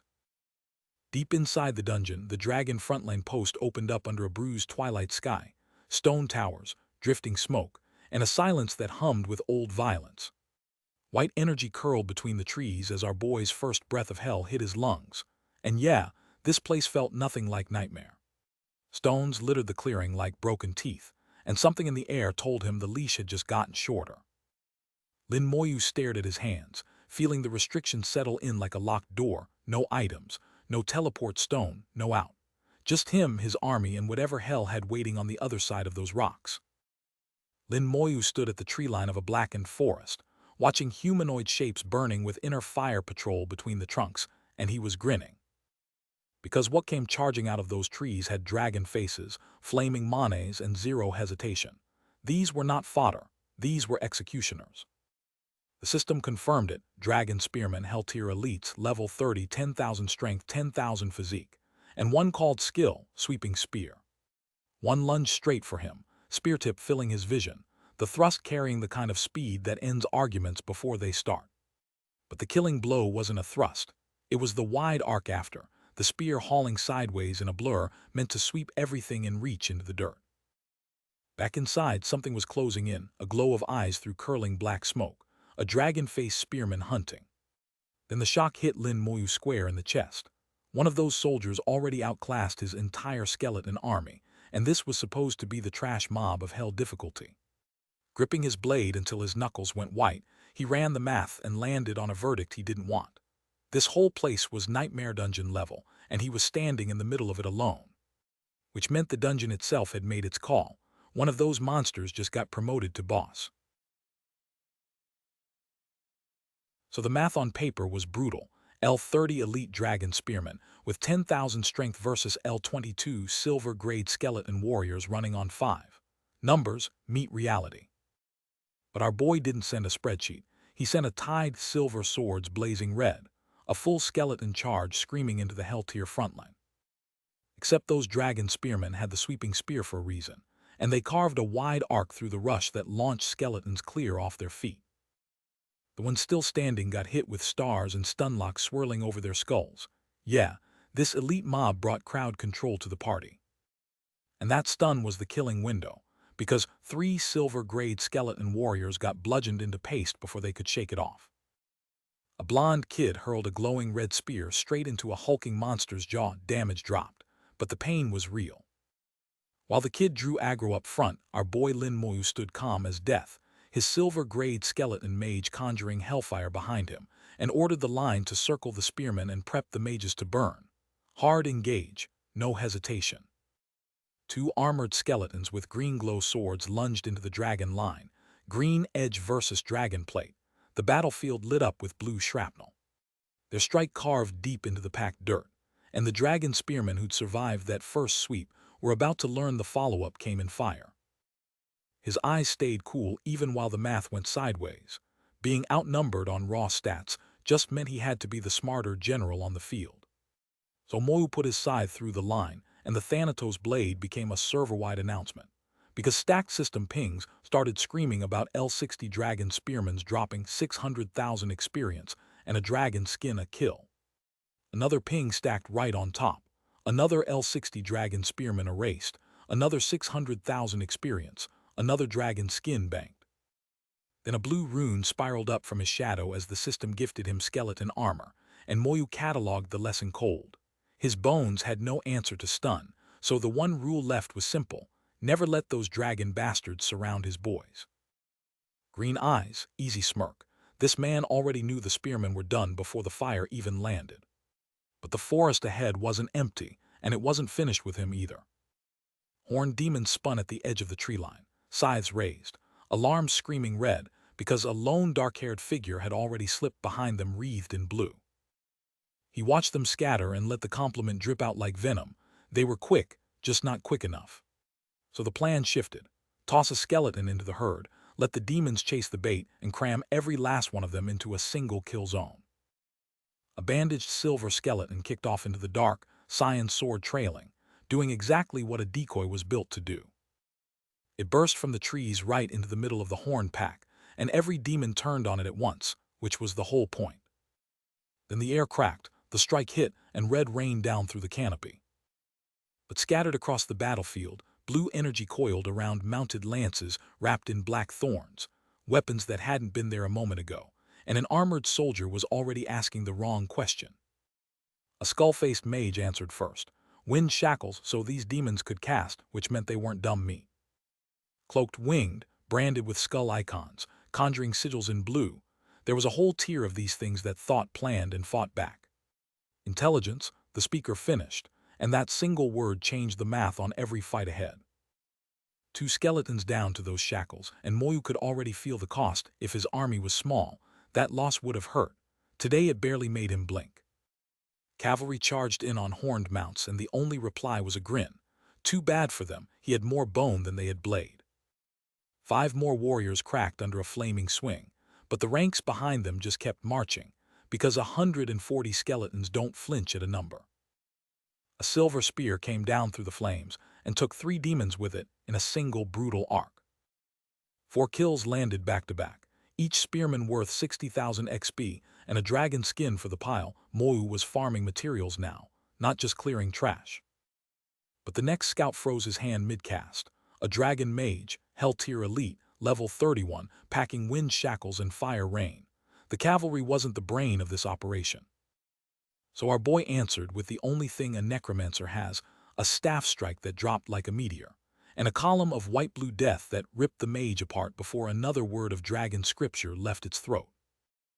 The dragon thrashed once, hard, and hit the dirt in a bloom of gold. And there stood Lin Moyu, teal eyes flat and cold, counting what he'd spent. Because the demons had learned, targeting the skeleton mages first, and Moyu's patience snapped. Soul Blaze tore across the field in ghostly arcs, devouring whatever was left of their formation before they could coordinate a second volley. 2 more dragon mages died screaming in teal fire, each one coughing up another 62,000 XP and another dragon skin to the inventory.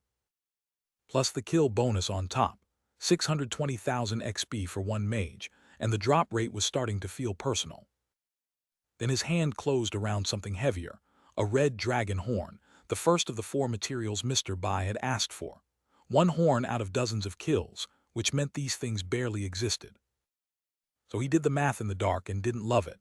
The drop rate was so punishing he'd have to clear this whole dungeon multiple times just to finish the shopping list. Green energy curled off his fingers as he started planning the next run. The wounded skeletons pulled back into the summoning space, licking their bones. Which meant a strategy shift, same old farming route. But now he was burning bodies with corpse explosion to keep from bleeding his army dry.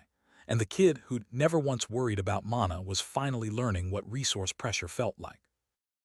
The next wave hit the path at a sprint, and slow curse bloomed across their legs like a trap. Pink-red rings snapped shut around an armored figure mid-stride, and the system quietly confirmed the curse had taken another demo, another body on the pile. Red chains bound the blonde warrior mid-roar, but those chains weren't meant for him. They were meant to summon what came next. And our boy Lin Moyu turned, smirking over his shoulder like the fight was already won, because it was. His skeleton mages had been waiting. The hooded mage raised its palms, fire pooling between bone fingers, and the whole formation lit up, because one command from their master meant the dragon line was about to burn. A breath of open sky between the carnage and the council, watching it all unfold. In that sky above the Yuan, a blonde figure in dark gold-trimmed armor stood bathed in the blue glow of an observation window, while a gray-bearded elder sipped tea behind him. The warrior finally sat, eyes closed, and the elder poured 2 cups, asking if he was done, and the warrior confirmed it with a single nod.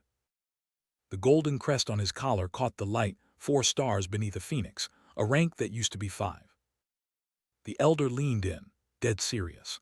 This man had burned a spiritual imprint into the Hall of Heroes for a single kid, and downgrading a 5-star divine general to 4 was the price.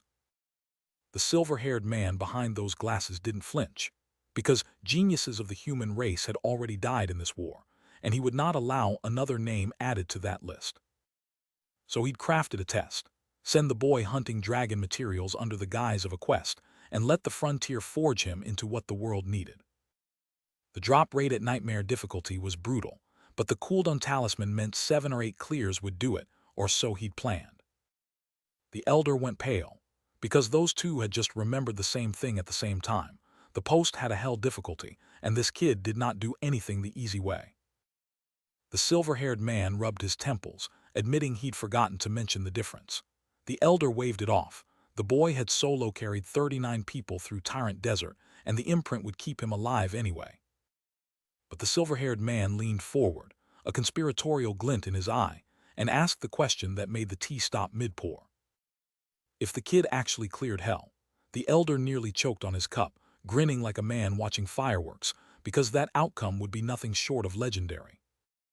Back in the dungeon, another dragon mage crumpled, 62,000 experience banked, 1 more dragon horn claimed, and 2 materials down with the grind only beginning. He'd learned the dungeon's shape, 20 dragon mages guarding the next wing, but his warriors were already chewed up, and he'd barely cleared a third of the place. Hell difficulty wasn't a name. It was a promise these mobs kept, coordinating strikes like they'd trained together for years.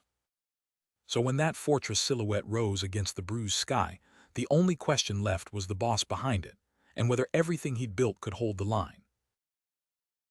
Something screamed through the frame before anyone could name it, a blur of speed and ruin. 2 fights collided in the same breath.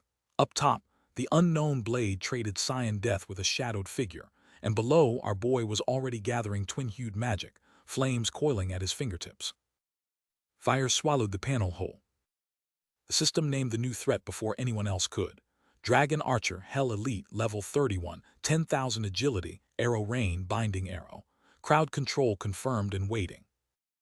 His scythe ready, his armored dead flanking him in cyan light, he filed the lesson away fast. Dragon mages only dropped horns, so the rest of the crafting list was going to come from bloodier teachers. The order left his hand before the thought finished. Push forward, hold formation. Make the unknown enemy regret showing itself. The first skeleton warrior never landed a swing. A teal blade carved straight through it, bones bursting apart like dry kindling, and the system logged the kill before the dust settled. That wasn't supposed to happen. Not that fast, not before the warrior could even raise its sword. Moyu's eyes snapped sideways as a dark figure blurred past, wrapped hilt blade catching the light. Something new had entered the field, and it had picked his army as its opening move. He dropped low, reading the killer's speed and weight in a heartbeat.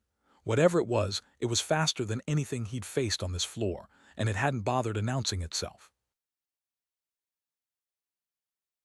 Pain lanced through him, but it was the cold realization that hit harder. Every strike was landing from behind, from somewhere he couldn't see. So our boy did what any smart necromancer would. Stopped chasing shadows and blanketed the field. His skeletons fanned out, scythe raised, and the air itself began to freeze. Ice Storm screamed to life beneath his boots, the cold biting hard enough to strip away any illusion. Shards of ice ripped through the dark, carving lines across the battlefield like frozen lightning. The spell crashed down across the whole ruin, punishing every corner at once, because if you can't find the knife, you freeze the whole room. And then a flicker, a blur, the telltale streak of something moving way too fast to be his summons. Steel met bone with a sound like thunder cracking, and whatever had been hiding finally had a shape. It crouched in the dirt, claws out. A skeletal horror branded Dragon Assassin, Hell Difficulty Elite, level 32, packing invisibility and fatal blow on top of stats that had no business existing this deep in the dungeon. The skull split clean down the middle, red light guttering out as the final blow landed. But Moyu wasn't celebrating yet, because the math was brutal.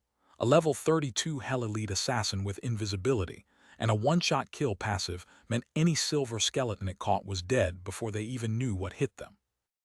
Except that was the trick. Turn the tables, and the invisible man bleeds like anyone else. Once you spotted the thing, once the invisibility broke, the edge evaporated, and his bone-white army surged in to finish what the ice had started. Dragon assassins dropped one after another, 640,000 experience each, and then a notification that made his eyes go wide, Dragon's Heart, the rarest drop on the menu, right there in his loot log. The dragon assassin felt that strike land, because where the blood essence and core went mattered more than the wound itself. So his archers answered next, arrow rain and binding arrow streaking across the ruins toward the gate, pinning whatever was still breathing. But Moyu saw it coming, smirking through the blast as he called it perfect timing, because his counter was already mid-swing when their volley hit. Which meant corpse explosion caught the survivors flat, the detonation shredding the tower behind them in one violent bloom. His hand rose, and the blast behind him swallowed the rest, flames and shockwave rolling across the ruin like a sentence. Those two horned fools didn't even have time to register what hit them before the light left their eyes. Six-figure experience poured in for the dragon archer kill. The numbers were already cracked, but the real prize was that dragon blood essence dropping into his bag, the kind of loot that makes any gamer's hands shake. The battlefield itself confirmed the result, a wall of orange fire erasing every trace of the threat. Where those creeps once stood, only cracked stone and a shadowed doorway remained, the room emptied of targets. Lin Moyu stood tall through the smoke, shattered dark tendrils raining around him as the last blast rolled out behind him, and he clocked it instantly. The archers had banked everything on that blood essence play, meaning the only enemy left worth thinking about was the boss core. Then the next chime dropped. A level 32 dragon assassin erased from the board, 640,000 experience clean. His masked skeletal general raised its blade as the army surged forward through the ruined courtyard, while a blonde warrior leveled her spear into the chaos, and the fortress behind them finally started to give. Then the real prize landed, a dragon's heart, rarer than anything that dungeon was supposed to hand out, confirmed in a stack of glowing panels. A massive dragon hybrid roared into view, wings spread, horned helmet glinting, and Moyu's voice cut through the smoke asking one simple question: where's the boss now? He stood with his back to the camera, scythe glowing through the embers, demanding the boss show itself before he had to come looking. An armored giant went airborne, tumbling through debris as something below launched it back into the sky. The ground answered with a column of fire and rubble, a chunk of the courtyard ripping skyward in an orange blast that split the earth clean open. A status window blazed to life, Sentry Post Guardian, Hell Leader, level 32, 10,000 strength, 10,000 agility. This thing read like a raid boss written by someone who hated low levels, and a shadow the size of a cathedral loomed behind it. Moyu went up to meet it alone. Because of course he did. The kid with the skeleton army chose the air, the heat, and one sword against a walking apocalypse. The Guardian answered with a blast that turned the arena into molten chaos. Sweat beaded on his brow, and for the first time tonight the math stopped working in his favor. This thing dwarfed the Tyrant Desert boss, and he knew down in his gut that strategy alone wasn't getting him out alive. A bare foot slammed down hard, carving dust into the air around a stance built for one purpose. The first exchange detonated in a bloom of orange and gold, with sound effects so loud the frame itself rattled. Far across the field, the horned Dark Guardian was about to learn what a real explosion felt like, because our boy had just turned their own battlefield into a bomb. But the boss answered back fast, a slow curse latching onto him and a red aura flaring around his raised hand as his body fought to keep moving. Up close, the Dark Guardian was ugly work, cracked skin, glowing yellow eyes, and dark fire pouring off it like a furnace. Yet glowing red chains came whipping from nowhere and snapped tight around its torso, locking the monster in place before it could press the advantage. Those chains just kept coming, descending like furies out of nowhere. Lin Moyu's eyes burned orange as crimson links coiled around him, every link of chain rattling with a weight that said he was the one calling the tune, not taking it. Because while the Guardian was tied up, our boy lunged, black-clad, blade level, lightning stitched to every inch of his swing, and crashed full force into the fire-wreathed monster, debris shredding across the frame at the moment of impact. And the follow-through cut clean through, blade trailing dark hair and pure violence behind it. The monster staggered back into a cloud of dust, half hidden by smoke and stray fire, and the only question left ringing across the field was whether that swing had actually done real damage to a boss. But the boss wasn't finished. It stood there wreathed in flame under that bruised purple sky, shrugging off the chains meant to buff it like they were nothing. The system actually announced it out loud. The slow curse was already fading, and that meant one thing: the Guardian's resistance was eating it alive. So Lin Moyu did what any cornered necromancer does when the fancy tools stop working. He went loud, blasting a crowd attack that lit up the arena, and somewhere in that firestorm he lost 4 more skeletons. The Guardian answered with a yellow beam screaming across the rubble, and our boy had to take it on his own body, bandaged arm up, teeth grinding through the impact. Moyu didn't slow down. Glowing red eyes and a snarl that could have curdled milk, he charged straight back through the debris, because standing still was death. Then the stun hit.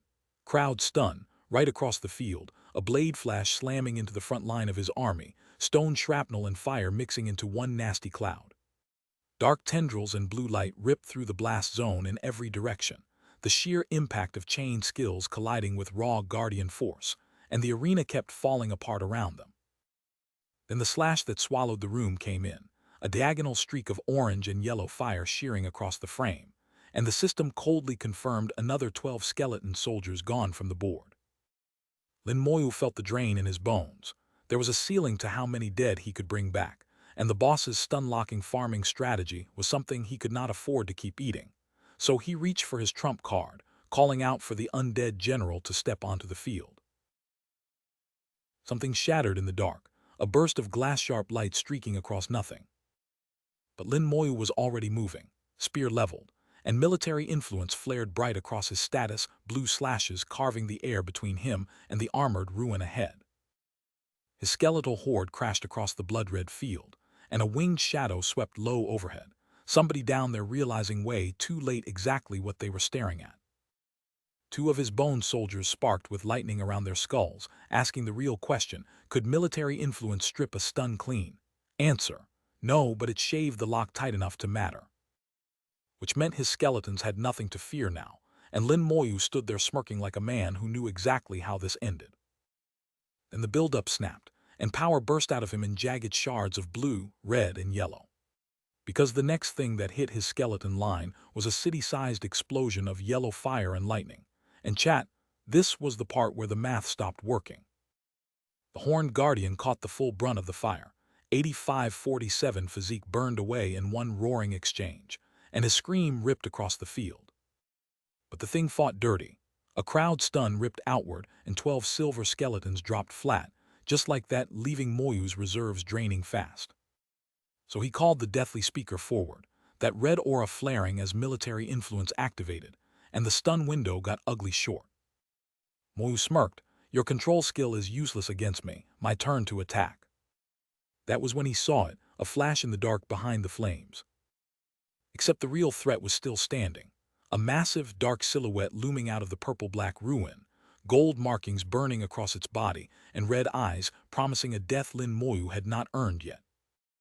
He gripped his blade tighter, teal flame licking up his hand, and cursed under his breath because the level of this monster had just jumped 3 tiers past anything fair. So when he swung, the cyan fire hit the fanged nightmare dead-on and bounced. No stun, no scratch. The monster tanked the hit like it was nothing, and Lin Moyu's eyes went wide because something that strong was not supposed to exist down here. He raised one hand, cold and calm, and gave the order to die. The monster screamed, fanged mouth wide, red eyes blown open with the kind of pain that meant it finally understood who it was fighting. Then the kill shot detonated, yellow-orange fire swallowing the whole silhouette, blue ice shrapnel whipping outward in every direction, the kind of blast that leaves nothing standing. Just black smoke and dying sparks where the boss used to be. The kill banner dropped 33 million experience banked, and a full gold set tumbling into his bag. Hell's sentry post blade, shield, bracelet, plus 2 glowing dragon cores on top. Then the second notification hit, and the Dragon War King title landed on his name, plus 500 to every stat, half-cost skills, all of it earned by solo clearing hell difficulty. A golden title blazed across his vision, Dragon War King, and our boy just stared, stunned, because he'd braced for a boss core, not a unique reward. The certificate shimmered in the smoke, and the disbelief was real. He hadn't even hit job transfer yet, and the grind had already handed him endgame loot. Somewhere far from the scorched battlefield, a hem of white fabric shifted across a patterned red rug.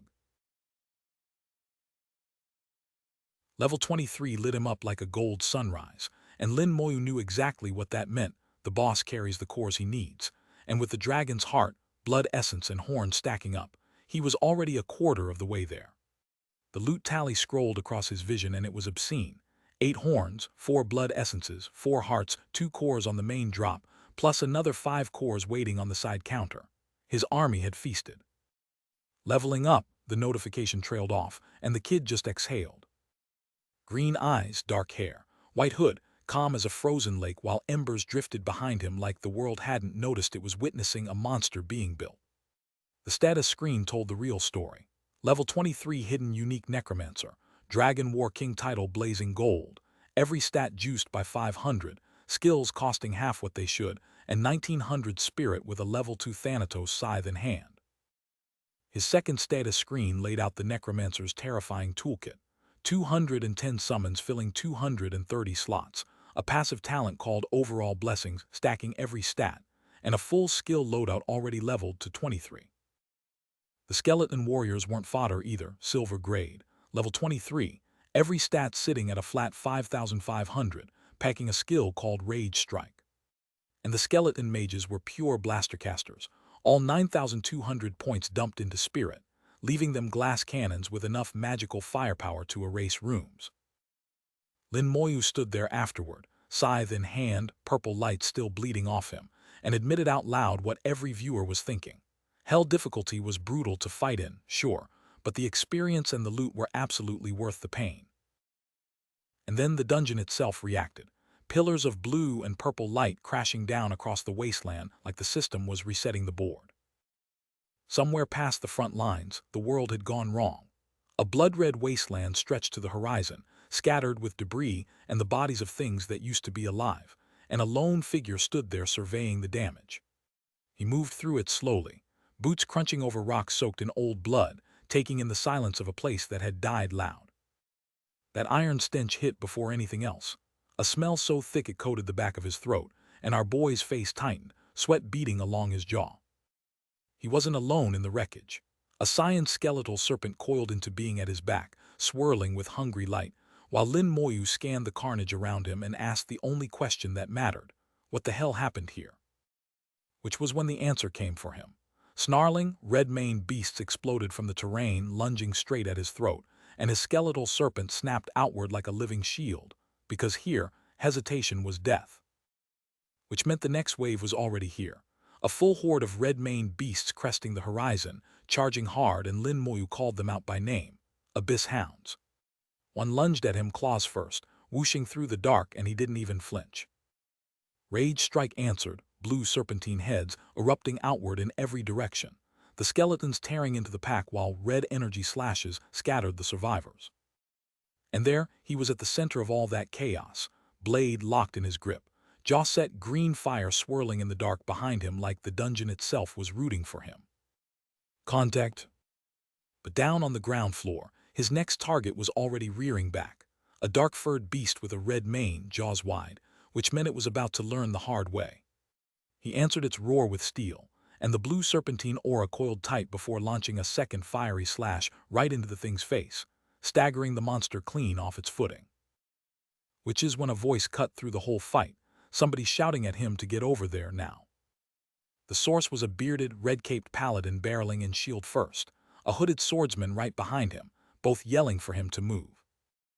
An armored man with shield raised threw himself between the dark-haired kid and whatever was closing in, the woman's hand outstretched in warning. The kid brushed her off, still standing, still calm. But the armored man's red eye told the real story. Something had hit them hard, and the blood-soaked ground wasn't an accident. A voice behind them laid it out plain. The abyss had coughed up something massive. They could have run. The party was strong enough to escape clean, which meant they stayed on purpose, a rescue mission for outsiders too green to know how dead they already were. Except it wasn't heroism that kept them planted. They stayed because the abyss hounds were hunting, and turning your back on those things in a dead forest was a one-way ticket to a grave. A woman screamed as the hounds closed in from every side, and an observer named them, Countrywise Party, cornered, outnumbered, finished. The cost of staying was already written in the bodies behind them. Meanwhile, a dark-haired woman in blue was holding up a glowing orange stone, staring at a system board that read 0 parties still active across every difficulty, and her ally was already calling it. They were breaking in by force. She spun on him furious, demanding to know why he was still here, and there was Lin Moyu, pockets in, standing quietly in the background while a kneeling armored man in front of him couldn't even lift his head. Our boy's face stayed ice cool, that quiet teal-eyed smile saying everything. He was nowhere near done. Inside, that black void pulsed once, and the resolve behind it was simple. This dungeon was getting cleared, end of story. Back in the fight, Lin Moyu rose from the horde, weapon raised high, the calm before the storm written all over him. Then the boss made its move, a towering skeletal nightmare with bat wings and burning green eyes, conjuring a cyclone of cyan wind. Fire in one bony hand, glowing crystal shards in the other, the thing launched a dual elemental assault, malice baked into every shard. And the impact hit like a building coming down, swirling fire, raw blue energy, debris screaming outward in every direction. Smaller creatures ragdolled through the air, the shockwave churning rocks and bodies alike across the scorched ground. Which meant it was time for our boy to step in. Lin Moyu crashed headfirst into a clawed beast, trading blow for blow at point-blank range. Somewhere in the crowd, a voice caught in its throat, just 2 stunned words hanging in the air. 2 survivors, one with dark hair tied back in stubble, the other cloaked, stared wide-eyed at the impossible sight unfolding ahead of them. An army of shadow skeletons assembled across the cracked wasteland, lit by broken shafts of amber light, embers drifting through the haze like ash from a funeral pyre. Our boy Lin Moyu stood calm as hell at the center of it all, staff in hand, while his spectators whispered that the abyss hounds they'd fled from were nothing compared to what this necromancer had dragged out of the dirt. He turned, eyes sharp, green energy coiling around his raised fingers, and ordered them back behind him, because the next thing he did wasn't meant for bystanders. Which meant they scrambled, the dark-haired man demanding to know why while the armored one stumbled backward on instinct alone, unable to flee from something this wrong. But our boy had one more card to play, and he gave his allies a heads-up. He was about to drop a crowd skill, so stay back or eat the crossfire. Green lightning crackled up his raised hand, while a massive red sphere bloomed behind him, the kind of charging animation that makes even seasoned veterans shut up and watch. Then the scythe sang, and the battlefield erupted. Lin Moyu stood planted at ground zero as a wall of fire and corruption swallowed the horizon, the system itself confirming what he'd just unleashed. The boom echoed across the wasteland, white sound effects ripping through the dark red sky like the world itself flinching. Speed lines screamed outward from the blast, but our boy didn't move an inch, scythe in hand, halo of green fire at his back, completely unfazed. His scythe towered above him, wreathed in lightning, his glare daring anything still breathing to try him, and somewhere off-panel, an onlooker's voice cracked. What kind of skill even was that? 2 strangers stood frozen in the wreckage, the armored man's voice barely a whisper, because whatever they just watched, it was way past terrifying. Because the system wasn't done with him, a golden star burst across his interface, and a promotion notification rolled in. Military merit maxed, 1-star rank unlocked, plus 1,000 points and 5 contribution points on top. Which meant Mr. Bai's advice had just paid off tenfold, because the Yuan battlefield was exactly where contribution points were waiting. The dark-haired warrior flashed his upgraded Thanatos scythe, now level 3 and packing a clean plus 300 spirit, and he had no intention of letting a single one of them walk away with a share of the loot. Our boy didn't flinch, scythe in hand, smirk locked in, looking like he'd already written the ending before the first line of dialogue. Then the whole field went white-hot, a fireball swallowing the wasteland with a sound that rattled the ash off the ground, and somebody off-screen whispered that whoever threw that had to be elite academy talent. Red and gold and blue erupted across the blast radius in a chain reaction that turned the fog to glass, and the same voice muttered that, yeah, of course the guy crazy enough to solo this place packed that kind of firepower. 3 survivors stood under a bruised red sky, hooded man, brown-haired kid, a woman frozen mid-breath, staring at the kid who was supposed to be dead, whispering that he actually walked out of a hell difficulty dragon frontline solo clear. One of them was still drenched in sweat, voice cracking on the obvious question. How did a level 20-something just tank through monster stuns that veteran squads couldn't shrug off? And then the system chime nobody in that wasteland saw coming. Military merit crossed 200, pinning a glowing 2-star private badge to Lin Moyu's chest along with 1,000 points and 5 contribution points he hadn't asked for. He just stood there in the green afterglow, scythe humming at level 4 now, spirit stat ticking past 600, and the number kept climbing every time the weapon leveled, which meant the real ceiling hadn't shown itself yet. A shadow stretched across the green-lit ground, blade glow curling at its edge, and the question behind those eyes was simple. If the scythe kept growing, would it eventually teach him something new? Then our boy exhaled, planted the scythe, and wished out loud for more of them, more abyss hounds, more chasers, anything, because the field was still warm and he wasn't done yet. Which was when 2 strangers stumbled out of the rocks, an animal-eared girl in green stripes and a red-caped paladin, both looking like they'd aged a year in the last 5 minutes, relieved and bewildered that the hound swarm had come and gone. The paladin squared up, silver armor catching the ashlight, and offered a handshake. She's Zingen, level 31, Ziying Academy, like a man who just watched someone rewrite the rules and wanted a word with the author. Our boy took it easy, introduced himself straight, Lin Moyu, Necromancer, level 23, same academy, and watched the paladin's eyebrows climb because nobody on the field had pegged him for a junior. Gauntlet met palm in a clean handshake, the wasteland glowing behind them both like the ground itself was taking notes. Zingen smiled, warmth cutting through the ash, and asked which batch he belonged to, already treating him like a fellow junior worth knowing. Lin Moyu just tilted his head, calm as ever, and admitted the Yuan battlefield didn't have a sunrise, so he'd lost count of the days. But yeah, this year's batch, opening ceremony just yesterday. The ground shattered under the impact, dust and rock spraying outward like a shockwave had punched clean through stone. The armored man staggered back, and the hooded figure beside him, a diamond-shaped golden emblem burning on his forehead, rounded on the newcomer with nothing but fury in his eyes. A voice cut through the settling dust, flat and unhurried, so he was a new student. Lin Moyu stood there with his dark hair wrecked and pale blue eyes utterly cold, the kind of calm that only came from surviving worse hits than this. He let the golden Ziying emblem on the emblem card answer for him, a new student, and the facts made that undeniable.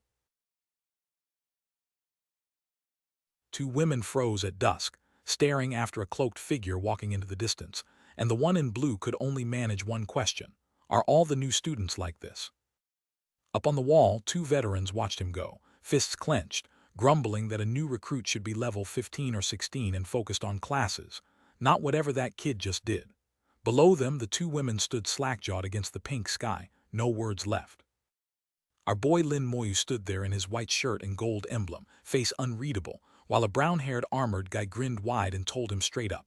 Soloing Yuan on hell difficulty had made an impression. Moyu's answer, flat as a board, it's nothing.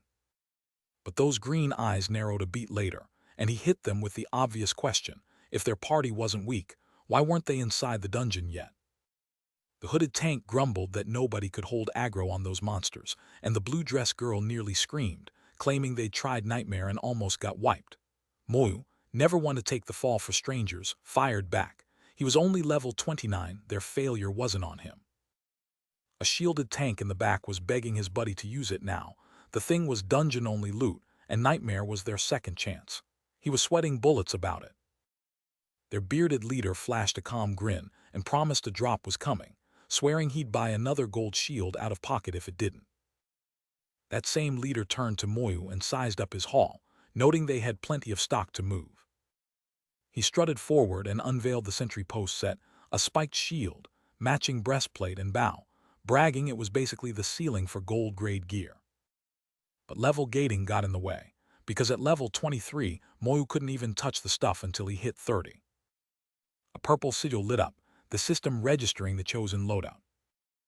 Moyu looked down at the massive golden shield in front of him and asked, plain as anything, if this was the one the guy had been chasing.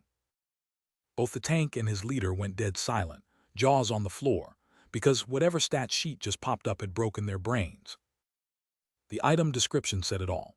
Hell's Sentry Post Shield, gold grade, a flat 300 to every attribute, half damage from crowd control and controlled duration cut clean in half. Out of the loot came the prize, a massive golden shield, every inch plated in spikes and rivets. Hell's sentry post shield, the kind of drop that doesn't belong in one player's hands. The brown-haired fighter stared at our boy holding the shield like he was holding a grocery bag, and asked where Junior Lin even got a piece like that. From the sentry post, he answered, like it was nothing. The guy broke into a sweat. The Hell boss dropped this, and Moyu just nodded, calm as breathing. His two companions caught up to the moment and lost it, demanding out loud if this kid really solo cleared the entire Hell run. One look at his face told them everything, dead serious, zero flex, and all he gave them was a quiet yeah. Cut to Moyu standing alone in a wasteland of smoke and ash, shield planted at his side, while voice bubbles swirled around him, losing their minds over how a level 23 nobody had soloed this. A storm rolled in overhead, and the disbelief only deepened, because there was zero chance that shield was a fake. Golden slashes ripped across the dark sky, as someone had the bright idea to tell their senior to go ahead and slot the whole set on at once. The armored man charged, weapon swinging wide, and shouted the full sentry post set effect live. A pillar of golden light split the red sky clean in half, and the onlookers staggered back, whispering about who the hell had just assembled the complete set. The armored man turned to Moyu, still pale and sweating, and opened the bidding at 10 million gold. 10 was his absolute ceiling, he insisted, but Moyu just shook his head and pointed out the pieces were only gold grade, nowhere near that price tag. Relief flooded the trio, the armored man, the hooded figure, and the purple-haired woman, all grinning like they'd just been handed a winning lottery ticket. The nightmare difficulty was theirs to claim. The full party stood together in the crimson wasteland, gratitude heavy in the air. They'd move on ahead, let the whispers die down once he geared up, and Moyu already had his mind set on circling back for one more spirit run. In his palm, a blue crystal groaned, then cracked clean apart, a sharp burst of energy scattering into nothing. Red energy screamed through the dark, claws, or blades, or something worse, tearing across a void already choked with embers. That single strike bloomed into a vortex of swirling red, and at its core, a figure burned white-hot, building towards something no one in this wasteland would survive. Which meant somebody high up in the food chain had just noticed the bodies piling up. Its order was simple: go see what was killing my dogs. Red slits opened in the dark, vertical pupils narrowing inside a halo of blood and shadow, something ancient waking up and looking straight through the page. A horned silhouette answered from inside that crimson haze, bowing its head to the voice above, because even demons in this world had a boss, and that boss had just summoned it. Back on the surface, Lin Moyu stood by the stone gateway in a clean white shirt, calm as ever, because a pillar of golden aura had just erupted nearby and the brown-haired fighter was losing his mind. That light belonged to a blue-haired knight, and the crowd already knew the name before he turned around: Holy Knight class, the crown jewel of Zhendane. Moyu didn't flinch at the spectacle, but the pink-haired woman beside him absolutely did, her hand hovering, her nerves obvious, like she just realized she was standing next to the wrong celebrity. Because she turned sharp, eyes wide, breath caught, the moment something off-screen snagged her attention and refused to let go. She stammered a greeting, asked if he was here too, and Moyu told her plainly he had a task to finish, which made her light up, because her own errand had just become a lot less lonely. And watching it all unfold, the blue-haired Holy Knight's stare hardened into something cold and measured. The silver-haired woman pointed straight at the brown-haired young man and took her best shot. His task was collecting Dragon Tribe materials, something basic like a horn. She crossed her hands in a crisp X, grinning, and told him that kind of fetch quest was way beneath him. So she pivoted to the real prize, a dragon core, that rare boss drop only the strongest runners ever walked out with. A blue-haired armored guy watched her from behind, silent. And right there across her waist, stitched like a badge of honor, support the team. She pumped her fist, hyped, blurting out she needed the same core, and the man in white finally nodded yes, she'd nailed it. Except the job description kept glowing, hinting the core was only the starting line. Fire licked the background like the dungeon was already listening. He stood stiff, every inch a soldier, a status panel named him plain: Zhou Lesheng, level 30 Holy Knight. Just beneath him, the white-haired woman's head barely peeked into frame. He and the man in white turned to face each other, profile against a dark chain backdrop, and Zhou Lesheng laid his cards on the table: name, class, the whole hand. So our silver-haired girl, this absolute scene stealer, planted herself right between them with arms crossed and a grin, introducing herself as a level 23 necromancer, same as Lin Moyu. The brown-haired man turned calm eyes on her and she immediately lit up, pointing at how fast he'd been leveling lately. He brushed it off, modest, admitting he was still only level 21. Then he offered to carry her through dungeons, the same way he used to. She beamed and waved it off like he'd offered her a glass of water, and Lin Moyu's eye twitched because nobody was supposed to be poaching his party. He cut in sharp, a flat wait that stopped the whole vibe cold. He reminded her of their deal that he'd be the one helping her in there. She turned, smiled politely, and shut it down clean. She didn't need it. She waved it off before the question even landed.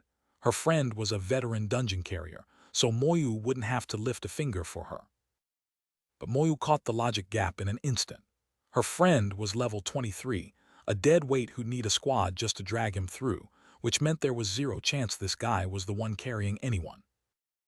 The silver-haired woman tossed back a flat, annoyed glance and clipped that it was business, shutting the door on the topic without a crack. Moyu's glare could have cut steel. Once she came to her senses, the door was still open, but inside he was already cooking. Some pretentious level 23 punk looking down on him. Yeah, that was going on the list. The dark-haired man and the silver-haired woman turned to leave, her face brightening into a sunny thumbs up. "Don't worry," she chirped. "He's good," vouching hard for the no-name over the armored warrior beside her. And our boy's first decision was waiting right at the door. A pink-haired companion asking which difficulty they were clearing, naming normal or nightmare like those were the only options. She turned, startled, and gave the real answer: hell. A whole tier above anything she'd offered, and the kind of word that echoes wrong in a place like this. Our guy just smiled through it, calm as ever, the red-lit cavern stretching behind him like the dungeon itself had been waiting to see if he'd flinch. The silver-haired woman froze mid-pose, because something about Zhou Lesheng's pitch didn't add up. He'd sworn this was a nightmare difficulty run, not hell. Then the confusion cracked into a grin, and she practically glowed, thrilled that he'd undersold the danger. The dark-haired man beside her just smirked like he'd known all along. Her legs crossed in a rush of giddy energy, the pose half sass and half adrenaline, and she all but squealed that she'd been dying to see hell for ages. The chatter died for a heartbeat, the two of them holding a quiet look, the kind of pause before something big. Zhou Lesheng watched them with a knowing smirk, already predicting his friend Yi would come crawling back tomorrow begging him to run dungeons again. The portal roared to life behind them, a massive swirling purple and blue wound in the stone, the gateway to hell difficulty crackling wide open as Moyu and his squad stood ready to cross. The pink-haired woman clutched a silver timepiece, grinning like she just won the lottery as a tiny spark of light danced off her fingertips. Silhouetted against that radiant hellgate, an off-screen voice cracked with disbelief. Two rookies strolling into hell difficulty. Suicidal. The last team to clear it came from Zhaijing Academy's School of Creation and Divinity. A cloaked woman nearby gaped, her armored companion stunned behind her, because she recognized the pink-haired fighter as Blade Dancer, a pro whose blade work most jobs couldn't survive. And then the scene ripped away to a dark tree line under a bruised, red-purple sky, the kind of crimson sunset that always means somebody's about to have a very bad day. Pink eyes flared crimson with sudden alarm as she demanded an answer. Was this swirling cyan shell around her the defensive skill he'd equipped? Because it felt way bigger than a buff. Moyu's hand snapped open, twin cyan energy blades fanning out from his palm like a peacock showing off, and he told her flatly safety first. Just routine, no big deal. He gathered cyan energy between his palms, the kind of quiet prep that meant trouble was already dead before it arrived. The silver-haired woman smiled, the perimeter still held, and her confidence in it was absolute. Across the sunset-lit field, the team settled in. Their read on the run was simple: dodge the crowd control, and hell difficulty became a leisurely stroll. Then an orange blast tore through the line, and somebody muttered in disbelief that anyone could look this relaxed inside a hell dungeon. The pink-haired girl spun at the fireball behind her, a level 30 Dragon Tribe spearman down, 300,000 experience banked, and a dragon tribe skin unlocked like it was pocket change. Moyu glanced sideways at his dark-clad ally, the kill feed still glowing, and began to answer that no, this really wasn't difficult. Golden rank pin catching the light, he finished the thought clean. It's not difficult, like he was describing a morning walk. She pouted, crossing her arms, because of course he'd call hell difficulty easy while everyone else scraped through normal runs. The man made impossible look effortless and didn't even notice. Ice crystals rained blue across the dark sky, slamming into the field where shadowed figures scattered like leaves in a storm. Then the lightning blue blast erupted upward, swallowing silhouettes whole, and the onlookers understood their ally had leveled up again, and not by a little. The pink-haired woman watched him sideways at sunset, calm and quiet, because she just learned the dead man could now raise mage-type skeletons. Wind screamed through the treetops as the team pushed on, the scenery blurring past in a rush of motion. Ahead of them, beyond a field of red grass, a lonely Gothic castle crouched against the dying sun, the kind of backdrop that promised a real boss waited inside. At the castle's edge, the white-haired woman in black smiled and pressed a ring toward him. Mission 1, cleared, reward earned. Moyu rolled his sleeve back, listening as she laid out the second objective, Dragon Core in hand, level 25, and a 1-star private rank to match. The Ring of Brulin caught the last of the light, square red gem, every skill boosted by 1, the kind of small miracle that made this man's builds unfair. She flashed a grin and held up a ring forged from the Goblin King Core, bonus stat, free of charge. But before anyone could celebrate, a serpent burst from the sand and coiled around her throat, and our boy barely got the warning out in time. He moved on instinct, clean twist, sharp pivot, the kind of body mechanics you can't teach. Which meant when he struck, the shockwave scattered sand and bone across the whole arena, and the creature ragdolled backward. She latched onto his arm, still rattled, still trying to process what had just tried to eat her. Hell difficulty, he reminded her, invisible monsters were par for the course, and his assassin sight was the only reason either of them was still standing. A lone crimson eye stared back from the dark, the real threat, floating, patient, hunting. Then she spotted a second one closing in from the flank, and the math got ugly fast. System ping, a level 32 Dragon Tribe assassin down, plus 320000 experience banked, plus a Dragon Tribe heart dropped onto a gold-armored corpse. Confirmed, 1 dead Dragon Tribe assassin, 320,000 experience richer. Back in the tree line, Moyu glanced over his shoulder while the pink-haired teammate preened a little. This lady is still quite formidable, she grinned. Stars blazed to life over his chest, and even our boy cracked a half-surprised smile at the drop. She lunged for the loot before he could finish the sentence, because apparently star items were a group hobby now. Somewhere in the dark below, 2 more silhouettes were already plummeting toward cracked stone, casualties of a hunt they never saw coming. Then the arena floor rumbled, and a wall of spiked armor filled the foreground, blocking out the sunset. Up close, the plating looked ancient, cracked, and absolutely not interested in letting them leave. Lin Moyu stood shoulder to shoulder with the white-haired quest girl, while a spectral serpent coiled blue around them both, and he told her to get clear. She almost argued summoners who cast in silence are supposed to be untouchable. Alone on the cracked platform, he stared down into the dark and grinned like he was greeting a drinking buddy. Something down there was about to find out why a hidden unique class earns its title. The stones began to shift, tumbling into a widening crack as something massive stirred beneath. Far above in the dark, the white-haired girl perched in a tree cradling one tiny red trinket, the last thing she owned. Her storage space was sealed, her supplies gone, and the only resource left was whatever that little relic could do. Then the floor blew open in a column of firelight, and a horned, winged boss erupted from the depths with a roar that split the air. Below it, an entire army of glowing green spectral soldiers snapped into formation, and somebody behind Moyu whispered in disbelief that this was the boss. But high in the branches, a white-haired scout stared down at the impossible scene below, a fire-wreathed boss circled by a swarm of spectral undead, an army that shouldn't exist outside of Nightmare. The boss threw its head back and roared, but glowing red chains snapped tight around its limbs as a system chime confirmed the curse, slow curse, locking the beast in place. It thrashed, screaming, eyes burning crimson with rage, while a second notification bloomed overhead, resistance enhancement, stacking buff after buff onto the squad's assault.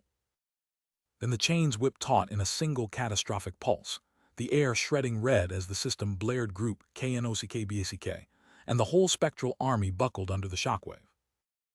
Red links tore through the smoke and bloodlight, and a dark, jagged silhouette hammered down from above, a single crushing blow that split the battlefield open beneath it.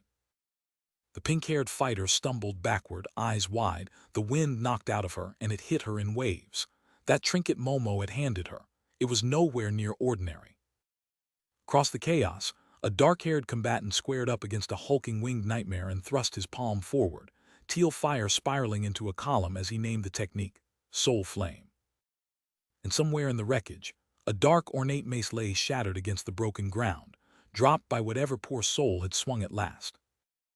Then the boss dropped from above, horned helm, yellow eyes, weapon raised, and a war formation notice lit up the squad.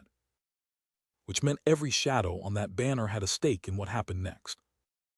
The beastmen came in like a wrecking ball, fangs bared, one red eye blazing, every ounce of weight thrown behind that first lunge. Stone screamed apart under the hit, rubble spraying wide as embers scattered through the smoke of impact. Lin Moyu's hand lifted, cyan light spilling from his palm, and every skeleton he'd raised vanished back into the summoning space in one clean dismissal. He stood alone in the eye of the blast, a single figure holding a glowing blue line of power over his head, daring the Hell-tier boss to try him without his army. Around the ring, onlookers couldn't believe what they were watching. Boss still fight like this. The beastman's shadow fell across the haze, a spiked silhouette framed in fire and smoke, and even the sidelines weren't sure he could pull this off solo. Up close, the beastman was a wall of muscle, and that jagged grin, gripping a blade the size of our boy. Moyu stood planted between two of his summons, the monster laughing down at him, betting even his own grandfather wouldn't believe a nobody like this had wandered in. So Moyu settled his stance, weapon up, the whole ember-swept arena waiting for the first swing. Then his army reformed in a flash and the whole squad crashed inward together, cyan blades whipping through the air, fire bursting on contact, every skeletal warrior hammering the towering beast in one coordinated strike. The system chimed its verdict. The outpost guardian was dead, 1.65 million experience in the bank, and the loot was obscene, a gold-grade Hell Sentry magic sword, a Hell Watchtower robe, a Hell Watchtower ring, 2 Dragon Tribe crystal cores, and somehow, impossibly, a class change certificate for Ning Yi. The blonde woman's eyes went wide as a blazing LVUP notification erupted behind her in streaks of gold. She'd leveled up off the back of his kill. She stood there bathed in golden beams, hands trembling as the drops sank in Dragon Tribe cores and a class change certificate, the kind of haul people dream about for years. And before Moyu could even process any of it, she had flung herself onto his back, arms around his neck, grinning like a kid on Christmas morning while he stood there stiff and bewildered, wondering if Hell bosses really just handed out class change certificates like candy. She pulled back just enough to flash a blushing, teasing smile, ribbing him for being the only person who'd ever treat a class change like a side quest reward. Cracked stone stretched out beneath a swirling purple sky, and she dropped her voice. There was something waiting for him after they got out. Moyu turned, a small wrapped object in hand, and her whole face lit up like he just offered her the world really for her. Moyu held the gleaming headgear like a man who just found a key to a locked door, because for the sentry set, that was exactly what it was. And then the system pinged again, a dragon core, the kind of drop that crafts your way onto the leaderboard. Which meant the dungeon had given this squad everything it had, and then some. High above the cavern, 2 winged demons drifted down through the purple glow, and one of them grinned at the freshly looted sentry gear. Moyu squared up in his new skull helm, because without the full set, this next fight was a death sentence. Over the comms, an abyssal creature patched Lao Xian. One demon was still airborne, and the call back was simple: hold the line, because Lin was coming, and once he got there, those hounds wouldn't stand a chance. And the world held its breath for him to deliver. Somewhere beyond the cavern, a father was sniffing the air for his missing children and rejecting the imposter's cold. "It's not them," something massive growled into the dark, blue eyes flaring against the red. These weren't his kids. The skull-faced demon loomed over a sea of embers, every jagged spike along its neck radiating a warning that this thing ruled whatever it had spawned. Green motes swirled around its hulking frame as a violet glow crept in from below. Power was gathering, and it wasn't defensive. A portal split the stone wide open, and the hounds came pouring through. An order ripped down from above. If the scent still didn't match, eat them all. The cavern turned into hell, pillars of fire erupting across the ground, as abyss hounds with glowing blue eyes charged through the flames toward scattered humans, a magic circle pulsing beneath it all. Our boy stood at the center of the storm, blue light washing over him as his eyes narrowed. One man against a whole pack, and he knew it. Dark aura swirling around his silver armor, sword dripping. He braced himself, because the hounds were already closing in, and standing still meant death. His system flashed a new skill, resistance aura, and he poured golden energy downward toward a fallen red-haired ally, screaming as he forced it to activate. A purple-haired swordsman burst forward through a yellow shield, twin beasts looming on either side, a desperate offense thrown up like a last wall of defense. And Lin Moyu just stared, mouth open, sweat rolling, because none of this matched what a level 20-something rookie was supposed to walk into. The question burned out of him, where the hell did all these abyss hounds come from? Then something worse crawled out of the dark, a red-eyed, skull-faced thing beside a demonic fire, the real boss behind the swarm. Below, a giant skeletal beast looming over the field. The swarm flooded the landscape red-eyed and endless, overwhelming numbers, where there should have been a routine sweep. A brown-haired knight raised his sword and screamed at the sky. Something was coming, and it wasn't friendly. The blue-haired holy knight looked up, and whatever he saw froze him solid. She came on skeletal wings through a bleeding purple sky, tattered red rags whipping behind her, a bone trident gripped like a verdict. Every demon on that field had a mother, and she'd just arrived for her children. She dove without warning, blue eyes blazing, and swung the trident down with the kind of hate that doesn't negotiate. Our boy just smirked. Holy Knight aura maxed out, layered defenses, nothing in this tier was cracking that shield. The demon lunged, trident slamming into his aura with a shower of sparks, and for a heartbeat it looked like our boy could hold. But she pressed harder, trident driving downward with murder in her scream, her whole weight behind the blow. His face went pale as her claws punched through his barrier, and the system helpfully noted his resistance aura flat-out refused to activate. He got hurled backward through a storm of dust and debris, arm flailing, still trying to process how his best defensive skill just ghosted him. Then a blazing counterattack screamed forward through the chaos, jagged impact lines tearing across the frame. Speed lines in a blinding flash, because somehow, impossibly, that strike had actually landed.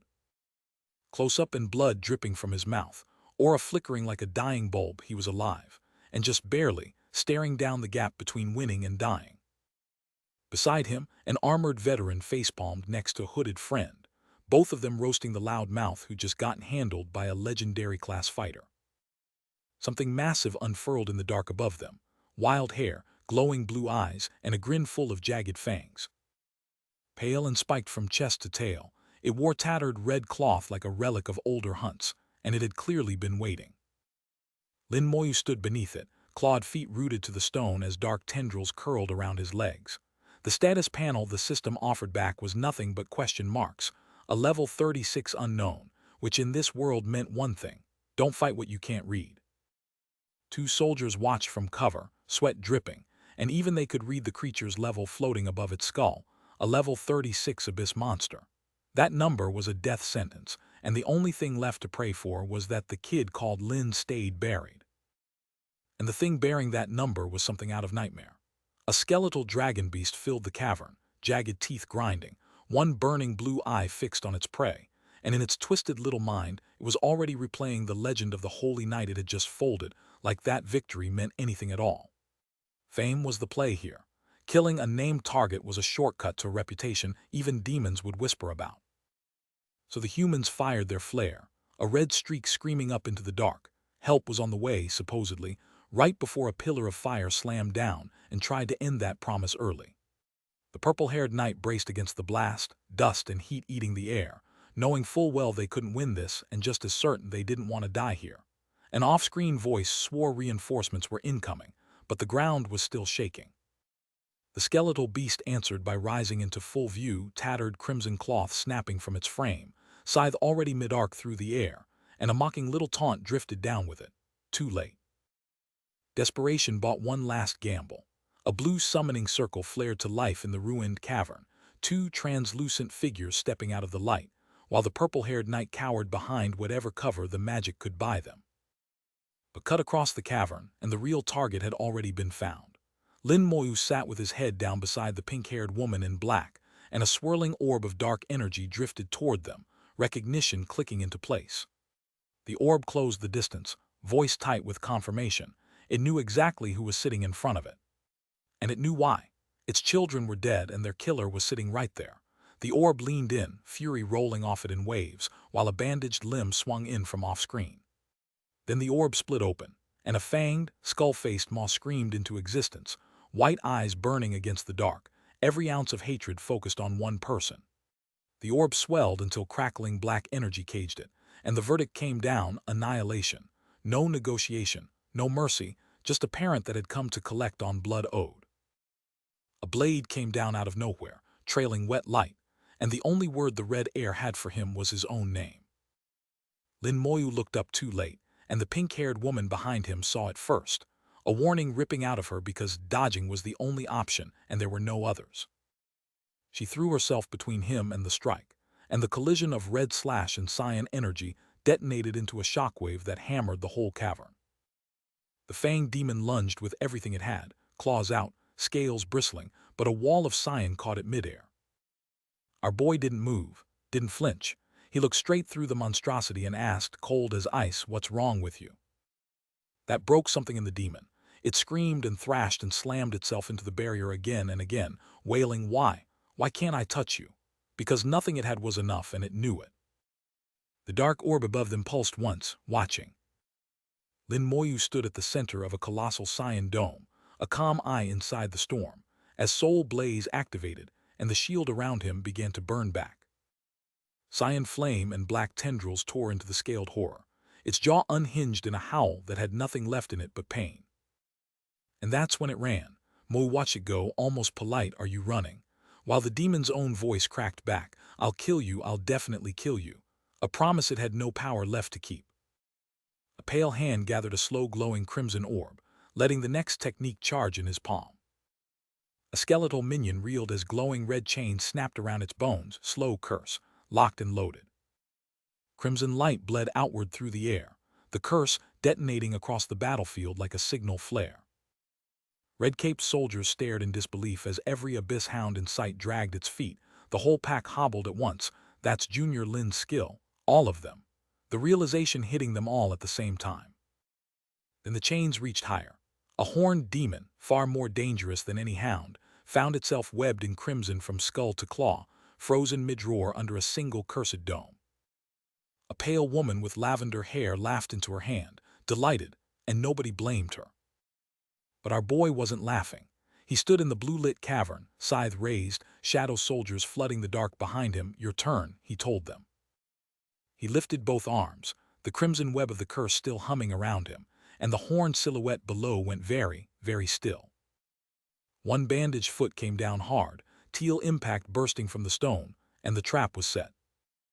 Deep in the abyss, the cavern swallowed every sound, and somewhere inside, something was about to answer. His skeleton vanguard ripped forward through the chains and teal light like a tide, and a robed voice screamed from behind him, a warning about the pack closing in fast. Mu stood calm as stone while his companion gawked, because the real show was already rising behind them, a wall of blue-green flame figures answering his call. He drew a crimson orb into his palm and hurled it into the jagged dark, and the cavern walls themselves were about to learn what corpse explosion meant. The blast tore the wall apart on contact, a violent orange bloom that scattered shrapnel and shockwave in the same heartbeat. Speed lines ripped outward as dark beast silhouettes pinwheeled through the smoke. The abyss hounds had walked straight into their own grave. Level 36, 8,000 strength, 8,000 physique, flight, heavy attack on paper, a real threat. On screen, fodder. Moyu stood untouched in the smoldering wreckage, because the so-called monster had been all bark and no bite. The Thanatos scythe sang teal as he swung it wide, and behind him the silhouettes of the freshly slain littered the field like broken statues. 360,000 XP, 50 military merit, and a blood essence drop. The system kept paying him for the privilege of killing abyss trash. Military merit maxed, rank rocketing to 5-star private, 1,000 points and 5 contribution to his name, and beside him his blonde teammate stared at her own haul, shocked she had earned that much at all. Thanatos Scythe level 7, spirit plus 2100, and it was still scaling. He glanced her way and asked if she had finished her task, and she smiled warm because none of it would have happened without him. They turned together toward an armored knight and his cloaked retinue, but somewhere in that crowd a thought burned bright and bitter. The one bathed in admiration right now should have been them. That bitterness had a face, a battered, blue-haired holy knight, bloodied and tear-streaked, howling inside because a level 30 knight had been saved by a level 23 rookie, and his pride would not survive it. Indignation cracked through the cavern. How could anyone feel shame in a moment like this? Because the brown-haired kid had just been carried by the silver-haired woman, and now she stood nose to nose with him, promising he'd kneel for her forgiveness, that she'd claim him eventually, and the world would learn who the real strongest was. Her final word rang like a verdict. She was the strongest. A battered knight in dented, blood-spattered armor grabbed Lin Moyu's shoulder, checking if he was okay. Moyu just waved it off, totally fine. Because that shield had bought him the seconds he needed. His summoning setup was complete, and none of it happened without that block holding. The wasteland stretched out under a bruised sky, jagged mountains cutting black against the smoke, and a fresh tide of shadowy figures came pouring over the ridge. Someone up front locked on and yelled, "That's right, it's the guards," which meant the real army had finally arrived. The knight's face went tight, and he clarified fast, not just any guards, the guards of the eternal Great Wall, and they were already closing in. A few hundred corpses at least, scattered across the smoldering ruin under a red sky, Moyu's morning commute, basically. Somewhere out in the wastes, the dust had barely settled on a fresh kill, a massive dark-scaled beast, red mane still smoldering, its leathery wings crumpled against scorched earth. Whatever dropped this thing had claws worth fearing. The light bled out, the world went black, and the only color left was a thin seam of red. Then the scene cuts hard. Our boy, blue hair, white armor, standing in a rubble-strewn cavern beside a hooded figure who just owned up to something serious, and an armored man across from them couldn't believe the timing of the confession. That armored man's spiky shoulder plate caught the dim light as the context came out. The group had been hit by abyss demons, and the explanation was only just now catching up to the carnage. Which meant the silver knight looming over them had every right to be stunned. A holy knight, this holy knight, had apparently handled a swarm of abyss hounds, and the disbelief was practically radiating off the polished plate. The wasteland stretched out like a wound that wouldn't close, jagged, scorched, and stinking of demon. Because the real story was on the ground. A wall of abyss hound corpses piled deep, a dark-scaled beast among them, slain by a level 23 nobody should have been able to touch. A bearded soldier in gray plate armor stumbled onto the scene and froze, staring at Lin Moyu like he'd seen a ghost walk the wrong direction. His eyes dropped to that 5-star badge, the spear, the stars, the rank that wasn't supposed to exist on a kid this young. So the soldier did the math out loud. Most pros don't crack 3 stars by level 30, and this kid hit 5 at 23. Promising talent didn't even begin to cover it. Back outside, Moyu stood in a loose ring of watching soldiers, the crowd pressing in closer, eyes on him like he was the main exhibit. The bearded soldier lit up with a grin that said it all good, very good, the kind of approval veterans hand out like rare currency. Then a sound slammed through the scene, a great red brushstroke of noise that swallowed the panel whole. And the wasteland answered. Out on the jagged rocks under a bruised purple sky, a cluster of silhouettes stood shoulder to shoulder while a single point of violet light bloomed at their center, and that glow was only getting brighter. The light split, and a unicorn stepped through, horn blazing white, mane catching the dusk with Mo Yun, divine summoner, riding it like she'd done it 1,000 times before. The brown-haired guy in the crowd nearly swallowed his own tongue. Eyes wide, mouth open, speed lines still catching up to his brain. Mo Yun held those reins with the calm of someone who knew exactly what she'd just done, and the onlookers were absolutely losing it. One shouted what the F***, trailing off into the dusk.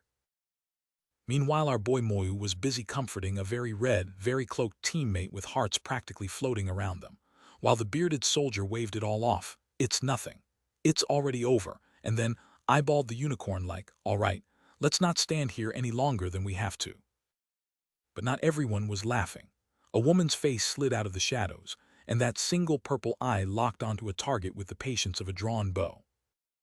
And a black-haired kid in a white shirt stood against a swirl of green and black, the words "that person" spilling out of him like he'd just found a ghost in the crowd.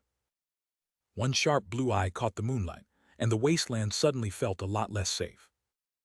A pink-haired lieutenant lay spent on the dirt, gold star gleaming on her uniform, out here on the Yuan frontier, hunting something that shouldn't exist. A black-haired man in a white shirt glanced back at her, and her target clicked into place.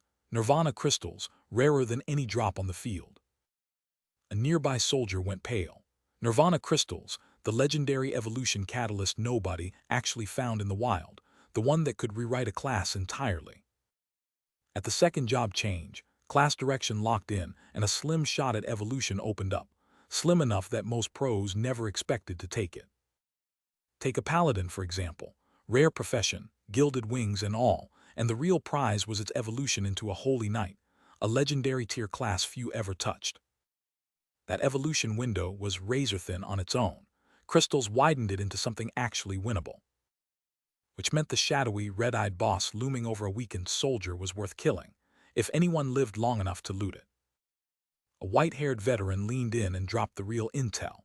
A battlefield ghost king out here farms those crystals on a reliable rotation, and she was ready to run it.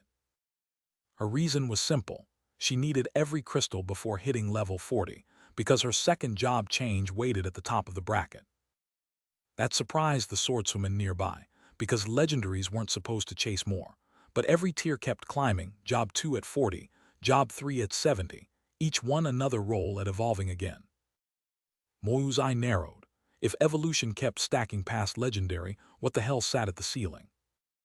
He told them he was hunting crystals too, and the white-haired woman lit up, farm partners, locked in. Then the ground cracked wide open, and something massive, red-eyed and ancient tore through the rubble, answering the question nobody had wanted to ask. A system chime cut through the chaos. Abyss hounds wiped again, instant kill as a dark portal yawned behind the beast. A swollen red orb pulsed in the smoke, and the voice that crawled out of it was rattled. Their abyss dog demon, their prize hound, was already dead. Red eyes blinked awake in the rubble below as that same voice spat its hate for the humans who had ruined its hunt, the frustration raw and barely contained. Something about this felt off, and it wanted another swing. Back in the pinklit ruin, 4 silhouettes picked through the wreckage, half joking that the flame demon king himself must have thrown a tantrum. No way one human could have done this alone. The orb cut back in, cold and bureaucratic. It had already filed the report, and whatever was coming next was above their pay grade. Half a continent away, 2 white-haired old soldiers shared a quiet pot of tea in the afternoon sun. The younger one broke into a sweat trying to keep his grin steady. Whatever he'd just been asked to answer still lodged in his throat. His bearded companion poured, calm as stone. Lin Moyu was fine, had stacked a pile of abyss hound kills, and was now something else entirely. The younger man's eyebrows climbed. 2 days, and the kid was already a 5-star private. And that wasn't even the headline. He leaned forward with the pot still in hand, because Moyu had also soloed an abyssal dog demon. He turned to the elder beside him and laid it out plain. With that kid around, this tournament was about to get very, very interesting. The elder's mind flashed to a dark-haired kid smiling beside a pink-haired girl, and he muttered that he hadn't seen that coming. He stroked his beard, already savoring the show. Old Ning was going to be furious, while his junior's thoughts flatlined into pure, disbelieving silence. That image kept playing behind his eyes, Ning's mustache twitching, absolutely nothing he could do about it. The watchtower guardian thrashed once through the smoke, a wounded dragon thing clawing at nothing, and went down for good. Because of course he did. The system threw up its usual fanfare, experience pouring in alongside gold-grade loot and 2 dragon cores to bank. Then the level-up banner blazed across the sky, our boy climbing again like the grind was personal. The pink-haired girl watched him from behind her bangs, running her own math and liking where it ended. Full sentry set almost complete, and Moyu sitting pretty at level 24 less than a month after switching jobs. She poked at his caution next, grinning about whether he was scared of another ambush outside, all while a spectral blue armor flickered to life around them, ready to move. She spun around, eyes bright, and pitched a casual plan to farm a few more enemies before heading out, and Lin Moyu listened from inside that blue glow, half amused, half calculating. Purple teleportation circles lit up beneath their feet, and she grinned at the clean, ambush-free exit, a small mercy after everything that dungeon had thrown at them. Far from the dungeon, two armored figures snapped to attention in the wasteland, one of them shouting the worst word in any veteran's vocabulary, Shikigami. A hulking dark-skinned fighter wound a heavy chain tight behind his back, every muscle coiling, and the air around him crackled red with the promise of a throw that could level buildings. The dark energy detonated outward against a spiked gate, and through the chaos, a yellow projectile screamed downward like a falling star, aimed at something or someone that had just arrived in the crossfire. Three onlookers stood shoulder to shoulder under a bruised dusk sky, trading theories. A full squad of 11, they figured, and if anyone was crazy enough to challenge a hell dungeon head-on, the Shikigami summoner from Country Y had to be among them. A young man and a red-eyed white-haired girl traded a look, and the only name that fit the rumor was Lin Moyu, the kid who'd supposedly walked that dungeon alone. A gray-haired figure turned his back to the newcomers, muttering that the dark-haired boy and the white-haired girl were naggingly, dangerously familiar. Moyu looked up at something, anything, and the world flashed white behind him as a slender, blue-sleeved hand descended toward his skull, fingers curled like a verdict. A dark-haired man squared up across from Moyu, jaw tight, calling out the name and the level and the empire like he was filing a report on the most dangerous thing he'd ever seen. Mocking voices piled on the kids' level, because nobody in their right mind walked into the Yuan battlefield at 24 unless they wanted a grave. But the dark-haired boy just stood there, jaw set, calm as stone, and a caption began to explain exactly why he wasn't afraid. "It's only been a few days," the purple-haired man muttered, sweat crawling down his face, "and he's risen from level 17 to level 24. The shock in the crowd was almost physical, leveling that fast broke every rule they thought they knew. Our boy Lin Moyu raised one hand, and a towering skeletal reaper bloomed into existence behind him, wreathed in green-blue fire, and his summons had leveled right alongside him. Somewhere in the dark, the skeletal figure everyone feared already knew the score: kill this kid now or never, because what he was becoming wouldn't stay killable. Far from the siege, two scouts traded a look of dread under a bruised red sky, because the ground they just stepped onto belonged to a demon lord named Shenzia, and nobody wandered in alive. Back at the fortress gate, the gray-haired veteran heard the warning about Moyu's rise and just smirked, walking away like a man who'd already known, because of course he had. After the dust settled, the gray-haired man squared up with Moyu on the rocky wasteland and threw down a challenge. The upcoming tournament, him and Moyu, no excuses. Then, on another ridge entirely, three armored figures knelt before a swirling purple rift crackling with stolen power, and a voice from beyond it purred that it expected greatness from them, and disappointment was a death sentence. In the silence after, two dark-cloaked figures stood locked in a standoff, fists tight, the space between them practically begging for blood. Moyu's expression stayed ice-calm as the pink-haired woman beside him pointed out their enemy was only retreating because the crowd had his back, and he brushed it off, alone or not. He told her that man would never scare him. And behind it all, hooded silhouettes with burning red eyes stepped out of a purple vortex, whispering about something that came around every 5 years, a cycle nobody on this side of the world was ready for. Each class had its own arena for the national competition, but Battle Class was the main event, the one that made the whole empire stop scrolling. He walked beside Mo Yun under a bleeding sky, her grin sharp with confidence. Nowhere to hide now, the spreadsheets were calling their shot, so the only move was to sign up. Other brackets could wait, she reasoned, because the solo competition was the real prize, and if the first-place rewards were anything like the rumors floating around camp, this was the tournament that built legends, leaving Moyu wondering what exactly sat at the top of that list. Her smirk died the instant a gilded military emblem blazed to life in front of his face, a full imperial order, the kind they don't issue for paperwork. Silver-armored officers materialized through the crowd, each one stamped with the same glowing sigil, and somebody whispered the only question worth asking. What fresh hell had Shanxia just dragged them into this time? Against a bruised purple sky, a black and gold projection cracked to life and delivered the order flat. Every Shanxia professional back to the fortress, immediately, no exceptions. Moyu and Mo Yun stared up at the floating command, while blue streaks of light began erupting from the earth all around them. Teleports firing, professionals mobilizing faster than any of them could blink.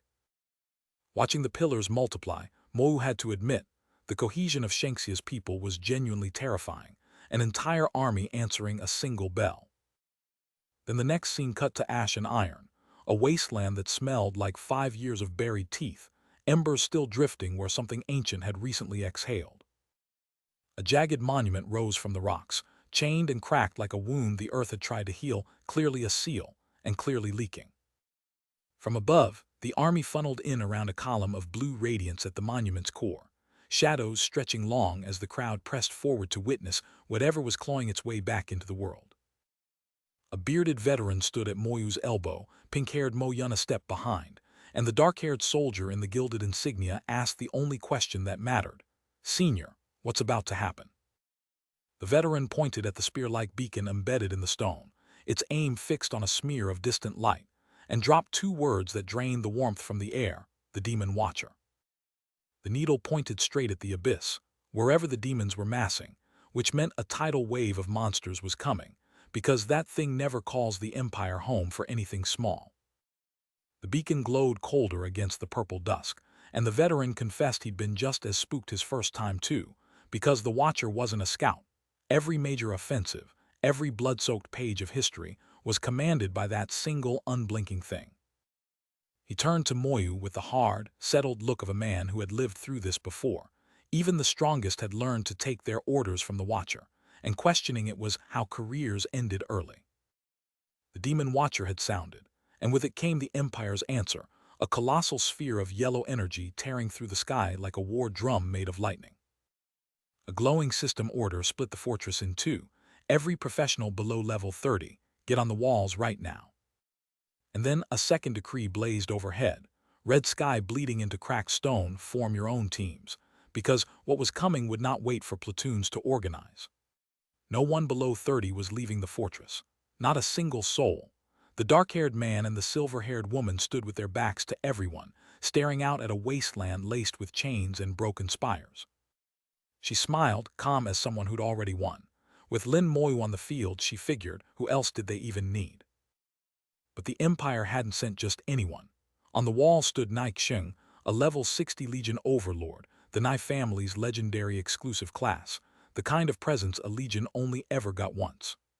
The roster of heavies just kept climbing, each silhouette bigger than the last, all of them staring up at structures built to hold back a tide. And then a lone figure sat cross-legged on cracked ground, wreathed in blinding gold, a spear of fire driving into the clouds behind him. A command rolled out like thunder: form the Legion now. A bearded officer's voice tore through the chaos. The Legion was forged, and teammates had license to swing wild without worrying about hitting friendlies. His armored close-up carried the second half of the warning. Anyone who fled would pay for it tenfold the second this war ended. A red-gemmed sword drove into the rock like a verdict, and the order was sealed. Capes snapped in hot wind as warriors planted their blades and waited, every one of them locked into position before the storm. A system chime lit the air, overall blessings boosted 50%. The buffs were stacked, and the battlefield hummed with it. Then the sky split open, and a barrage of glowing projectiles screamed across the wasteland in a streak of sparks and sound. The first wave had arrived. The brown-haired boy stood haloed in a torrent of rainbow light, jaw slack, because for the first time in his life, his body felt like it actually belonged in a fight. He held up his hand, staring at the new ring on his finger, and felt the math go sideways. His talent ate half his gear buffs, which meant his skeletons wouldn't see a sliver of any of it either. Then the white-haired girl at his side grabbed his arm and snapped his name. Something was coming. Because up in the bruised sky, a black and white steed was tumbling toward them with Mo Yun slumped across its back, her glowing unicorn mount having taken the worst of whatever had opened the heavens. Her face in profile said everything, pale eye locked, mouth set, the look of someone who'd already made peace with the landing. Which was about when the sky answered back, a sky full of embers, crackling lightning, and the kind of silence that only happens right before everything goes loud. Because up the cliff a tide of horned nightmares came pouring down, hundreds of them, thousands, the abyssal horde rolling toward the wall like a black avalanche with teeth. And chat, you already knew where this was going. A blonde priestess locked onto the line and screamed the rally, a morale buff blooming across the whole garrison in one shining pulse. Our boy didn't flinch. He stepped up beside his spectral steed, and the horse threw back its head and let loose a column of violet fire that split the dusk open. That beam screamed straight into the front of the horde, but rising above them all was something worse than fodder, a skull-faced wraith with black wings and a jagged axe, grinning down like it owned the field. The blast tore through the swarm on contact, bodies came apart, the edge of the wave just stopped existing. Except the winged one didn't flinch, and that single glowing blue eye blinked in what looked almost like applause. Then its fanged jaws split wide, smoke curling between every tooth, and the thing prepared to teach them what a real counter felt like. It lunged forward on black wings and brought the axe down screaming its verdict, and our boy, still standing, planted his feet and raised his guard to meet it head-on. The white-haired demon lunged with a dark aura slash aimed at Moyu and his companion. A red-haired defender staggered back, body riddled with arrows, overwhelmed by the volley. She hit the ground hard, fire and clawed shadows tearing through her position, another casualty of the siege. Meanwhile, Moyu carved through dark-cloaked figures in a courtyard, skulls at his feet piling up fast. He vaulted skyward, blade trailing light, as dozens of cyan-cracked undead swarmed below, recognizing the signs of necromantic work. From the wall, defenders gawked as a flood of Moyu's skeleton army poured through the gate. The guy had brought an entire undead battalion. The skeleton mages opened up, their volleys shredding the pressure on the garrison and buying the line precious breathing room. A red-eyed monster roared as a dark-armored skeletal warrior drilled it point-blank with a blue energy blast. Across the field, a tattered winged abyssal commander snatched up an unconscious soldier, cursing humanity with a grip that promised no rescue. The blonde healer screamed after him, knowing distance had robbed her of the chance to save the man, and the warning came that abyss hounds would finish the job. A level 39 Vanguard's tactical read flickered across the field. Aside from Nightshung, nobody higher than level 40 was holding this line. Moyu stood with his back to the wall, smoke curling around him, and understood the math. At this rate the fortress would bleed out before dawn. Somewhere in the haze, a pale-haired commander watched the carnage with red eyes that missed nothing. Moyu stepped before the goateed fortress commander, requesting formal permission to leave the walls and take the fight into the field himself. His eyes were calm, blue, and absolutely certain. He was done watching his allies die from behind stone. The fortress commander signed off on it, a golden sword pressed into pale silk, and the word was approved. So Lin Moyu, level 24 and visibly undergeared, just got permission to walk out those walls and meet an army alone. Nobody in that wasteland knew it yet, but the kid they wrote off as dead was walking again, and a pink-haired girl was watching his every step. Our boy Moyu cut across the dust alone, scythe wreathed in green, calm as someone who'd already died once and found it boring. He needed merit, he needed levels, and the Yuan battlefield was handing both out for free. That scythe wasn't just a weapon, it was a statement, glowing like it wanted the whole wasteland to know he was back. But the wasteland answered back. Some poor battered soldier lay bleeding in the rubble, and the sight of Moyu standing over him was the only luck he'd get all day. A skeletal warrior in dark armor stepped in front of its master, blade raised, ready to mop the floor with whoever got too close. Lin Moyu stood at the center of his shadow army, scythe resting easy on his shoulder, while a flaming skull burned the night sky behind him, a necromancer who'd just dethroned a god.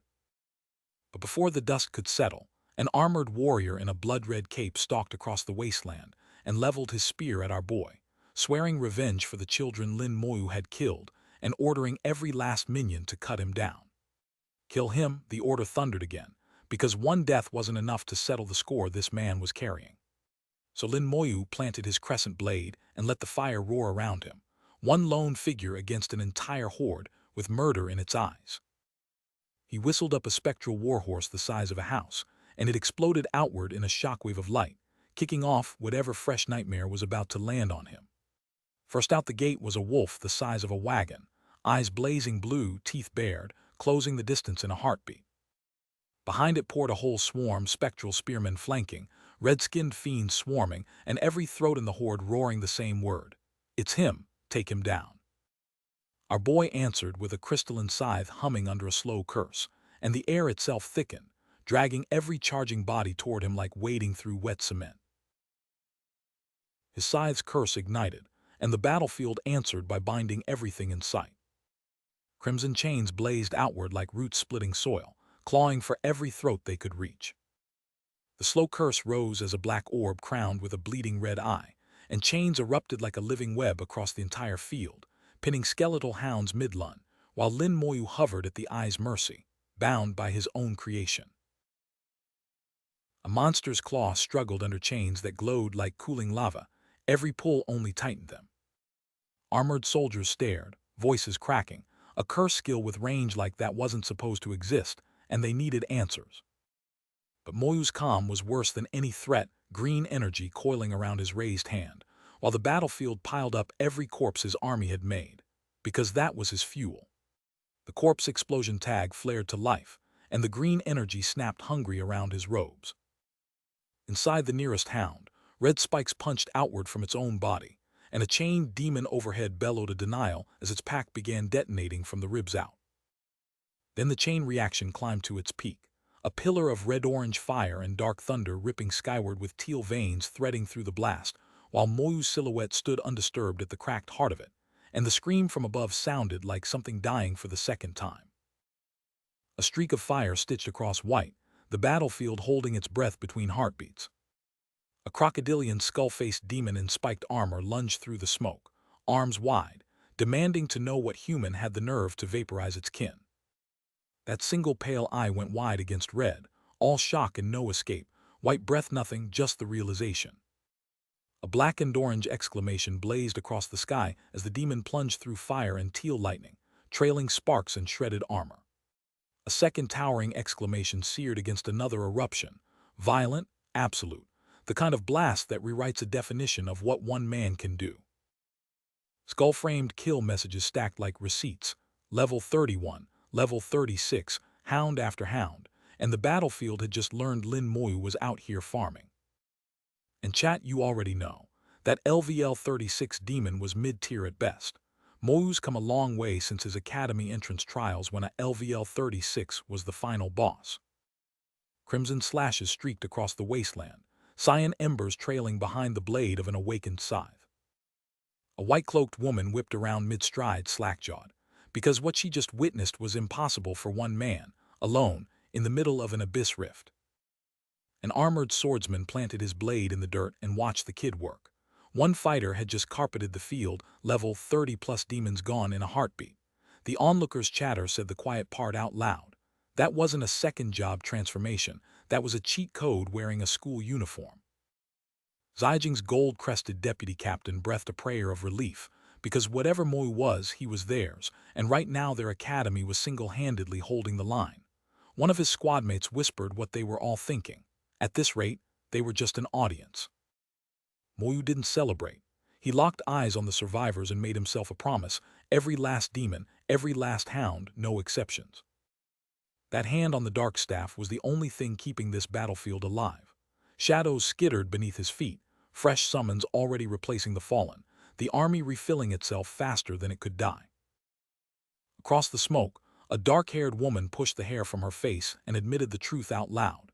She hadn't expected this kid to be the one carrying the entire rift. A skull-faced demon in a red hood charged in anyway, fangs bared, choosing violence over good sense. Steel met Shadow in a dark purple void. His skeletal vanguard raised one arm, red-eyed wolf hunkered at its flank, and the impact rang like a bell across the wasteland. Moyu's voice came quiet and even. He just lost a skeleton, which meant something on this field had the power to punch through one of his summons. And there it was. A shadow with a single burning eye locked onto him from across the dark, because two of its hounds had already died by his hand, and the abyss keeps a long memory. From across the void, something had been watching, and now it named him. Lin Moyu of the Shangxia Empire would be remembered. Red eyes burned through the smoke, carrying a grudge older than this battlefield. The promise was simple. Next time it would absolutely kill him. But our boy didn't even flinch. A calm glance back, one cold line, whatever power it thought it had was nothing but a dream. Up on the walls, armored veterans watched in sweat-soaked disbelief. One kid, alone, swinging at the Abyss King. They were nowhere near strong enough just to breathe the same air as that thing. And then look at his skeletons. The Bone Legion rose around him like a cathedral of death, towering skeletal giants looming out of the purple haze, while a streak of energy screamed straight for his chest. His warriors charged, a blur of skulls and steel, whooshing forward on his command. Corpse explosion. And every demon caught in the blast ruptured into crimson light and teal shrapnel, the chain reaction ripping through flesh like paper. But the dark mass at the center of the fire didn't scatter. A voice rolled out of the embers, grinning, looking for death, was he. Then it would kill him, now kill him dead. Moyu studied the result with calm green eyes. The thing wasn't even injured. And that meant the truth he'd been avoiding.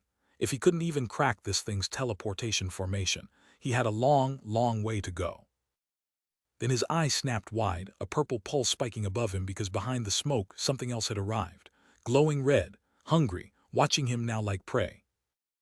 That red-eyed shadow threw hands with our boy from across the whole rift, and Moyu answered back with twin beams straight to its ugly face. But the Abyss wasn't sending tokens. Two armored wraiths came charging in, swords up, a chained whip of purple death trailing behind them, and the air split open at their approach. A dark-haired fighter in a white shirt lunged into them, blade first, caught the shockwave mid-swing as red and teal energy detonated right over his head, and the wraiths shattered into nothing. Which meant the counterblast was already cooking. Orange and red ripped outward in a screaming burst that turned the whole frame into a flashbang. But the Abyss had range this guy couldn't dodge. A colossal red beam cratered him square in the chest, teal ice cracking across his body as the blast hurled him backward like a ragdoll. The beam kept pouring into him, relentless, his body recoiling further while sharp teal fragments sprayed in every direction. One wide green eye, wide because his skeleton armor had only bought him 2 seconds before it broke apart. He staggered upright, blue shards still exploding around him, a fresh red beam tearing out from his chest, and the system pinged the one word that meant he was still standing: damage transfer. The cost came due in blood and bone. 124 of his skeletons were torn apart in one fiery blast, gone, just like that. Dark tendrils coiled across the wreckage, lit from below by dying fire, shattered fragments still floating in the ruined dark. Another red beam slammed down into the impact zone, scattering debris across the rocks, the Abyss pressing its advantage while his army bled out. So Moyu did what Moyu does: bought time. A massive purple dome snapped into place over the chained iron gate, dark streaks hammering uselessly against the barrier. And inside that shield, he let loose everything he had left, a blinding golden sphere of force detonating outward like a newborn sun. Then silence. Moyu sat slumped against the rubble, and the pink-haired lieutenant dropped beside him, alive, breathing. Yeah, he was okay. Barely. The Abyss King had torn straight through their formation, and nobody had seen it coming. 2 seconds. That's all his skeleton armor had lasted before the Abyss King ripped through it like wet paper. Without damage transfer, that beam would have been his last. He'd underestimated the enemy this time, plain and simple, and the price had been 124 skeletons turned to ash in one blast. 2 red eyes burned through the dark, still hungry. But the Abyss King should have finished him when it had the chance, because this man was already cooking his comeback. Then the sky itself flinched, clouds bruising purple at the edge of dusk, and a massive exclamation ripped across the heavens, because something far bigger than any battlefield was about to drop. A golden orb ignited atop the tallest spire in the realm, and the voice of the world rang out one single word: victory. And chained beneath that rising sun, the fortress at the heart of the empire prepared to open its books, because military merit was about to be distributed, and every name in the known world was waiting to find out who really saved them all. A bearded officer in dark uniform slammed the announcement across a red sky: 20,000 merit points on the table, 2,000 carved off just for gutting 10,000 abyss hounds and 100 dog demons. more stacked on top, 2,000 extra for holding the line with 0 deserters, and the grand total kept climbing while rows of armored troops stood at attention below the fortress gates. The final breakdown scrolled across the chains. Lin Moyu and Mo Yun each got a baseline 20 points, with Mo Yun pulling an extra 500 on top. Our boy stood there calm as a sunset gold emblem on his chest catching the light, while the voice overhead called out 3,500 merit in his name alone, and yeah, he knew it was coming. A violet-eyed woman nearby smirked at the number, privately fuming that one guy walking away with 3,500 while she watched was, frankly, a little enraging, even if he had killed most of the hounds himself. One Holy Knight candidate, blue hair, white cape, the whole set stared up at a score that read 20 points and refused to believe it. He knew Lin Moyu had walked out of the same trial with thousands, and the gap was eating him alive. The word legendary landed like a slap, and the outrage that followed said everything about how few people in that hall would ever touch that ceiling. Meanwhile, our boy stood in the last light of sunset with the pink-haired girl beside him, and they talked about the scythe, how many abyss souls it had devoured this run, because that weapon had been quietly stacking stats the whole time. And it was changing. The blade's wielder could feel it, the embers, the hum, the slow unzipping of a thing that wasn't finished becoming itself yet. Then the girl dropped to one knee with a golden emblem in her palms and lit up the air, 2 stars on her badge, her first real rank, and the 2 armored guys behind her lost it. But before they could even process that, the same golden sigil flared to life on Lin Moyu's chest, identical, unexpected, and the look on his face said he definitely didn't ask for that.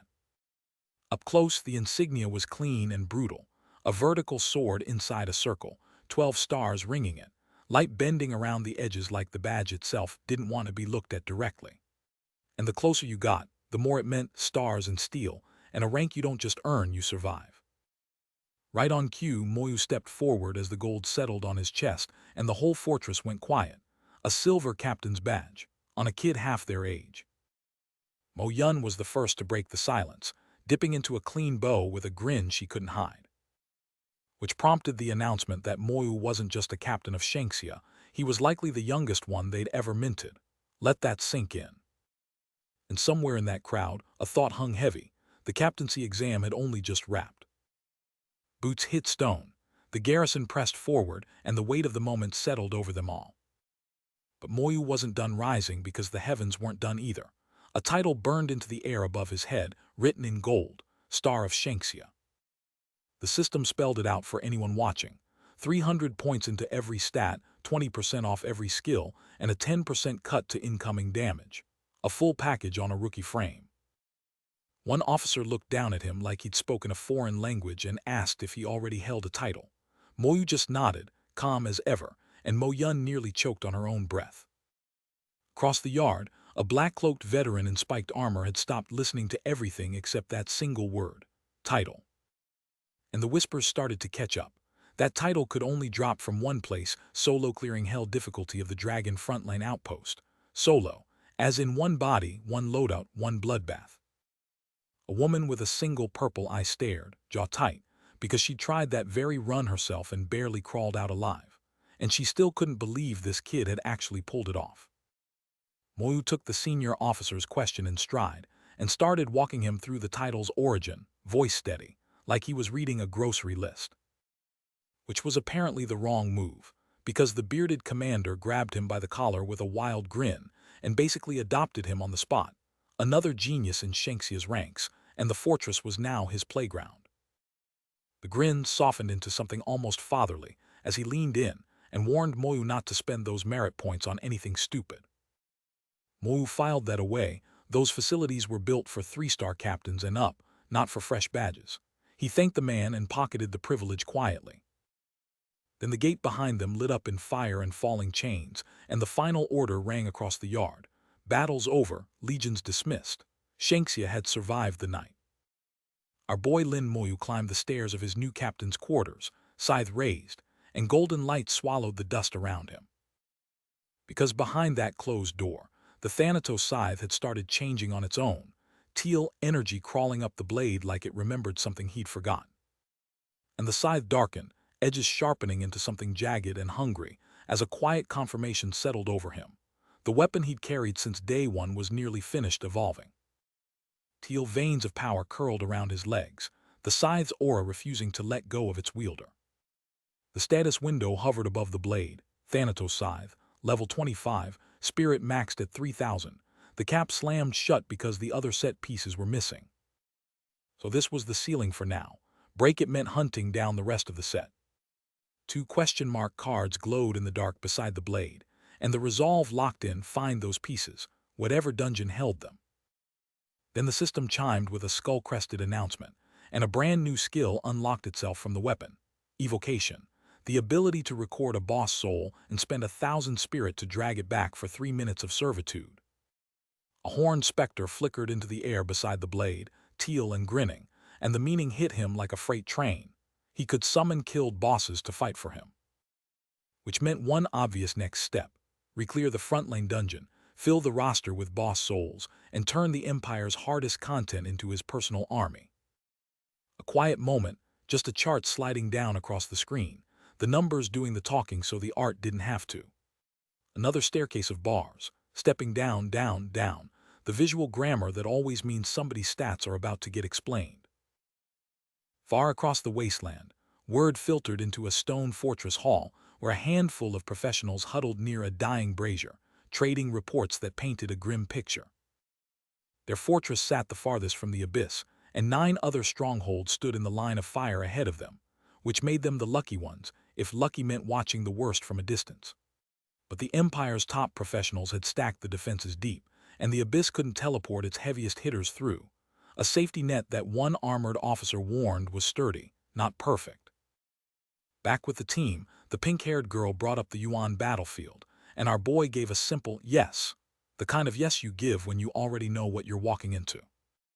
Which meant the alert on his device couldn't have come at a worse time. Something was pinging through the pocket of that dark coat. She saw the hologram first and her face went white. Grandpa. Where were they now? Where was Yi? The words tumbling out before her brain caught up. The panic was immediate, but Lin Moyu stayed level, telling her the old man was probably just worried, while a hooded figure stood close enough to hear every word. And then the white-bearded legend himself walked in, sunglasses at night, staff glowing, chains hanging behind him like the backdrop of a verdict. His green eyes blew wide, because he knew exactly whose blade that was. Because standing right there, cool as ever in those shades, was a 5-star divine general, the kind of figure that made veteran awakeners feel like cadets again. Which meant So Yi's grandfather wasn't just rich or connected, he played in the same league as Mr. Bai himself.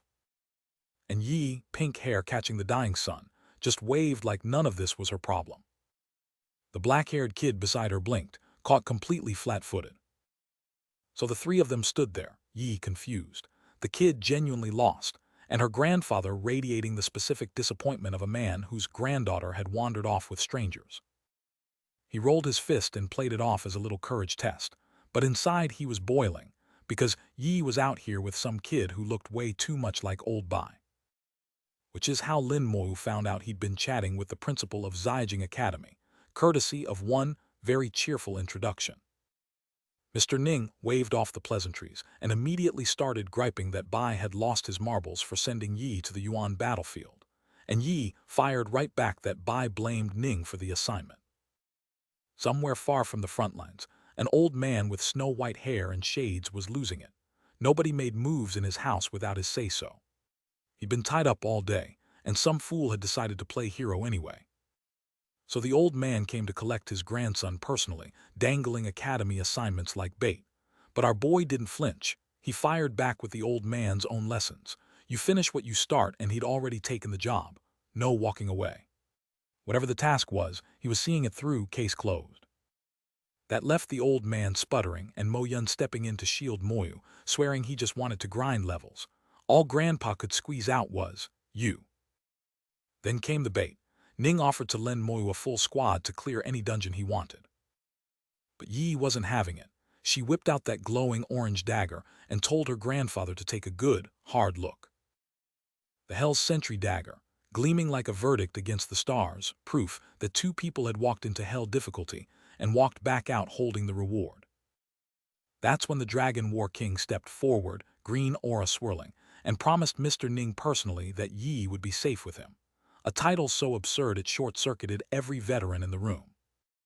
Because solo clearing hell wasn't just rare, it was supposed to be impossible, and something about this kid was ringing every alarm bell the narrator had. Somewhere far from that dust, the woman in red and white sat in silence, the hem of her robe pooling on old wood, and the room itself seemed to be holding its breath. The old man's braid hung still against his cloak, and something felt wrong about that kid, enough to turn around and demand answers. Because Moyu had played it cool, never guessing Zijing's principal was Yi's grandfather, and that detail was going to matter later. A breath, a blank beat where the world holds still before everything tilts. Inside Shanxia's blue-lit command wing, an information board listed every perk an officer could want: rest rooms, training grounds, teleportation, and a merit exchange stocked with materials. So he pressed the glowing panel for military merit, and the system pulled him straight in. Falling through a grid of blue light and floating data shards, Moyu landed inside the merit shop, 3,500 points burning a hole in his pocket and a whole catalog waiting. Anti-curse potions, an elementary recovery potion, and the real prize, dungeon escape talismans. 2 of those went into his cart because getting trapped underground was how legends died stupid. The rest of the shop worked just like Zijing's point system: spend, trade, walk out stronger. He turned the talisman over once, its glow catching the monitor's emergency exit, pocket-sized. Cheap insurance for a man whose enemies kept finding him anyway. So he stepped outside, found Mo Yun kneeling on the cobblestones, and dropped one of those talismans into her hands. Her smile said thanks before her mouth did, but behind them both, a tall woman in a dark cloak and a gold necklace answered to Sister Yun, arriving right on cue. Black boots crossed the stone with a kind of purpose that made people look up. Sister Yun's blue eyes locked on someone off-panel, the name, Yi, half-formed on her lips before the rest of the question died in her throat. Mo Yun stepped in quick, the nervous grin of a girl trying to keep peace between 2 worlds. Sister, can you please just explain what's going on? But Sister Yun held up a small glowing object instead, and Moyu watched the light spill across her fingers like a question without an answer. The system tooltip told the whole story: a destination teleportation stone, one way out, no takebacks. Moyu laid his cards on the table because keeping them hidden from this woman would have been worse than useless. He'd been hunting the battlefield Ghost King, and if that thing dropped the Nirvana crystal, he needed firepower. The pink-haired girl tried to clarify. She told her they were her own classmates, and Yun agreed to help, offering as many stones as she could spare. Moyu faced the dark-haired sister beneath that bleeding sky, blue crystal clutched in his grip, and warned she was only level 24, so she might struggle to pull real weight against a level 31. Red eyes thoughtful against the sunset, she let something unspoken cross her gaze, because the way Yun had volunteered that fast meant she already knew exactly how bad their situation was. So they set out into the Red Rock Badlands together, each clutching a cooling talisman against the heat. Moyu with 8 uses left, his partner counting down from 9. 8 uses, 8 chances to survive whatever this place was about to throw at them. Against a sky the color of a bruise, someone finally called it. They were resting here for the night, and the hunt could wait till dawn. Sister Yun stepped into view with that smile that already meant trouble, because this woman never showed up without a plan she wasn't sharing. She hooked his arm like they were old partners, and the 2 of them cut across the Red Rock wasteland together. Which, of course, set every onlooker on edge, because nobody recognized the man walking beside a 9-star elite like he belonged there. She leaned into him and noted, almost teasing, that yesterday's battlefield performance had earned him the wrong kind of attention. He told her to let them stare and pointed at the glowing blue portal ahead, and she agreed with a laugh as they walked straight for it. The system window blinked, and his bone count climbed again, faster, meaner, hungrier, every summon another weapon added to an arsenal that wouldn't stop growing. He marched alone across the cracked plain while a cavalry of skeleton riders thundered behind him, and the status screen lit up, confirming what everyone feared. Thanatos scythe in hand, Dragon War King title burning on his chest, boss cleared in under 4 hours.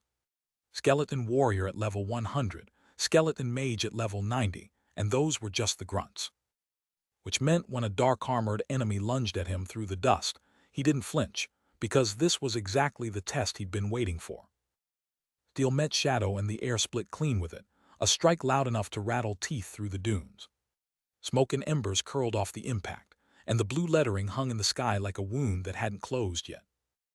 Twin blue sound effects ripped down through the smoke, and the word summon started crawling across his mouth, the opening whistle of a skill that was about to rewrite the math of this whole fight. He stood tall and composed, raised the massive scythe skyward as teal energy rippled outward, and called out one word: summon.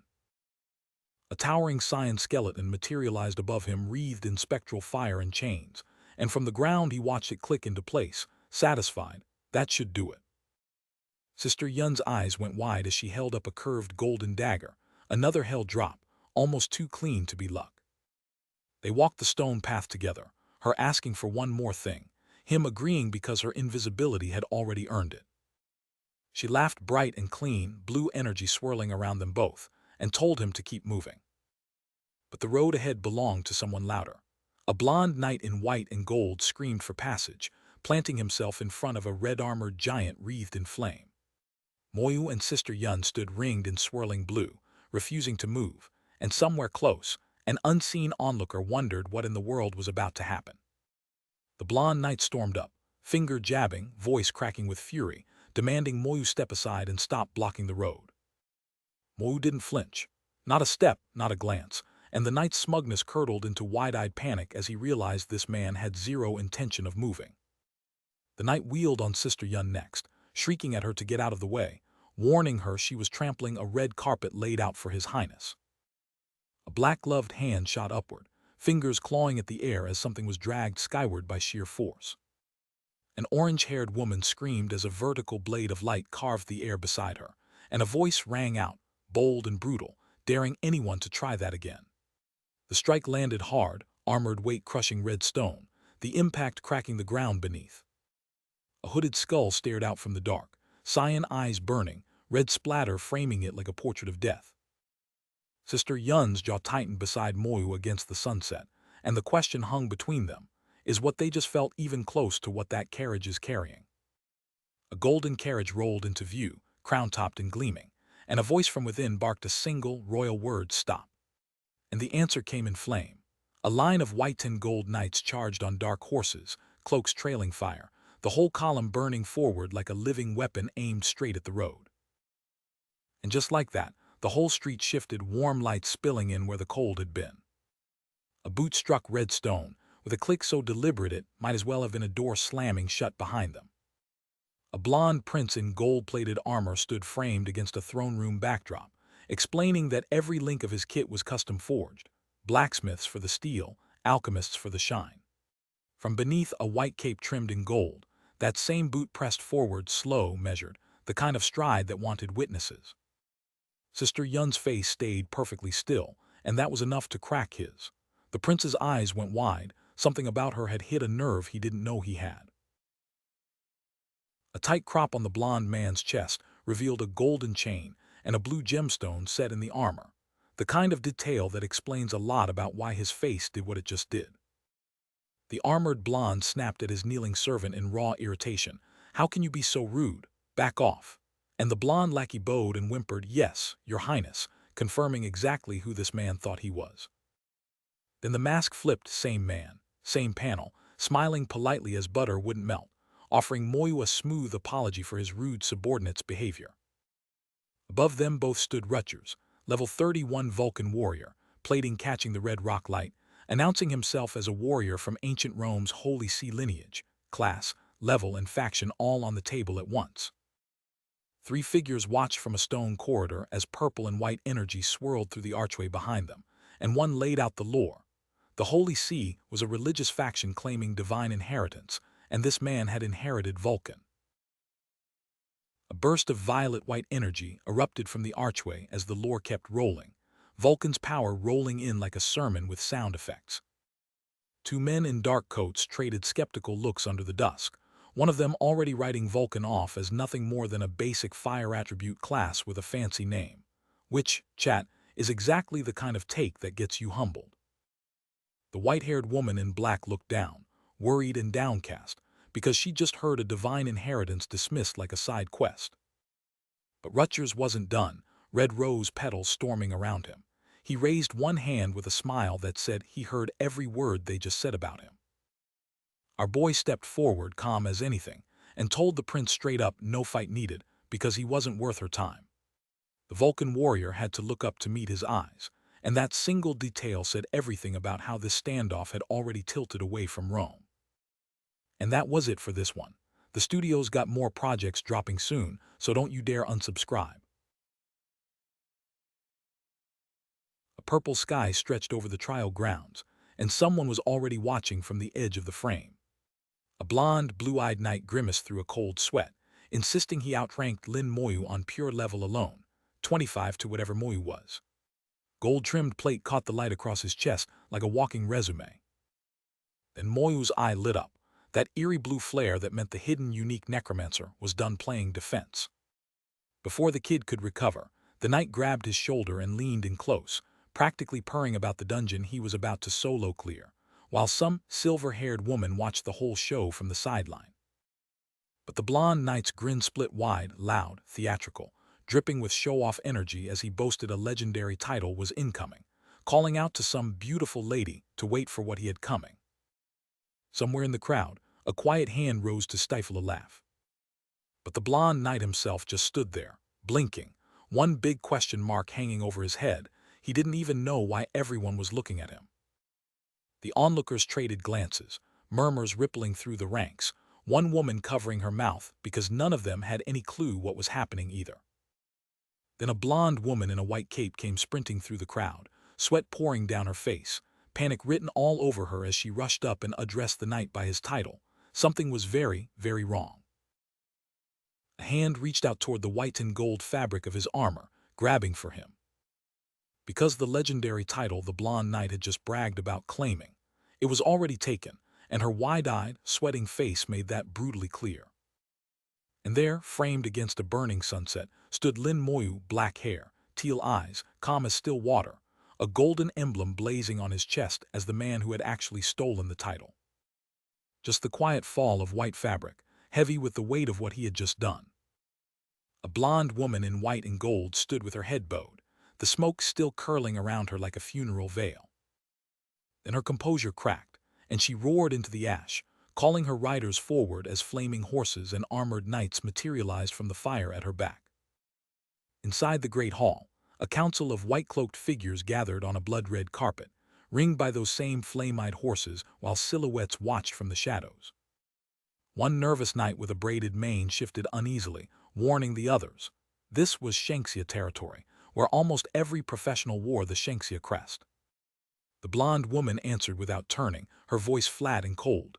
They simply had to be careful, and that was all. Far from that smoky hall, our boy Moyu rose to meet Mo Yun against a bleeding sunset, the two of them standing at the edge of something big. Beside them, the white-haired girl smiled and gave a soft, easy agreement. Yeah, they'd go in careful, no heroes, no risks. Together they approached the dungeon gate, a massive slab of stone framing a swirling blue-violet vortex that hummed to life as they drew near. Before stepping through, a blonde, blue-eyed young man produced a glowing scroll, smirking at it like a cat with a cornered mouse, a dungeon-tracking relic, the kind that sniffed out anyone foolish enough to step inside. Back at the portal mouth, a crowd was already murmuring, watching Moyu's little group gather at the entrance, a solo clear promise, sure, but here came the whole party, and someone had just lit up a tracking scroll.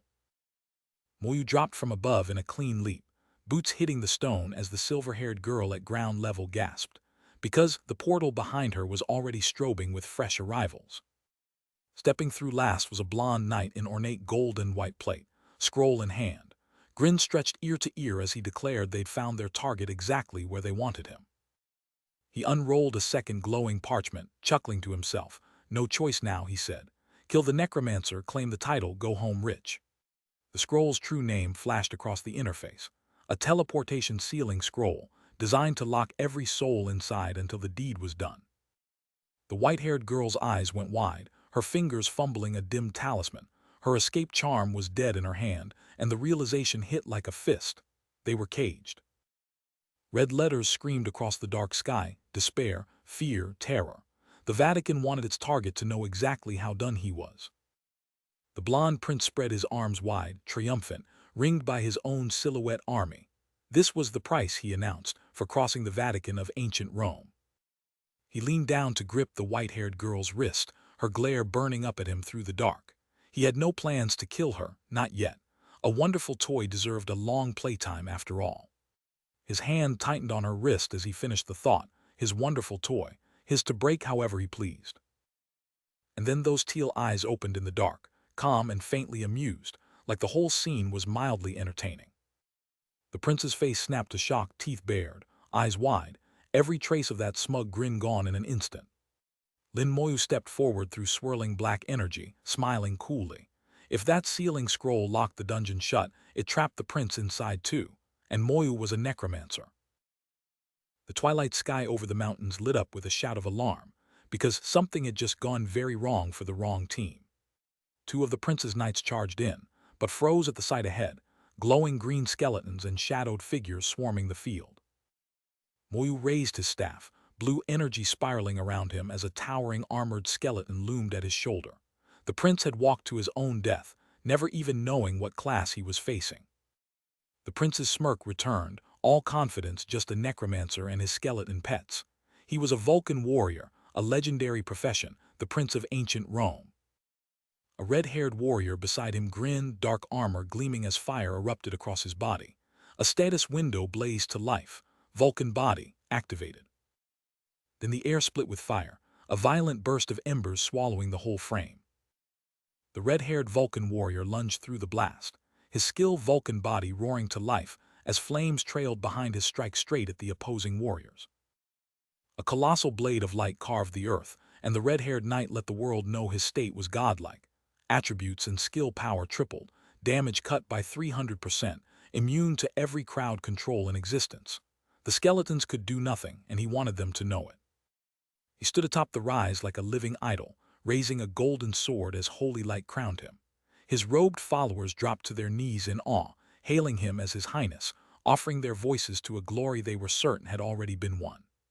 Power rained on him in green and red streaks, and the warrior tilted his head back, eyes wide, mouth split in something between worship and madness.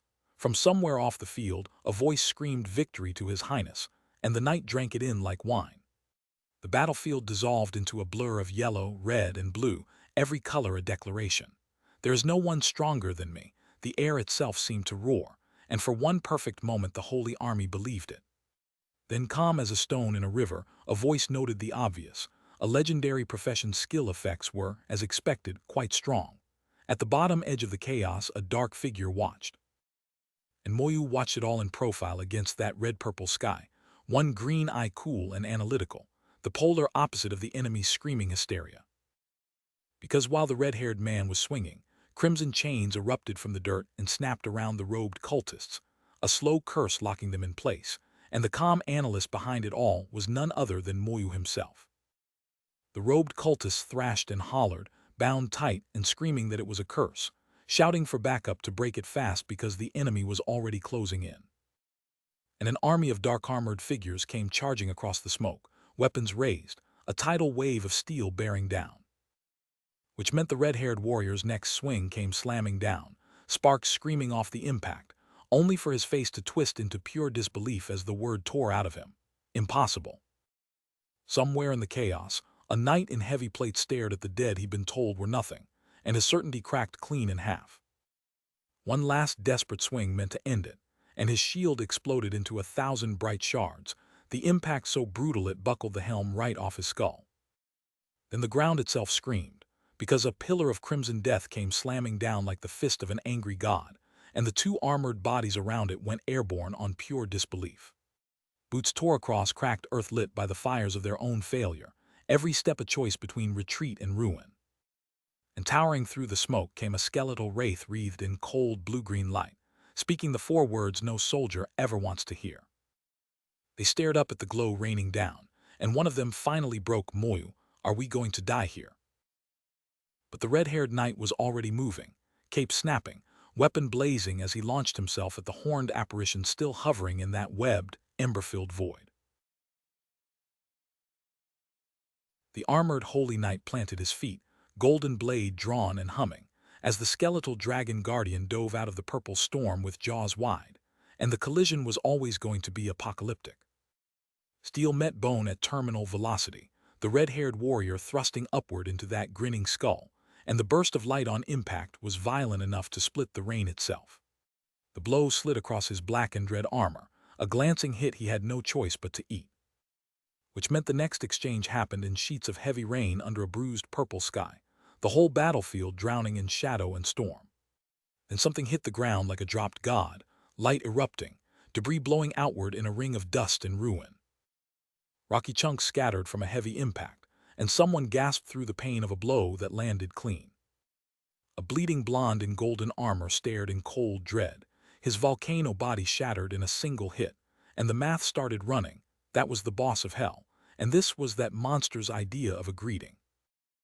Which is when the dark answer showed itself, a towering skeleton wreathed in green fire, spiky appendages bristling against a cracked red sky. The blonde in his long coat sank to his knees on broken ground, smoke curling around him, faced with something that didn't flinch and didn't flee. He scrambled backward, voice cracking on the only card he had left, the Holy Son of God, and a death sentence for whoever dared touch him. Darkness swallowed the chamber, and at its edge, a red glow that meant nothing good. Fire erupted outward in a savage bloom of red and orange, the kind of blast that doesn't ask permission, with a lone silhouette swallowed at the base of the inferno. The shockwave kept tearing outward, raw and relentless, and the figure at the top of the frame took the full brunt. Above the smoldering ruin, against a bruised purple sky, a voice cut through, disdain dripping from every syllable for a man who only ever looked down on others. A blonde woman with a ponytail finished the thought with a cold smirk. When death finally came for him, he'd learned to beg for his life. She stood tall in black, looking down at white and gold armor crumpled in the dirt, dominance made visible, no mercy in her posture. Lin Moyu held the battered armor piece and gave her a flat, absolute no, refusing the mockery, refusing the mercy, refusing all of it. And then a white-haired woman with red eyes smiled in the dusk, pledging to stay by his side through whatever came next. Later, Lin Moyu and a woman stood hand in hand among the ruins, and the conversation had already shifted to pragmatism. Hold the gear, keep moving, clear the next dungeon. A sweeping aerial revealed the prize, the Grand Cathedral of Vatican headquarters, sprawl of white stone and gold domes, a massive robed statue presiding over the central plaza like a sleeping god. And then towering figures sprinted toward that statue at a dead run, shouting for someone to find the Pope, because something terrible was already at their gates. In a sunlit garden far from the smoke, a blond man cradled a teacup while an older, white-bearded elder watched him from behind, asking why his expression had gone so tense. The white-haired man in black wasn't laughing anymore. He cornered the bearded elder and demanded answers about who arranged for this Moyu kid to flirt with his granddaughter. He sat back with a hand on his chin, skeptical, while the silver-haired figure across from him sipped his drink and chuckled at the whole mess. Back at Vatican headquarters, a massive stone monument cracked apart at dusk. Purple and blue energy spiraled out of the wreckage, glowing particles raining down against a starry sky like the heavens were cracking open. Lin Moyu's status card confirmed what nobody believed, level 26, Necromancer, still climbing, and beside him, the pink-haired lieutenant admitted her cooldown talisman needed recharging. Ning Yi, level 23 assassin, tugged at her black top and explained she was heading back to the city anyway to sell off equipment before the tournament. Rainbow arc across a blue sky, seen break city ahead. A towering stone monument rose against the bright sky, golden Chinese characters blazing with ancient runes marking the entrance to a city built for professionals. Inside a warm-lit trade center, a shopkeeper counted out the deal, 20 million, and the customer agreed without blinking, while a hooded figure nursed a drink at the next table. Elsewhere, a dark-haired man in a crisp white shirt stared at a wall screen displaying hell difficulty gear and went pale, because whoever forged this stuff was operating on another plane entirely. A glowing blue holographic display flickered to life, a stern white-haired face staring back, an ID ping or a summons from somewhere he couldn't ignore. Outside, green bushes lined the tiled pavement, shadows lengthening, and somewhere down the path a voice was already calling for him. Lin Moyu stood in the courtyard in a white shirt, wrist device glowing blue, and announced the task was done, his eyes still cold, still calculating. The command came sharp, "Get over here now." In a forested clearing, hands in his pockets, his status window confirmed what every rival feared: level 26 Necromancer, climbing faster than anyone could track. He found the white-haired man face to face at last, and when the older fighter questioned the rush, Lin Moyu laid it out plain: he hadn't stopped grinding dungeons since the gate opened. The kid ran a hell-tier dungeon with a partner in record time, and old Bai wasn't about to let that slide. And that partner, almost certainly old Ning's precious granddaughter, which made Moyu scratch his head like he'd been caught sneaking snacks. But old Bai's expression shifted, sharp, calculating, locked onto something Moyu hadn't said yet. Because Moyu had just earned a new title, and the words Dragon War King hung in the air like they owned the place. The system panel confirmed it. All attributes up 500, skill costs cut in half. This man was officially overtuned. Old Bai grinned wide, clapping Moyu on the back like a proud uncle who just watched his nephew break the family record. Except the celebration didn't last. A table full of alchemical junk sat waiting, and old Bai had a favor: handle the refueling work, since finding an actual alchemist was proving impossible. Because recharging a cooldown talisman wasn't some weekend hobby, it needed real craft, and most people simply couldn't. So Moyu offered to take it on himself, grabbed the device, and promised to ping old Bai the moment it was done, then opened his mouth to ask about something else entirely. Old Bai answered before the question fully formed, because the answer was obvious: a 5-year competition, and this time Shanxia was hosting. But Moyu's eyes went wide the instant old Bai kept talking. Whatever came next hit like a truck he never saw coming. So Moyu leaned over the table and asked the real question: why in any world did this man own a full set of ancient Rome's Vulcan equipment? An older observer with a snow-white mustache went still, because that set was supposed to be locked away in a knight's possession, and the gears in his head started turning fast. Which meant 2 ghosts walked back into the room uninvited: the blonde knight who'd chased them, and the red-haired prince who'd sworn revenge. Moyu stood frozen beside that holy gold gear, because the face of the red-haired attacker was now burned into the answer. And somewhere in the dark, a horned silhouette with white-hot eyes whispered a single word: the Vatican, as the threads finally pulled taut. Somebody up top had heard enough, and the Shanxia territory did not forgive being touched. Because the answer arrived in purple and black, a cloaked warlord stepping out of nothing with a skull-faced horror at his back, and our boy Moyu standing dead, still beside him. Which meant trouble, because the Vatican had ways of bringing their dead back, so that brat Moyu just dropped might still be breathing.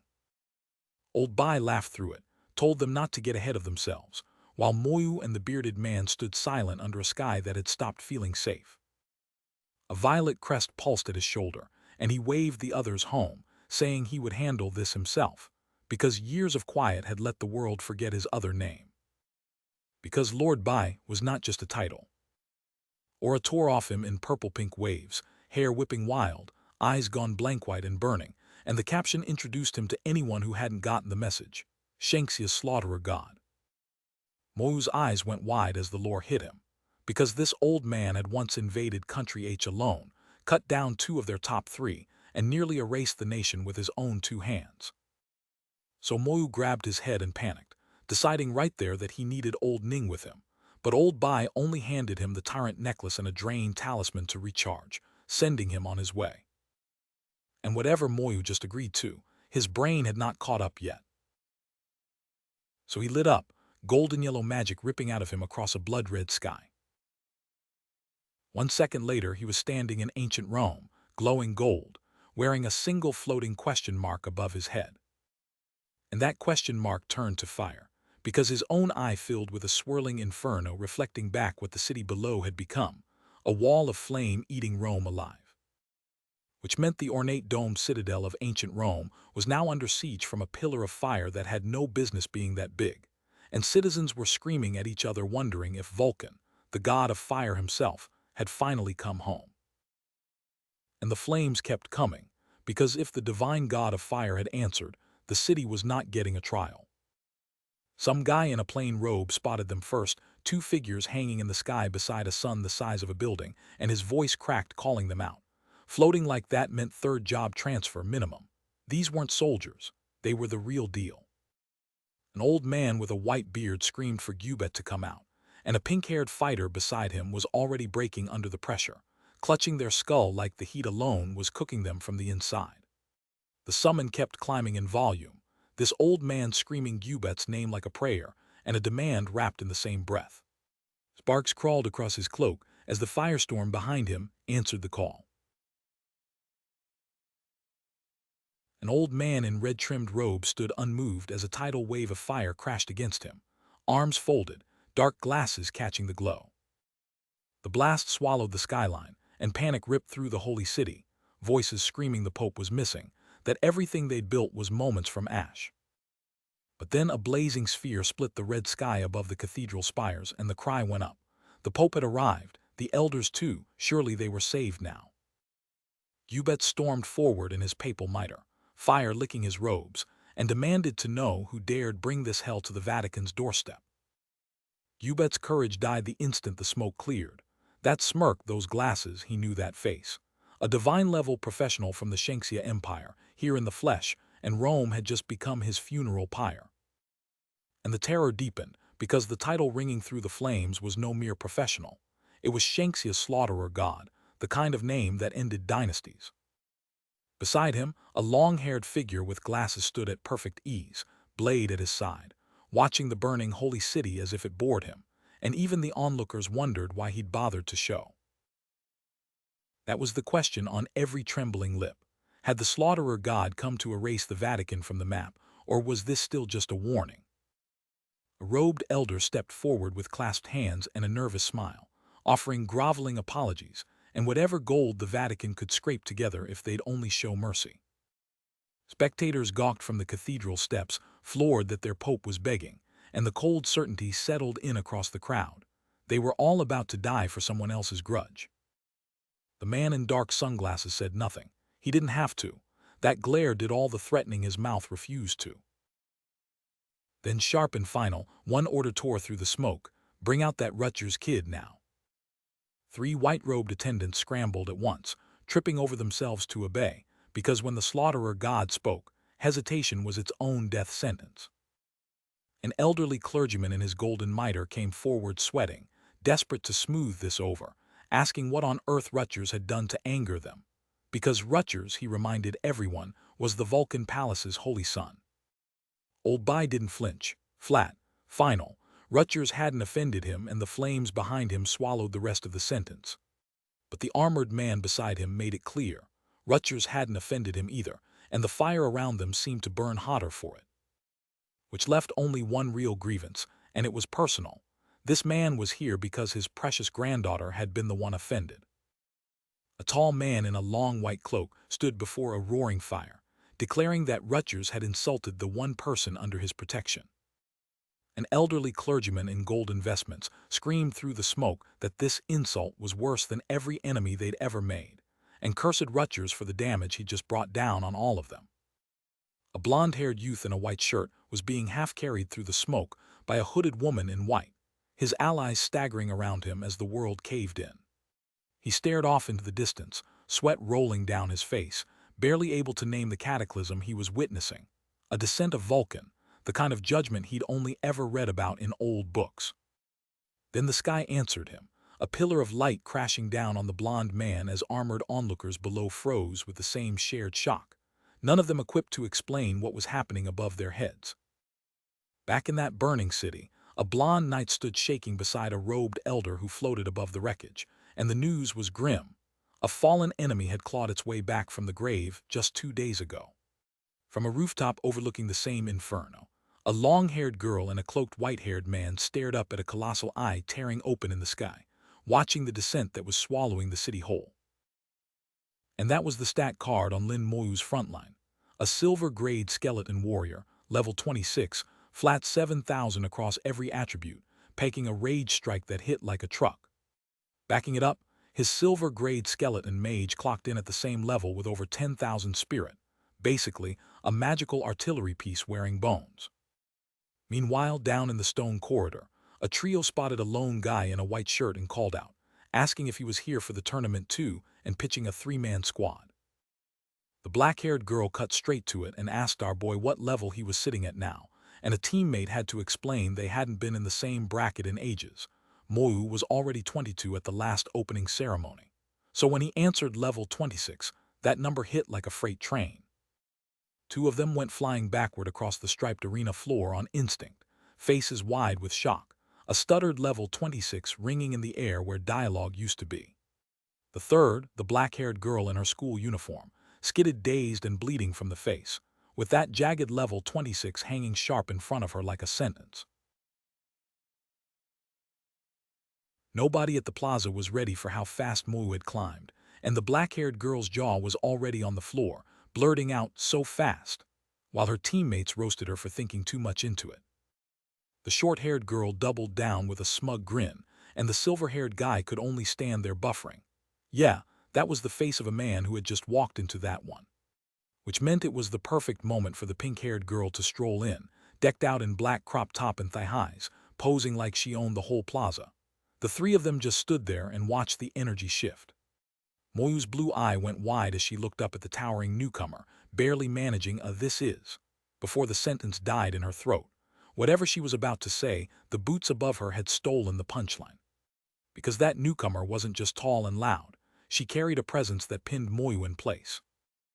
The pink-haired girl cracked a grin and dropped the bombshell herself, Mo's friend Ning Yi, level 25 assassin, and let the registration queue take that in. A black-haired girl in office whites nearly choked, because level 25 at that age was ridiculous, and Yi just smiled and handed all the credit right back to the kid standing next to her. Ziazu's composure cracked, hands clasped, the pieces falling into place. Of course he was cracked, who was she kidding? Then the intros started rolling. Ziazu, level 17 elemental mage, old high school friend of our boy, plus Zhuo Mei, silver-haired and grinning, a level 17 lurker with green threads in her hair. And right beside Yi, Feng Ziyu stepped in, level 17 holy swordsman, all business, adding another body to a roster that was starting to look stacked. Being this good came with a target on your back, Yi sighed, and somebody in the group muttered full agreement while they stood outside the venue in the sun. Ziazu waved them off, team hunting was calling, and two of the crew peeled away into the crowd. Which meant a dark-haired guy in a white sweater could finally cut in, swap contacts, and pitch a tyrant desert clear, the same high school crew quietly circling their wagons. One of the boys glanced between Yi and Ziazu and clocked the vibe. Those two were way past strangers, and honestly, that track was about to get complicated. A silver-haired girl with those eerie red eyes lit up the second she spotted our boy, calling him out like old times, because yeah, they were high school friends. She grabbed Mo's hands, spun him around, and accused him of being dense, which, honestly fair, dude has been dungeon crawling instead of socializing. He fired back that if pretty girls were throwing themselves at him, he would have chased them. The audacity of this man. Our boy went dead silent, the awkward ellipsis doing all the talking, that classic anime freeze when the dense protagonist finally gets cornered. A voice cut through the sky, shouting both their names, and the scene shifted, new blood inbound. Three new faces rolled in with RPG nameplates blazing. Duan Gao, the cheerful L21 prophet, Zhang Taotao, the L24 elf knight with that long black braid, and Miao Yu, the bespectacled L21 elder. Duan Gao already knew Sister Tao, small world energy. Feet on tile, the question dropped. They were here to sign up too. Party recruitment was clearly in full swing. Sister Tao and the silver-haired girl locked eyes across the courtyard, and the knight asked directly, had they found a party yet? Moyu stepped in, calm as ever, and laid out the pitch. Higher-ranked pros kept dodging them, so she was offering something simple: experience runs. No ranking drama, just growth. A voice cracked through the blue sky. Moyu's offer was actually saving them hours they would have wasted hunting teammates. Moyu smiled at the black-braided knight, who went wide-eyed and flustered, while the tall guy and the glasses girl both short-circuited in the background. Sister Tao's eyes closed as the memory hit. Moyu solo carried 39 people through the Tyrant Desert dungeon. If that girl was on their roster, first place wasn't a hope, it was a lock. The panel went dark, crimson shadows swallowing the frame. because with Moyu on the team, that tournament bracket was already finished. Moyu's green eyes gleamed sharp against the red backdrop, confidence radiating off her like she'd already seen the ending. Moyu caught Sister Tao's hands in the courtyard, all warmth and patience, asking what was wrong, but Sister Tao agreed to share on one condition. And whatever that condition was, it was about to change everything. She told him contribution points were already the best reward they could ask for, no strings, no extras, just the numbers on the scoreboard. Her teammate backed it up beside her, same energy, the points were enough, and they wanted nothing else attached. The green-eyed woman nodded out loud, but behind that calm face she was calculating. Refuse the reward split and these three would bolt, and she needed every body she could get on her roster. The four of them filtered into the tournament registration hall, hooded clerks shuffling competitors through the queue one by one. A pink-haired woman waved him down with a warm smile, thanked Moyu by name like an old friend, and he brushed it off like it was nothing. Outside the venue, a loudmouth in a pink jacket was already hyping himself up, championship locked, teammates inbound, victory basically signed. Then trouble walked in. A crew of guys shoved through the street, one of them screaming for somebody to move, and the crowd immediately backed off. Onlookers started whispering the ringleader's name, Bai Lisheng, grandson of the Bailey Academy headmaster. Yeah, chat, you do not poke that bear.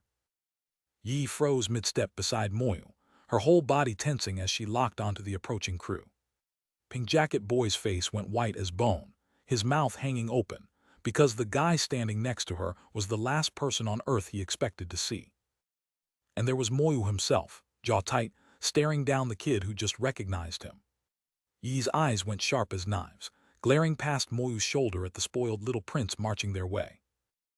Yi's hand shot out and gripped Moyu's sleeve, hauling him to a halt, her glare already locked past his shoulder onto whoever had the nerve to walk up behind them. Which put the air on the pavement. Finished, purple splatter pooled around a shoe planted right next to his dumb face.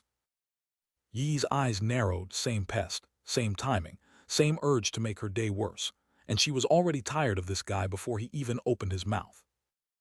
The loudmouth in pink didn't back off. He turned his glare on Moyu, demanding to know why Ning Yi would ever associate with someone he branded a bastard.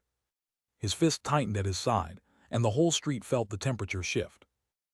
Which was when a pale hand reached out, slow, deliberate, fingers extending toward him like a warning shot. Because whatever happened next hit the loudmouth so hard his eyes went wide, and the sweat started dripping, and every bystander knew the air had just made the worst mistake of his afternoon. And there she was, Moyu's white-pink ponytail swinging as she turned on the kid, daring him to explain why her choices were any of his business, with her partner standing right beside her. The kid in the pink jacket hauled himself upright, fists shaking, screaming to anyone listening that Ning Yi was his fiancée, and the whole world already knew it. A jagged shout ripped through the air, demanding the air shut his mouth. Yi stepped forward, finger leveled like a blade, and asked out loud if he had something medically wrong with his brain, propose, get turned down, then run around claiming she was his. She let the silence land, fist tight at her side, and spelled out the ugly truth: her family and his were close, so she'd swallowed the rumor rather than burn that bridge.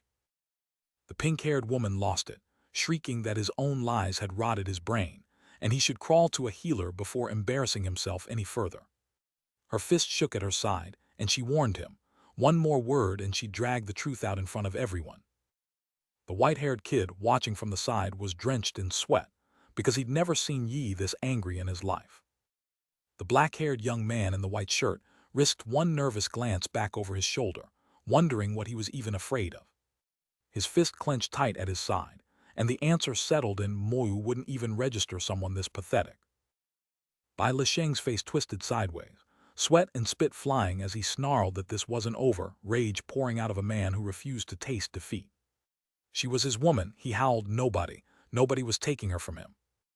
So the air spun his fury onto a name. Lin Moyu, the kid who just put him through the pavement, now had a target painted on his chest. Moyu stood perfectly still in his white shirt, staring the broken air down like he was bored, while Yi glowered over his shoulder, and the accusation landed. Moyu had opposed him before, and now he was trying to steal my woman. And in that shadowed close-up, sweat pouring, the air shrieked the damning word "previously," like a man clinging to the only proof of relevance he had left. Moyu barely glanced at the tantrum. The kid was a stupid clown throwing a tantrum, and he didn't have the time. The pink-haired loudmouth was soaked in cold sweat, shaking, swearing a vicious oath. Someday, somehow, he would make Lin Moyu bleed. He threw his head back and screamed it out, every vein in his neck screaming a promise to kill, guttural and unhinged, the kind of rage that promises nothing good. Across the lot, a dark-haired man in a pink shirt turned back toward the crowd, and the invitation was simple: say it again, say you want to die. Nobody moved, just boots planted on pale stone and debris scattered like the aftermath of a decision nobody wanted to make next. Then came the kill shot, a flat, almost amused challenge dropped from above. Who was he going to kill? The pink-haired loudmouth caught the question dead in the chest, jaw dropping like he'd just realized he'd wandered into the wrong tier of monster. But this wasn't a joke, because Lin Moyu felt it before anyone else did, that pressure dropping on his shoulders like a verdict, the silhouette in black hovering above with a crescent of red light, and every nerve in him screaming that this man outclassed the whole venue. Then the color drained from everything, and the world held its breath. Only the fall of pale hair and the silence before a storm. Because trouble didn't end when the air hit the floor. Somebody else was already watching, and the question hanging in the air was a dare.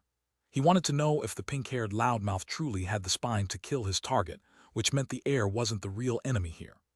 So the real threat stepped forward, wrapped in black, and Moyu felt the temperature drop.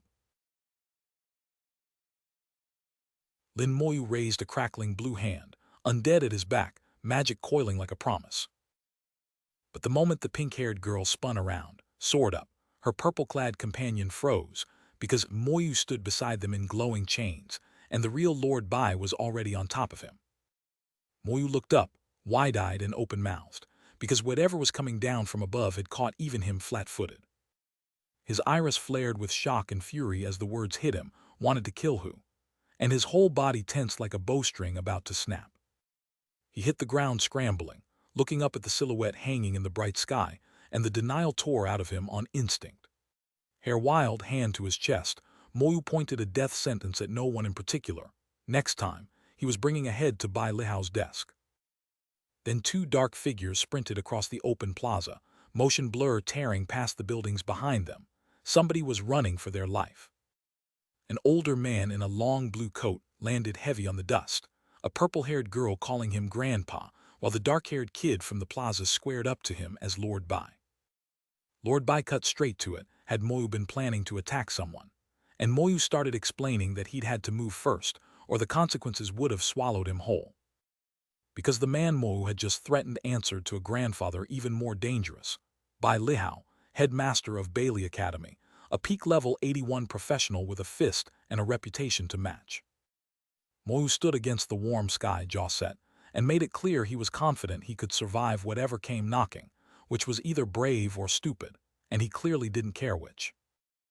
Lord Bai's grip landed heavy on Moyu's shoulder, and the lecture was brutal. Indecision gets disciples killed, and he had the body count to prove it. Close behind him, the philosophy he lived by. A hard fist was the only truth the strong ever bothered to learn. Fairness came from strength, fear came from strength, everything else was just noise. The mustached veteran was already drowning, and the blushing, eager girl was asking him to press deeper into that nightmare wasteland. His fist tightened at his side, the only answer he could manage without losing what little composure he had left. Two figures trekked on beneath that bleeding sky, giant shadow hands drifting behind them like loyal hounds. The cautious professionals back in Shanxia, that was why the peace held, and now the truth of it settled in. Without warning, purple static ripped through the air and lit up the blonde woman like a live wire, her whole body jolting as electricity crawled across her skin.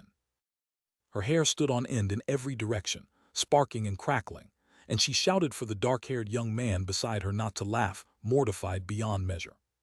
She clenched the front of her dress tight against her chest, cheeks burning as she demanded to know what was so funny, that swirling teal wind circling her feet like it was in on the joke.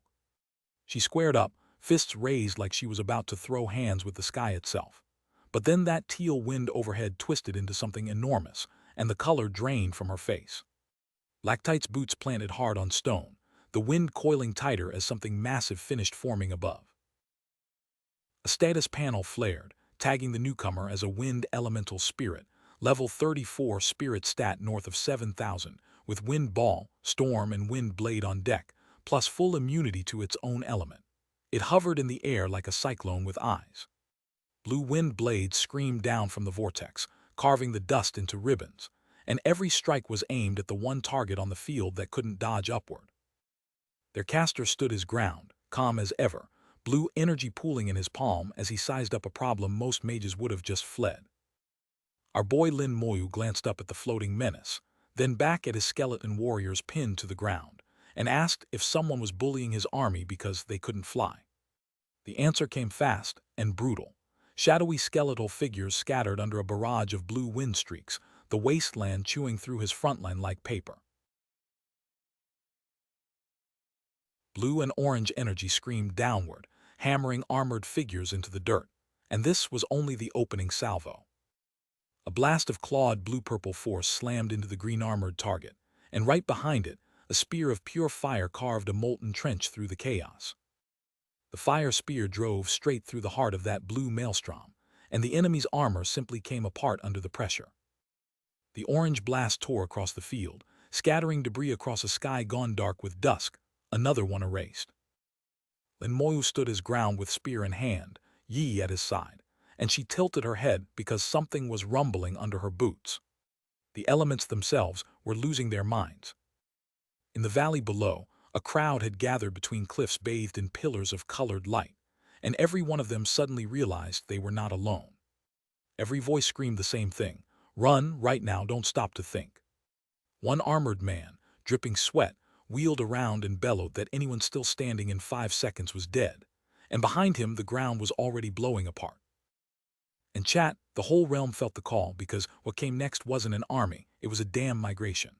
Blue lightning spirits, white-robed wraiths, fiery elementals, all surging forward in a tidal wave that swallowed the horizon while their own allies fled the sheer weight of numbers Moyu had just unleashed.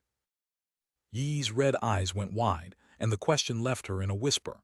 Had they just walked into the elemental spirit's nest? The element dungeon spawns at random, and when it does, the riot births elemental spirits by the thousand. Our boy just smiled, because a random dungeon spawn was exactly the lucky break he had been hunting. Some armored meathead was screaming at someone to act before they died, bragging about the elemental spirits at his back. Meanwhile, the crowd was already booking it for the hills. But Lin Moyu and Yi weren't running. Black tendrils whipped around them under a stormy sky as something vast answered his summons. His palm hit the earth and the dead answered back, skeletal warriors hauling themselves up, hollow skulls pulsing with faint blue light, ready for war.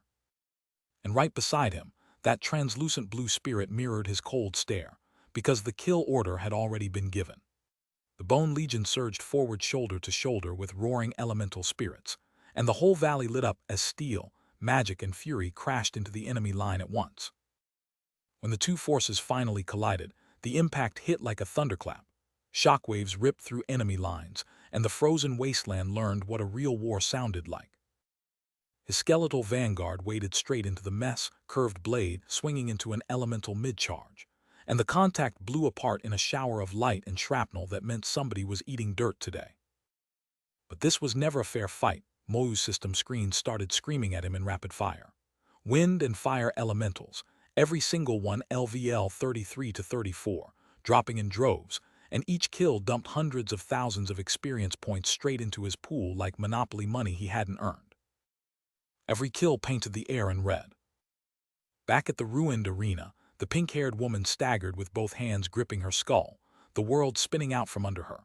Because whatever Moyu had just unleashed wasn't just killing elementals, it was frying the circuits of anyone tuned in to feel them die. A jagged streak of red energy carved diagonally down across the stone, hunting anything still standing. The cloaked figures below crumpled where it touched, debris scattering across cracked ground that hadn't seen this kind of violence in centuries. And our boy, profile shot, blue eyes sharp as a blade against a starlit backdrop. His spirit attribute ran high enough that whatever pain they were broadcasting barely tickled. Sorcerers had tried to counter him with crowd-clearing skills before. It never ended well for them.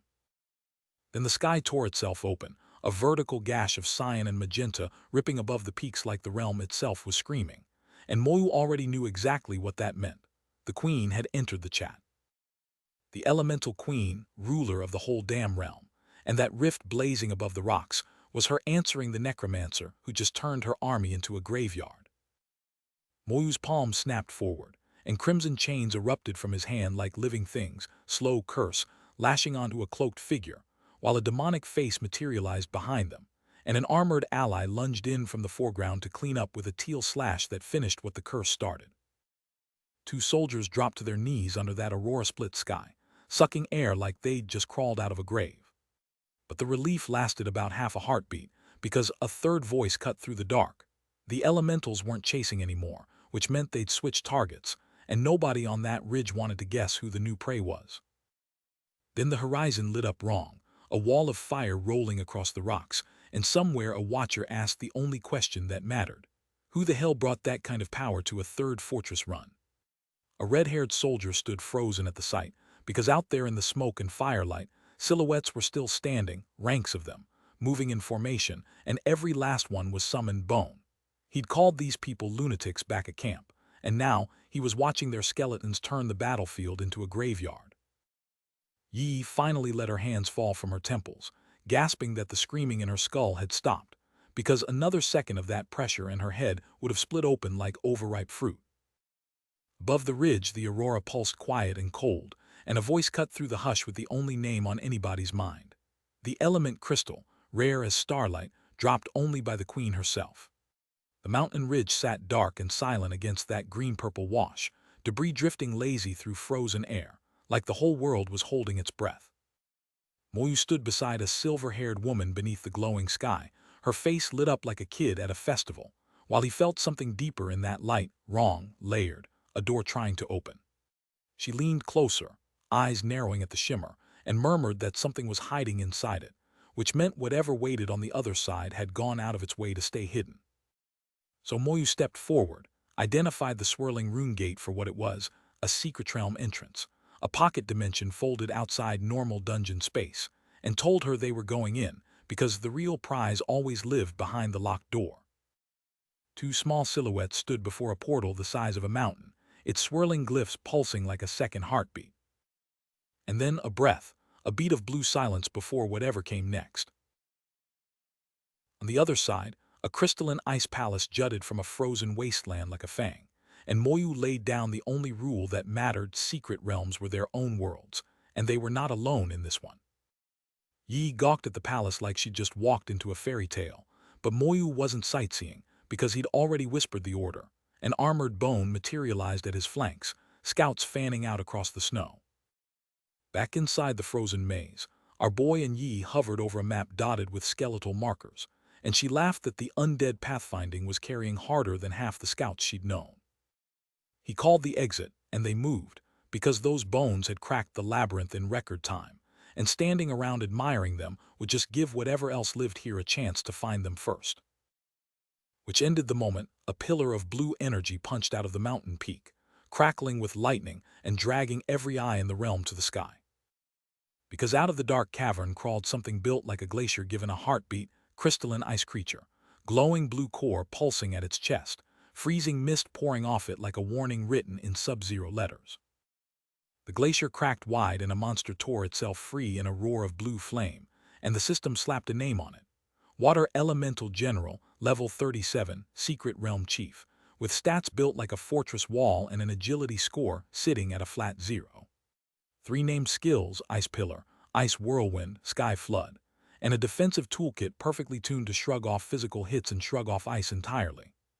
A wall of blue energy blasted across the ridge, and Moyu threw up everything he had to keep from being erased, while the pink-haired girl went tumbling behind him. The boss's attack looked apocalyptic, but that frozen 0 in the agility column kept screaming the one thing the creature did not want him to notice. Moyu's eyes lit up as the answer clicked. It had fused with the ice palace itself, which meant a healer's worst nightmare in exchange for the smallest weakness imaginable. It couldn't take a single step. Blue magic spiraled up through his raised palm as Moyu locked in a plan, channeling everything he had. Moyu clocked the math fast. This thing shrugged off half of all physical hits, which made his undead swarm look a lot less scary on paper. So he leaned into the one edge he actually had, because a Zerg rush doesn't need to hurt when it just needs to overwhelm. Except the glacier wasn't done negotiating, and it answered with a blizzard compressed into a single screaming wall of ice barreling down the canyon straight at them. The corridor behind him turned white at the edges, and retreat stopped being an option real fast. Which meant the second it connected, jagged shards erupted from the impact crater in every direction, a starburst of frozen death that shredded the dark around it. So Moyu recalled his skeletons, palm raised and burning with sickly green fire, banking everything on a single desperate reed. The blizzard carved straight through the canyon anyway, ice and wind screaming across the stone like 1,000 knives. His blonde companion pressed into him hard, both of them bracing for the shrapnel as the storm closed in. And for one long heartbeat, the only thing standing between her and a frozen grave was his body and his nerve. Somewhere in the frozen dark, a dark-haired young man with glowing cyan eyes pressed behind cover, his face sharp with focus as the scene lit up around him. Those eyes went wide, not fear, but the look of a man watching the math of his own death finally click into place. And then the ice cracked, and the answer rose out of it. An ice dragon unfurled from the glacier, crystalline plating jagged as broken glass, teal eyes burning cold. A beast built to outlast anything thrown at it, trading all agility for raw regenerative grind. But regeneration has a ceiling, and once damage outran the heal, that whole kit collapsed to math. Then something darker than the blizzard stepped out of the crystalline wreckage, wings of shadow folding around a blade drawn slow, and that low voice rang out across the killing field, "Name yourself, beast." Moyu rose on the shattered stone, scythe hoisted high as teal light detonated behind him, and the dungeon's answer finally resolved above the chaos in cold, clinical numbers.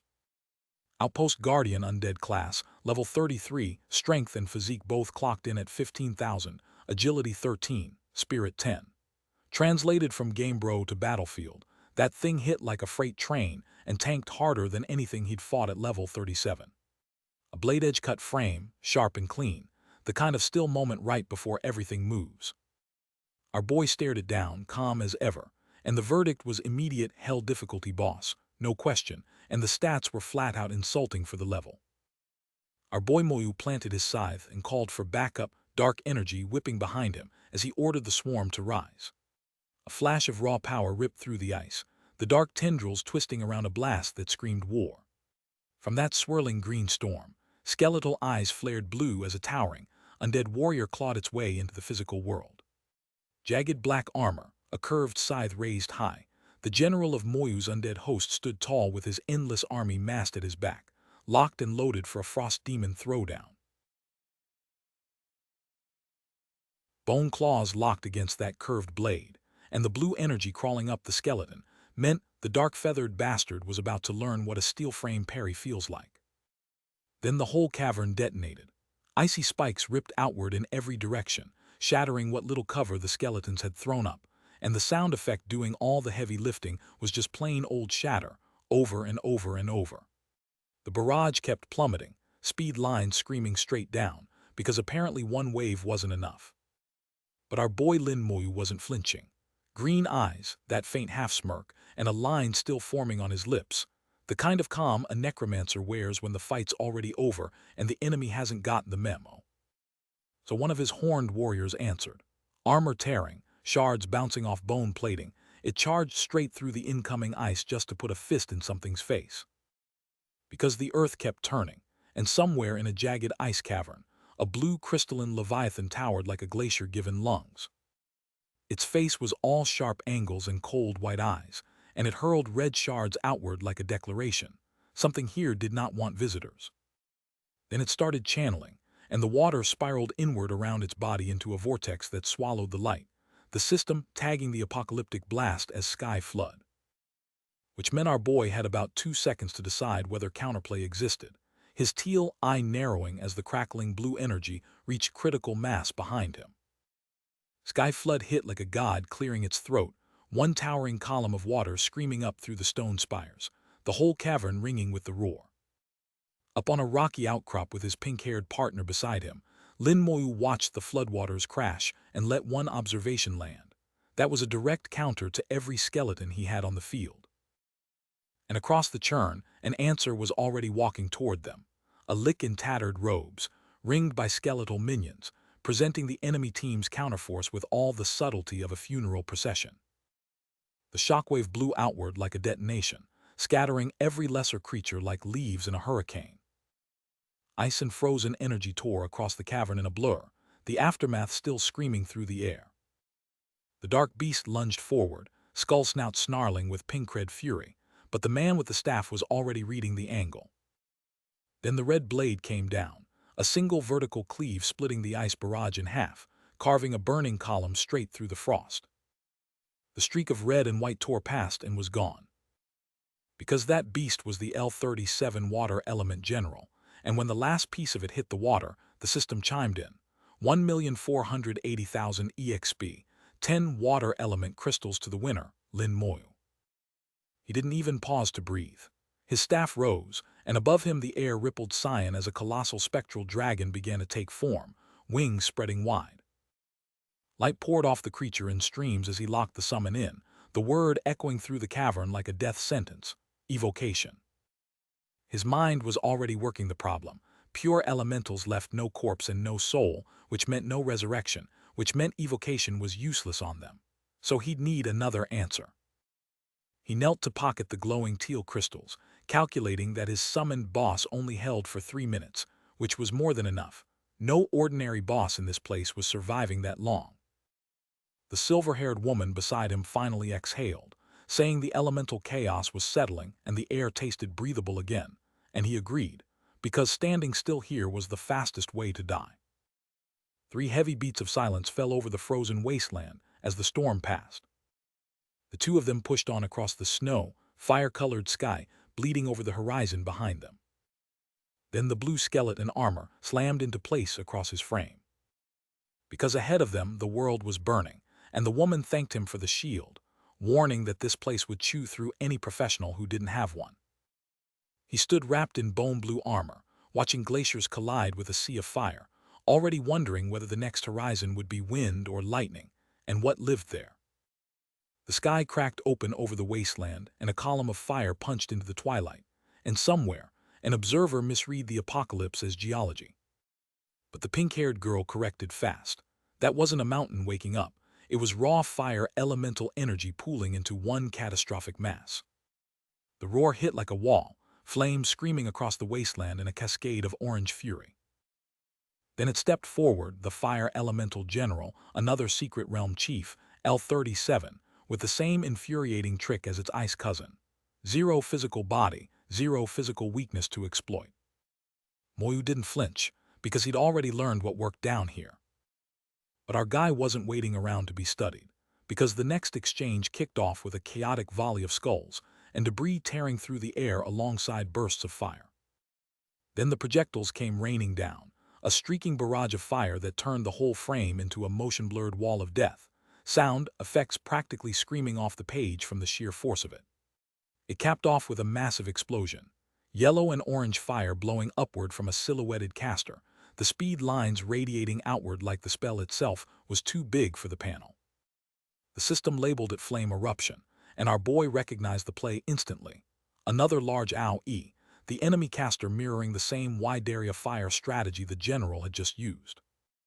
2 of his skeletal warriors caught the worst of it, engulfed and screaming as the burn notification popped up, a sword knight and an armored figure both going up in holy hellfire. Which meant the math had flipped, so Lin Moyu stood calm amid swirling dark energy and raised a glowing cyan crystal in his right hand, hooded skeletal enemies around him, and his full undead force waiting for orders. He called his answer from the sky. The system pinged ice storm as swirling blue flames and freezing cold erupted overhead, our boy's dark hair and green eye barely visible at the edge as he channeled the counter. His green eye locked in, blue ice energy curling tighter around him as the focus held, the calm before the freeze. Then the ice pillar erupted upward to meet the fire head-on, blue shards and orange flames colliding in a swirling vortex of opposing elements against a dark red sky. Elemental beef settling itself, the only way it knows how. The elemental wasn't done. A wall of jagged orange fire surged forward, tearing across the ground with a roar that swallowed every other sound in the wasteland. Two figures were swallowed by a rushing torrent of red-brown fury, bodies tumbling through the violent current. Lin Moyu caught the pink-haired girl mid-fall, hauling her through the haze as debris screamed past them on all sides. A hell explosion tore through the rocky ground, unleashing a devastating crimson detonation that buckled the wasteland itself. He yanked her up by the arm as flames towered over them, shouting through the roar that this was the general's dying tantrum. She needed to fall back now and let the skeletons eat the rest. The cracked ground glowed with scattered embers, the last instruction hanging in the heat. But in its final breath, the general detonated, sending a colossal pillar of crimson fire screaming skyward and scattering blue crystal shards through a mushroom cloud of black smoke. Yi stared up at the towering inferno, the glow painting her eyes, and told Lin Moyu she wanted him to see something, a moment of awe carved out of pure chaos. He stood there, white shirt scorched, silhouetted against the fading blast, the kind of frame that gets screenshotted and put on a wallpaper. Another shockwave tore through the stone, fire and dark red energy ripping upward as the last of the general's death throes punished the crater one final time. Then golden and white light bloomed outward like a firework, painting the whole wasteland. Chat. These were absolutely unhinged fireworks. The system confirmed it in clean text. L-37 Fire Elemental General, down. 1.48 million experience dumped straight into Lin Moyu's account while Yi stood beside him amid the dying embers. And 10 water element crystals joined the loot pile. Chef's kiss, the kind of drop that funds the next 20 levels. Yi smiled at him and called it flirting, leaving Lin Moyu standing in silence, purple mark glowing behind him, 100% not equipped for this conversation. Far from the carnage, 4 white-robed figures stood at the edge of a rocky cliff, Country H's party, finally staring down the swirling purple portal to the secret realm. 2 hooded men and a dark-haired woman traded looks, the relief of finding it undercut by suspicion, a realm rumored to be crawling with elemental spirits, and it was dead empty. Their leader needed to move, because someone had clearly beaten them to the punch, and whatever was supposed to be inside had already been claimed. But deep inside that purple portal, someone else had arrived first. A blue-eyed man with a single burning red iris and a smile that didn't reach either of them was already scheming. Let somebody else clear the path, and his team's real job got a whole lot easier. He even quoted the old Shanxia proverb about the mantis stalking the cicada, never seeing the oriole at its back, because today his group meant to be that oriole. A top-knot man in white robes stood before a swirling blue barrier, the hunt almost over. One boss left, he promised his team, and with it, everything they'd come for. His hooded companion grinned beside him, already moving. No hesitation, no doubt, just the eager stride of a man who'd already smelled the loot. Golden-orange energy crackled against the blue, a fresh track lighting up the dark. That single glinting eye had found its quarry at last, and the word went out to follow. But Lin Moyu was already standing in a dead wasteland of floating embers and twisted spires, a glowing sigil humming over his head, facing a swarm that stretched to the horizon. Across the dust, a lone figure pulsed with blue energy, and the shadow of something enormous was already reaching for him. Then it came down. A towering dark form crashed through golden lightning and screaming wind, the sky splitting open with the force of pure elemental fury. His light-haired companion gasped as the creature swallowed 2 distant figures whole, her face going pale. She knew exactly what was about to manifest. Before Moyu stood a fully formed elemental spirit wreathed in storm and gale, and the system panel that flared across his vision delivered the verdict. Lightning Wind Elemental General, Secret Realm Chief, Level 38. The status panel filled in the rest. Physical damage cut in half, Wind Element shrugged off entirely, Lightning Element laughed off the same way. Our boy planted his feet against the gale, and it clicked. This thing wasn't just one boss, it was both elements fused into one nightmare hybrid. A jagged bolt of gold split the dark with a thunderclap that rattled bone. Then it slammed down and detonated, sparks and fury erupting in a blast so violent the sound itself turned red across the sky. The blast swallowed the wasteland whole, golden fire climbing the sky like a promise kept. But Moyu was already braced against it, blue energy pouring off him as the lightning tried to find a purchase. One eye flared red, the system skill igniting behind it, no hesitation, no second thought. which meant the answer came screaming up out of the ground. A colossal monster of blazing gold, the skill banner naming its payload Slow Curse. Red chains rained from the beast's body toward the two figures below, and the air itself thickened with malice. Red cursed chains whipped out in every direction, spreading through the air like cracks in glass, multiplying as they went. The golden titan only roared louder, storm clouds boiling behind it, while chains kept pouring off its frame in endless waves. Something down below caught the brunt, a violent bloom of gold and black, debris shrieking outward from the point of contact. Then an eruption of yellow light ripped through the dark, cracked skull emblem armor visible in the blast, a release technique detonating at full volume. His dark-cloaked spear line charged straight into a wall of incoming fire and ice, a full collision front-lane clash on both sides. The field lit up as flame clashed against ice, two elemental ults colliding in a screaming wall of orange and blue. Then red chains lanced upward through the whole mess, binding whatever they could reach inside that churning storm of fire, ice, and wind. Our boy pointed at the sky and dropped fire and ice on the flying ones himself, because apparently tactical irritation was the order of the day. But the chain around his fist flared bright, and Lin Moyu's head snapped toward something above him. Somewhere on the battlefield, a face twisted in raw agony as those red chains wove across them like a living trap. Then came the fireball, a wall of flame slamming into a huddled group, red chain barriers straining to hold the blast back while the figures behind them braced for their lives. Lin Moyu stood on cracked earth as a massive dark-end fire explosion tore across the wasteland his work, but the worst was still breathing. The blast crowned another kill, a level 38 lightning wind elemental general, gone for 1,520,000 experience and a full haul of wind and lightning element crystals. His army of bosses was thinning out, and the rewards kept stacking. Then the system spoke. The elemental queen was the last target standing, and she was the one they had all been dreading. He drifted to a cliff's edge and studied the haze, calculating that the bosses he'd just killed would respawn near the elemental plains before long. So he and his silver-haired companion pushed on through a dark, snow-dusted valley, the aurora burning green and violet above them like a countdown to the final boss. A beat of cold silence, just dark bars fading down the page, the world catching its breath. The floating castle sat like a crown on its jagged island, stepping stones trailing down through aurora-lit clouds into nothing. And through its stained-glass window, a hooded woman with white hair waited inside, wrapped in purple crystals and crackling light, someone important and not happy. The elemental queen stood like she owned the sky itself, blue-tinted hair drifting, spiked collar catching starlight, calm as a god waiting to be bored. Because the system had already named her the boss of this realm, level 39 with 20,000 spirit and a 50% wall against both physical and elemental damage, straight up rigged. She answered his army with a blast that scattered his skeletons like loose change, and our boy watched the math go sideways in real time. Her elemental starburst ripped a golden beam straight through the formation, and the system coldly confirmed 3 skeletons erased from existence in a single scream of light. Lin Moyu saw the bigger problem underneath it. His bones were getting tired, worn thin from battle after battle.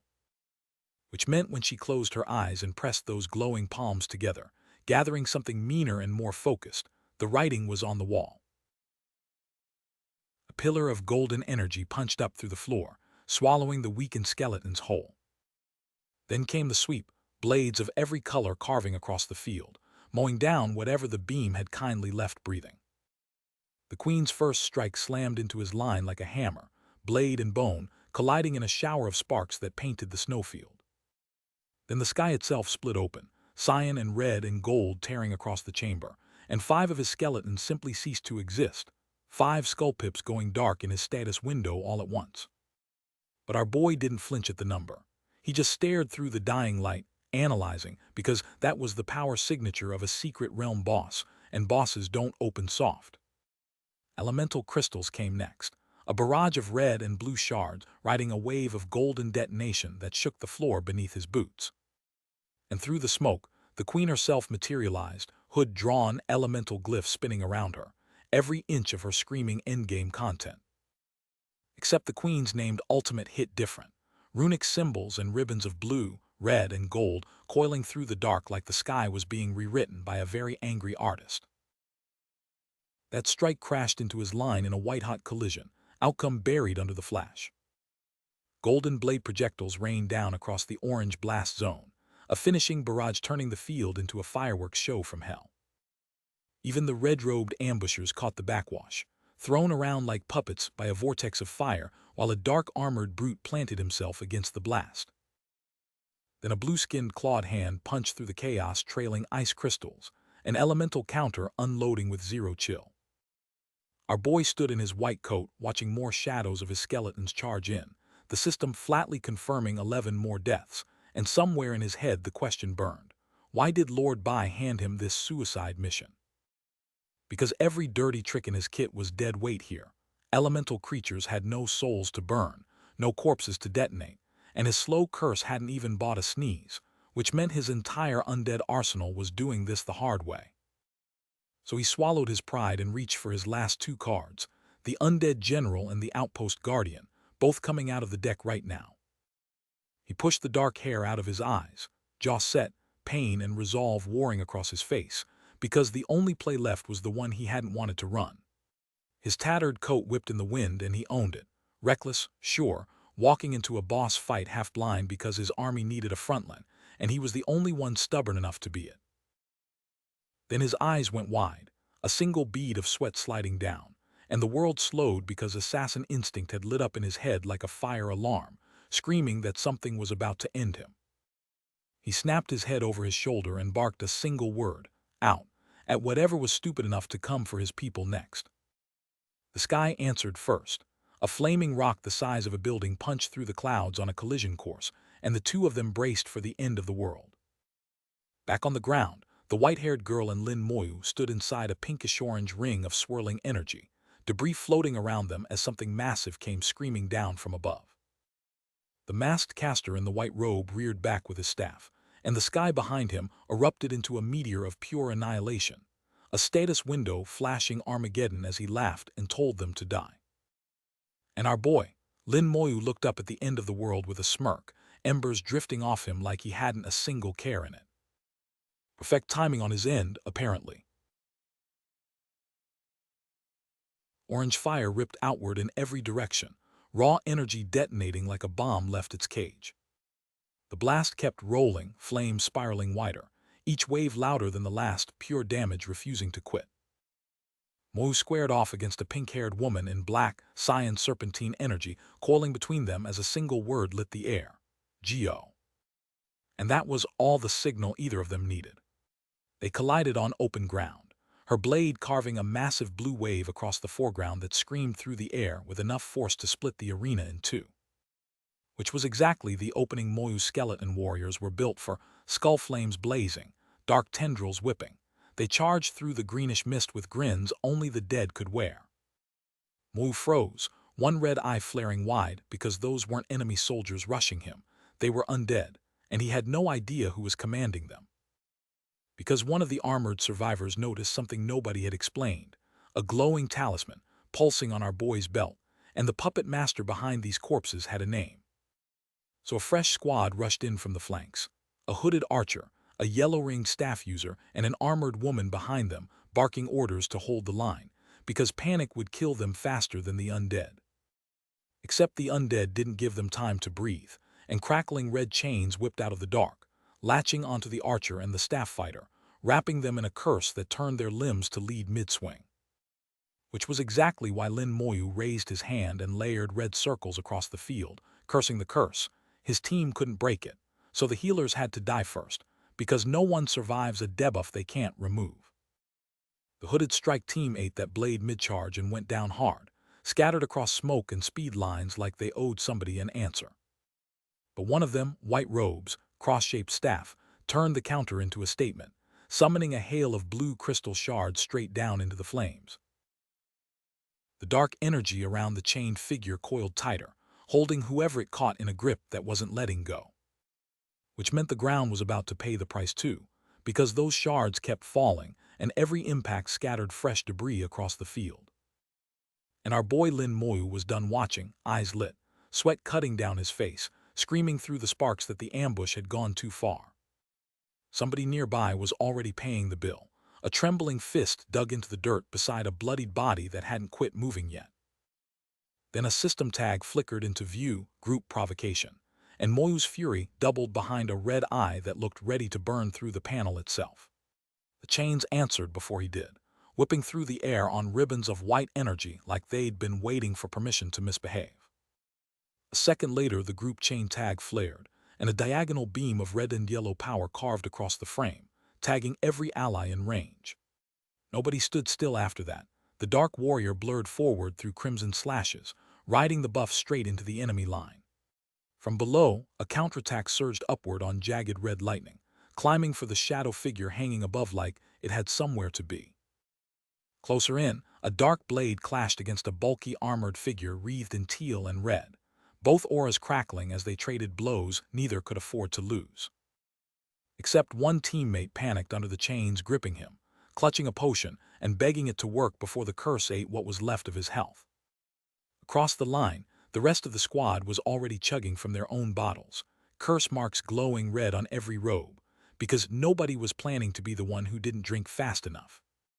So Moyu barked the order through his hood: lift the curse, drink the potions, move, and the golden green sparkle said the recovery had finally started, even if his hands were still shaking. The green light held steady on him, sweat still rolling, the same command hanging in the air: drink, recover, survive. The ambush detonated all at once, blue shards raining through green-yellow fury, purple lightning clawing across a roaring orange base. But the squad's brown-haired knight shoved his palm forward, and a golden shield snapped into place over the whole party. Crystal projectiles and violet lightning crashed against that wall of flame, and the collision lit the whole battlefield ugly. The blast kept rolling forward across scorched ground, forcing every silhouette behind to dig in and brace. And that's when the silver-haired woman realized exactly what kind of death squad they were staring down. Every single enemy was level 40, their knight's group shield, their mage's chain burst, that sneak attack meteorite, all evolved twice and cranked to the cap. Later, Moyu stood quiet, black hair falling forward, his mind turning over one impossible detail: the anti-curse potion, and wondering if this was all a second evolution professional could throw at him. Because level 40 professionals with access to items like that were supposed to be manageable, yet here he was, calculating angles he shouldn't have to. And then his thoughts snagged on a darker what if without the skeleton armor this fight ends with him on the ground? So what? A faint smirk cut across his profile against the particle-dark background, the quiet admission landing heavy. He and Yi would have been in real danger if someone hadn't been watching their back. Which meant one thing, and he locked it in cold: you don't get soft on enemies, not ever, not when the margin is this thin. Teal energy swirling at his back, Moyu locked eyes with the enemy line and roared the order himself: kill them all, every last one, because half measures were how squads got buried. Moyu's teal aura carved through the line like a scythe through wheat, armored bodies split apart, black blood misting the air as his sweeping strike gutted everything in its arc. Fire rained down across the whole battlefield, and one of the white-shirted fighters stood braced in a storm of green sparks, while a massive blade screamed across the foreground toward the enemy line. Because behind him, one of Moyu's bound skeletons, skull-faced, cyan eyes burning through the bandages, cocked a flame-wreathed blade and unleashed a roaring slash straight into the chaos. Flames licked across bare bone as the skull warrior grinned through bloodied teeth, every inch of him built for this exact moment. Two of the enemy soldiers panicked outright, one screaming that the summons wouldn't stay dead, the other begging their boss for any kind of answer. The dark-haired boss was sweating through it now, jaw clenched, because he'd written Moyu off, and that miscalculation was about to cost him everything. So he barked the only order left that kept his people alive: pull back, fall back, get out of the blast radius before the kid carved another one open. Except Moyu was already moving, a blur through the smoke, shadows peeling off him like a shed skin. Because while they were busy retreating, our boy tapped something deeper, something that had been waiting, and the air around him went cyan and hungry. Then the pressure broke, a jagged ring of force screaming outward in every direction at once. The skill lit up the system log. Soul Flame, his old ghost fire, evolved, cranked to a level those robes had never seen. Moyu's face was calm. That was the scariest part. He unleashed it in a towering pillar of ghost fire and shouted for everyone still standing to get clear, which meant whoever didn't move was about to learn a lesson. And the blast tore through the ambush like a star going critical, cyan shards, purple impact flares, raw annihilation ripping outward. And the pale-haired woman who'd survived the first exchange was done, sweat pouring, mouth open in a raw scream as dark fluid streaked down her face against a backdrop of fire. Lin Moyu himself caught the edge of some returning blast, cloak already shredded, face half lost in shadow as orange flame erupted beside him, and he braced against the wave. Far off across the slope, a knot of shadowy armored figures stood their ground as a massive burst of fire and crystal-colored projectiles ripped the sky apart around them.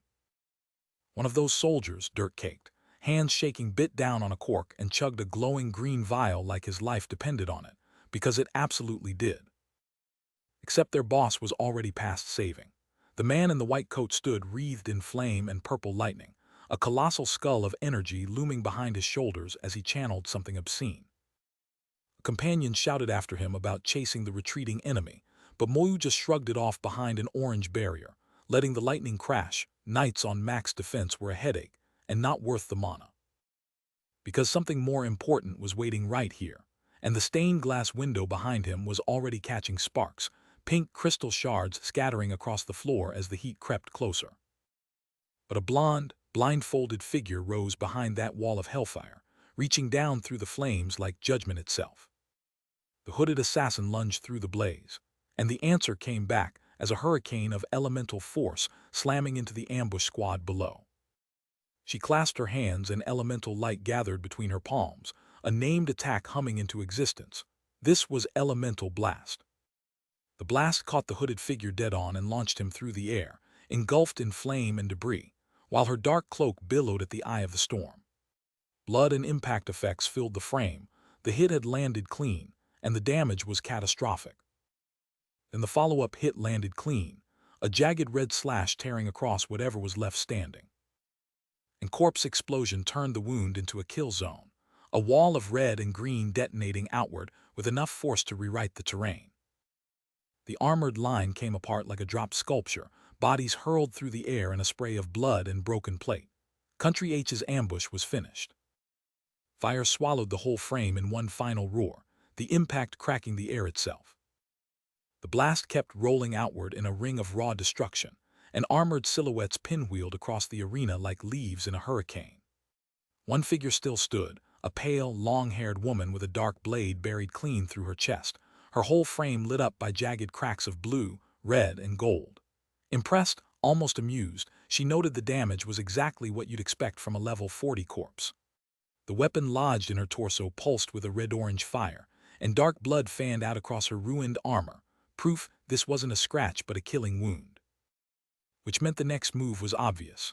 Lin Moyu stood wrapped in a swirling teal aura, calm as a man who'd already won, and the call left his lips like a verdict. Let's go, let's kill it while it's down. His army answered without a word, because he didn't need one.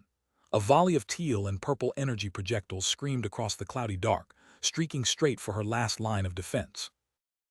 And one of his own answered with a charge of their own, spear leveled, orange fire trailing the tip, crashing straight into the enemy front while the shattered arena behind them burned on.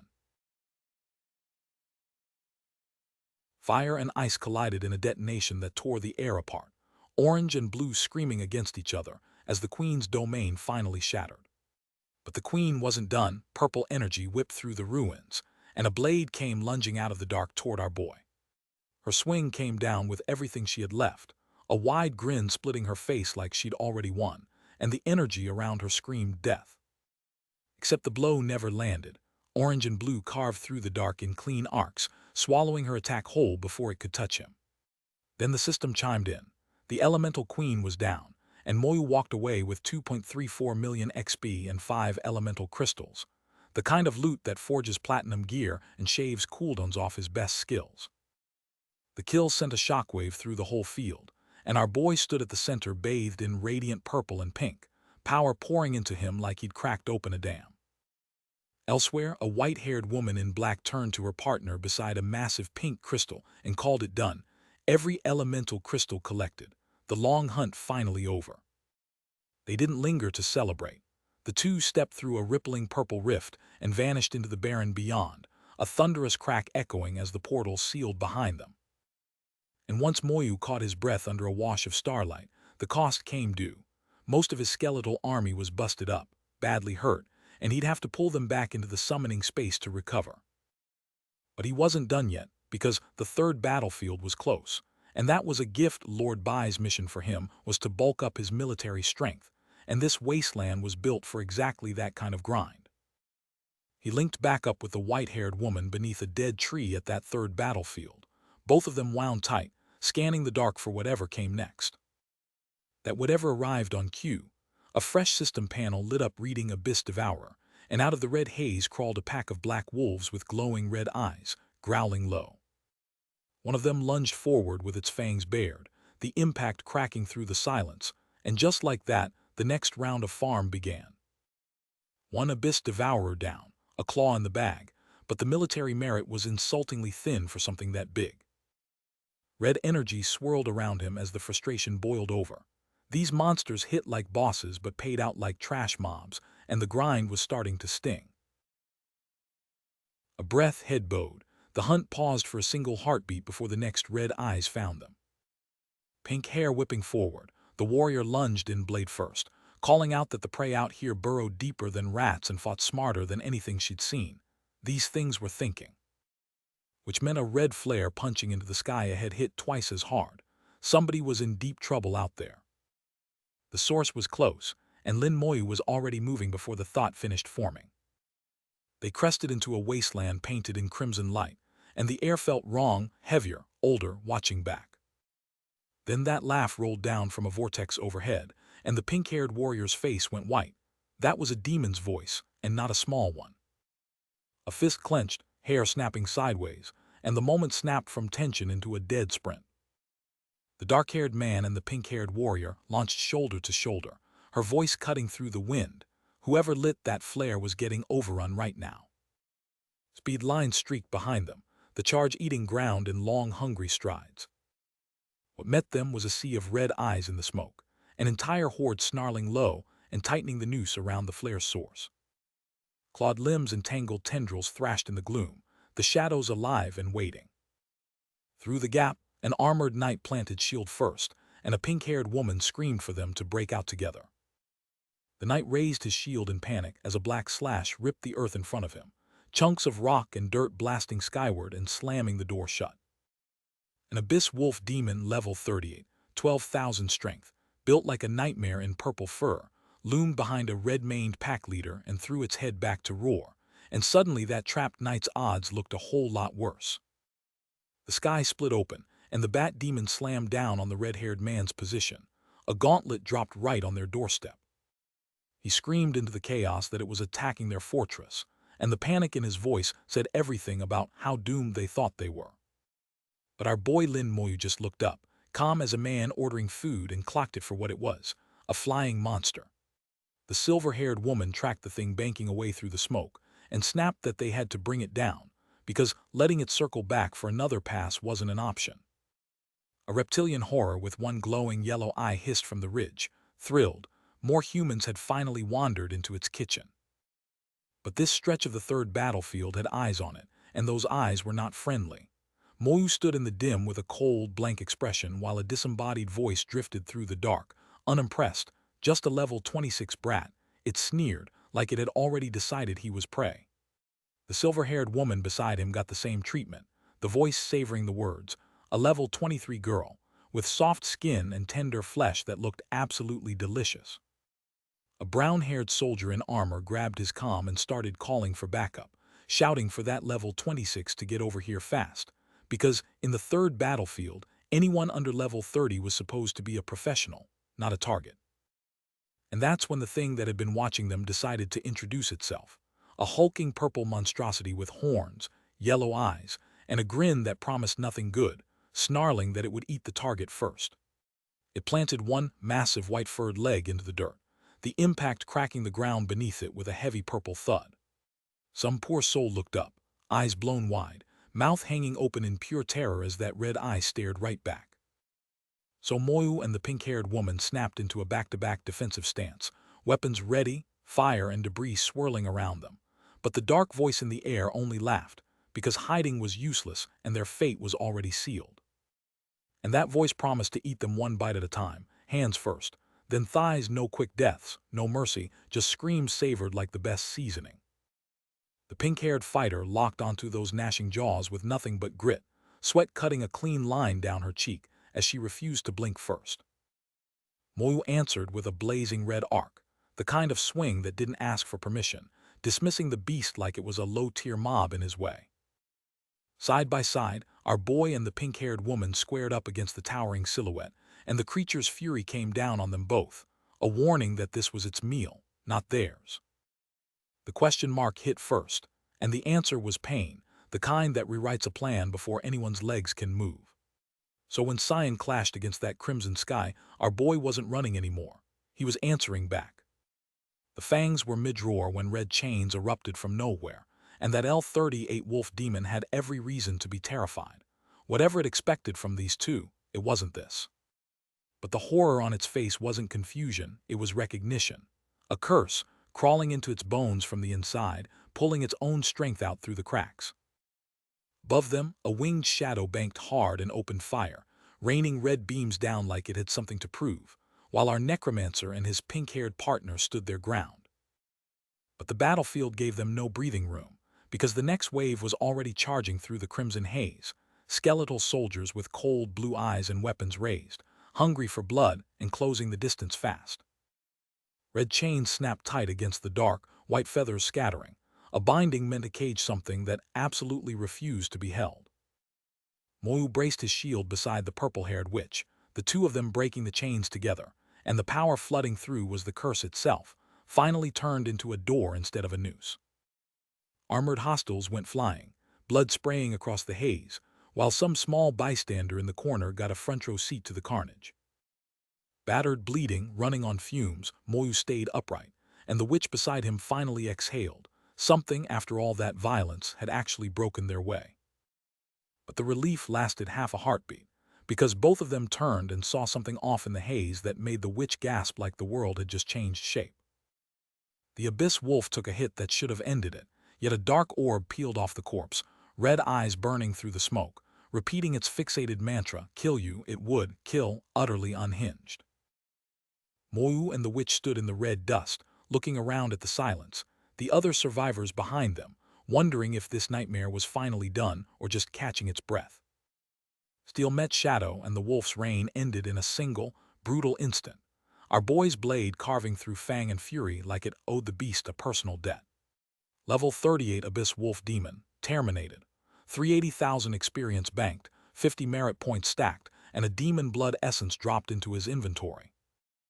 Then the armored company caught up, and one poor knight took one look at the carnage and asked the question on every tongue.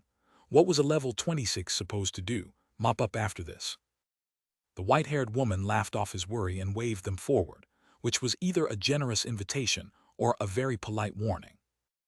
She turned with a calm smirk while the knight behind her sweated bullets, still trying to process how a level 40 demon had been erased in a handful of hits. Which was a dangerous thing to wonder, because the sky cracked open, and a fresh abyss wolf demon came diving through a blood-red sunset, slamming down on Moyu's position with claws outstretched and a territorial snarl that said this ground belonged to it. The beast hit the earth in a blur of fur and talons, its sheer size swallowing the frame as the strike landed right on top of our boy. And in the middle of all that violence, Moyu's face stayed calm, shadowed in dark red, blood spatter freckling his jaw, eyes steady as a man who had already decided how this ended. A crimson kanji tore across the haze, and the system pinged, corpse explosion, the one card in his hand he hadn't played yet. Which meant the detonation that followed was apocalyptic, red and black shockwaves ripping outward through green lightning. Bodies and debris launched apart like the battlefield itself was being unmade from the inside out. The blast faded to a green static hanging over the red wasteland, and the scraps of what that wolf used to be drifted slowly back down to nothing. 3 armored survivors stared at their readout in disbelief, and the only thing scarier than the demon horde was just how cheap this kill looked on paper. because the pink-haired warrior was already posing by her 6-star private crest, grinning like the promotion fairy owed her a favor. In chat, the real threat was sitting right next to her in a clean white shirt, still mostly untouched by the chaos around him. Our boy's mind was already racing ahead. Military rank meant hunting higher rarity abyss monsters, and higher rarity meant bigger payouts, which meant he could climb the ladder faster than anyone at Third Fortress thought possible. Which was why he stood in the rocky wasteland with his pink-haired partner, the embers of the last demon still drifting around them like the fight hadn't quite ended. An armored stranger stepped up to Lin Moyu, grinning like he just dodged a bullet, because he had, and Lin Moyu's blue-green light was the reason. His squadmates cracked behind him, one rubbing the back of his neck with a sweaty, sheepish laugh while the other doubled over, fists pumping with the kind of relief that only comes after you stop expecting to die. The brown-haired soldier sobered fast and dropped a floating diagram into the air between them. 3 stacked layers, a jagged surface on top, a murkier middle, and a pitch-black deep, the kind of map that tells you the further down you go, the less anyone up top cares what happens to you. Because that's where they were headed next. A canyon so vast it swallowed the horizon, red mist choking every ridge, a glowing river snaking its edge like something alive, and embers drifting through the air like the whole gorge was still smoldering from a war it never finished. And down there, the locals weren't exactly welcoming committee material. A skull-faced freak with wild black hair and burning blue eyes, bearing fangs like it had opinions about your bones, backed by a hulking beast built like a nightmare that forgot to be subtle. But those were just the welcoming party, because looming behind all of it, outlined in sickly purple and red with yellow eyes that cut straight through the dark, was something the diagram didn't bother to label gently, an abyssal demon, the kind of thing that didn't crawl up from the deep by accident. The 3 layers, surface, middle, and deep, and right at the bottom, the real abyss, jagged purple-black terrain crawling with monsters and demons too mean to stay on any map. And our boy was already crunching the math. That kind of meat, that kind of density of kills, that sounded like a farm. Military merit just lying there waiting to be picked up. His pink-haired partner caught the same idea and leveled it at him like a warning. You sure you want to walk into hell on purpose?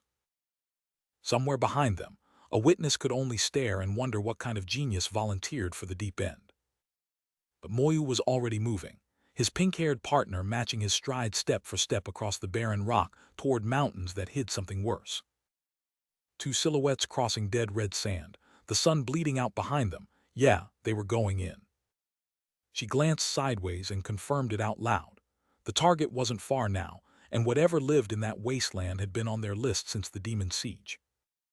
But she turned back once more, scanning the dark because the closer they got, the more the air itself started listening. Then the canyon opened its mouth, a jagged, red-cracked cavern breathing black mist, swallowing the horizon, and the only sane question left was the one Moyu asked out loud. So, this was the abyss. Because something answered. A wall of glowing red eyes unfolded in the dark, and a single small figure stood before it, hilariously outmatched. Her eyes flicked red, his jaw tightened, sweat beading on his cheek, both of them reading the same thing at once. This was going to be troublesome. The old man behind them finally found his voice, and all it managed was a trembling plea. We were leaving, right? Right. Blood ran white across the sky, a wound torn in the world above them. Lin Moyu and his pink-haired partner looked up just in time to see a winged silhouette cut across the bruise-colored heavens, dragging something obscene behind it. The thing came down like a falling god, massive and dark and marked in glowing red, and someone only got out half a word before the impact swallowed it. Lin Moyu threw himself between the crash and his partner, taking the edge of the blast across his back, while she covered her mouth and stared. When the dust thinned, the monster lay broken across the cracked earth, one red eye still burning. She couldn't believe it. Is it dead? She asked. Which was when the air itself split open, and a hooded figure descended wreathed in purple lightning, red-bladed sword already drawn and hungry for someone. The cloak billowed like a funeral banner as it landed, and a trembling voice somewhere catalogued the threat, silver rank minimum. She spun to face the sky, ponytail snapping in the wind, and delivered the bad news clean. This one was already past level 40, an assassin, coming for them. But Lin Moyu didn't flinch. He met her eyes, told her they'd reached the right place, and the ghost of a smile crossed his face. Of course he'd dropped that monster in one hit. Of course he had. She matched his stare, red eyes burning to his, and together they decided the same thing. Whoever that cloaked freak was, he would not be the one to walk away. Lin Moyu wheeled, raised both hands, and let a screaming cyan sigil crash into the nearest horned beast like a verdict from heaven. A golden dagger answered from the flank, warm blood still running down its edge. She landed on the corpse of her kill with a slash split clean across its spine, breathing hard but alive, and very much not done. They carved across the rocky field together, leap after leap, until half an hour slipped by without a single demon showing its face. Both of them tensed, dust curling at their boots, because quiet in the abyss was never a gift. "What now?" she muttered. The answer dropped out of a blackened sky, a true boss, vast and shadowed, burning white eyes above its smaller winged court, descending to collect what its lesser demons couldn't. They barely caught their breath before the sky answered, jagged peaks, red haze, and blood still raining from some unseen wound above. Then a hand, massive and wrong, reached down out of the purple like a god, deciding to crush something beneath it. Which meant the blow was already falling before either of them could think to move, claws splitting the air with enough force to shake the ground. Someone caught it first. A body tumbled backward through the sky, trailing red, the kind of hit you don't walk away from.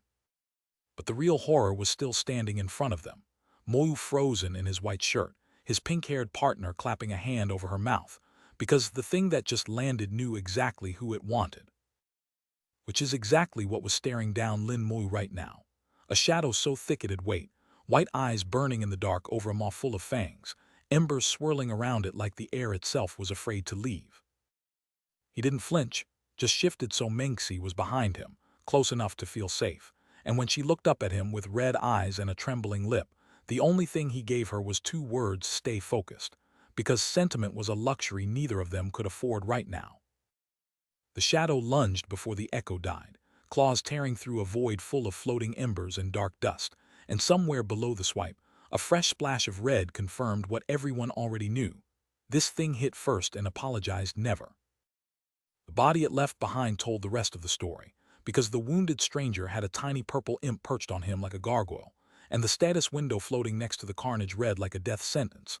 Level 40 Abyssal Shadow Demon, higher demon class, strength and agility through the roof, entanglement and shadow transformation on deck, invisibility negated, damage cut in half.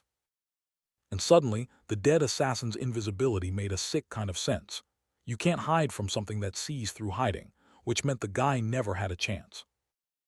Lin Moyu registered the numbers, and for the first time tonight, his expression matched the threat, because level 40 was the kind of power that usually had names behind it, the same league as the elemental queen he'd barely survived.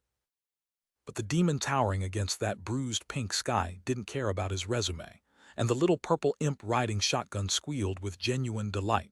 Extra meal today, and the main course was already on the menu. 2 more imps peeled out of the dark, pink eyes flaring, fanning out to flank like they were born knowing the geometry of a kill. The shadow's voice curled through the red haze, dripping amusement, a level 26 brat, protecting a little girl cute, but the math on that one wasn't hard. It came down like a verdict, claws first, speed lines carving the air, and the little imp shrieked right on cue, wanted the head, because nothing about this fight was meant to be fair.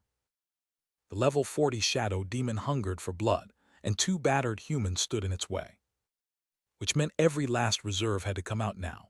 Lin Moyu and Mengxi planted their backs together, and a searing cross of holy light ripped outward through the horned swarm. But this wasn't a partnership. Lin Moyu felt that truth in his teeth, and with shadowed eyes he made it known. He would not share this battlefield, not with anyone, not for any reason.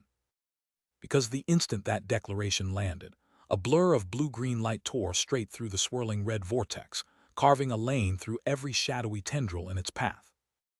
The thing behind the vortex came apart screaming, its wide-eyed form peeling away from the dark mass, and the system's cold label finally gave it a name: Shadow. The shadow dissolved under those crimson chains, but the mage on the cliff wasn't letting the hunt end here, a slowing down curse already locked onto the target. The skeleton warrior caught the hit dead on, and its shadow powers, the whole reason it existed, locked up under a binding curse. Then the blast came. Red and yellow fire ripped through it and threw the whole frame backward, and the thing couldn't believe it. A level 26 nobody had just walked through its front door. The status window didn't lie. Silver level skeleton warrior, LVL 26, 7,000 in every stat, violent strike tagged on top. A recipe for a slaughter, and right now the recipe was losing. But the demon looming over it didn't flinch. Horns back, eyes blown white-hot, chains flaring red, it surged through the shrapnel of its own attack like the wreckage was just scenery. Lin Moyu watched it come, and the math wasn't pretty. The thing's physical damage was halved, meaning his skeleton could survive but never punch through fast enough. This was a higher demon. Drops wouldn't be kind. Lin Moyu cupped a teal flame in his palm, cold focus behind it.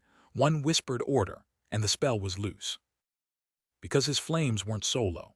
3 robed skeletons hauled themselves upright, weapons wreathed in fire, lightning, and blue ice, his undead choir, ready to sing death. And the kid just smirked, green eyes sharp, wisps of teal curling off his knuckles like he was enjoying this far more than any sane necromancer should. But the lead skeleton wasn't having it. A snarl tore out of a hollow skull, dark power coiling behind it, and it lunged straight back at the one who summoned it. Except Lin Moyu's chains were already midair, crimson links snapping around that dark tendril before it ever closed the gap. The skeleton's own counter died in its ribs. Its own binding spell had turned inside out, leaving it pinned and furious in its own trap.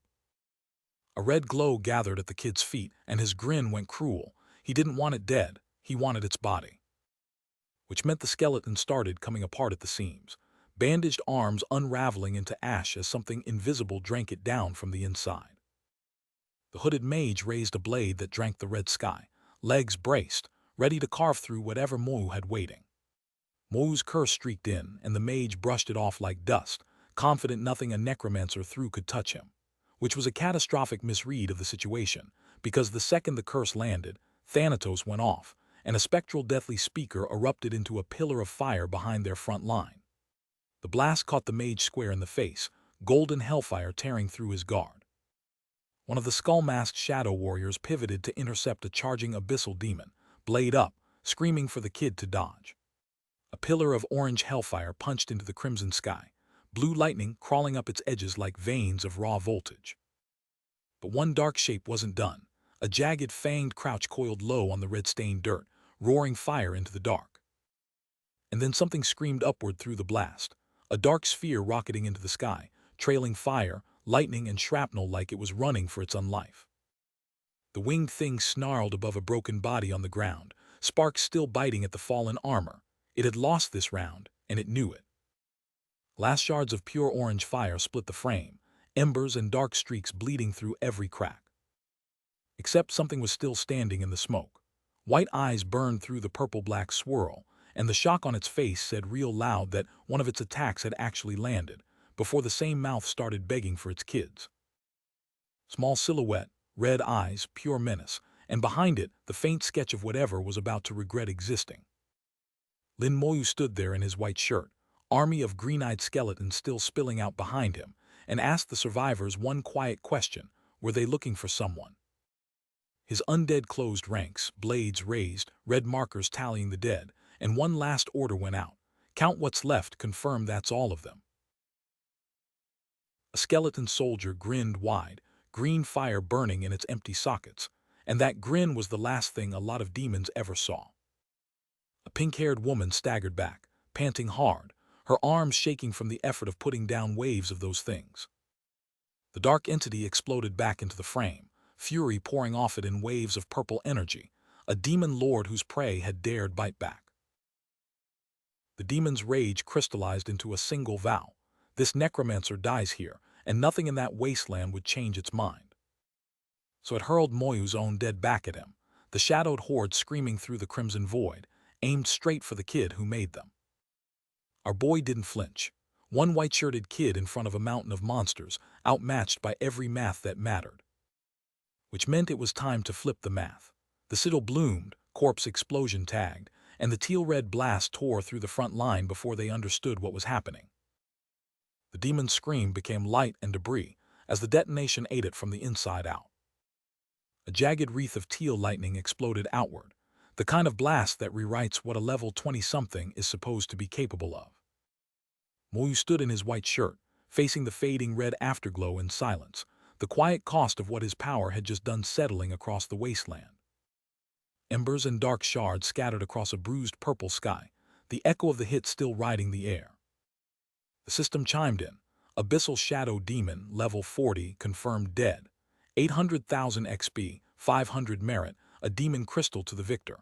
Beside the dissolving purple husk, Mengxi exhaled a stunned little at the carnage Moyu had authored. She held up a fresh golden insignia, beaming, because the pink-haired private had just become a second lieutenant, and she wanted the world to know. She laughed about her grandfather's beard falling clean off when he heard the news, while Moyu coolly pointed out that 1 star cost 10,000 merit, meaning she had a lot more grind ahead of her. So she teased him about his own lack of stars, then tilted her chin toward a nearby dungeon, the kind of spot built to pad a resume overnight and exactly what he needed. Sure, came his answer, plain and unbothered, the easy agreement of a man who'd already decided yes before she finished asking. The wasteland exhaled behind them, a quiet purple sky, a single drifting cloud, the world catching its breath between fights. Then the two of them set off down a barren, shadowed path, walking side by side toward whatever ugly thing the next dungeon had waiting, and the crimson wasteland shrank behind them. An older man with a beard glanced sideways, sweating, trying to understand why Lin Moyu had been sent into the elemental secret realm.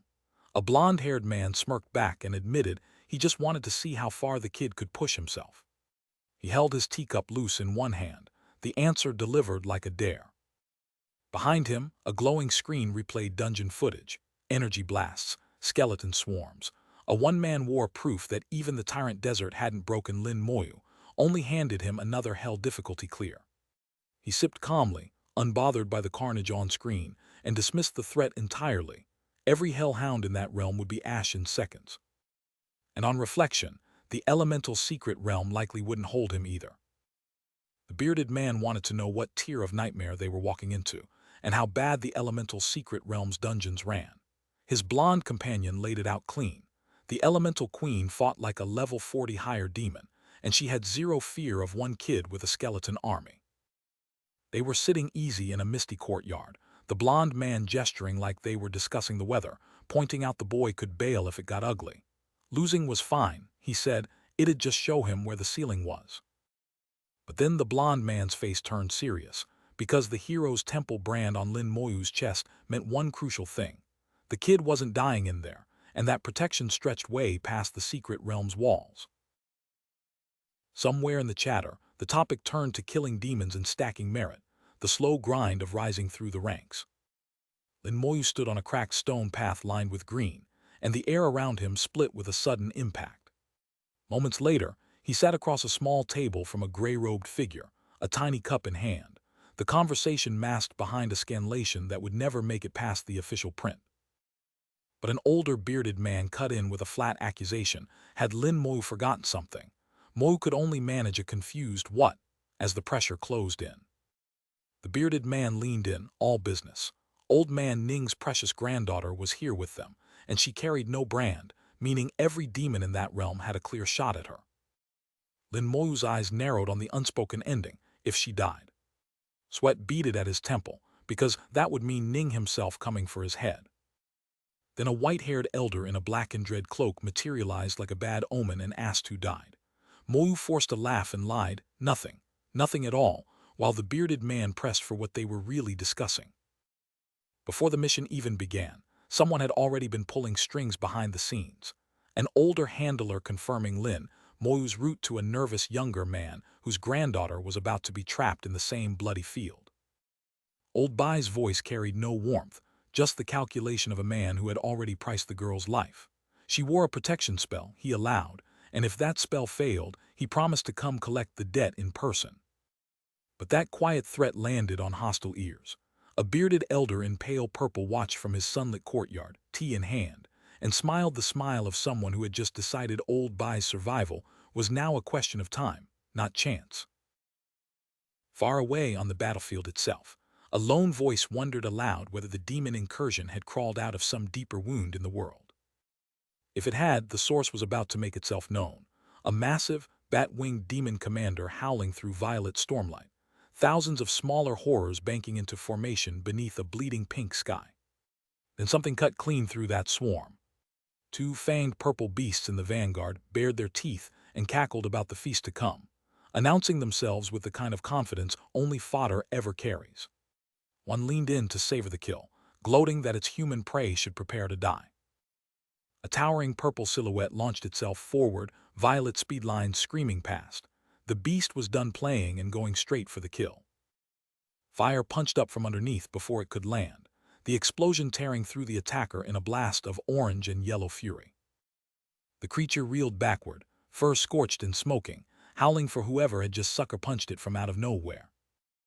It spun through the shock, rage and pain mixing in its throat, and the name that came out was the only one that mattered. Lin Moyu had just tagged a high demon, and the hunt was on. Two skeletal soldiers snapped into existence, their eyes burning teal against the dark, and the battlefield had a problem it didn't know it had.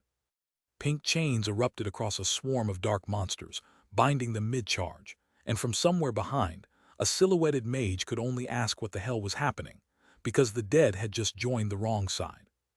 Our boy Lin Moyu stood his ground as a blood-spattered beast snarled at him, recognizing the threat for exactly what it was. His skeletons crashed into a purple demon with yellow eyes, and a green-veined arrow sang through the chaos to back them up. Then Moyu flared teal light crawling off his armor, his hair lifting, the unmistakable glow of a power surge. The red-eyed demon staggered as cyan slashes hammered its silhouette, chain strikes biting deep, because even a monster that promised death could bleed when the damage stacked right. That bought Moyu one window, and he took it, the reptilian horror crashing down with its mouth slack and its body refusing to follow its pride.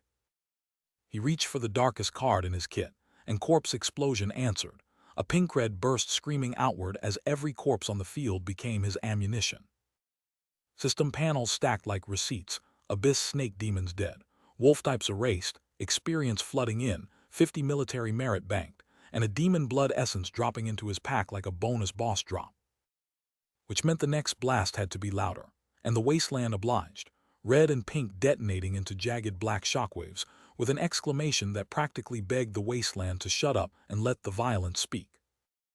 When the dust thinned, Moyu stood there with a small smile, and a problem he hadn't asked for. A swirling rift behind him yawned open, a temporary access road stitching the abyss straight into the human realm, and the implications cut off mid-thought. Except that road had traffic, glowing red eyes crowding the vortex like a sold-out premiere, because something on the other side had smelled the carnage and wanted in. The panic was instant, more demons, more of them, the warning stacking faster than anyone could process. Because the horde was bunched tight and the kill window was wide open, Lin Moyu fed the corpses into one more chain blast, his palm up, the rune already lit, and the world turned purple. The system agreed.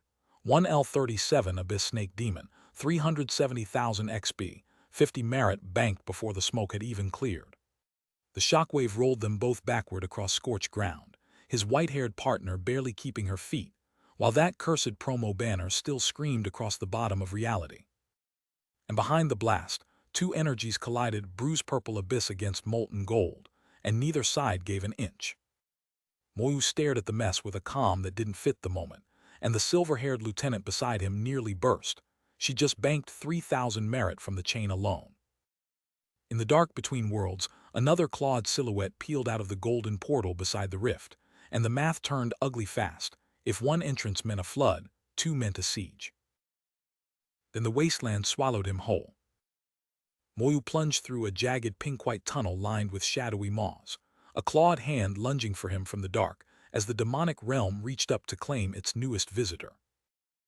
But back on the ground, the silver-haired fighter was grinning, fists glowing hot, because her merit counter had just exploded, and she was ready to farm every last devourer in sight. Moyu cut her off mid-celebration with a flat order: keep cooking those explosions, but hold the next one, because letting the corpses pile up first would multiply the damage when he finally pulled the pin. He waited for the crowd to thicken, eyes half-lidded against the purple void, and gave the signal with a single quiet word: now. The wasteland answered with a detonation, so loud the sound effect practically got its own panel, white and pink ripping outward like the earth had coughed. Demon silhouettes pinwheeled through the blast radius, ragdolled by the chain reaction, because corpse explosions stacked with corpses, and math like that doesn't miss. Kill notifications cascaded across the wasteland, and our boy racked them up like a speedrunner on a merit farm speedrun. Abyssal demons dropping like flies, military merit ticking up with every corpse. Even he couldn't believe how efficient this was. The math had to be wrong, because nobody farms 8,500 merits this fast, not even a protagonist with cheat class passives. Ning Yi's jaw dropped, because the kid she'd been chasing had just crossed a stat line nobody at silver captain tier could touch. Golden merit blazed off his shoulders like he was walking into a cutscene.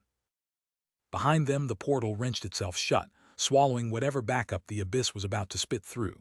Too slow, the rift had picked today to close on the wrong team. Which meant whatever nightmare had been clawing out was stuck mid-crawl in violet light, tentacles writhing in the seal. So the kid turned to her with that flat calm he always wore, and the system's own military officer badge flashed, promotion owed. 1 star. He just turned a wasteland into a merit farm, and now he wanted the paperwork to show for it. Before she could answer, thorns of ice erupted across the crater and he lunged, blade first into something she couldn't see yet. Pure instinct, the kind that only came from a body that had died 1,000 times and learned from everyone. Blackness slammed down and steel screamed once. Then came the eye, a colossal burning iris splitting the dark, and a voice that knew his name. The wasteland had swallowed them, and something at its center had chosen this exact moment to wake up hungry. Crimson ground, no air, no exit. She came at him next, pink hair wild, cyan light bursting off her skull, and even his grip barely held whatever she was throwing. A teammate turned weapon, and Moyu now owned the proof. The eye answered for her. Through the dark a silhouette raised one hand, and the threat it made was simple. The next second ended him. Red death rained down, a barrage so fast the air itself tore around each bolt. Shadows buckled under it, ragdolled clean off their feet by the blast's red glow. Moyu felt the timing slip. Sweat bled down his temple. His body was already telling him what his brain refused to print, too fast to dodge. Blue crystal shards spiraled up around him, his last line of defense, and in that half-breath before contact, he knew the skeleton armor wouldn't hold for 1 second. Red and white collided, the system lit up damage transfer, and somewhere in the inferno the kid who'd farmed 8,000 merit finally met a hit he couldn't shrug off. Then the battlefield tilted, and red beams carved across the dark as enemies closed in from every angle, his summons eating hits they weren't built to take. The summoning counter ticked down, and Lin Moyu felt the math getting worse by the second. At this pace, he'd run out of skeletons long before he ran out of monsters, which meant he had to end this fast. A pink-orange fireball swallowed the crater whole, scattering bodies like loose change, and somewhere in that chaos our boy finally snapped. Enough thinking, enough calculating, time to flip the board. Purple streaks and floating debris hung in the air as the dust started to clear. More enemies dropped, shattering on impact, but the counter kept falling. 164 summons left out of 240, and the losses were mounting faster than the kills. So he did what necromancers do best and made the dead useful, hand raised, bathed in red light. He triggered corpse explosion, because every corpse on this field was now a bomb with his name on it. The blast tore through the area in a shockwave of red and cyan, the thump of the detonation swallowing everything nearby. And chat, every corpse he'd been saving just became the ultimate AoE clear. Skill nameplate lit up, lightning crackling through a dark sky, because that wasn't just a spell, that was a whole new phase of the fight. The shockwave kept expanding, teal lightning crawling outward, and 2 voices screamed his name into the blast, Lin Moyu, which meant he just made himself the center of everyone's kill list. A red shape streaked through the impact frame like a bullet, finding its target. But then a dark-haired figure stepped forward through the smoke, calm as anything, and spoke with the kind of certainty that meant he already saw the endgame. His target wasn't just the enemies, it was the pathway itself, because some doors needed to be slammed shut permanently, and someone out there was absolutely losing it over that. A bloodshot eye flared red through the smoke, veins pulsing with rage. the kind of berserk glow that meant whoever was on the other end had just snapped past the point of reason. A furious voice tore through the wasteland with a vengeful vow. Lin Moyu would not leave this place alive. Not now, not ever. Moyu stood inside the storm, calm as a man who had already decided he was winning, and countered that declaration with a smile that was anything but friendly. The pink assault burned itself out in a dying spiral, the kind of fade that meant the attack had nothing left to hit. A teammate rushed over to check on him, and he waved it off like he'd only stubbed a toe, a few skeletons lost, nothing more. Then those golden eyes snapped open, and whatever calm he had been wearing fell away, replaced by something far more dangerous. The third battlefield world waited, a level 30 dungeon demanding anyone between 25 and 35 to enter its throat. Two silhouettes dropped through shattered stone toward a yellow glow buried in jagged rock, descending into whatever nightmare the three powers had stitched together down there. Our boy tilted his head, black hair falling across his eyes, and wondered aloud what kind of hell mixed three powers into a single dungeon, because curiosity had always been the first step toward trouble. His skeletons were nearly back to full strength, he noted to himself, and the wasteland's heavy hitters had thinned out, meaning demon ambushes no longer topped his worry list. He turned to his white-haired partner, and a simple nod from her said everything. They were going in together. A bearded guard stepped into their path, hand raised, voice tight, with the specific panic of a man who had watched people walk into this dungeon and not walk back out. He warned them the monsters inside were built for veterans. Normal difficulty alone would chew up a pair of level 26 fighters, and a proper party was the bare minimum for survival. Lin Moyu stood face-to-face with the silver-haired woman in dark armor, her smile easy, a hornskull badge wrapped in pink energy hovering between them like a dare.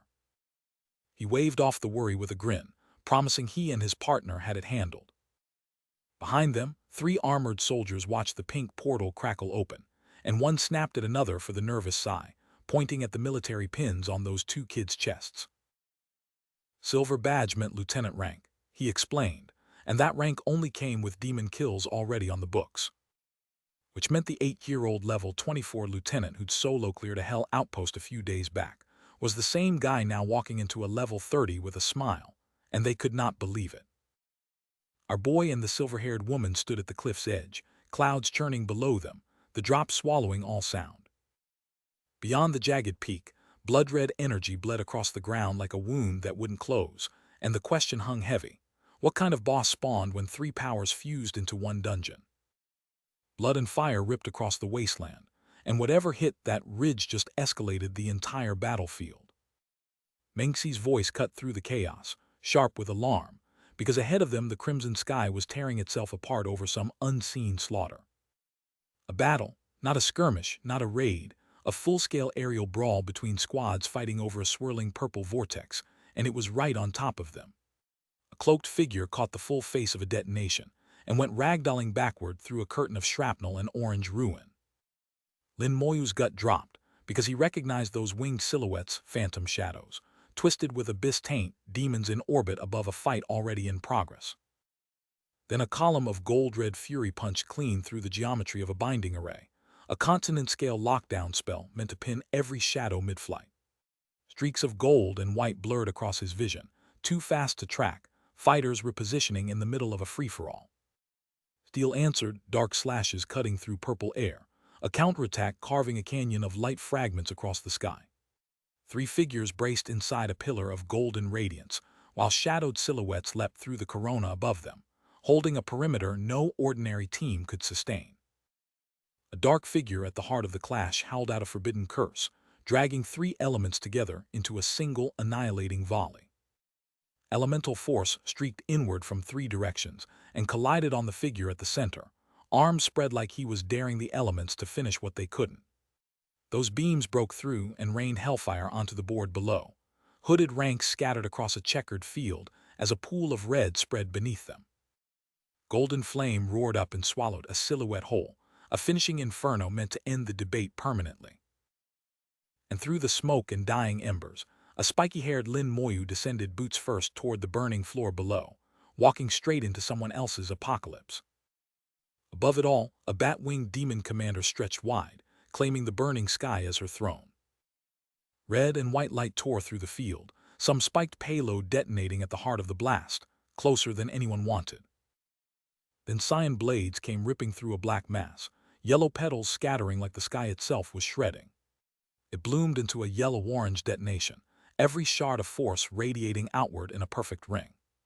Through a tunnel of yellow, blue, and red light, something small and dark plunged downward, tumbling fast, swallowed by the radiance. And then nothing but a single red slash across an empty cream void, the loudest kind of silence. Closer to the ground, two fighters traded everything they had, a tall, white-shirt stranger swinging down on a cloaked blade fighter with a curved crescent. Beside Moyu, Menxi stared down through the haze, debris still drifting past her solemn face, one red eye tracking the wreckage below. She swung wide toward him, sweat on her cheek, voice tight, because someone they came here with had just vanished from the field. Together they stood at the lip of a ruined crater world, glowing orbs like fallen stars scattered across endless ash. The question hung heavy. Was this the origin of the elemental planes? Menxi looked to him, worried. Mo gave a grim nod. This was the place, all right, but everything they saw up here was just the skin of a much deeper wound. So they turned and walked, the red sky pressing down behind them. Forward was the only direction left. The path ahead split against a bruised purple sky, jagged black spires rising like broken teeth out of the dark. Faint purple lights freckled the shadowed ground below, the kind of glow that promised nothing kind waiting in it. Menxi was still mid-fight when our boy found her, twin golden daggers cutting through the dark stream of energy around her, hunting something this corridor wanted to keep hidden.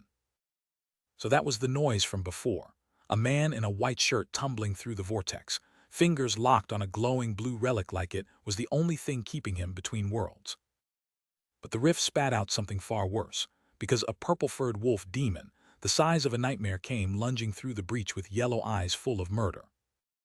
The system tagged it Battlefield Wolf Demon, Hell Level Elite, a level 34 abyss-touched horror stacked with 15,000 strength and an obscene health pool. Our boy didn't flinch, because ice-edged volley met Fang's dead-on and stalled the charge cold. Which meant Moyu had time to finish what he started, and the follow-up blew the corridor apart in a starburst of purple annihilation. The wolf demon took the hit dead center, tumbled backward trailing black streaks of its own unraveling aura, beaten before it ever got its claws into anyone. Our boy blinked once, registering that it should have taken longer than that. Abyss boosted defense and health. Huff, fine, a few more clean hits ought to put it down for good. Its death mask hovered in the dark, a purple skull grinning like a bad omen someone forgot to bury. Then the kill banner rolled and Battlefield Wolf Demon, slain, and Moyu banked another 680,000 experience without breaking stride. But the grin faded fast, because his eyes locked onto the smoke and realized there was nothing left to reanimate. Just a churning knot of shadow and ember, an abomination stitched together by abyss energy, never truly flesh to begin with. The pale, long-haired woman caught his eye and warned him, no corpse means no corpse explosion. That whole playbook just got cut in half. He met her gaze, calm as ever, and decided they'd just have to kill them clean, one demon at a time. Then he noted how black the dark had gotten, and she shot him a look like he'd lost it, because their war had only just started. Golden eyes flared wide in the dark. Someone had just noticed them. The assassins owned the night, which meant they owned what was coming next. So Menxi volunteered, blade already up, and our boy gave her the nod. The werewolf beast slammed against Moyu's red chains, snarling, and that was the mistake, because her scythe was already on the way home, carving clean through its neck while it couldn't move. Skeleton swordsmen rained in from above, bone blades flashing, while Moyu held the readied strike below, one pincer, one kill box. Wait, something in the dark shifted, and the whole moment landed with a cold, ringing shock. Menxi wasn't buying it either. This was flagged hell difficulty, and it had gone down like a training dummy, which meant the real nightmare hadn't shown up yet, and Moyu could already feel it lurking just past the dark. Lin Moyu, Necromancer, level 27. The stats card told the whole story, 2700 spirit on a frame built like a frontliner, and he just punched up again. This man was not the kid the academy entrance exam underestimated. Across the field stood Ning Yi, level 26 assassin, the white-haired ghost from his shadow war, blade already singing in that golden light. One level behind him, and the gap was about to feel a lot bigger.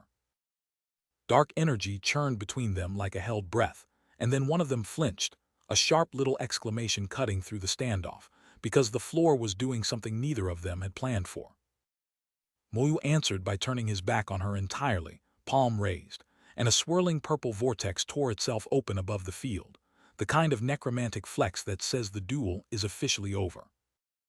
The dark-haired young man locked onto something past the carnage.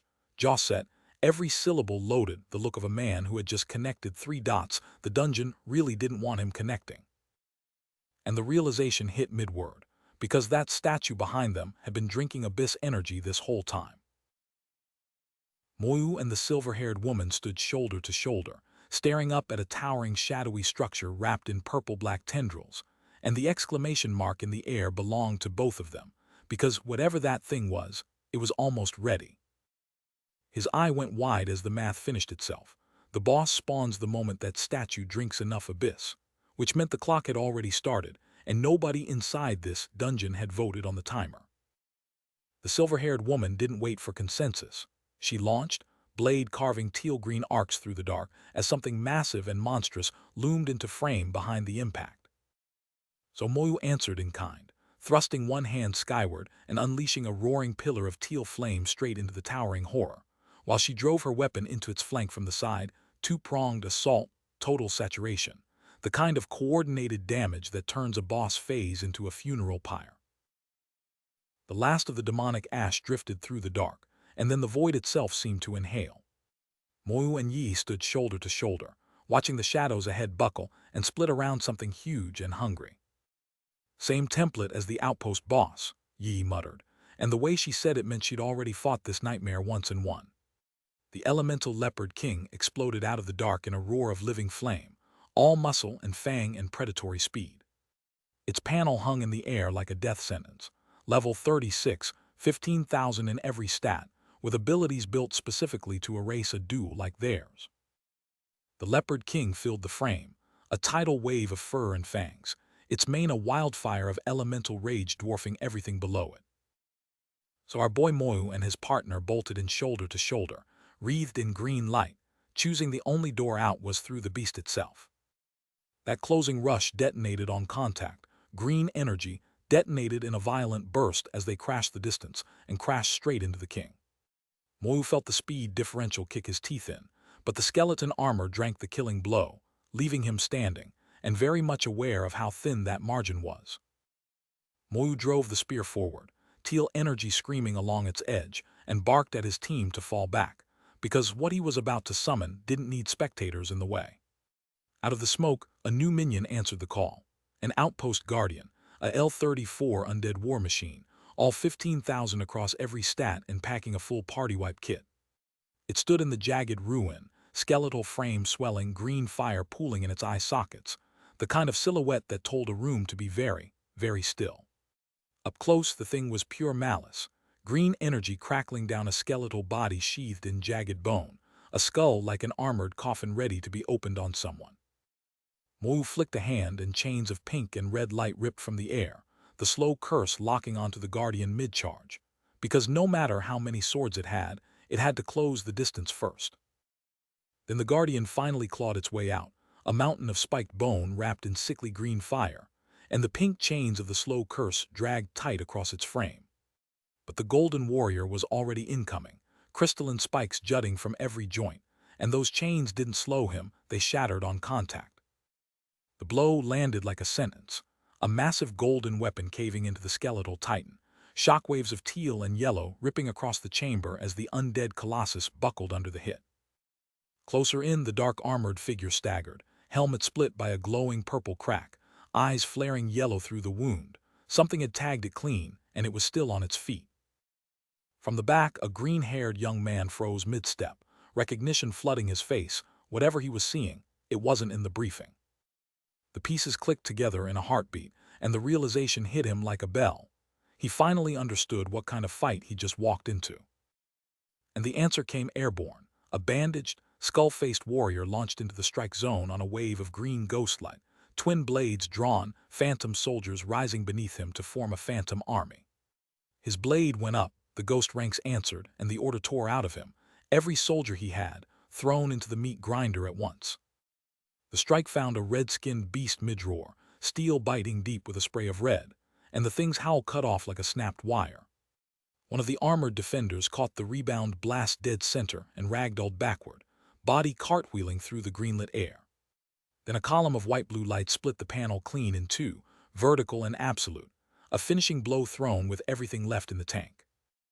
The beast slammed forward, a wall of spikes and fury built to break the two of them. But this wasn't just any monster. A skull-faced specter hovered above its roar, and the cave lit up like the whole thing had been waiting for them. And then our boy stepped in, blade running red-hot, ready to carve the answer out himself. His skeleton swarmed from every angle at once, red blades out, rage strike online, a coordinated shredfest designed to overwhelm one target through sheer numbers. The trick was clean.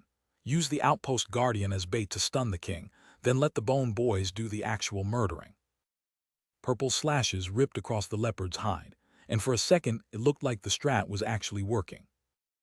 Then those jaws opened wide, and the king answered back with a roar that shook the whole cavern. Energy crackled across its full frame as the beast powered up, ready to flip the tempo in one swing. Except it never got the chance. The ground cracked open, and an elemental explosion ripped outward from the horned guardian at the center, hurling every shadow nearby like ragdolls. Purple and black tore through the frame, pure, unfiltered chaos where a battlefield used to be. And Yi stood there, mouth open, absolutely not believing what she was looking at. The golden-armored king was shrinking inside that maelstrom, getting visibly smaller by the second as the blast ate it alive. When the dust finally settled, embers and purple wisps were all that lingered over the scorched ground. And that's when the realization hit Moyu clean. This so-called king wasn't an abyss creature at all. It was a being made of pure elemental energy, and pure energy, once drained completely, can absolutely die. The leopard king had a weakness, and they just found it. Which meant the volley of fire raining down next had a target that could actually bleed.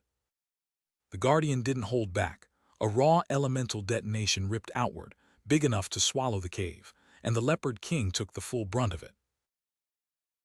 Shockwave rolled through the chamber like a wall of heat, warping everything in its path. So the guardian followed up with the named kill,